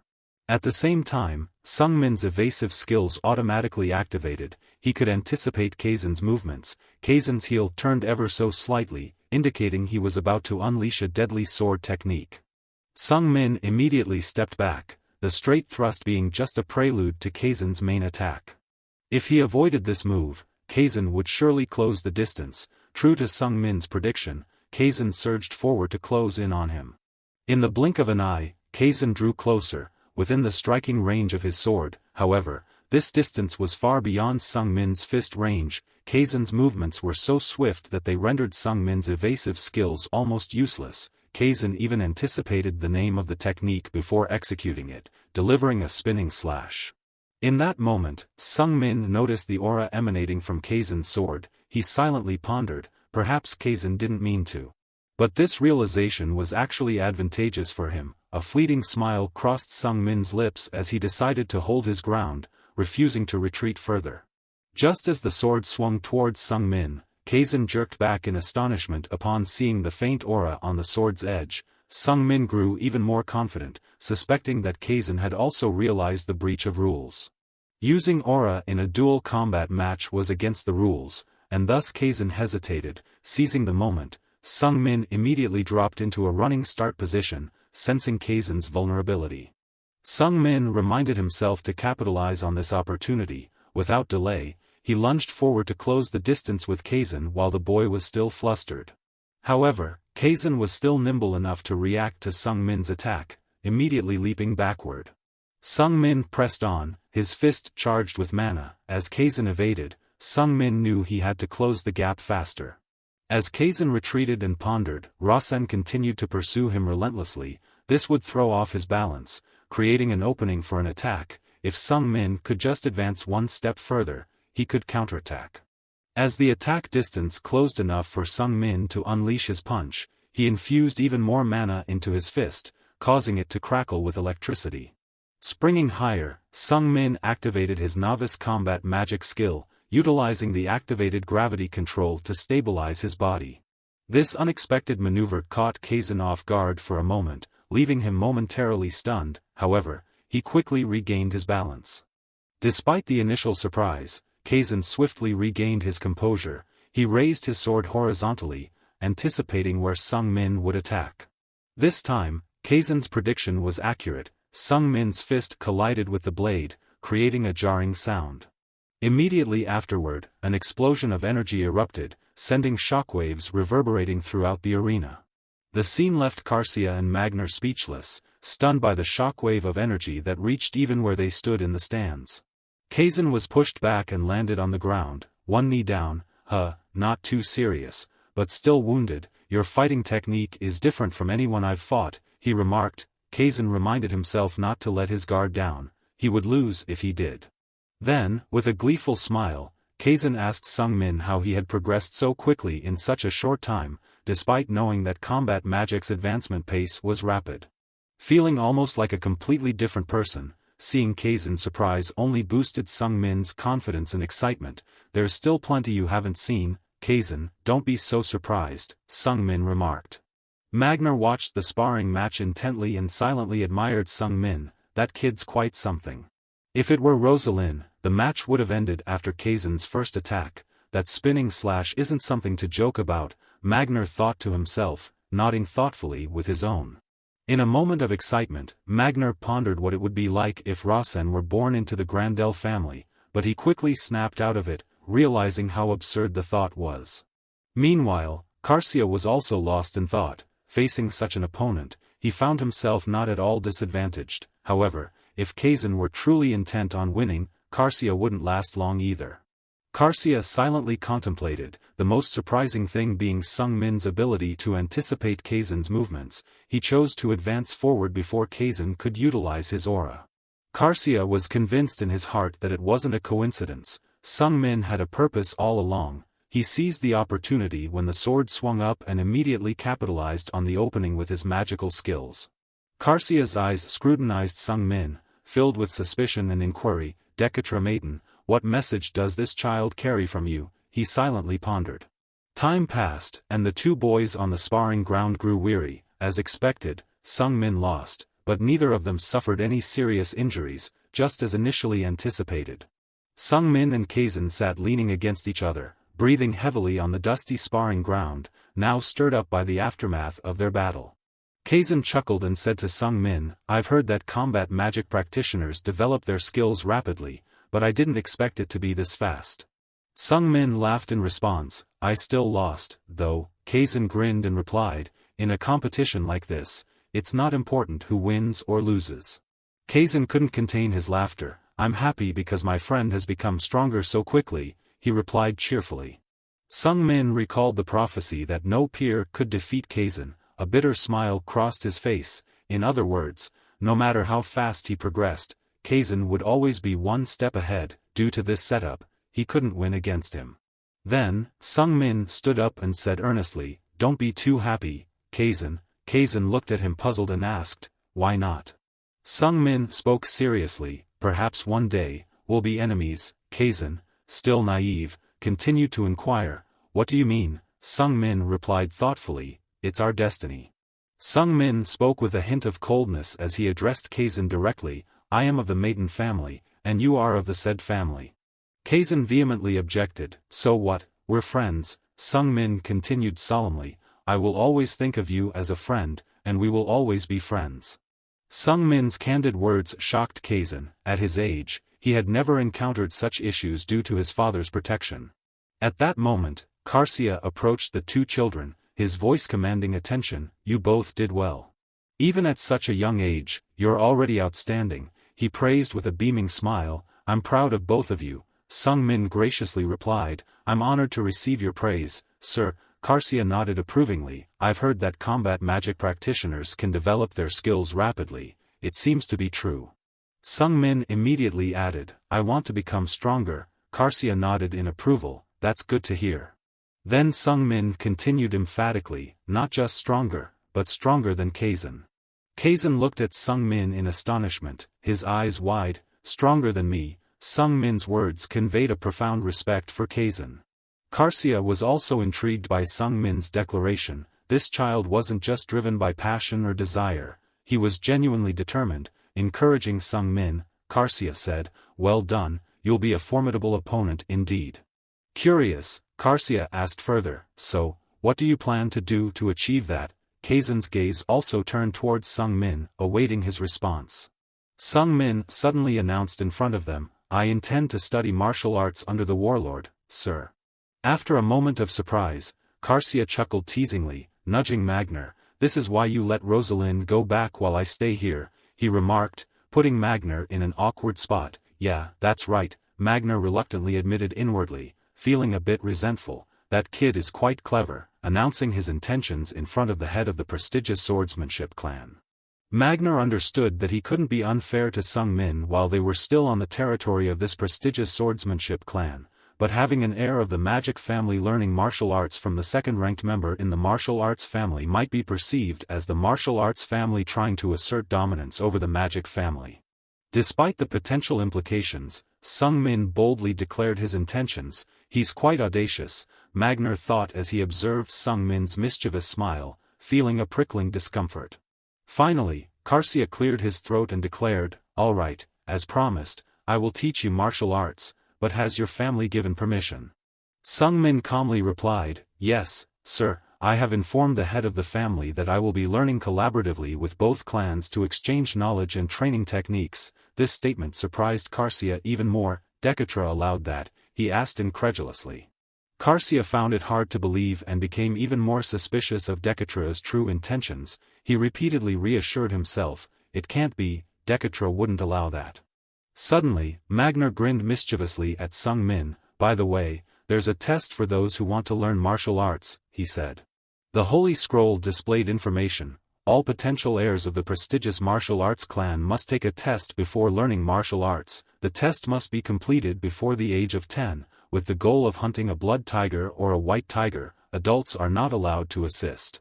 Sung Min read the information and immediately began to contemplate. I understand, he said, blood tiger and white tiger, I'll choose. After a moment, Sung Min decisively said to Magner, I'll hunt the white tiger. Magner was briefly surprised. Oh, I haven't explained yet, but it seems like you've researched our family very carefully. Sung Min brushed off Magner's question and turned to Kaizen. Kaizen, will you come with me? He asked eagerly. I know I'm not allowed help from adults, but children should be fine, right? Kaizen immediately showed interest. A white tiger, huh? Are they strong? He asked. Sung Min appeared excited, incredibly strong, and huge like a house. Kaizen looked a bit bewildered at that. Can tigers really get that big? Magner continued to grin mischievously, interrupting the conversation between the two children. You might have misunderstood something, he said. I never said you had to choose between the blood tiger and the white tiger, so, my order to you is to hunt the blood tiger. However, Sung Min didn't complain or object at all. In fact, he didn't seem surprised in the slightest. He simply smiled calmly and replied, understood. In that moment, Magner was shocked to realize he had fallen into Sung Min's trap. This little rascal, he thought to himself, he wanted to hunt the blood tiger from the beginning.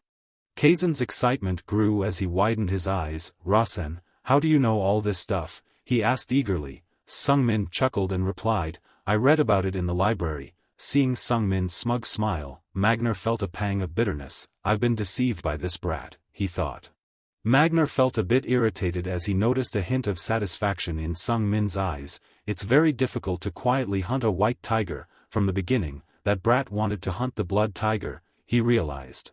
But the words had been spoken, and all Magner could do was sigh. You're quite clever, he admitted begrudgingly. Sung Min chuckled teasingly. I learned from the best, after all.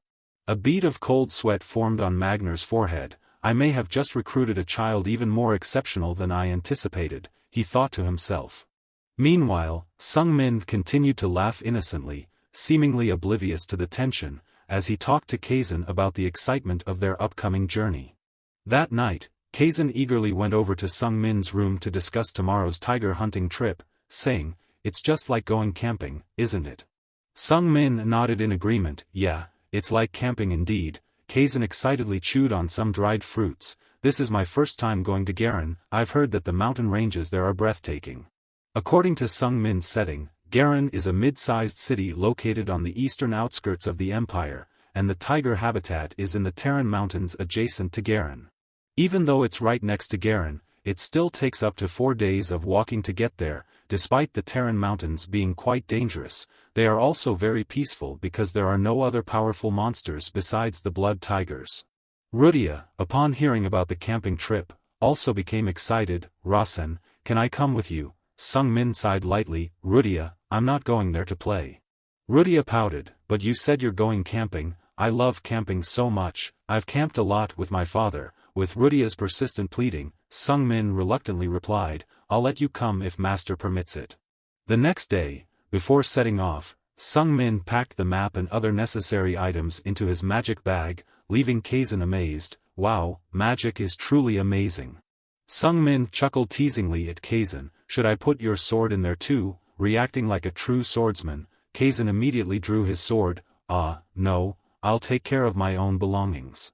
Despite traveling through spatial portals, it still took them half a day to reach Garen. By the time they arrived, the sun had begun to cast its twilight glow. Sung Min suggested to his two friends, let's rest at the inn for a bit before we continue. We've passed through several portals, so we're all tired. Rudia stumbled out of the portal and sat down heavily. Rasen, I'm so hungry. Her stomach grumbled loudly. Sung Min reassured her, there must be a restaurant in the village, let's go quickly. He descended the steps and headed towards the city, so this was Garen. However, his steps abruptly slowed before coming to a complete halt. Sung Min's eyes widened with surprise and concern.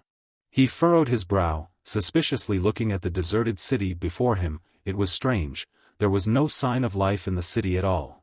Just as Sung Min was perplexed, a man came running towards them, his face filled with panic. Sung Min quickly intercepted him, asking, Excuse me, can you please tell us what's going on? The man trembled and asked Sung Min with a still fearful voice, What's going on? Sung Min inquired cautiously, Is this Garen? The man replied hastily, Yes, of course. Suddenly, he shouted with panic, But above all, I hope you can find a hiding place and evacuate quickly. Sung Min and Kazan were both shocked. Evacuate, why? The man didn't explain much but threw out one sentence before running off, The bandits will show up soon. Sung Min was left feeling alarmed by the warning, bandits. Before Sung Min could gather his thoughts, Rudia tugged at his sleeve urgently. Rasen, my stomach keeps growling. Sung Min comforted her with a pat, just hold on a little longer. Then, the three of them approached a restaurant in the city and knocked on the door, calling out, Is anyone here? However, despite waiting for quite some time, there was no response. Sung Min started to feel more anxious. I don't think it's because we've arrived at the wrong time. Sung Min pondered deeply, surprised that such a situation could occur in the territory of Garen. This place should have been a relatively peaceful mid-sized city, shouldn't it? What kind of bandits could cause this?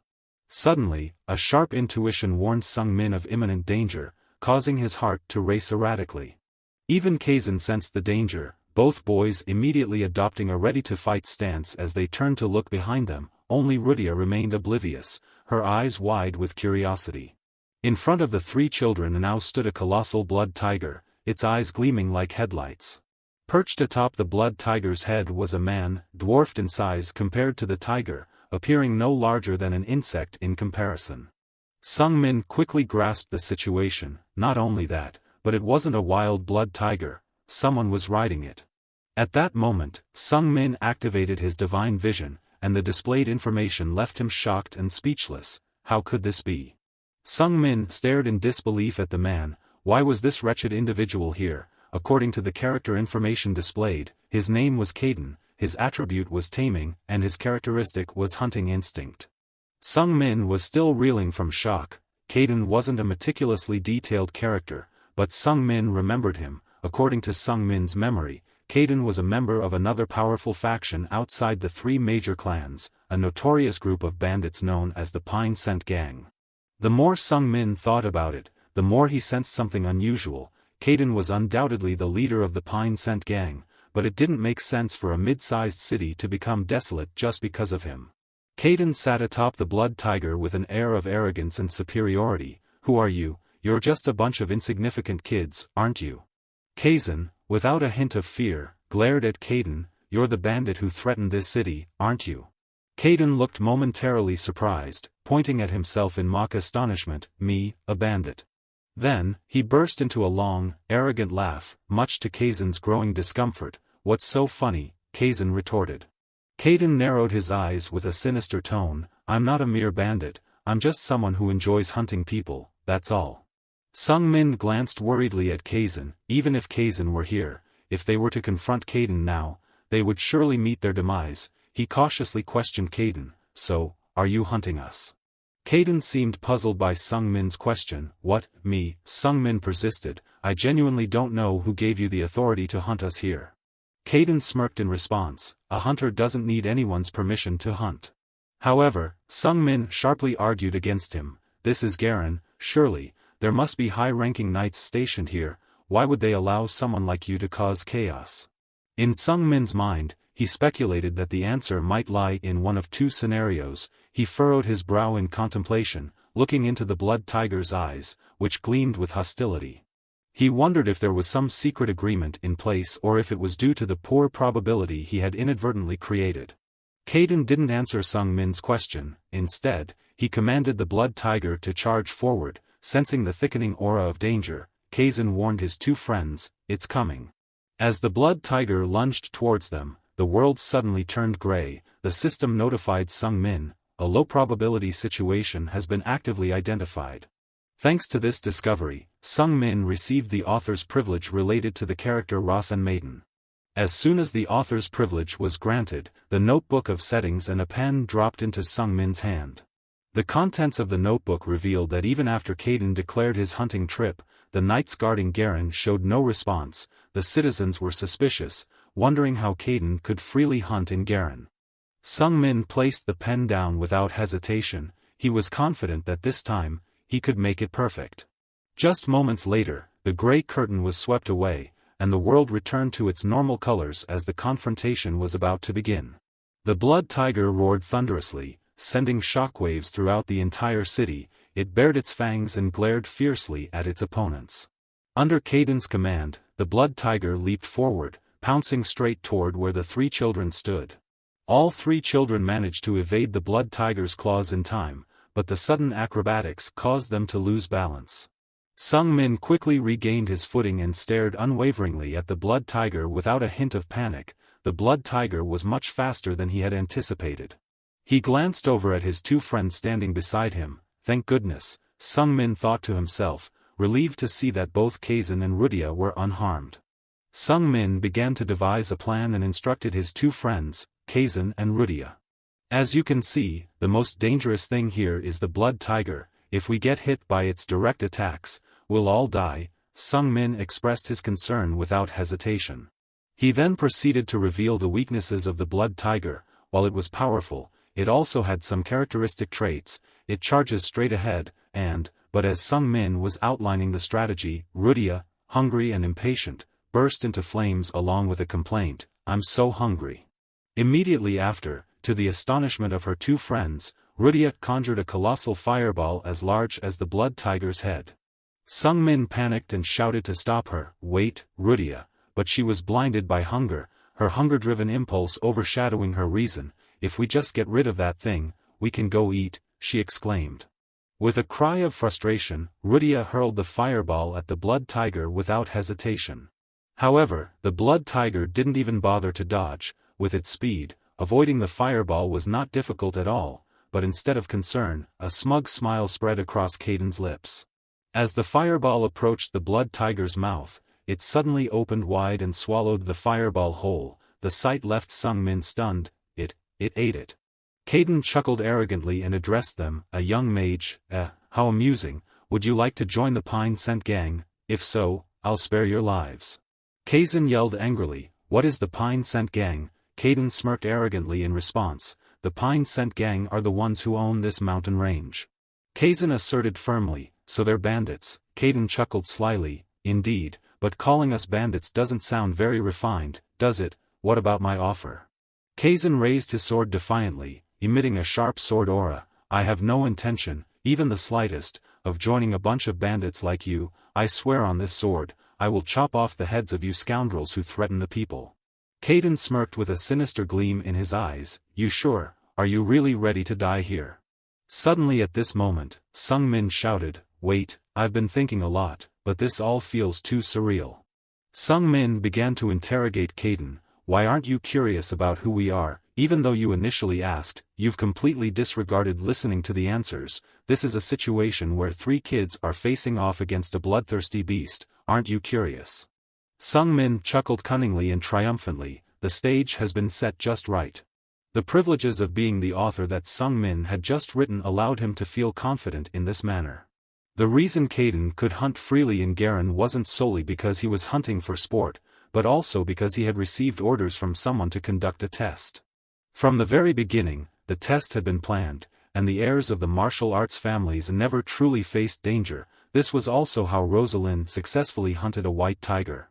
Building upon the setup just created, Sung Min firmly asserted to Kaden, "It means you already knew who we were." Sung Min continued his reasoning meticulously, "And the reason you keep spouting meaningless things like this, even though you clearly know who we are. It means you're placing your trust in something." Sung Min pressed on, while Kaden remained completely silent in the face of Sung Min's interrogation. Sung Min continued to articulate his reasoning, "And whatever it is that you trust." At that moment, above Kaden's head, a magical circle appeared. A faint figure began to materialize from within the radiant circle. In the dazzling stream of light akin to sunlight rays, Evelia gradually emerged with her usual calm and composed demeanor. Sung Min continued his sentence with a smug smile, "Perhaps, it was you all along, Sister Evelia." Evelia appeared like a celestial being, causing Kaden to widen his eyes in astonishment, while Sung Min wore a proud smirk for guessing correctly. In the moment he laid eyes on the radiant beauty of Evelia, Kaden's heart fluttered. The boy, who was designed to love Evelia, truly felt his first stirrings of affection. "My dear Evelia."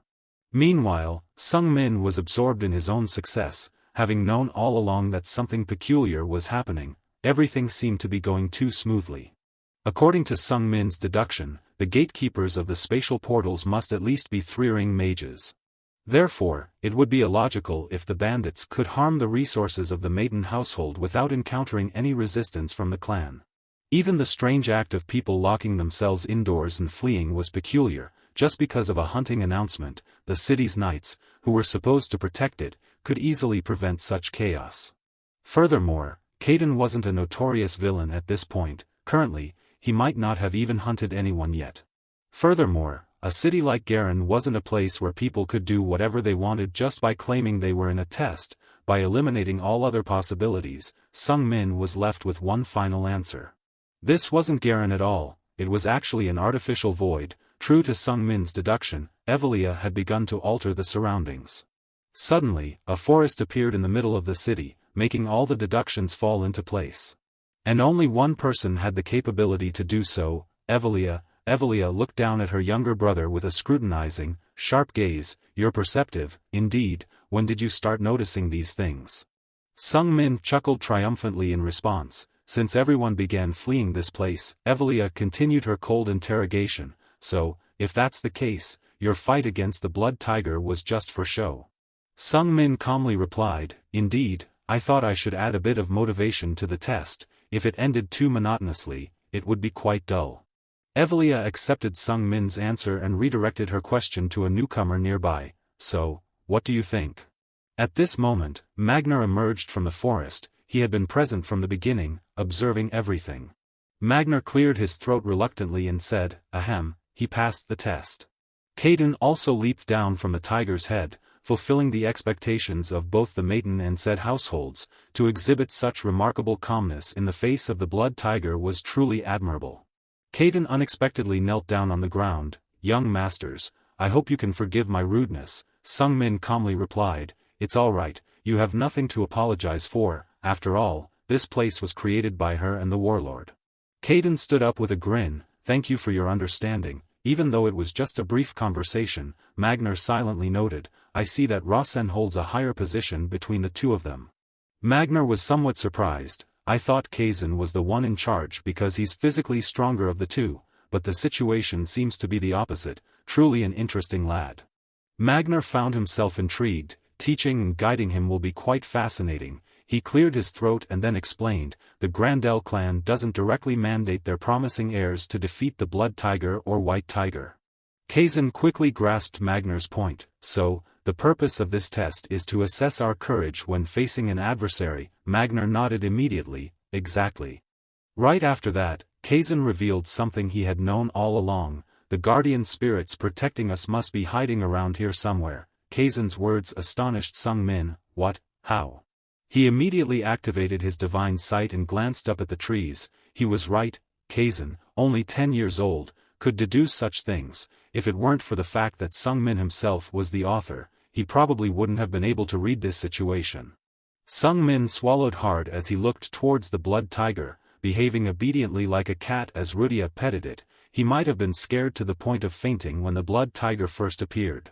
Magner, curious, asked Kazan, "Did you attack the blood tiger because you believed in the guardian spirits?" Kazan nodded without hesitation. "That's right." Magner squinted disapprovingly. "That doesn't seem like a very satisfactory answer." Kazan quickly explained, "I don't believe that a wise person is a solitary one." Magner pressed further. "Then what?" Kazan calmly replied, "Someone strong, but only as strong as themselves, can never truly achieve victory." With determination, Kazan continued, "Even if I have many flaws, I can have reliable people by my side to compensate for my shortcomings. I believe that would equate to living a meaningful life." Sung Min further discovers another aspect of Kazan's perfect character. Kazan isn't afraid to admit his own weaknesses and shortcomings. Instead, he quickly identifies the existence of guardian spirits and places his trust in them. Sung Min finds Kazan fitting the mold of a typical admirable hero even more. Sung Min interjects to explain further for Kazan, "I think what you can trust in are your own abilities and what you possess." Evelia, hearing this, is slightly surprised. That's not what the child of a renowned family of mages would typically say. In a moment of reflection, Evelia feels a pang of sorrow, something she would never have considered herself. But hearing those words from the child somehow makes her heart feel constricted. Quickly pushing aside her wandering thoughts and suppressing the pain before everyone, Evelia resumes her composed demeanor. Just then, the system notifies Sung Min of a variable that has affected the storyline. Sung Min tries to examine it further but cannot discern what the variable is because his proficiency in his divine sight skill is not high enough. Upon hearing Sung Min's explanation, Magner finally smiles in satisfaction. "The guardian spirits are also your strength, Kazan, even though that's not the answer we wanted to hear." Magner then turns to Sung Min and asks about Rasen. "And what about Rasen? Did you also realize the presence of guardian spirits around him?" Sung Min confidently smiles and replies, "Of course, but I didn't realize it because of Kazan, it was because of myself." Sung Min quickly explains the reason. As someone with the potential to succeed the family head in a renowned mage clan, and being formally invited to a prestigious martial arts clan. The child shouldn't be harmed while accompanying the martial arts clan's child. It wouldn't just damage the reputation of the martial arts clan, but it could even present a huge opportunity for the mage clan they've long been waiting for, Sung Min says. Hearing this, Evelia gasps in shock and exclaims, "An opportunity? How so?" Sung Min firmly asserts, "Yes, exactly, sister, an opportunity." Evelia, feeling stirred, reprimands her younger brother. "That would be a disgrace to the maiden family. How could putting you in danger be an opportunity for our family?" Sung Min responds in a serious tone, "It's because, I'm not you, sister." He bluntly expresses his thoughts. "I'm not someone holding an important position like you. Until recently, I've been seen as nothing but insignificant trash." Sung Min's voice grows more determined as he speaks. "If someone like me were to unfortunately perish in an accident, the maiden family stands to gain more than they would lose when they can discard someone they consider a nuisance," Sung Min calmly states, as he simply puts himself in the mindset of those at the helm of the family, and this accident could also be seen as leverage against the said family. However, Evelia feels pity for her younger brother upon hearing this. Why does he speak such words so calmly? Could that be how a 10-year-old child thinks about their family? Sung Min notices Evelia's pained expression and offers her a comforting smile. "Please don't misunderstand, sister, I don't resent our family, I'm just speaking from a rational perspective." Evelia suddenly embraces her younger brother tightly in an emotional silence. She whispers into his ear with a choked voice, "Rasen, the maiden family's blood still flows in your veins. It's heartbreaking to hear such words from a child like you." Evelia tries to comfort her brother. I hope the name of the maiden family doesn't weigh too heavily on your shoulders. Sung Min is moved from confusion to emotion by Evelia's words. Thank you, sister, he says gratefully. While Evelia still holds Sung Min tightly, he notices Kazan looking distressed. Kazan, what's wrong? He asks. Feeling compassionate towards his younger friend, Kazan declares, Rasen, I can be your family. He speaks sincerely to comfort Sung Min. I can become closer, I'll try to change. However, Sung Min is completely bewildered by this sudden turn of events. What is he saying? He wonders. Feeling increasingly perplexed, Sung Min wonders how to handle the situation now that the atmosphere has shifted like this. Just as Sung Min is grappling with his thoughts, Rudia rushes over and embraces him with a bright smile. Lord Rasen. Rudia's embrace is so strong that it pushes Sung Min to the ground. She cheerfully exclaims, I'm hungry. Then, with a radiant smile, Rudia asks Sung Min, the test is over now, right? We can go eat, can't we? Sung Min immediately chuckles lightly, relieved to escape the awkward situation. Exactly, Rudia, let's go, he says. A few days later, they safely return to the said household. While Magner is taking a bath, there's a knock on the door. He doesn't hesitate to invite the visitor in. Seeing Sung Min enter while he's in the bath, Magner teases, which gust of wind brought you here? Sung Min responds directly, I want to go to the Terran Mountains. Magner's curiosity piqued, he asks again, to Terran, why? Sung Min, with an eager expression, clears his throat, indeed, sir, I've heard that the scenery there is incredibly beautiful. Sung Min starts fabricating a story, I want to see the real Terran, not a Terran created by magic. Magner laughs teasingly, exposing Sung Min's bluff. So, you want to go on a vacation? Sung Min shakes his head, no, sir. Magner smiles mischievously, then what do you want to do? Sung Min reluctantly admits, I found a message in the city within the space my sister created the other day. Magner is somewhat surprised, what is it? Sung Min hesitates to explain, I think it's something my sister prepared for me. Sung Min thinks to himself, of course, that's a lie, it's time for me to go and claim the creation I set up as the author. Magner prods Sung Min, so, what is it? Sung Min pretends to be clueless, I was only told that it's something lying deep within the mountains of Terran. Sung Min continues to fabricate, even though it's just an artificial space, I can still sense strange magical currents there.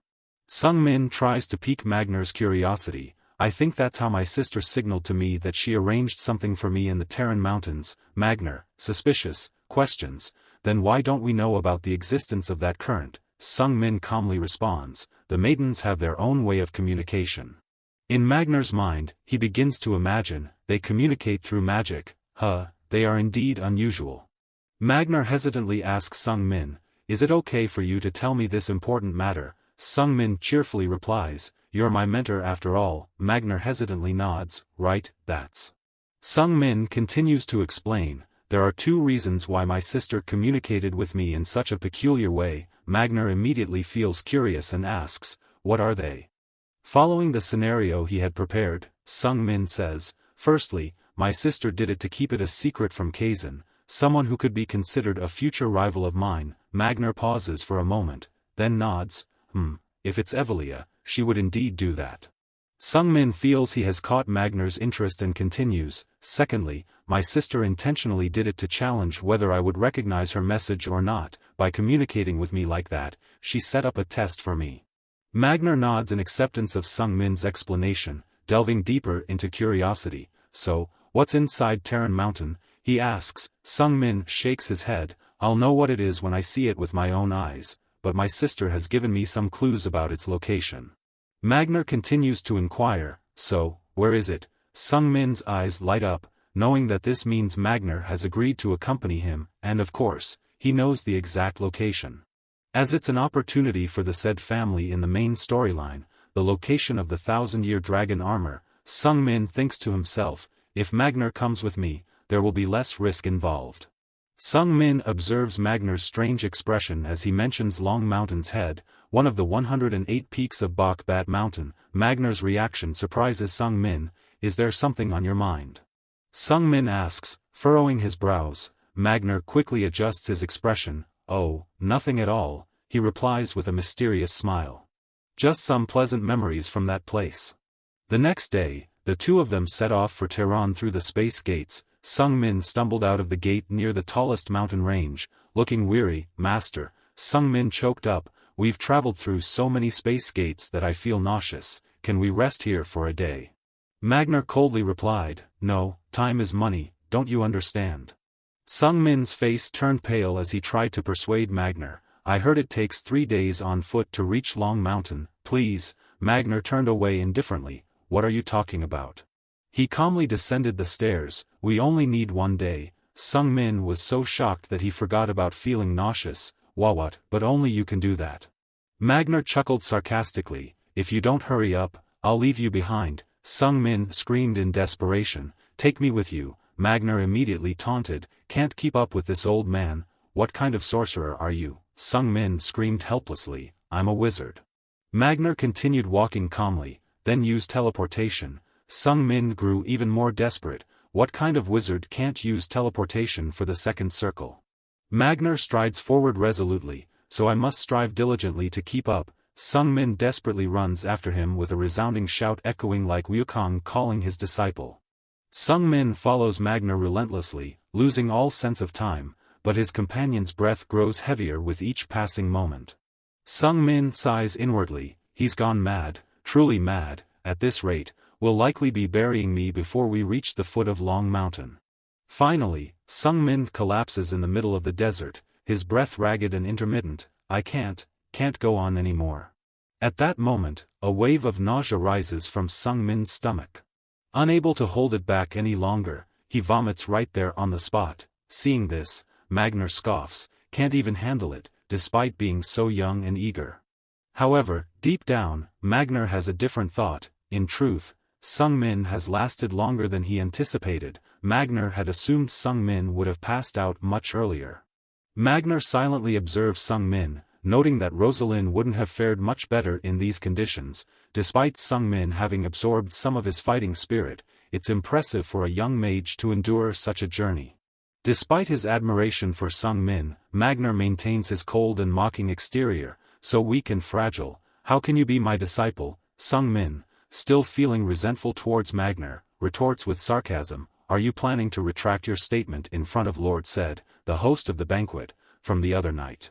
Suddenly, Magner's eyes widen with a startled cry, you. Immediately after, he turns away, adjusting his expression. Sung Min, curious about why Magner reacted so strongly, but Magner just brushes it off, saying, no, it's nothing. Magner is silently astonished, this brat. Sung Min's breathing has returned to normal already, it's chilling, suppose he had access to a complete fighting spirit. Seeing that Sung Min has stabilized, Magner urges him on, are you planning to sit there forever, the road is still long. Sung Min grumbles, I did say it usually takes up to 3 days, Magner laughs tauntingly, is that the standard for Maiden's members? Sung Min, unlike other Maiden members who might get angry at such mockery, calmly stands up and straightforwardly admits, I guess so. Then, they resume their journey, it's noticeable how differently they move on the ground. Sung Min has also noticed this difference, strange, the road is rough, yet he moves so quickly, not even kicking up any dust. The more Sung Min observes Magner, the more puzzled he becomes. Magner moves as if he were the wind itself. Thinking of the wind, a light bulb goes off in Sung Min's head, now I realize, there's a wind blowing from behind us, could it be? Sung Min begins to reason, until now, I've only focused on channeling mana throughout my body, but what if I use mana as an intermediary to blend with the wind behind us? Sung Min immediately puts this novel idea into practice, indeed, his movement speed surges, and he no longer feels the heavy footsteps as before. Excitedly, Sung Min realizes, that's it, my movements are much lighter now. At that moment, Sung Min receives a notification from the system, Beginner Magic Combat Skill, Attribute Optimization, has been deeply engraved into your body, you have enlightened a new magic combat skill, Attribute Optimization for Agility has been activated.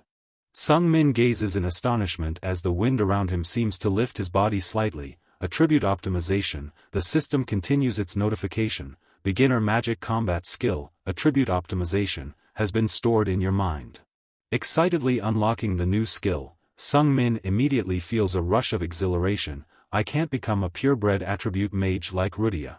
But I can still harness the power of all elements because of my extraordinary mana source. This is the path a magic combat mage should take. Sung Min's eyes sparkle with excitement and determination. Seeing Sung Min suddenly accelerate, Magnar becomes intrigued. That kid, he just learned something new, didn't he? However, as they approached the forest near the foot of Long Mountain, Sung Min still can't avoid exhaustion. He collapses onto the ground, gasping for breath. I've depleted all the mana stored in the extraordinary Holy Chalice. I absolutely can't go any further. The Holy Chalice also appears lamenting, brother, I think I'm going to die of starvation. Sung Min breathes heavily, his whole body trembling. Master, I can't hold on any longer. Seeing Sung Min lose consciousness shortly after, the Holy Chalice panics and shouts, Rasen, wake up, Rasen. However, Magnar remains stoic, as if nothing serious is happening. Magnar steps closer, observing Sung Min as he snores softly, his breathing quickly returning to normal. What a peculiar creature, Magnar mutters to himself, covering 100 kilometers in 50 minutes, and he's a mage without teleportation spells, huh. Magnar sighs, feeling somewhat resigned. Well, he's asleep now, that's fine, the path will open up if we continue. If he can't keep going, then it's just a matter of my own inadequacy. Magnar continues, speaking to the sleeping Sung Min, that's the way my brother and I were taught and strived, it's nothing to be ashamed of. Magnar calmly converses with the snoring Sung Min. A wave of nostalgia washes over Magnar. How was I when I was 10 years old, 100 kilometers in 50 minutes, huh? Even I couldn't do that, and neither could my brother. Magnar can't help but smile with satisfaction at his student's extraordinary abilities. Then, he looks back at Sung Min and continues, anyway, the more you train, the more flexible your body becomes. After an unknown amount of time, Sung Min regains consciousness while being dragged along the ground, feeling bewildered and fearing he has become prey for some creature while unconscious. Looking down, he realizes it's Magnar dragging him. Sung Min shouts in alarm, Master, what are you doing? Magnar releases him with a disdainful expression, I had to drag you all the way to the foot of Long Mountain with this frail, fragile body of yours while you were asleep, he retorts. Sung Min feels a pang of guilt upon hearing those words, frail, fragile. Magnar mutters sarcastically, I'm tired now, from now on, you're on your own. Magnar calmly responds, I only came this far with you to provide you with a companion. Sung Min replies sarcastically, sure, thank you. The place where they stop is a village at the foot of Long Mountain. It appears peaceful but deserted, with no one in sight. Sung Min silently devises a plan. I'll pretend to explore the surroundings while looking for a well. He looks around the village with curiosity, remarking, it seems to be an abandoned town. Magnar replies solemnly, it might have been a community settlement once. A huge question mark pops into Sung Min's mind. Didn't he say something about having memories of this place? Magnar coldly brushes it off, you don't need to know about it. Sung Min doesn't press further and turns away. Seems like there's no one around. I'll take a look around, he says. Magnar nonchalantly shrugs, do as you please. As Sung Min wanders around, his divine perception activates, revealing that the current location used to be a town. The small town had been home to a gang of bandits 30 years ago. Until Magnar happened to pass by and single-handedly put an end to them, a feat that went largely unnoticed by the public. Sung Min is briefly astonished because this action goes against Magnar's usual demeanor. He wonders how Magnar managed to defeat all the bandits without leaving a lasting mark on his memory. At this moment, the divine perception continues to unveil hidden lore. This is where Magnar encountered Mai. Mai was a young girl who had been kidnapped by the bandits. Magnar fell in love with her at first sight and slew all the bandits to rescue her. However, during the rescue, Mai was poisoned. Mai passed away before Magnar could bring her out of the mountains for treatment. Sung Min immediately realizes that this is why Magnar never married and has been living alone all this time, unable to forget his first love. Sung Min, slightly curious, subtly asks Magnar, Master, is there anything special about this place? Magnar coldly turns his back on him, saying, find out for yourself. Sung Min feigns annoyance, help me out a little, what do you lose? Magnar nonchalantly shrugs, it's not my concern. Sung Min sighs and walks away, muttering, I'll find more clues. Magnar remains motionless, indifferent, fine, I'll rest for a bit, I'm old and weak. However, after Sung Min leaves, Magner strides forward for a while, straight toward the well that remains there. Magner stares intently at the well, noting that nobody seems to pay attention to this abandoned town. Memories flood back into Magner's mind. This well is where he disposed of the bodies of the bandits, although he's not entirely sure if they were truly bandits. Curiosity piqued, Magner approaches the well and releases his fighting spirit, should he take a peek inside. After a few seconds of probing beneath the well, Magner's eyes widen in shock. What? It can't be. He furrows his brow in suspicion. There should have been a pile of bones down here, but now there's nothing. Has someone removed them, but why? Magner puzzledly examines the protective barrier of leaves covering the well's mouth, and why would they set up a special protective boundary here? After pondering for a while, Magner's face lights up with a satisfied smile. Ah, I see now. He chuckles with amusement. With a boundary set up around the well, this situation is more complex than I thought. Magner silently deduces, the bodies are gone, and there's a boundary here, so, the boundary must have been used to seal souls. Curiosity surging within him, Magner clenches his fist decisively. Regardless of the purpose of the boundary, he simply needs to break it. Just then, Sung Min appears cautiously, looking innocent. Master, what's there? Magner startles, retracting his fist quickly. Oh, nothing, nothing at all. However, Sung Min still keeps his eyes on the well. I've seen it, awaken, the hidden place, guarded for 1,000 years. The divine perception informs Sung Min that the well is protected by a dark and sinister magic boundary, and the hidden place has been activated due to the influence of this advanced boundary. Sung Min is immediately stunned. A magic boundary? I've never written anything about this kind of boundary. Since Sung Min doesn't have any further information from the divine perception, he has to ask Magner, Master, do you know anything about magic boundaries?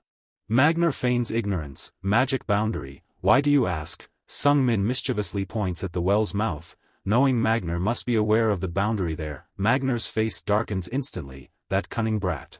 Magner continues to feign ignorance, questioning how a martial artist would know about magic boundaries. Sung Min disregards his response and persists with his curiosity. It's strange to set up such an advanced magic boundary on a well without anyone using it.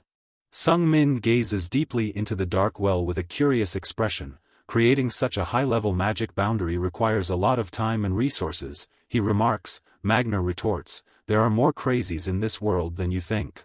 Sung Min continues, this boundary seems to be over 10 years old and still functioning well. Magner feels a twinge of surprise. Sung Min, despite being just a 10-year-old boy, seems to have more knowledge than he expected. However, Magner maintains his facade of innocence, asking, what are you trying to say? Sung Min glances at Magner. I think this well has formed its own boundary, he says. Magner responds with a skeptical look. You mean to say this well spontaneously formed its own boundary? That's absurd. Finally, Magner seems inclined to reveal something about the well. However, memories from the past suddenly flood Magner's mind. Wait a minute, when I killed those bandits, it was at this well. I met Mai right next to the well. Mai was critically injured due to the poison from the bandits. On the way down the mountain for treatment, Mai passed away. In a sudden realization, Magner is struck with a shocking truth. Wait, what? No way. Magner now understands that Mai was heavily poisoned by the bandits, yet she was still able to freely roam around the well. Sung Min continues, suggesting to Magner, the only plausible hypothesis when an object with consciousness forms its own boundary is that there's some special setup related to it. Magner eyes Sung Min suspiciously. That's how mages call it, right? Sung Min feels comfortable sharing his thoughts with Magner because he knows Magner is not one to pry into others' affairs. He continues to share his thoughts freely. Yes, that's how mages would discuss such cases, and I have a secret I want to share with you. Magner's curiosity is immediately piqued. A secret, you say? Sung Min nods with a mischievous smile. I have eyes that can see things others can't, and the evidence is. He pauses for dramatic effect. I can sense a name, Mai, coming from this well. Magner is shocked. What? Sung Min continues with determination in his voice. This well is called Death Blood, and it's something my sister wanted me to see. In Magner's mind, confusion reigns. I met Mai 30 years ago, before you were even born, and I've never told anyone about this. Magner quickly confirms that Sung Min's special eyes are indeed real. Magner furrows his brows. contemplating Sung Min's words carefully, you sensed no blood aura. That's peculiar indeed, he gazes at Sung Min intently, you already know what's happening, don't you? Sung Min nods honestly, that's all I observed, I was contemplating this well, and then a wisp of smoke emerged from within. Magner's eyes widen in recognition as the figure emerges from the hazy purple smoke, he mutters in disbelief, my. Sung Min, still recovering from being thrown back by the explosion, looks up in astonishment at the familiar silhouette materializing before them. My, he echoes, his voice trembling with a mix of shock and disbelief. Magner's heart skips a beat as he gazes at the girl's radiant face emerging from the smoke. In that moment, memories flood back, intertwining with the present, he sees traces of the woman he once loved in the features of the girl before him. Sung Min, too, is struck by the ethereal beauty of the girl who has appeared before them, his mind races with questions, trying to reconcile the sight before him with the mysteries of the well and the story surrounding it. Magner's astonishment and emotion overwhelm him as he exclaims, "Is it really you, my?" The space around the girl seems to blossom as she appears, clad in traditional Korean women's attire. My smiles gently at Magner, saying, "It's been a long time, hasn't it, Magner?" Sung Min also quickly realizes that this woman is Magner's first love, but she is not human. Sung Min's eyes widen in shock, she's a succubus, and this smoke, it carries the alluring scent meant to captivate humans. My chuckles coyly as she addresses Magner, "You've changed a lot, did you come to see me because you still haven't forgotten about me?" Magner quickly becomes immersed in the euphoria of love. "I've never forgotten about you," My continues to smile, "so, how does it feel to meet your first love again?" With a touch of arrogance in her smile, My remarks, "You're much older now, but I'm even more beautiful than before, aren't I?"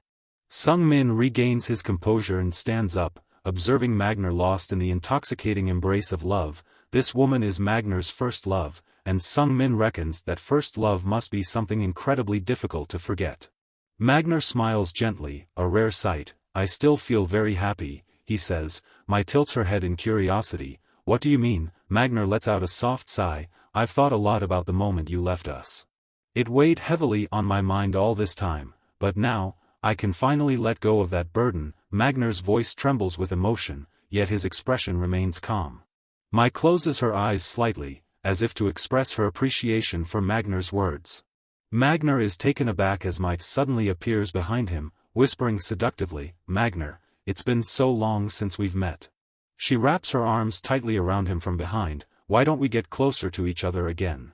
Mai doesn't hesitate to slide her hands under Magner's shirt, enticing him. "Let's go back to how it was when we were young, but now, you're more mature and charming."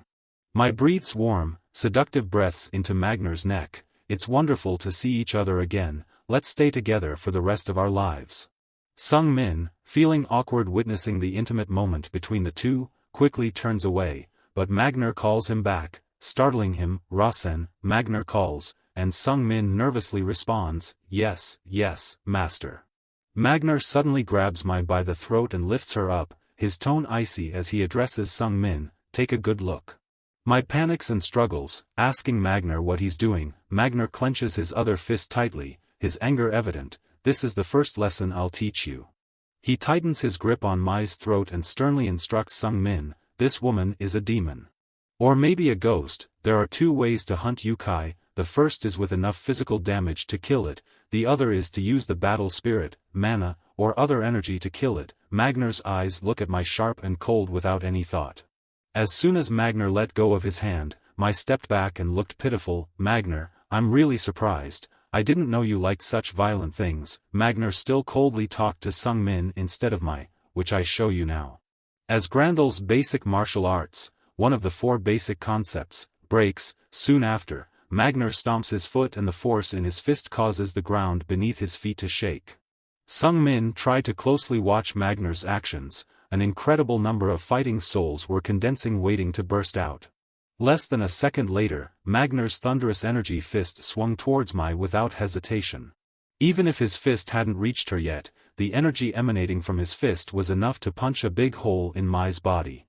Sung Min furrowed his eyebrows and looked closely at Magner's moves. He didn't just hit her being. It only took a few seconds for Sung Min to understand the problem. his eyes widened with amazement and admiration. This is, he destroyed. The space where she was, now between her chest and abdomen, there was a see-through hole behind her, and she couldn't recover that physical illusion. Magnar's fist hadn't touched the demoness, but the surge of battle energy from his soul was enough to create a gaping hole in her body. A sharp, agonized scream pierced the air, echoing painfully in Sung Min's ears. Before Sung Min's astonished eyes, witnessing his master's decisive action, Magnar shattered the very space the demoness existed in, causing her to shriek in agony and despair. "Magnar, do you truly intend to kill me?" Her voice grew increasingly desperate, incredulous. "But you love me, don't you? How could you do this to me?" The demoness' voice trembled with disbelief, questioning Magnar's intentions. After all, he loved her, didn't he? How could he possibly contemplate such a thing? Magnar coldly raised his fist, brimming with energy, and instructed Sung Min, "Look closely, this is the first step in destroying a demon." Sung Min nodded confidently. "I understand," he muttered as he sat down, staring intently at the demoness, preparing to shatter the void with a powerful force that would directly affect the demon's soul. After densely gathering mana into his fist, Sung Min leapt up, swiftly charging towards the demoness in the blink of an eye. Sung Min's fist struck the demoness, creating a large hole in her body, large enough for him to pass through. "My," battered and in agony, screamed once again in frustration, "how dare you do this to a beauty like me? Are you all barbarians?" However, regardless of the demoness' cries, Sung Min paid no heed. He casually rotated his shoulders, pondering over his recent attack. He felt a slight discomfort in his chest from pouring mana into his fist without prior preparation. "Oh well, it's probably fine just this once," he thought, dismissing any concerns. Suddenly, the demoness ceased her snarling and turned to look back and forth between Sung Min and Magnar, who stood on either side of her. A sound akin to a chuckle escaped her, as if she had just come up with a new idea. Even with only one head and one arm remaining, the demoness exuded confidence in her own allure. She flashed a seductive smile and cast a haughty glance. "So this is a competition between two men, isn't it? You're trying to kill me because only one of you can claim me," she remarked. Then, the demoness let out a burst of gleeful laughter, tinged with a sinister undertone, unaware of the disgust and disdain in the gazes of the two men directed towards her. Soon after, all that remained of the demoness was a trembling hand on the ground, attempting to crawl away. However, Sung Min promptly crushed the last remnants of my underfoot, while Magnar nodded in approval, praising his disciple. "Well done, Sung Min." Sung Min chuckled modestly in response, "It's all thanks to having a good teacher like you." With the demoness defeated, Sung Min turned to Magnar with a mischievous smile. "Why didn't you just send her away with a spell from the beginning, Master?" he teased. Magnar feigned ignorance. "What are you talking about?" Sung Min chuckled teasingly. "I bet you didn't immediately kill her because you still love her, Master." He even mimicked blowing kisses in jest to mock his mentor. Seeing his disciple starting to jest with him, Magnar swiftly delivered a direct blow to Sung Min's head with his hand like a hammer, producing a resounding thud that echoed like a temple bell in the distance. Sung Min, reeling from the pain and dizziness, staggered and shook his head. "Ouch, I didn't even have time to activate my resilience willpower defense," he grumbled, feeling like his skull was about to split open from just one blow.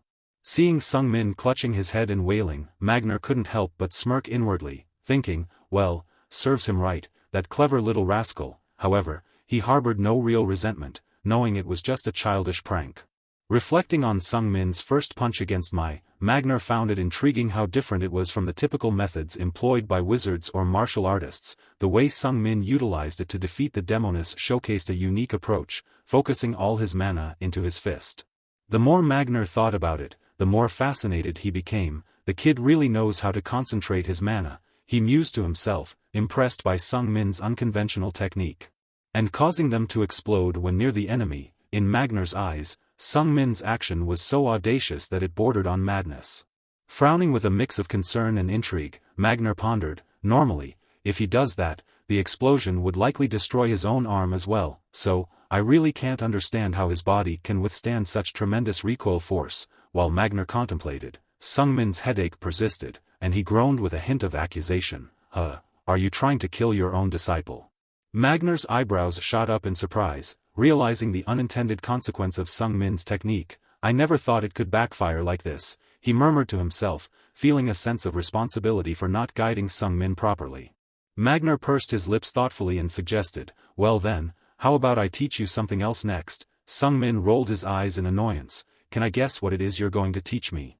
Intrigued by Sung Min's response, Magner immediately agreed, eager to hear his thoughts. Sure, go ahead, he replied. Sung Min asked in a subdued tone, is it something to hide these eyes of mine? Sung Min asked in a subdued tone, is it something to hide these eyes of mine?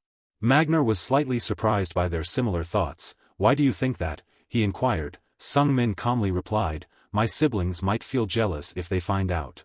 Magner suddenly felt a bit awkward. Why does he trust me so much? He thought. Well, it's not like I hate that, he concluded, with a hint of acceptance. However, why would a mutant like him come from the maiden family? While Magner was lost in thought, Sung Min had already climbed onto the edge of the well and was preparing to jump down. Seeing this, Magner didn't bother to stop him and instead peered down into the deep, enticing well. So, this is what Evelia prepared for you, he mused. Sung Min nodded nonchalantly. Indeed, although he set it up himself, Magner's curiosity piqued further as he asked, is this an artificial dungeon? In Sung Min's constructed world, an artificial dungeon was merely a virtual space created by wizards for a specific purpose. Sung Min pretended to ponder for a moment before saying, I think this is a natural dungeon, but she must have altered something about it. Magner nodded in agreement. Sounds like something a wizard like Evelia would do. Magner let out a bored yawn, appearing uninterested. Just either give it to you straight or don't bother at all. Why does she have to complicate everything? He muttered, still considering Evelia a bit eccentric. Sung Min glanced down into the well, teasing Magner's curiosity. I don't think she wants to kill me, but there might be something here, like a guardian perhaps. Magner shrugged indifferently. Well then, good luck, he muttered, but before he could finish his sentence, Sung Min had already jumped down the well. Left alone by the well's edge, Magner felt a sense of dullness in the silent and empty space. Quickly growing bored, he couldn't resist his curiosity and a bit of concern for Sung Min, so he decided to follow his student down the well. With a leap, Magner descended into the depths of the well, joining Sung Min on whatever adventure lay ahead. Magner remained calm, folding his arms across his chest as his body plummeted freely along the vertical path. It was quite deep down here. As he waited to reach the bottom of the well, Magner reflected on recent events. Yes, those bandits I killed earlier were just figments of my imagination. It was all a manipulated memory. How did I not realize it sooner? He pondered. The more Magner thought, the more doubts arose. And how could such a powerful demon go unnoticed? If Evelia had been here, she wouldn't have left something like that behind, he mused, troubled by the lingering mysteries surrounding their current situation. At that moment, a new message appeared before Sung Min's eyes, mentioning a character questioning the probabilities of this world and disrupting its setups. Sung Min furrowed his brow in confusion, pondering, the one who disrupts setups, who could it be? Suddenly, he realized there was only one person who constantly questioned, doubted, and remained curious about everything, Magner. Sung Min glanced immediately towards Magner, convinced it must be him. The next notification heightened Sung Min's concern further. The disruptor was suspecting a shortage of probabilities, indicating that the probabilities had somewhat degraded. Sung Min thought to himself, if it's degraded, the setup book should reappear, shouldn't it? At that moment, the setup book and a pen materialized in Sung Min's hand. In the setup book, after Magner's visit to this blood-soaked reality, no one had rediscovered this well for over 30 years. The reason no one could find it was because Sung Min quickly deduced, that's right, in the original, it was written that the one who found this well was Casson, not the monster hunters of the guild. I need to write another line to keep the story going, but it mustn't be out of place.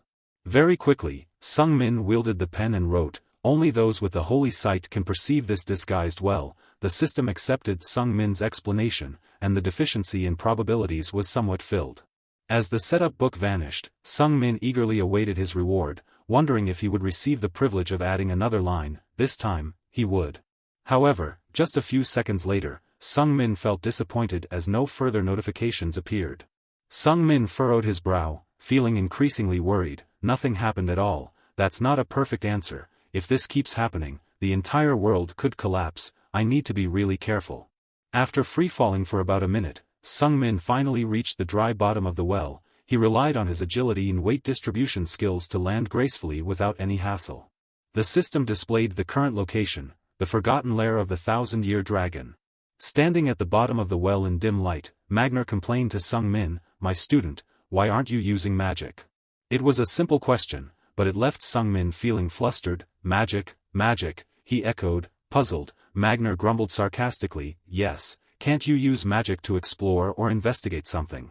Sung Min chuckled awkwardly in response, I'm just a novice wizard, you know. Magner raised an eyebrow, continuing his inquiry, how high of a level do you need to be to use those spells? Sung Min hesitated before replying, I think, probably at the 3rd level. Hearing that, Magner became even more suspicious. Sung Min possessed a mana level close to the 3rd circle, yet he still managed to survive. What a peculiar child, Magner thought. Furrowing his brow, Magner glanced into the dark void ahead. Besides finding our way, why don't we check for any dangers, he suggested. Sung Min remained adamant about not using magic. My sister won't test me beyond my capabilities, he argued. Magner continued to probe Sung Min with a teasing tone, true, but at least you could light a fire or something similar, that shouldn't require more than 1 circle, right? Sung Min's confusion only deepened at Magner's words. However, Sung Min remained adamant about not using magic and continued straight into the darkness. This is a dungeon, unnecessary mana usage isn't wise, he reasoned. Magner squinted, watching him with judgmental eyes. Truly a peculiar kid, he muttered.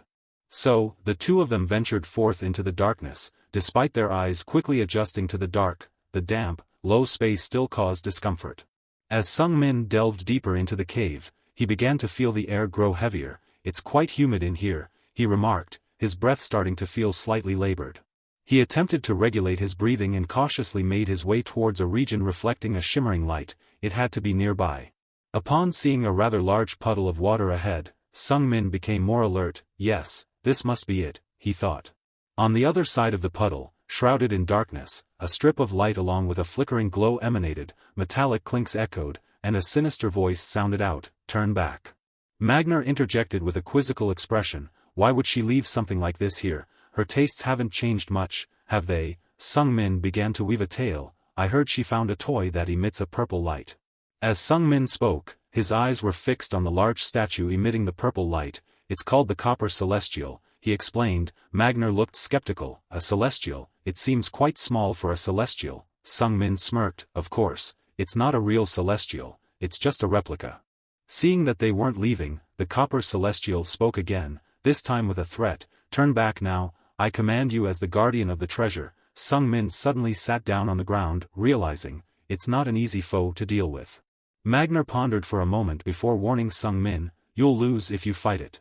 Undeterred, Sung Min continued to undress, removing his coat and shoes without hesitation. I know, he replied calmly, but I can't give up here. The Copper Celestial issued its warning for the 3rd time, electricity crackling from its eyes, turn back now, turn back. Sung Min recognized this as a sign that the Copper Celestial was about to attack, and he began to stretch his muscles, preparing for the impending battle. He knew that even the slightest mistake could be fatal, which is why he brought Magner along. As the Copper Celestial slowly moved its rusted metal joints, creating a chilling creaking sound, Sung Min took a deep breath and reminded himself that he only had one chance. In the original story, Kassan was gravely injured by the first attack of the Copper Celestial, nearly facing death because of it. As Sung Min anticipated, the Copper Celestial swung its sword horizontally towards his chest. Sung Min skillfully contorted his body, leaning backward to easily evade the attack. The Copper Celestial sword struck the cave wall, causing a powerful explosion that sent water spraying everywhere. Sung Min smirked triumphantly as he regained his balance and stood upright. I won't let it hit me, he declared confidently.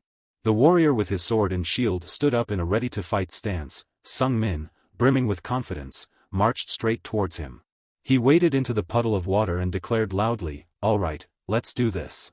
I will defeat you with just one strike. Sung Min rolled up his sleeves, stepping towards the warrior with a clenched fist charged with mana, which he had been conserving for this moment. Meanwhile, Magner calmly stood behind, observing with keen interest, as if anticipating something exciting to unfold. Seeing Sung Min approaching eagerly, the eyes of the warrior blazed with determination, and a flame erupted from his sword. The warrior simply executed a straightforward thrust towards Sung Min, yet it carried enough force to make Sung Min turn and flee from his position. Despite activating his defensive skills in time, Sung Min couldn't entirely avoid the damage caused by the flames. A portion of his cloak behind him was charred, and his back was left with a painful burn. Though in pain, Sung Min gritted his teeth and endured, reminding himself that this was nothing compared to Kassan's trials in the original storyline. in his novel, Kassen could still wield his sword despite sustaining far more serious injuries than this. Quickly regaining his composure, Sung Min assumed a defensive stance, waiting for the right moment. As the warrior charged in for another attack, a glint sparked in Sung Min's eyes. This was his only chance. In the novel, Kassen had directly charged at the warrior, but Sung Min knew he couldn't win in a head-on confrontation.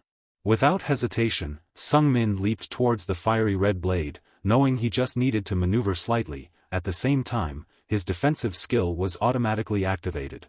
Sung Min managed to grab onto the fiery sword's hilt, enduring the searing heat for a few seconds. Now, all he needed was to reach the joints of the warrior.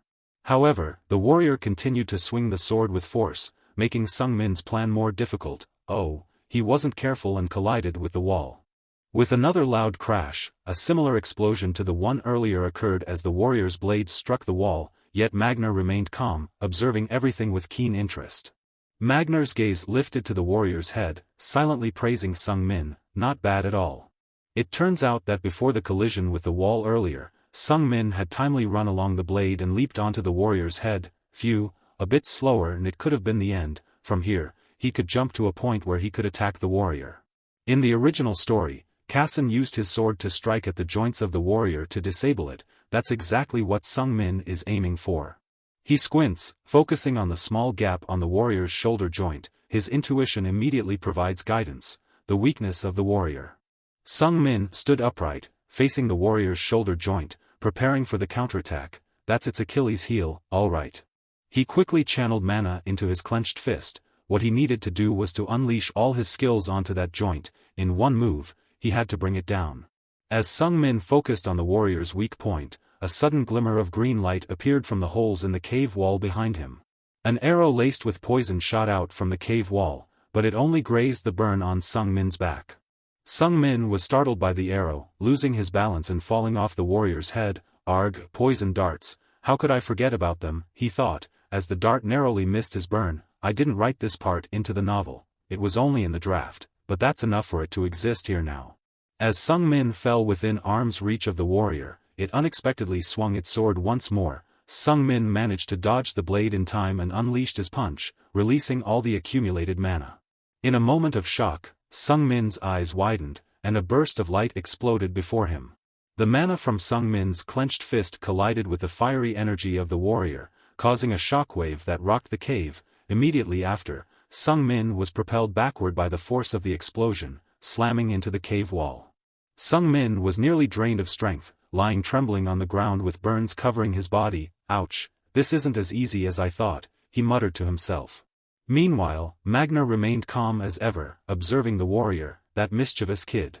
He stood still as a loud crash reverberated. The warrior's arm holding the sword fell limp into the puddle of water.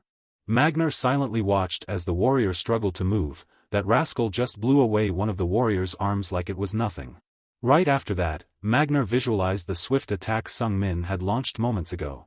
In a short span of time, Sung Min had concentrated all the strength of his fighting spirit and mana into a single strike.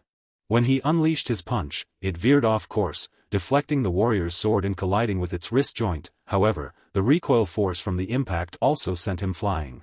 Seeing Magnar standing so calmly, Sung Min couldn't help but plead desperately, "Master, please help me." Inside, he lamented, "I was planning to use the new skill because I missed the chance last time, but it's really hard to control." Magnar snorted coldly, "You're struggling so much against such a weak opponent," he remarked. Sung Min quickly explained, "There was an unexpected incident earlier, so I had to use up all my mana. Besides, Master, you know, accidents happen." Magnar scoffed at this, mocking, "Weakling." Then, he narrowed his eyes again towards the warrior. "All right, you've shown me quite an entertaining performance," he said. "So I'll give you a little show as well," Magnar said, just as the power of his fighting spirit erupted from his body.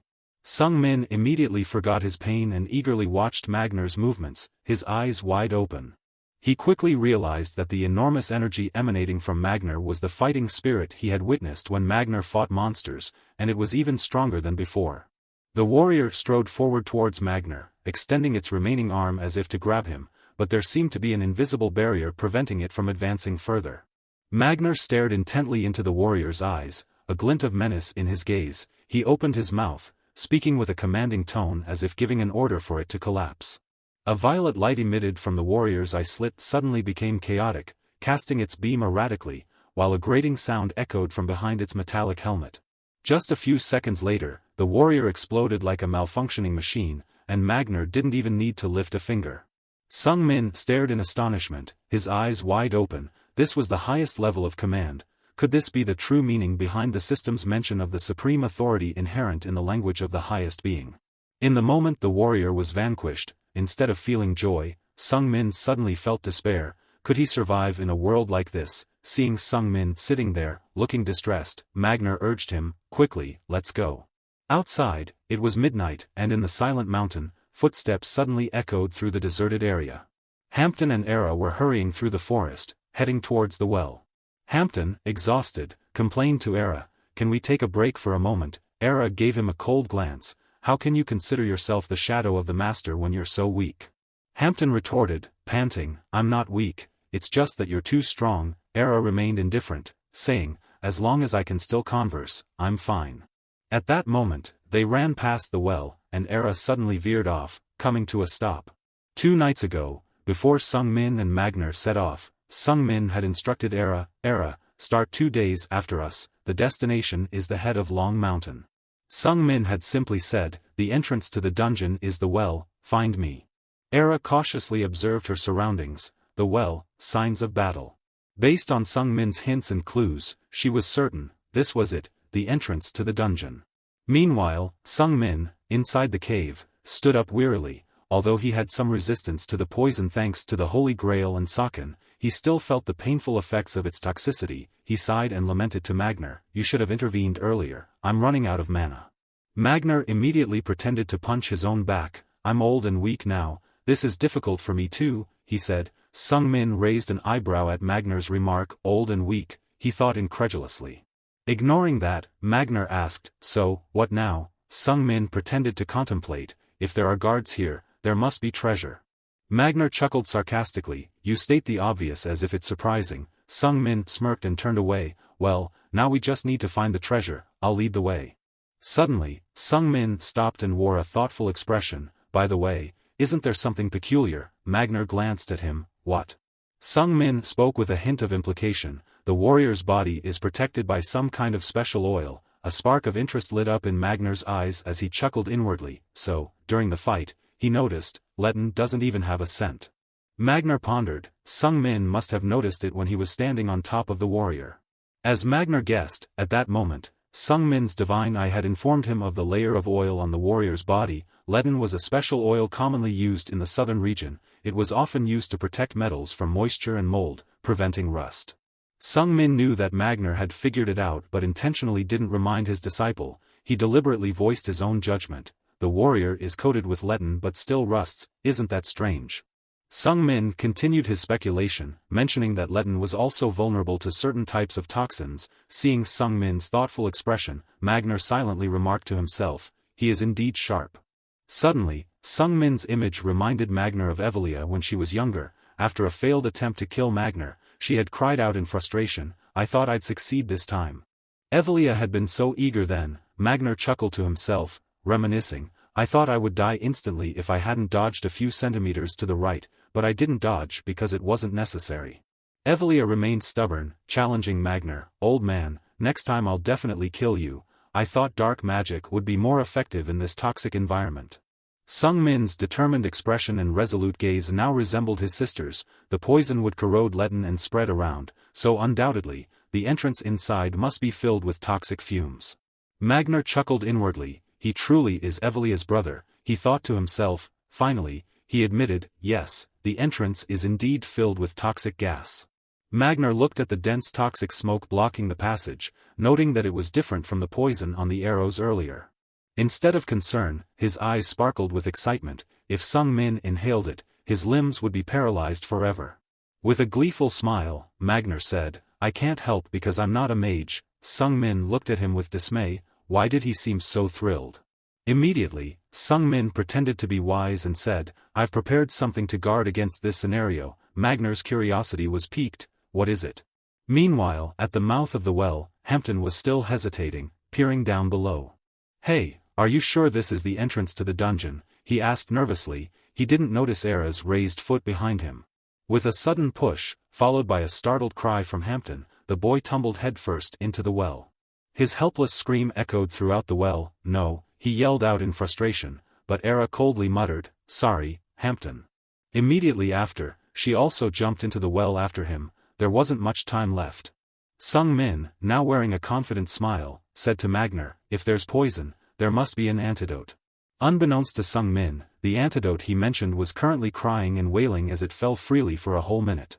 Hampton hit the ground with his entire body, while Era gracefully landed with her extraordinary agility. As Hampton lifted his head, he cried out, accusing Era, "Are you trying to kill me, Era?"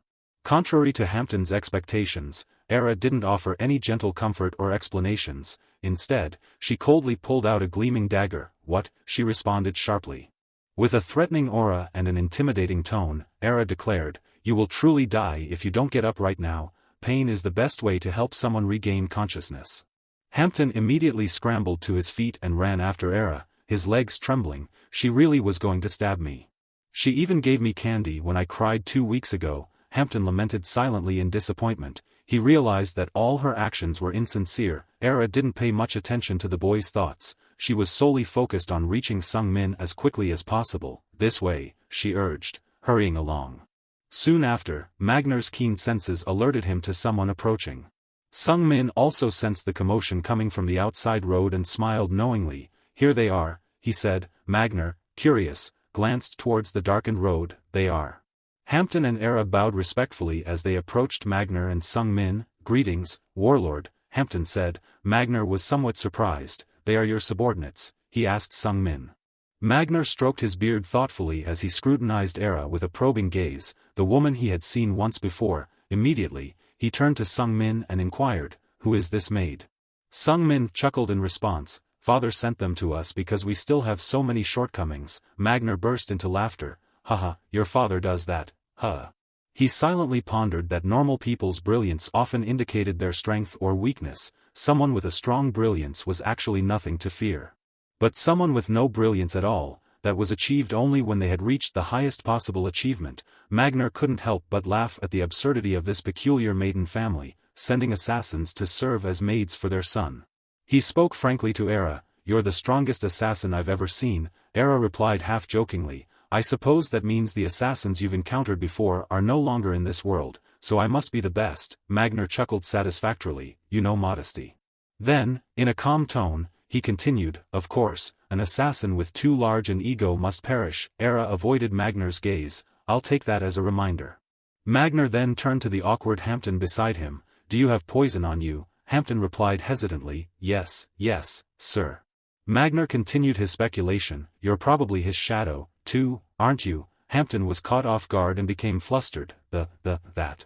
Magner clicked his tongue and shook his head. "Well, that's all right, but how do you plan to protect your young master when you're so cowardly?" Hampton felt immense pressure and embarrassment upon hearing Magner's blunt remarks. Magner then turned to Sung Min. "So, is this your plan? It seems like this is why you're so confident." This kid will remove the poison for you."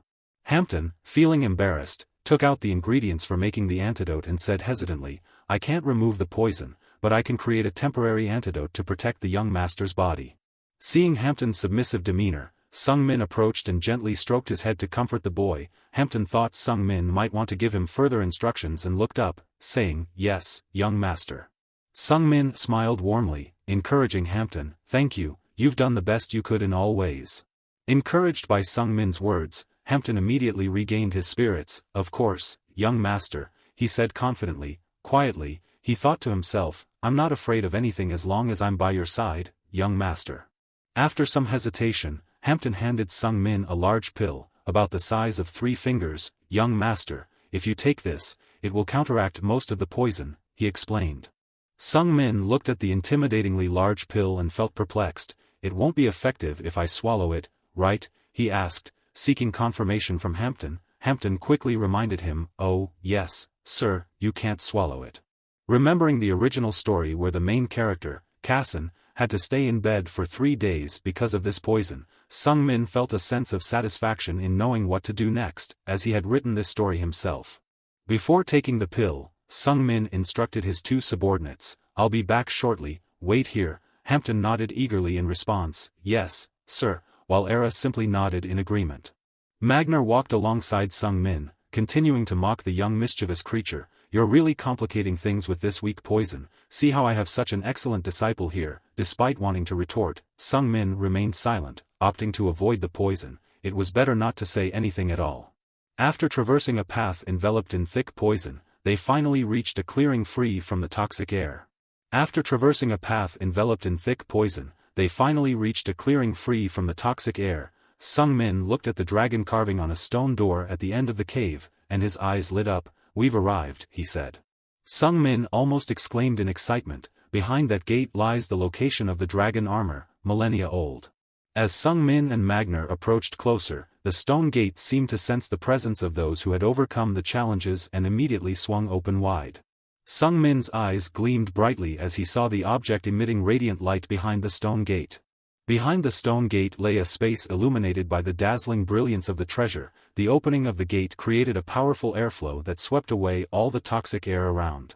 As they approached closer to the source of the radiant light, they saw a translucent piece of fabric placed on a golden table. Sung Min immediately received guidance from his divine insight. It was the dragon armor, millennia old.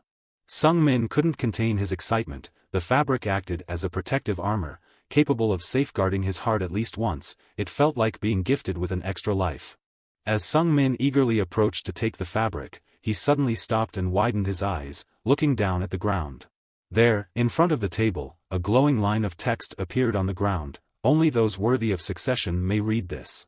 Seeing Magner's lack of reaction, Sung Min thought that only he could see the text thanks to his divine insight. Magner was simply curious, focusing his attention on the object on the table. Sung Min realized that this must be the item Evelia wanted to give him. It seemed to be quite valuable.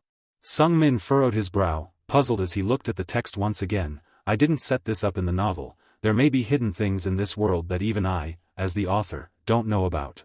Pushing aside his vague thoughts, Sung Min lifted the fabric. "Forget it, anyway, now I just need to take this, the dragon armor, if I place it on my chest."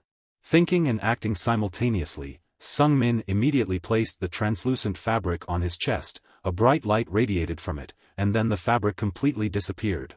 It had transformed into a mana form enveloping Sung Min's chest, and he smiled with satisfaction. "This is what will protect my life." The holy grail inside Sung Min's heart also received the protection of the soft armor, like a comforting blanket. "Ah, this feels good, I even feel a bit lighter now." After obtaining the armor, Sung Min still kept his mouth shut to prevent any lingering poison. He signaled to Magner, "Let's go back now." "Thank you, master." Magner smiled kindly and responded with a gesture, "If you want to thank me, pay me." Upon returning home to Sed, Sung Min proudly boasted about the precious armor to Kassan. Kassan was extremely excited to learn about it, even while bathing. "Is it the creation you obtained?" he asked eagerly. Sung Min proudly boasted, "Indeed."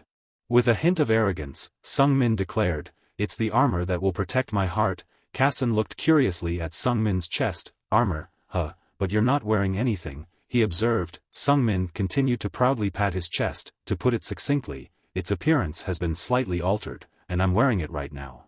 Upon hearing this, Kassan's eyes immediately sparkled with excitement. "What, really, that's cool." Observing Kassan's expression, Sung Min chuckled to himself, thinking, "Surely, he's still just a kid."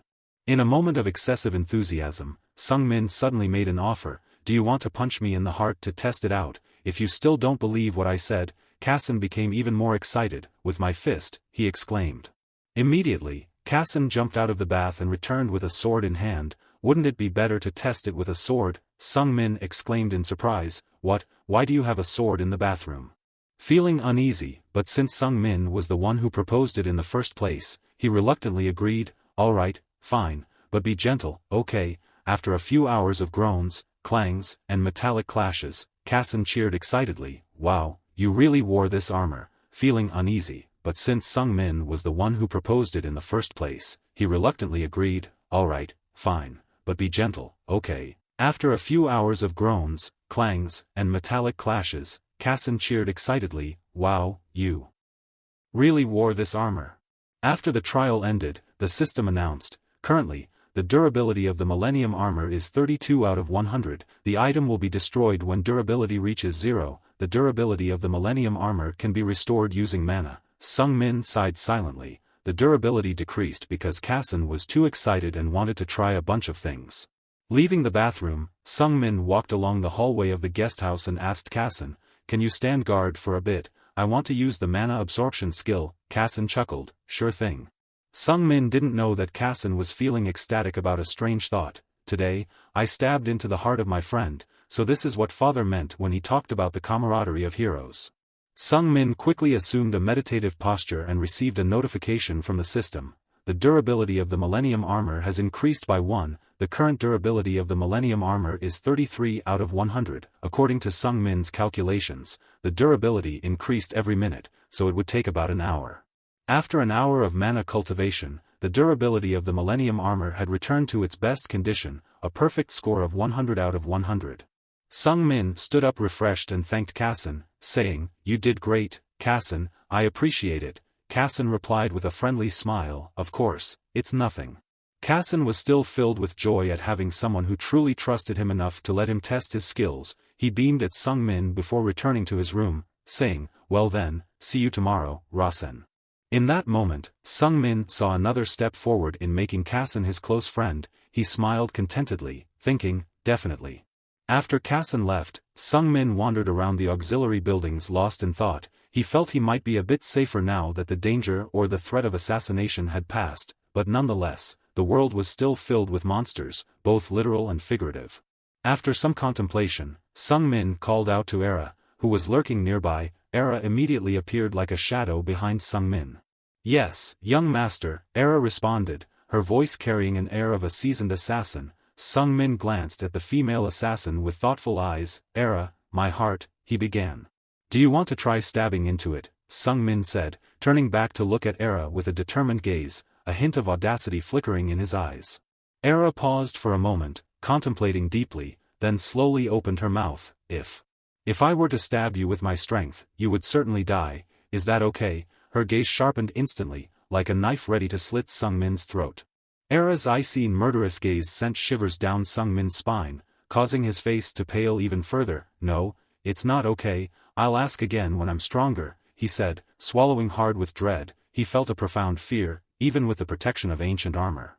Era immediately softened her chilling gaze and spoke in a solemn tone to Sung Min, "Young master, you must become stronger. You can do it." Instead of a cold and indifferent demeanor, Era is now clearly showing her sincere trust in Sung Min. Sung Min was momentarily taken aback by Era's unusual behavior, but quickly thereafter, he smiled. "You're right, Era. I will definitely achieve it," Sung Min said, his eyes filled with hope as he looked towards the moon, his smile radiating confidence. Every day for the following year was dedicated to rigorous training. A king of war is not born but made, and achieving such a title requires relentless effort. It is said that the spirit of battle or mana is ineffective without physical strength to support them. A year later, on the mountain range behind the said family estate, Magner's voice echoed, "Your basic strength training session will end with this," he said, as Sung Min stood there, clad in black attire. Sung Min immediately protested, "What, this can't be, it must weigh a ton," Magner calmly replied, "It's only 300 pounds, the more you complain, the worse it gets." Sung Min tensed, objecting, "I can only wear it during training sessions." Magner remained firm, "Every day of your life is a training session." At this moment, Rasen Maiden was 11 years old, and his appearance had noticeably changed. Exactly a year later, Evelia suddenly arrived to find her younger brother, much to his surprise. Elder sister," Rasen exclaimed in disbelief. Magner immediately reacted sharply, "We won't be fooled again, you little brat." Sung Min tried to explain with a bewildered expression, "No, this time I'm not lying." As Magner turned back, he indeed saw Evelia. "Oh, you're telling the truth," he remarked. Evelia appeared with a gentle smile and a letter. "Long time no see, Rasen, I sent you a letter," she said. Sung Min grinned broadly and nodded at Evelia. "Yes, it's been quite a while, sister." With a warm and sincere remark, "I missed you," Rasen Maiden's life at 11 years old officially began. Sending his beloved sister Evelia, whom he greatly respected, his regards. That's how Sung Min started writing down all the things he wanted to say to Evelia. As the two siblings stepped into a corner of the said estate garden, Evelia showed a hint of teasing. I hoped it wasn't just respect, but affection, she said. Sung Min was slightly taken aback by her words. You mean, he started, but Evelia interrupted with a gentle smile, love is better. Sung Min blushed slightly, feeling a bit awkward. Ah, I see, he said. Evelia couldn't help but laugh at her younger brother's expression. Haha, I was just kidding. So, do you want to walk with me, Rudia? She asked. Sung Min also smiled when he noticed Evelia's newfound openness. Yes, he replied. He began to explain, as you mentioned in your letter, Rudia can't really thrive here. Sung Min felt a sense of helplessness as he recalled Rudia's antics. Like when Rudia got into a scuffle with a monkey over a banana, causing chaos in the said estate kitchen. Here you go, for you, he said, handing the fruit to Evelia. You can bake and roast it in your oven. Evelia paused for a moment, then asked again, so, you're saying you want me to foster and raise a child even if they don't have maiden blood? Sung Min immediately explained, no, she's bound to me by a special contract, so she's obligated to obey me. Evelia glanced at her brother and queried, what about you then? Sung Min smiled warmly and replied, and I, in turn, obey her. Evelia's eyes lit up, and her cheeks flushed with happiness. So, you mean you'll work under me? Sung Min happily responded, if you agree to that. Evelia looked into the distance. Well then, I have to ask you a few things. Sung Min hesitantly inquired, what's going on? Evelia straightforwardly asked Sung Min, what have you accomplished over the past year? Her question caught her brother off guard. A flicker of unease passed through Sung Min's eyes. Indeed, he hadn't made any progress as a mage. His mana and magical power remained almost the same as they were a year ago, but still. Sung Min quickly regained his composure and stood up confidently. I'm focusing on improving myself. I'm undergoing physical transformations to better adapt and absorb mana purer, he explained. Evelia seemed puzzled by this. Transforming yourself, how so? Sung Min immediately demonstrated to her how his improved control over his power had become more evident. Mastering combat magic techniques and extraordinary attributes exert significant pressure on my body, he declared fervently. I'll gradually transform my body to adapt and withstand that pressure. If you believe in me and are patient. Evelia interrupted him abruptly. Rasen. Sung Min startled, thinking Evelia was about to scold him. He stood up straight, solemnly asking, yes, what do you mean? Evelia stood facing Sung Min, her expression serious. Who do you think you are? She demanded. Sung Min hesitated before responding cautiously. I am the purest-blooded maiden and the most promising candidate for the position of family head, the one destined to walk the path of great magic. That's who I am. Evelia looked at Sung Min with sadness in her eyes. You're my sibling. I'm not talking about your mana not progressing since last year. In Evelia's voice, there was a hint of bitterness. I just asked how you've been living for the past year, that's all. Sung Min felt a pang of guilt involuntarily. I understand now, I misunderstood her, he thought. Evelia craved affection like Cassan did, and Sung Min might be the first in the family to send her a letter. Sung Min quickly smiled, trying to soothe his sister. Sis, would you like to have dinner with me, like a family? Evelia responded to her brother's invitation with an affectionate smile. Family, from now on, that sounds lovely, very warm. Sung Min chuckled. I'll pick some flowers from the garden to give you. The blooms this season are especially beautiful.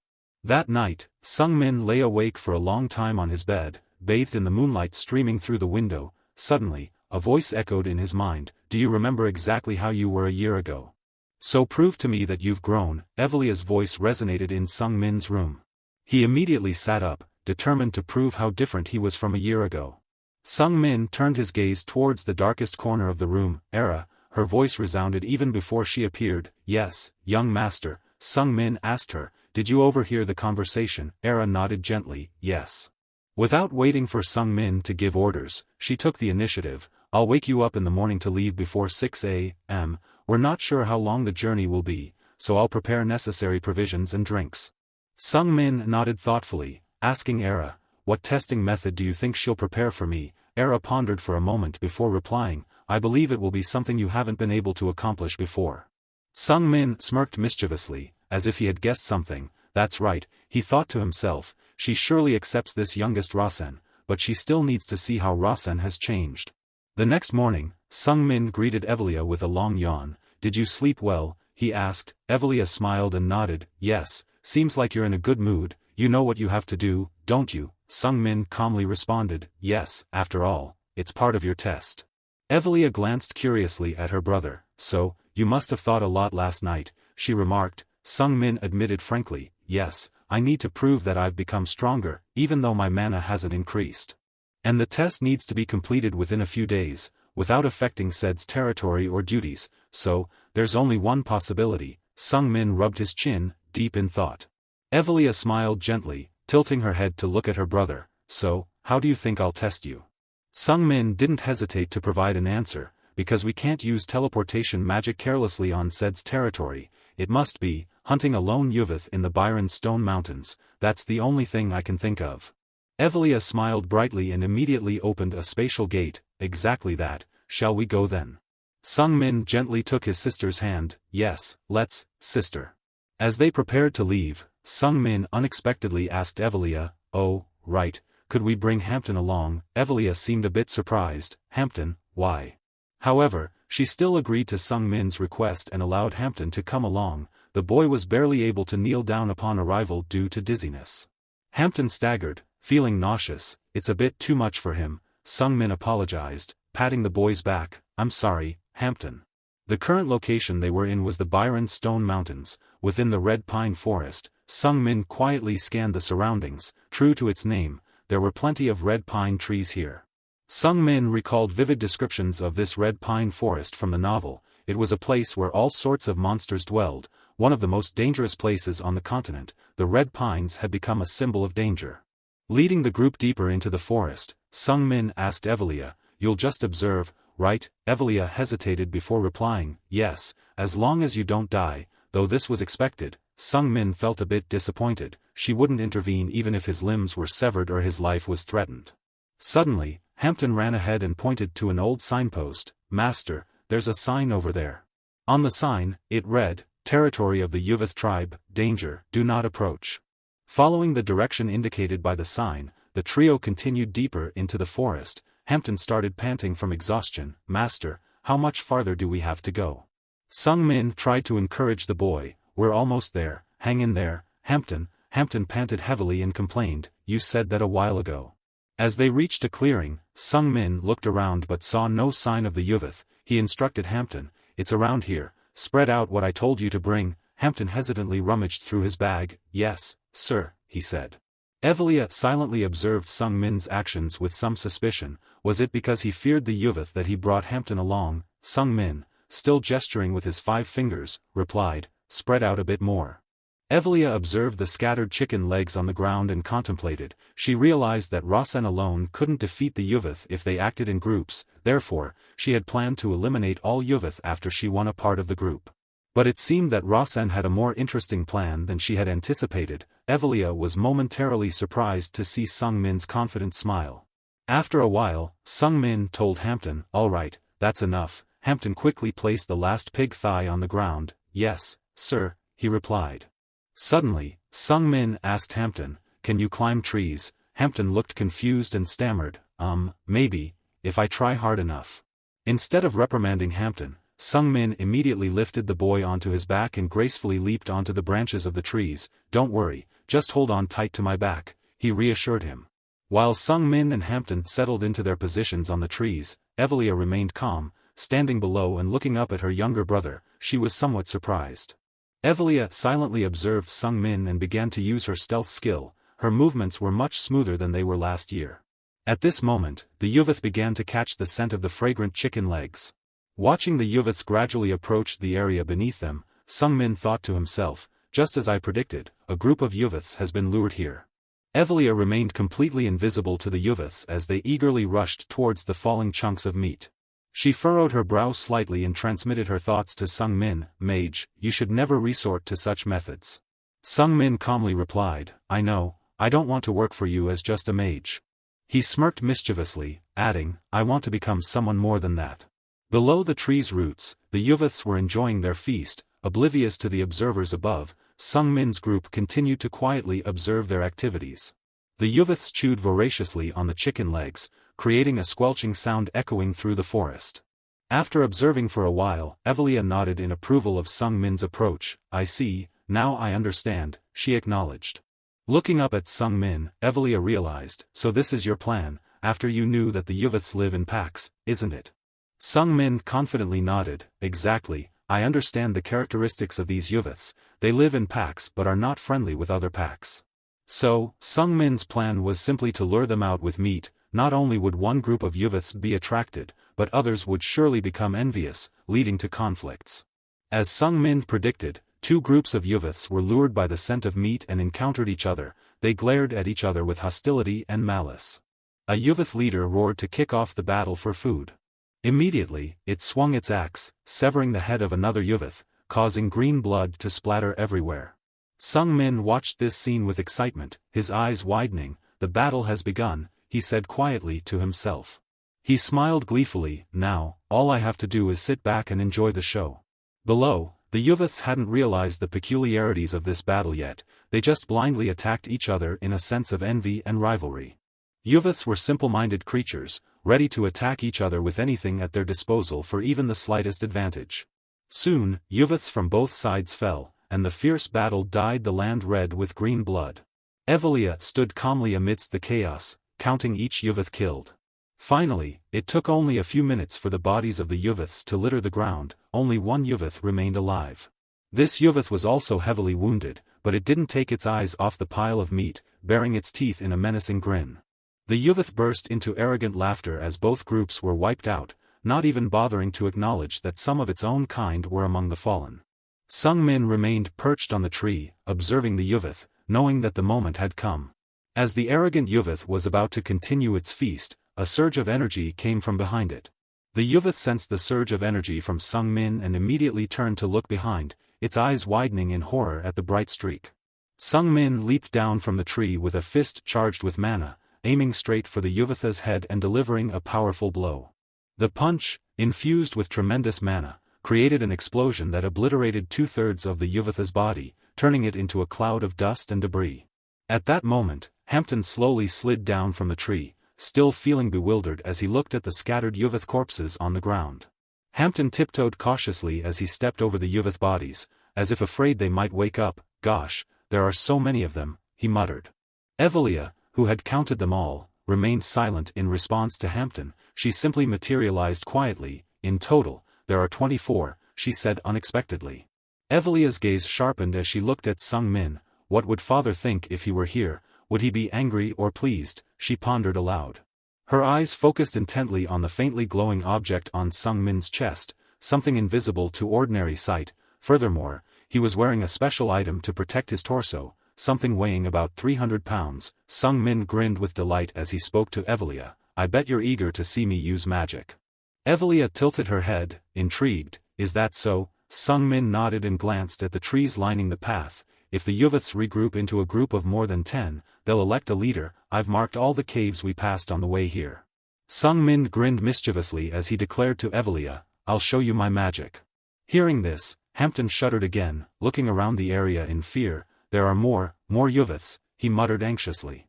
Soon after, the group entered a cave filled with foul odors. Sung Min wrinkled his nose in disgust. Ugh, it's awful. If the youth leader was ever a warrior, it's sure to show up in the battle earlier, Sung Min remarked, but if it's a mage, that's a different story. He ventured deeper into the cave without hesitation.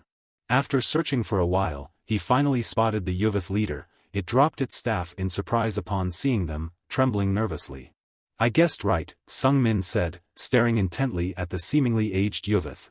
Sung Min quietly gloated at how easily he had found the leader, confirming it was indeed a youth mage. The youth sensed Evelia's presence and became even more fearful than before. Upon seeing the youth, Hampton let out a horrified scream. Is this the leader? He exclaimed. Sung Min chuckled inwardly, observing that Hampton seemed even more terrified than the youth itself. Sung Min glanced around and noticed human bones nearby, indicating that humans were probably their main source of food. The next moment, Sung Min stepped forward to face the lovely creature and gathered mana into his fist once again. Well, whatever works. Sung Min swung his fist up and aimed it at the head of the lovely creature, bidding farewell. In his heart, he coldly reminded himself that it was just the law of nature, survival of the fittest. Leaving the lair of the lovely creature, Sung Min proudly said to Evelia, Sister, this is the magical combat technique you taught me. Evelia nodded gently. I see, you've put in a lot of effort. Evelia glanced into the distance with a thoughtful expression. Are you confident approaching that youth mage because I'm here? She asked. Sung Min nodded calmly. yes, I trust you to protect me. Contrary to Sung Min's expectation of an emotional exchange, Evelia's response was cold and direct. Maintaining such a weak mindset and willpower is not good for you, she remarked sternly. Sung Min responded with a resigned tone, oh, I see. Moments later, a warm smile graced Evelia's otherwise cool demeanor, but, I like that answer, she said softly. Sung Min suddenly felt a sense of unease, unsure of what to say. Evelia didn't wait for her brother's response but continued, this time, it's my test for you, so, next time we meet, I'll bring you a gift. With that, Evelia disappeared through a spatial gate, leaving Sung Min and Hampton standing amidst the somber pine forest. Seeing Evelia smile, Sung Min couldn't help but smile faintly too. It seemed like her mood was quite good. Suddenly, Hampton's stuttered voice interrupted his thoughts. Master Sung Min. Sung Min immediately turned back. What's the matter? Hampton approached him, looking confused. It's just that, we have to walk back home, he stuttered. At that moment, Sung Min snapped out of his earlier emotions and remembered that they would have to trek through the dangerous forest to get back to Sed without Evelia's help. However, he remained calm and reassured Hampton, we'll stay in the mountains for a few days, at least you still have some dry rations, right? Hampton, feeling awkward, responded, yes, that's right, but, Sung Min immediately caught onto Hampton's thoughts and asked, do you want to know why we're not going back right away? Hampton, flustered, denied it, knowing that as a servant, he didn't necessarily need to know his master's reasons. Oh, no, sir, he quickly replied. Sung Min smiled comfortably and explained to Hampton, it's because we've let Rudia go with Miss Era. Hampton looked at him puzzled. What do you mean, sir? Sung Min chuckled mischievously, she'll do as we say, and Era will notice right after Rudia leaves. Hampton's fearful expression suddenly brightened up. You want to go back with Era? Sung Min replied casually, exactly, just wait here, and she'll come to us. Sung Min's cheerful smile faded as he looked into the distance, realizing that there were no more monsters around, so they would be temporarily safe. Suddenly, Hampton asked Sung Min in a solemn tone, Master, is the reason you came here to save everyone living outside the protected area? Sung Min looked at the boy with surprise. Outside the protected area, Hampton, what do you mean? Hampton's eyes were tinged with sadness as he replied, those are the people outside the protected zone. Sung Min listened solemnly as Hampton recounted the painful memories of his past. Most people live in these unprotected areas, and inevitably, they are completely helpless when the monsters attack. Hampton's voice choked with emotion as he recalled the tragic loss of his parents in the unprotected zone. My parents, they passed away in the unprotected area. Hampton's voice trailed off as if he were trying to hold back tears. Sung Min felt a pang of unease as he sensed something lingering beneath the surface. Hold on, if I were Evelia, would I be satisfied with what I've just done? He pondered internally. Despite the seemingly content tone in her voice, however, he decided to brush aside those thoughts for the moment. Thank you, Hampton, Sung Min replied warmly, his smile still lingering, your support means a lot to me. Deep down, though, he couldn't shake the feeling that there might be more to Evelia's actions than meets the eye. Sung Min's eyes widened in astonishment for a moment. The realization struck him suddenly, the character Evelia that I created, she's definitely. His thoughts trailed off as he activated his divine vision, looking up at the sky with a mix of shock and realization. There was still one more practical test to face. After regaining his composure, he instructed Hampton calmly, we'll count to 3, then run into the cave without looking up. 1, 2, 3, Hampton, both bewildered and curious, immediately looked up and asked, Look at what, sir? The boy's eyes bulged with terror and astonishment. Before them stood a giant white tiger, as big as the entire library of Starlight. It gazed down at the two small creatures below with eyes as ravenous as a cat eyeing a mouse. As the white tiger let out a thunderous roar, the holy label displayed information about it, Savage White Tiger of the Wilderness. As Hampton trembled like a leaf, Sung Min began to count, 1, 2. With each count from Sung Min, the white tiger advanced closer to them with a menacing expression. Sung Min shouted, 3, but he himself remained frozen in place, unable to run. Only Hampton obeyed the command and bolted towards the cave. After a few seconds, the boy realized with horror that Sung Min was standing still. Why isn't he coming with me? Hampton furrowed his brow in confusion and concern as he looked back at Sung Min, who remained calmly standing there, seemingly intending to act as bait. Hampton's footsteps abruptly halted as he hesitated, unsure of what to do, but quickly, he thought clearly, no, I just need to trust and follow what he says. Sung Min, seeing that Hampton had run a distance, finally opened his mouth towards the white tiger. Hey, Sung Min calmly addressed the tiger, with a hint of challenge in his voice, don't mind him anymore, pay attention to me. While the white tiger glared at Sung Min with authority, he found himself lost in his own thoughts. Perhaps she was a bit disappointed because he had solved the test too easily. Nevertheless, what she wanted to see was his limit. Sung Min calmly stood his ground, even as the tiger growled inches from his face. Then, with a confident smile, Sung Min activated his beginner-level combat magic skills and charged towards the white tiger. If it were a year ago, this would have been utterly impossible. While the white tiger lunged towards Sung Min with its mouth wide open, he remained composed, beginning to utilize his attribute optimization skills. Gathering wind and mana into his clenched fist with a radiant confidence, Sung Min prepared to strike a real blow against the white tiger. Quickly, the wind enveloped Sung Min's body, forming a layer of dynamic air support. The wind is strong enough, this is your test, sis, I'll surpass it all, Sung Min declared within himself. With the wind swirling around him, Sung Min chuckled provocatively at the white tiger, you're confident in your speed, then try to keep up with me. In an instant, Sung Min leaped off the ground and effortlessly hopped onto the tree branches like a squirrel. The white tiger closely pursued Sung Min, its mouth gaping open, eager to catch him.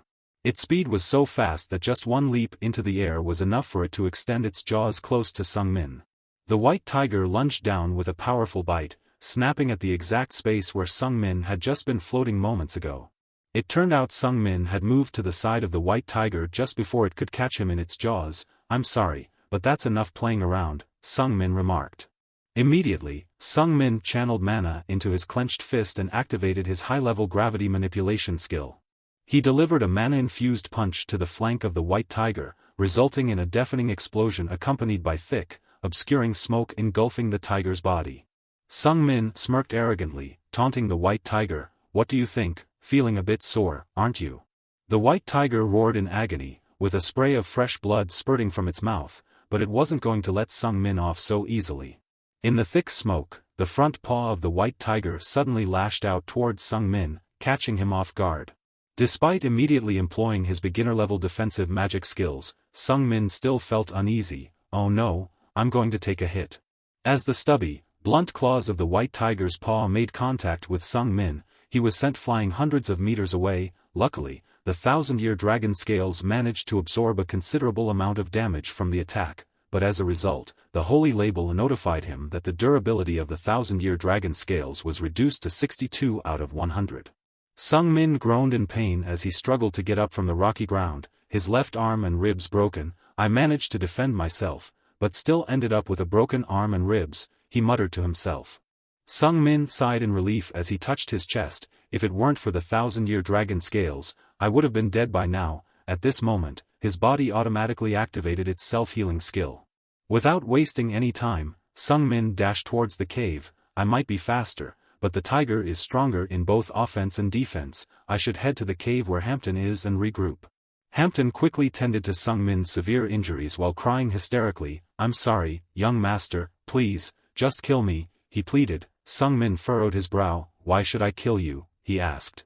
Amidst Hampton's tears, Sung Min pondered deeply. Self-healing consumes a lot of mana, I should save mana for critical moments, he thought. As Hampton continued to sob, Sung Min nodded. What you're saying isn't entirely wrong, he admitted. With determination shining in his teary eyes, Hampton declared, to die for the master is a glorious death, proving himself to be a shadow trained deeply from childhood. It turned out that Mujayam had taken the opportunity to follow Hugong here, seeing On Engi calling out as if they were acquainted.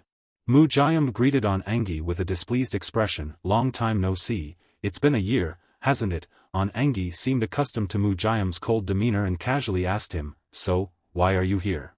On Engi answered his own question with a smirk, I know why, it's because of the Heavenly Dragon Festival, right, because of the Tianlong Feng this year. Seeing On Engi smugly guessing correctly, Mujayam had no intention of hiding it. That's right, he confirmed. In a moment, the imposing image of his master had deeply etched itself into Hampton's mind, more so than he had anticipated. Before him, Sung Min appeared not just as a revered master but almost like a deity. Despite being trained to be loyal to his master, feelings of reverence were something Hampton felt instinctively. At that moment, the white tiger outside let out a sudden threatening growl, causing Hampton to tremble like a leaf. Meanwhile, Sung Min's gaze sharpened as he looked towards the outside. The white tiger continued to prowl and growl outside the cave without actually entering. Sung Min began to sense something peculiar. Why couldn't the tiger approach the cave?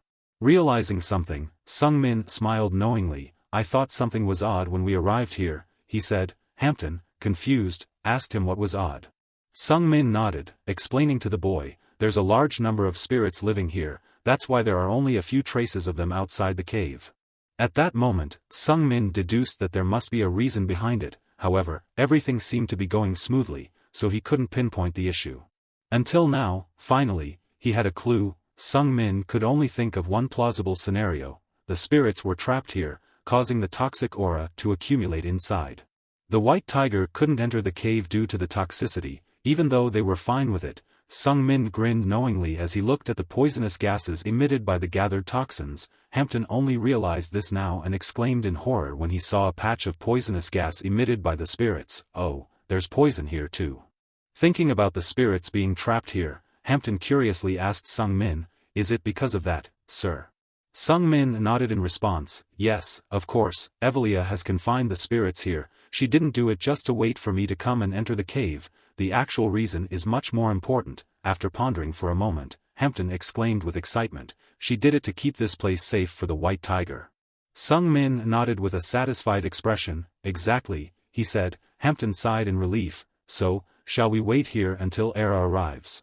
However, Sung Min coldly replied, no, Hampton. Hampton looked startled, gazing at Sung Min with a puzzled expression. No, sir, he questioned. Sung Min pursed his lips, explaining, that might be the safest approach, but not necessarily the best one. With a calm demeanor, Sung Min declared, we will kill the tiger before Era arrives. Hampton was taken aback by this statement. The white tiger, he stammered. Sung Min turned to Hampton and asked, can you make a paralyzing poison? Hampton hesitantly replied, I can, but it can't paralyze such a large tiger. Sung Min calmly responded, we don't need to paralyze the tiger. Hampton's curiosity piqued as he asked, then, how much is enough, sir? Sung Min smiled mischievously, thinking to himself that making things easier was all that mattered. He silently encouraged himself, knowing that if he passed this test, Evelia would reward him appropriately for the difficulty of the task. Soon after, Hampton had successfully crafted a paralyzing poison solution. Though the quantity was limited, Hampton's enhanced abilities significantly amplified the potency of the poison. Sung Min ordered Hampton to apply the poison onto the body of the captured spirit. Hampton, hearing this, displayed a horrified expression. The spirit's body, he exclaimed. Sung Min nodded calmly. Yes, chop it into pieces and apply the poison, he instructed. Hampton, never having done such gruesome tasks before, responded with a shocked gasp. Chop it into pieces, sir, he echoed. In the end, Hampton summoned up the courage to chop up the body of the captured spirit and apply the poison. Finally, they tied the pieces of the spirit's body onto a rope, and Sung Min began to swing it. With a simple motion, the rope containing the pieces of the poisoned spirit's body was thrown outside the cave and dropped down below the white tiger. Hearing the growl of the tiger as it received the unexpected gift, Sung Min grinned with satisfaction. Meanwhile, Hampton was still in shock after having chopped up the spirit's body with his own hands. After the white tiger enjoyed a few pieces of meat and satisfied its hunger, it stopped growling. The sun was now nearing its zenith, casting blazing rays of sunlight that seemed to scorch the forest below. Inside the cave, Sung Min and Hampton sat patiently, waiting for something. Both of them looked more subdued and weary than they had earlier. Sung Min tapped his fingers on the ground rhythmically and counted silently in his head, 58, 59, 60. He was counting the time that had passed since they threw the bait for the white tiger, while Hampton fretted anxiously, feeling uneasy seeing his master sitting calmly tapping the ground. After calculating that it had been about half an hour, Sung Min stood up and stretched his body, preparing himself for a counterattack against the white tiger. He glanced outside the cave towards the direction of the sun. All right, this is the hottest time of the day, Sung Min muttered to himself. He had calculated based on the heat and the paralysis poison to weaken the white tiger. As Sung Min had calculated, outside the cave at this moment, the white tiger lay panting heavily, its tongue lolling out from its mouth due to the heat. Even without stepping outside, Sung Min could tell that the tiger was exhausted. It lay sprawled out like a cat, breathing heavily with each labored breath. Sung Min began to wrap bandages around his hand, preparing for the battle with the tiger. It was impossible for an 11-year-old mage to hunt and kill a white tiger in this world, just as it would be for anyone else in this world, not just mages. Sung Min tightened his fist with confidence and determination. I'm sure Evelia knows that, he thought to himself, that's why this test is impossible. He reasoned that Evelia wanted to see how far he could go, which was why he had to show her. Thinking about his progress over the past year, Sung Min felt a spark of bright determination and confidence flicker in his eyes. Sung Min reminded himself that it had been 2 years since he took over Rasen's body. According to the original plan, Rasen only had 7 years left to live. That meant Sung Min's death had already been foretold. Reflecting on this, Sung Min stepped confidently out of the cave. I must bring about change in this world, no matter the cost, he resolved. As Sung Min confidently emerged from the cave, the white tiger stirred and glanced towards him. Sung Min silently encouraged himself to become stronger than Evelia. Stronger than Decatra. And even stronger than the main protagonist, Kassan. Sung Min stood boldly facing the white tiger. I will turn those into reality in this lifetime, he declared with determination. The tiger, upon seeing Sung Min's confident demeanor, let out a threatening growl. Unfazed, Sung Min met the tiger's gaze with a challenging look of his own. Now, let's begin round 2, he said defiantly. Right at that moment, the system displayed a notification. Character Rasen Maiden responds to strong determination and unlocks flash strategy tactic. Sung Min's eyes widened in astonishment. Flash strategy tactic, he exclaimed. Immediately, the flash strategy tactic skill was activated. Instantly, Sung Min could feel the power of this skill coursing through him. Sung Min's mana circle spun wildly, surging fiercely throughout his entire body. A massive surge of energy was released in the blink of an eye, leaving even Sung Min astonished. Inside the cave, Hampton observed everything, his mouth agape in awe. The young master's mana is skyrocketing, he exclaimed, unable to contain his amazement. Sung Min felt his magic circles suddenly increase to 3, then 4, but he didn't feel any pain. Instead, he experienced a challenging sensation in controlling this newfound power. The system notified Sung Min, you can sustain flash strategy tactic for 3 seconds with your current mana level, automatic activation of delayed movement. Sung Min quickly understood that flash strategy was a skill that utilized all of his mana in an instant, a rule of engagement in soul combat that Magner had taught him. Magner had previously told Sung Min, power, rupture, sever, annihilate, strength is the might of both body and soul. Rupture is the breaking of both body and soul, sever is creating a straight line on a plane. Annihilate is the endpoint of that line. These are the unspoken rules of soul combat, Magner had explained to Sung Min. Upon hearing these words for the first time, Sung Min had felt confused and bored, even yawning at what he perceived as empty talk. Sung Min lamented to Magner, I don't understand what you're saying at all. In reality, he was complaining because the holy eye was not working when he needed an explanation. Magner replied, in other words, it depends on willpower. Sung Min asked indifferently, willpower, is that really important? Magner nodded, all 4 unspoken rules reflect willpower. All right then, I'll show you. Magner sighed, exasperated, I thought you were quite intelligent, he muttered. Sung Min dismissed Magner's teasing remark with a smirk. Nice try, he said mockingly. So, how do you plan to demonstrate? Magner raised his ironclad fist and declared, if I punch down, this land will split in 2 and be annihilated. Sung Min laughed, teasing Magner, Master, what nonsense are you talking about? This is the land of the said clan, you can't do that. However, Magner still activated his fighting spirit and combined it with his combat soul, causing the fist to release tremendous energy. Seeing Magner's determined gaze, Sung Min finally realized that he wasn't joking. He hurriedly tried to stop Magner. Wait. Sung Min scrambled to his feet, shouting frantically, stop, wait. Inside, he was filled with panic. Magner wasn't joking, the said clan would vanish. Due to his hasty movement, Sung Min lost his balance and stumbled, causing the water jug on his head to topple onto his face. Magner chuckled at the sight and retracted his fist. Do you understand now? He asked. At that moment, Sung Min didn't fully comprehend, but now he did. This was the power of the combat soul reflecting one's will. he glanced at the countdown timer for the flash step tactic and realized there was no more time left. He needed to infuse his will into mana and unleash it with flash step. Sung Min declared firmly to the white tiger, "I will kill you, no matter what." Sung Min's entire body erupted with power, and his mana surged, glowing a fiery red. He would become even stronger now. In just a moment, his punching power, muscle strength, endurance, all of it, developed exponentially. Even just sitting down to gather momentum for an attack created a large crater with countless cracks in the ground. Without hesitation, Sung Min leaped towards the white tiger. With his new skill, flash step, he only had 3 seconds left. There was no time to think further.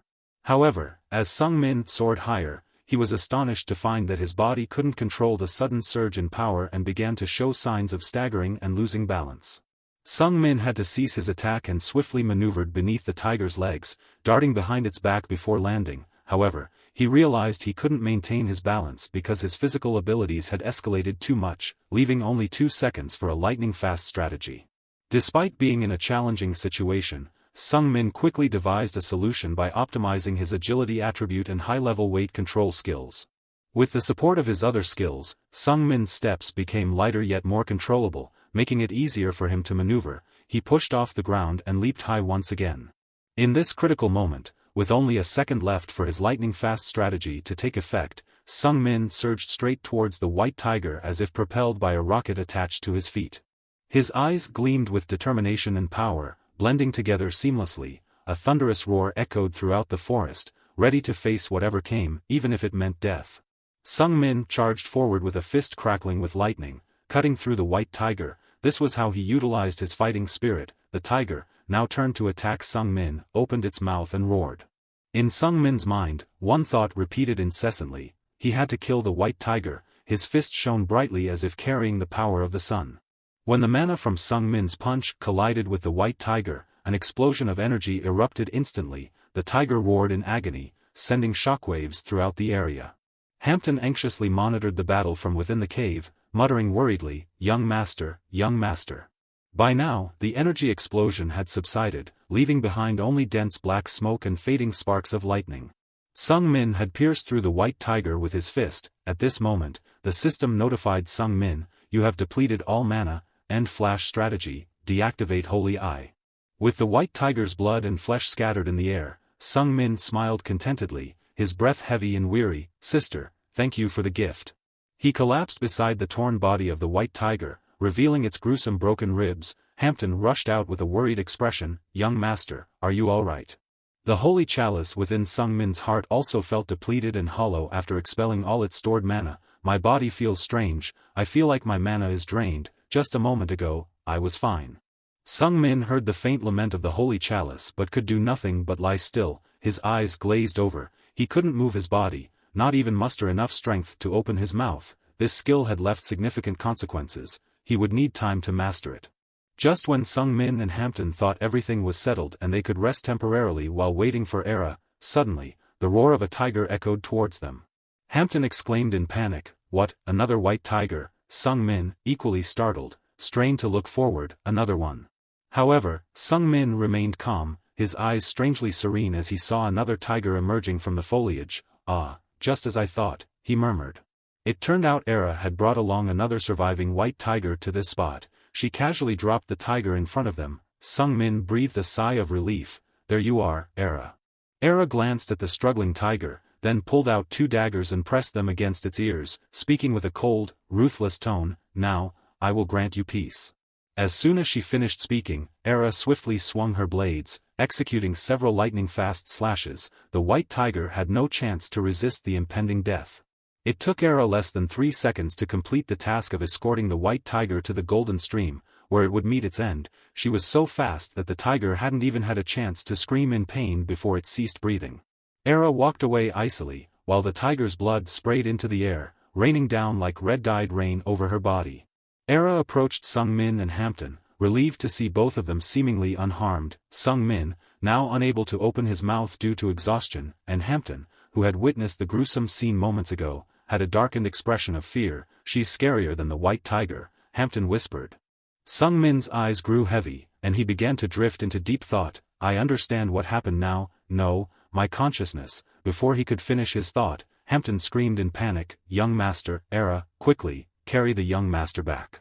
Subsequently, Sung Min slept for several days due to sheer exhaustion. During those days of prolonged slumber, he dreamt of himself, Sung Min, back in South Korea. Sung Min couldn't distinguish whether it was a dream or reality because the sensation felt too genuine. At that time, he was just an ordinary salaryman trying to pay off debts day by day.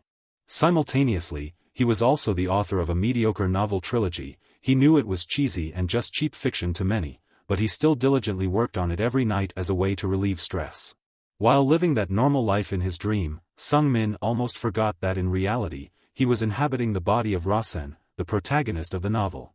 3 days later, the dream of Sung Min's life in South Korea came to an end. He abruptly sat up, breathing heavily as if he had just endured a nightmare. However, he wasn't as shocked as he was 2 years ago when he first transmigrated. Sung Min looked around and quickly realized that everything that had just happened was just a dream. He was still in the body of Rasen, the young master of a wealthy clan. Era appeared upon hearing the noise. "Young master, you're awake," she said. Feeling more mentally at ease, Sung Min asked Era, "How long have I been asleep?" Era replied, "About 3 days, sir." Sung Min nodded to himself and muttered, "3 days, quite a while." Suddenly, Sung Min's gaze fell upon a strange object contained in a laboratory flask, resembling a heart, which startled him. What is that?" he exclaimed. Era calmly replied, "That is a piece of the white tiger's heart that you killed." The tiger was chopped into pieces. Sung Min shook his head in confusion. "No, I know what it is, but why is it here?" Era continued to explain, "The white tiger's heart is very effective in restoring mana. I thought it might help you." Sung Min leaned closer to examine the piece of the white tiger's heart, feeling a chill run down his spine. However, he managed to maintain his composure and thanked Era. "Thank you, Era, it seems like my sister knew you would come here." Sung Min, feeling a bit uneasy, set the piece of the white tiger's heart aside and continued speaking to Era. "That's why she prepared 2 white tigers, perhaps to prolong the time I had to fight one." After a moment of contemplation, Sung Min slowly voiced his suspicions. "However, there are a few things that concern me." Era looked at him with curiosity. "What is it?" Sung Min began to articulate his reasoning. "With your skills, you should have known that there were 2 white tigers as soon as we entered this forest. Despite that, you still leisurely walked and even brought along a struggling white tiger with you. I doubt it's because that tiger was too strong." Sung Min squinted at Era, examining her closely. Era calmly replied, "Whether I brought that tiger along or not wouldn't affect my speed." Sung Min thought to himself, True, I don't doubt that. You're supposed to be the world's deadliest assassin, according to what I've written." Sung Min didn't hesitate to voice his judgment to Era. "I'm sure my sister, Evelia, requested you to do so, isn't that right?" Era couldn't help but be surprised by the question. Her silence confirmed Sung Min's suspicions. Despite this, Sung Min didn't raise his voice to blame Era. He spoke with understanding. "I guess with your personality, you definitely wouldn't agree. My sister wanted to test me, but you prioritized protecting me. My sister must have used restrictive magic to prevent you from moving quickly," Sung Min continued, expressing his empathy, which left Era somewhat stunned, unsure of how to respond. After a moment of silence, she finally bowed her head in acknowledgement. "You're absolutely right," she admitted. Deep down, Era understood that Sung Min was not conversing with her. Era sensed the presence of another person nearby, someone who was listening to all this, namely Lady Evelia. Sung Min stood up, stretching his muscles after 3 days in bed. "Well, I've completed the test, now, I should get back to training," he said. Era, slightly concerned for Sung Min's health, asked, "Are you feeling okay?" Sung Min replied to Era, his voice echoing out the window, "Don't worry, I need to become stronger, otherwise, I'm nothing." As predicted, Evelia was indeed outside Sung Min's window, listening to her younger brother's deductions. Instead of approaching Sung Min directly, Evelia simply smiled with satisfaction, a warm glow shining in her golden eyes. Moments later, Evelia opened a spatial gate in the sky and vanished in the blink of an eye. Evelia returned to the main estate and met with Decatra. He asked his daughter, "Is the boy doing well?" Evelia replied gently, "Yes, he has now stabilized the second circle."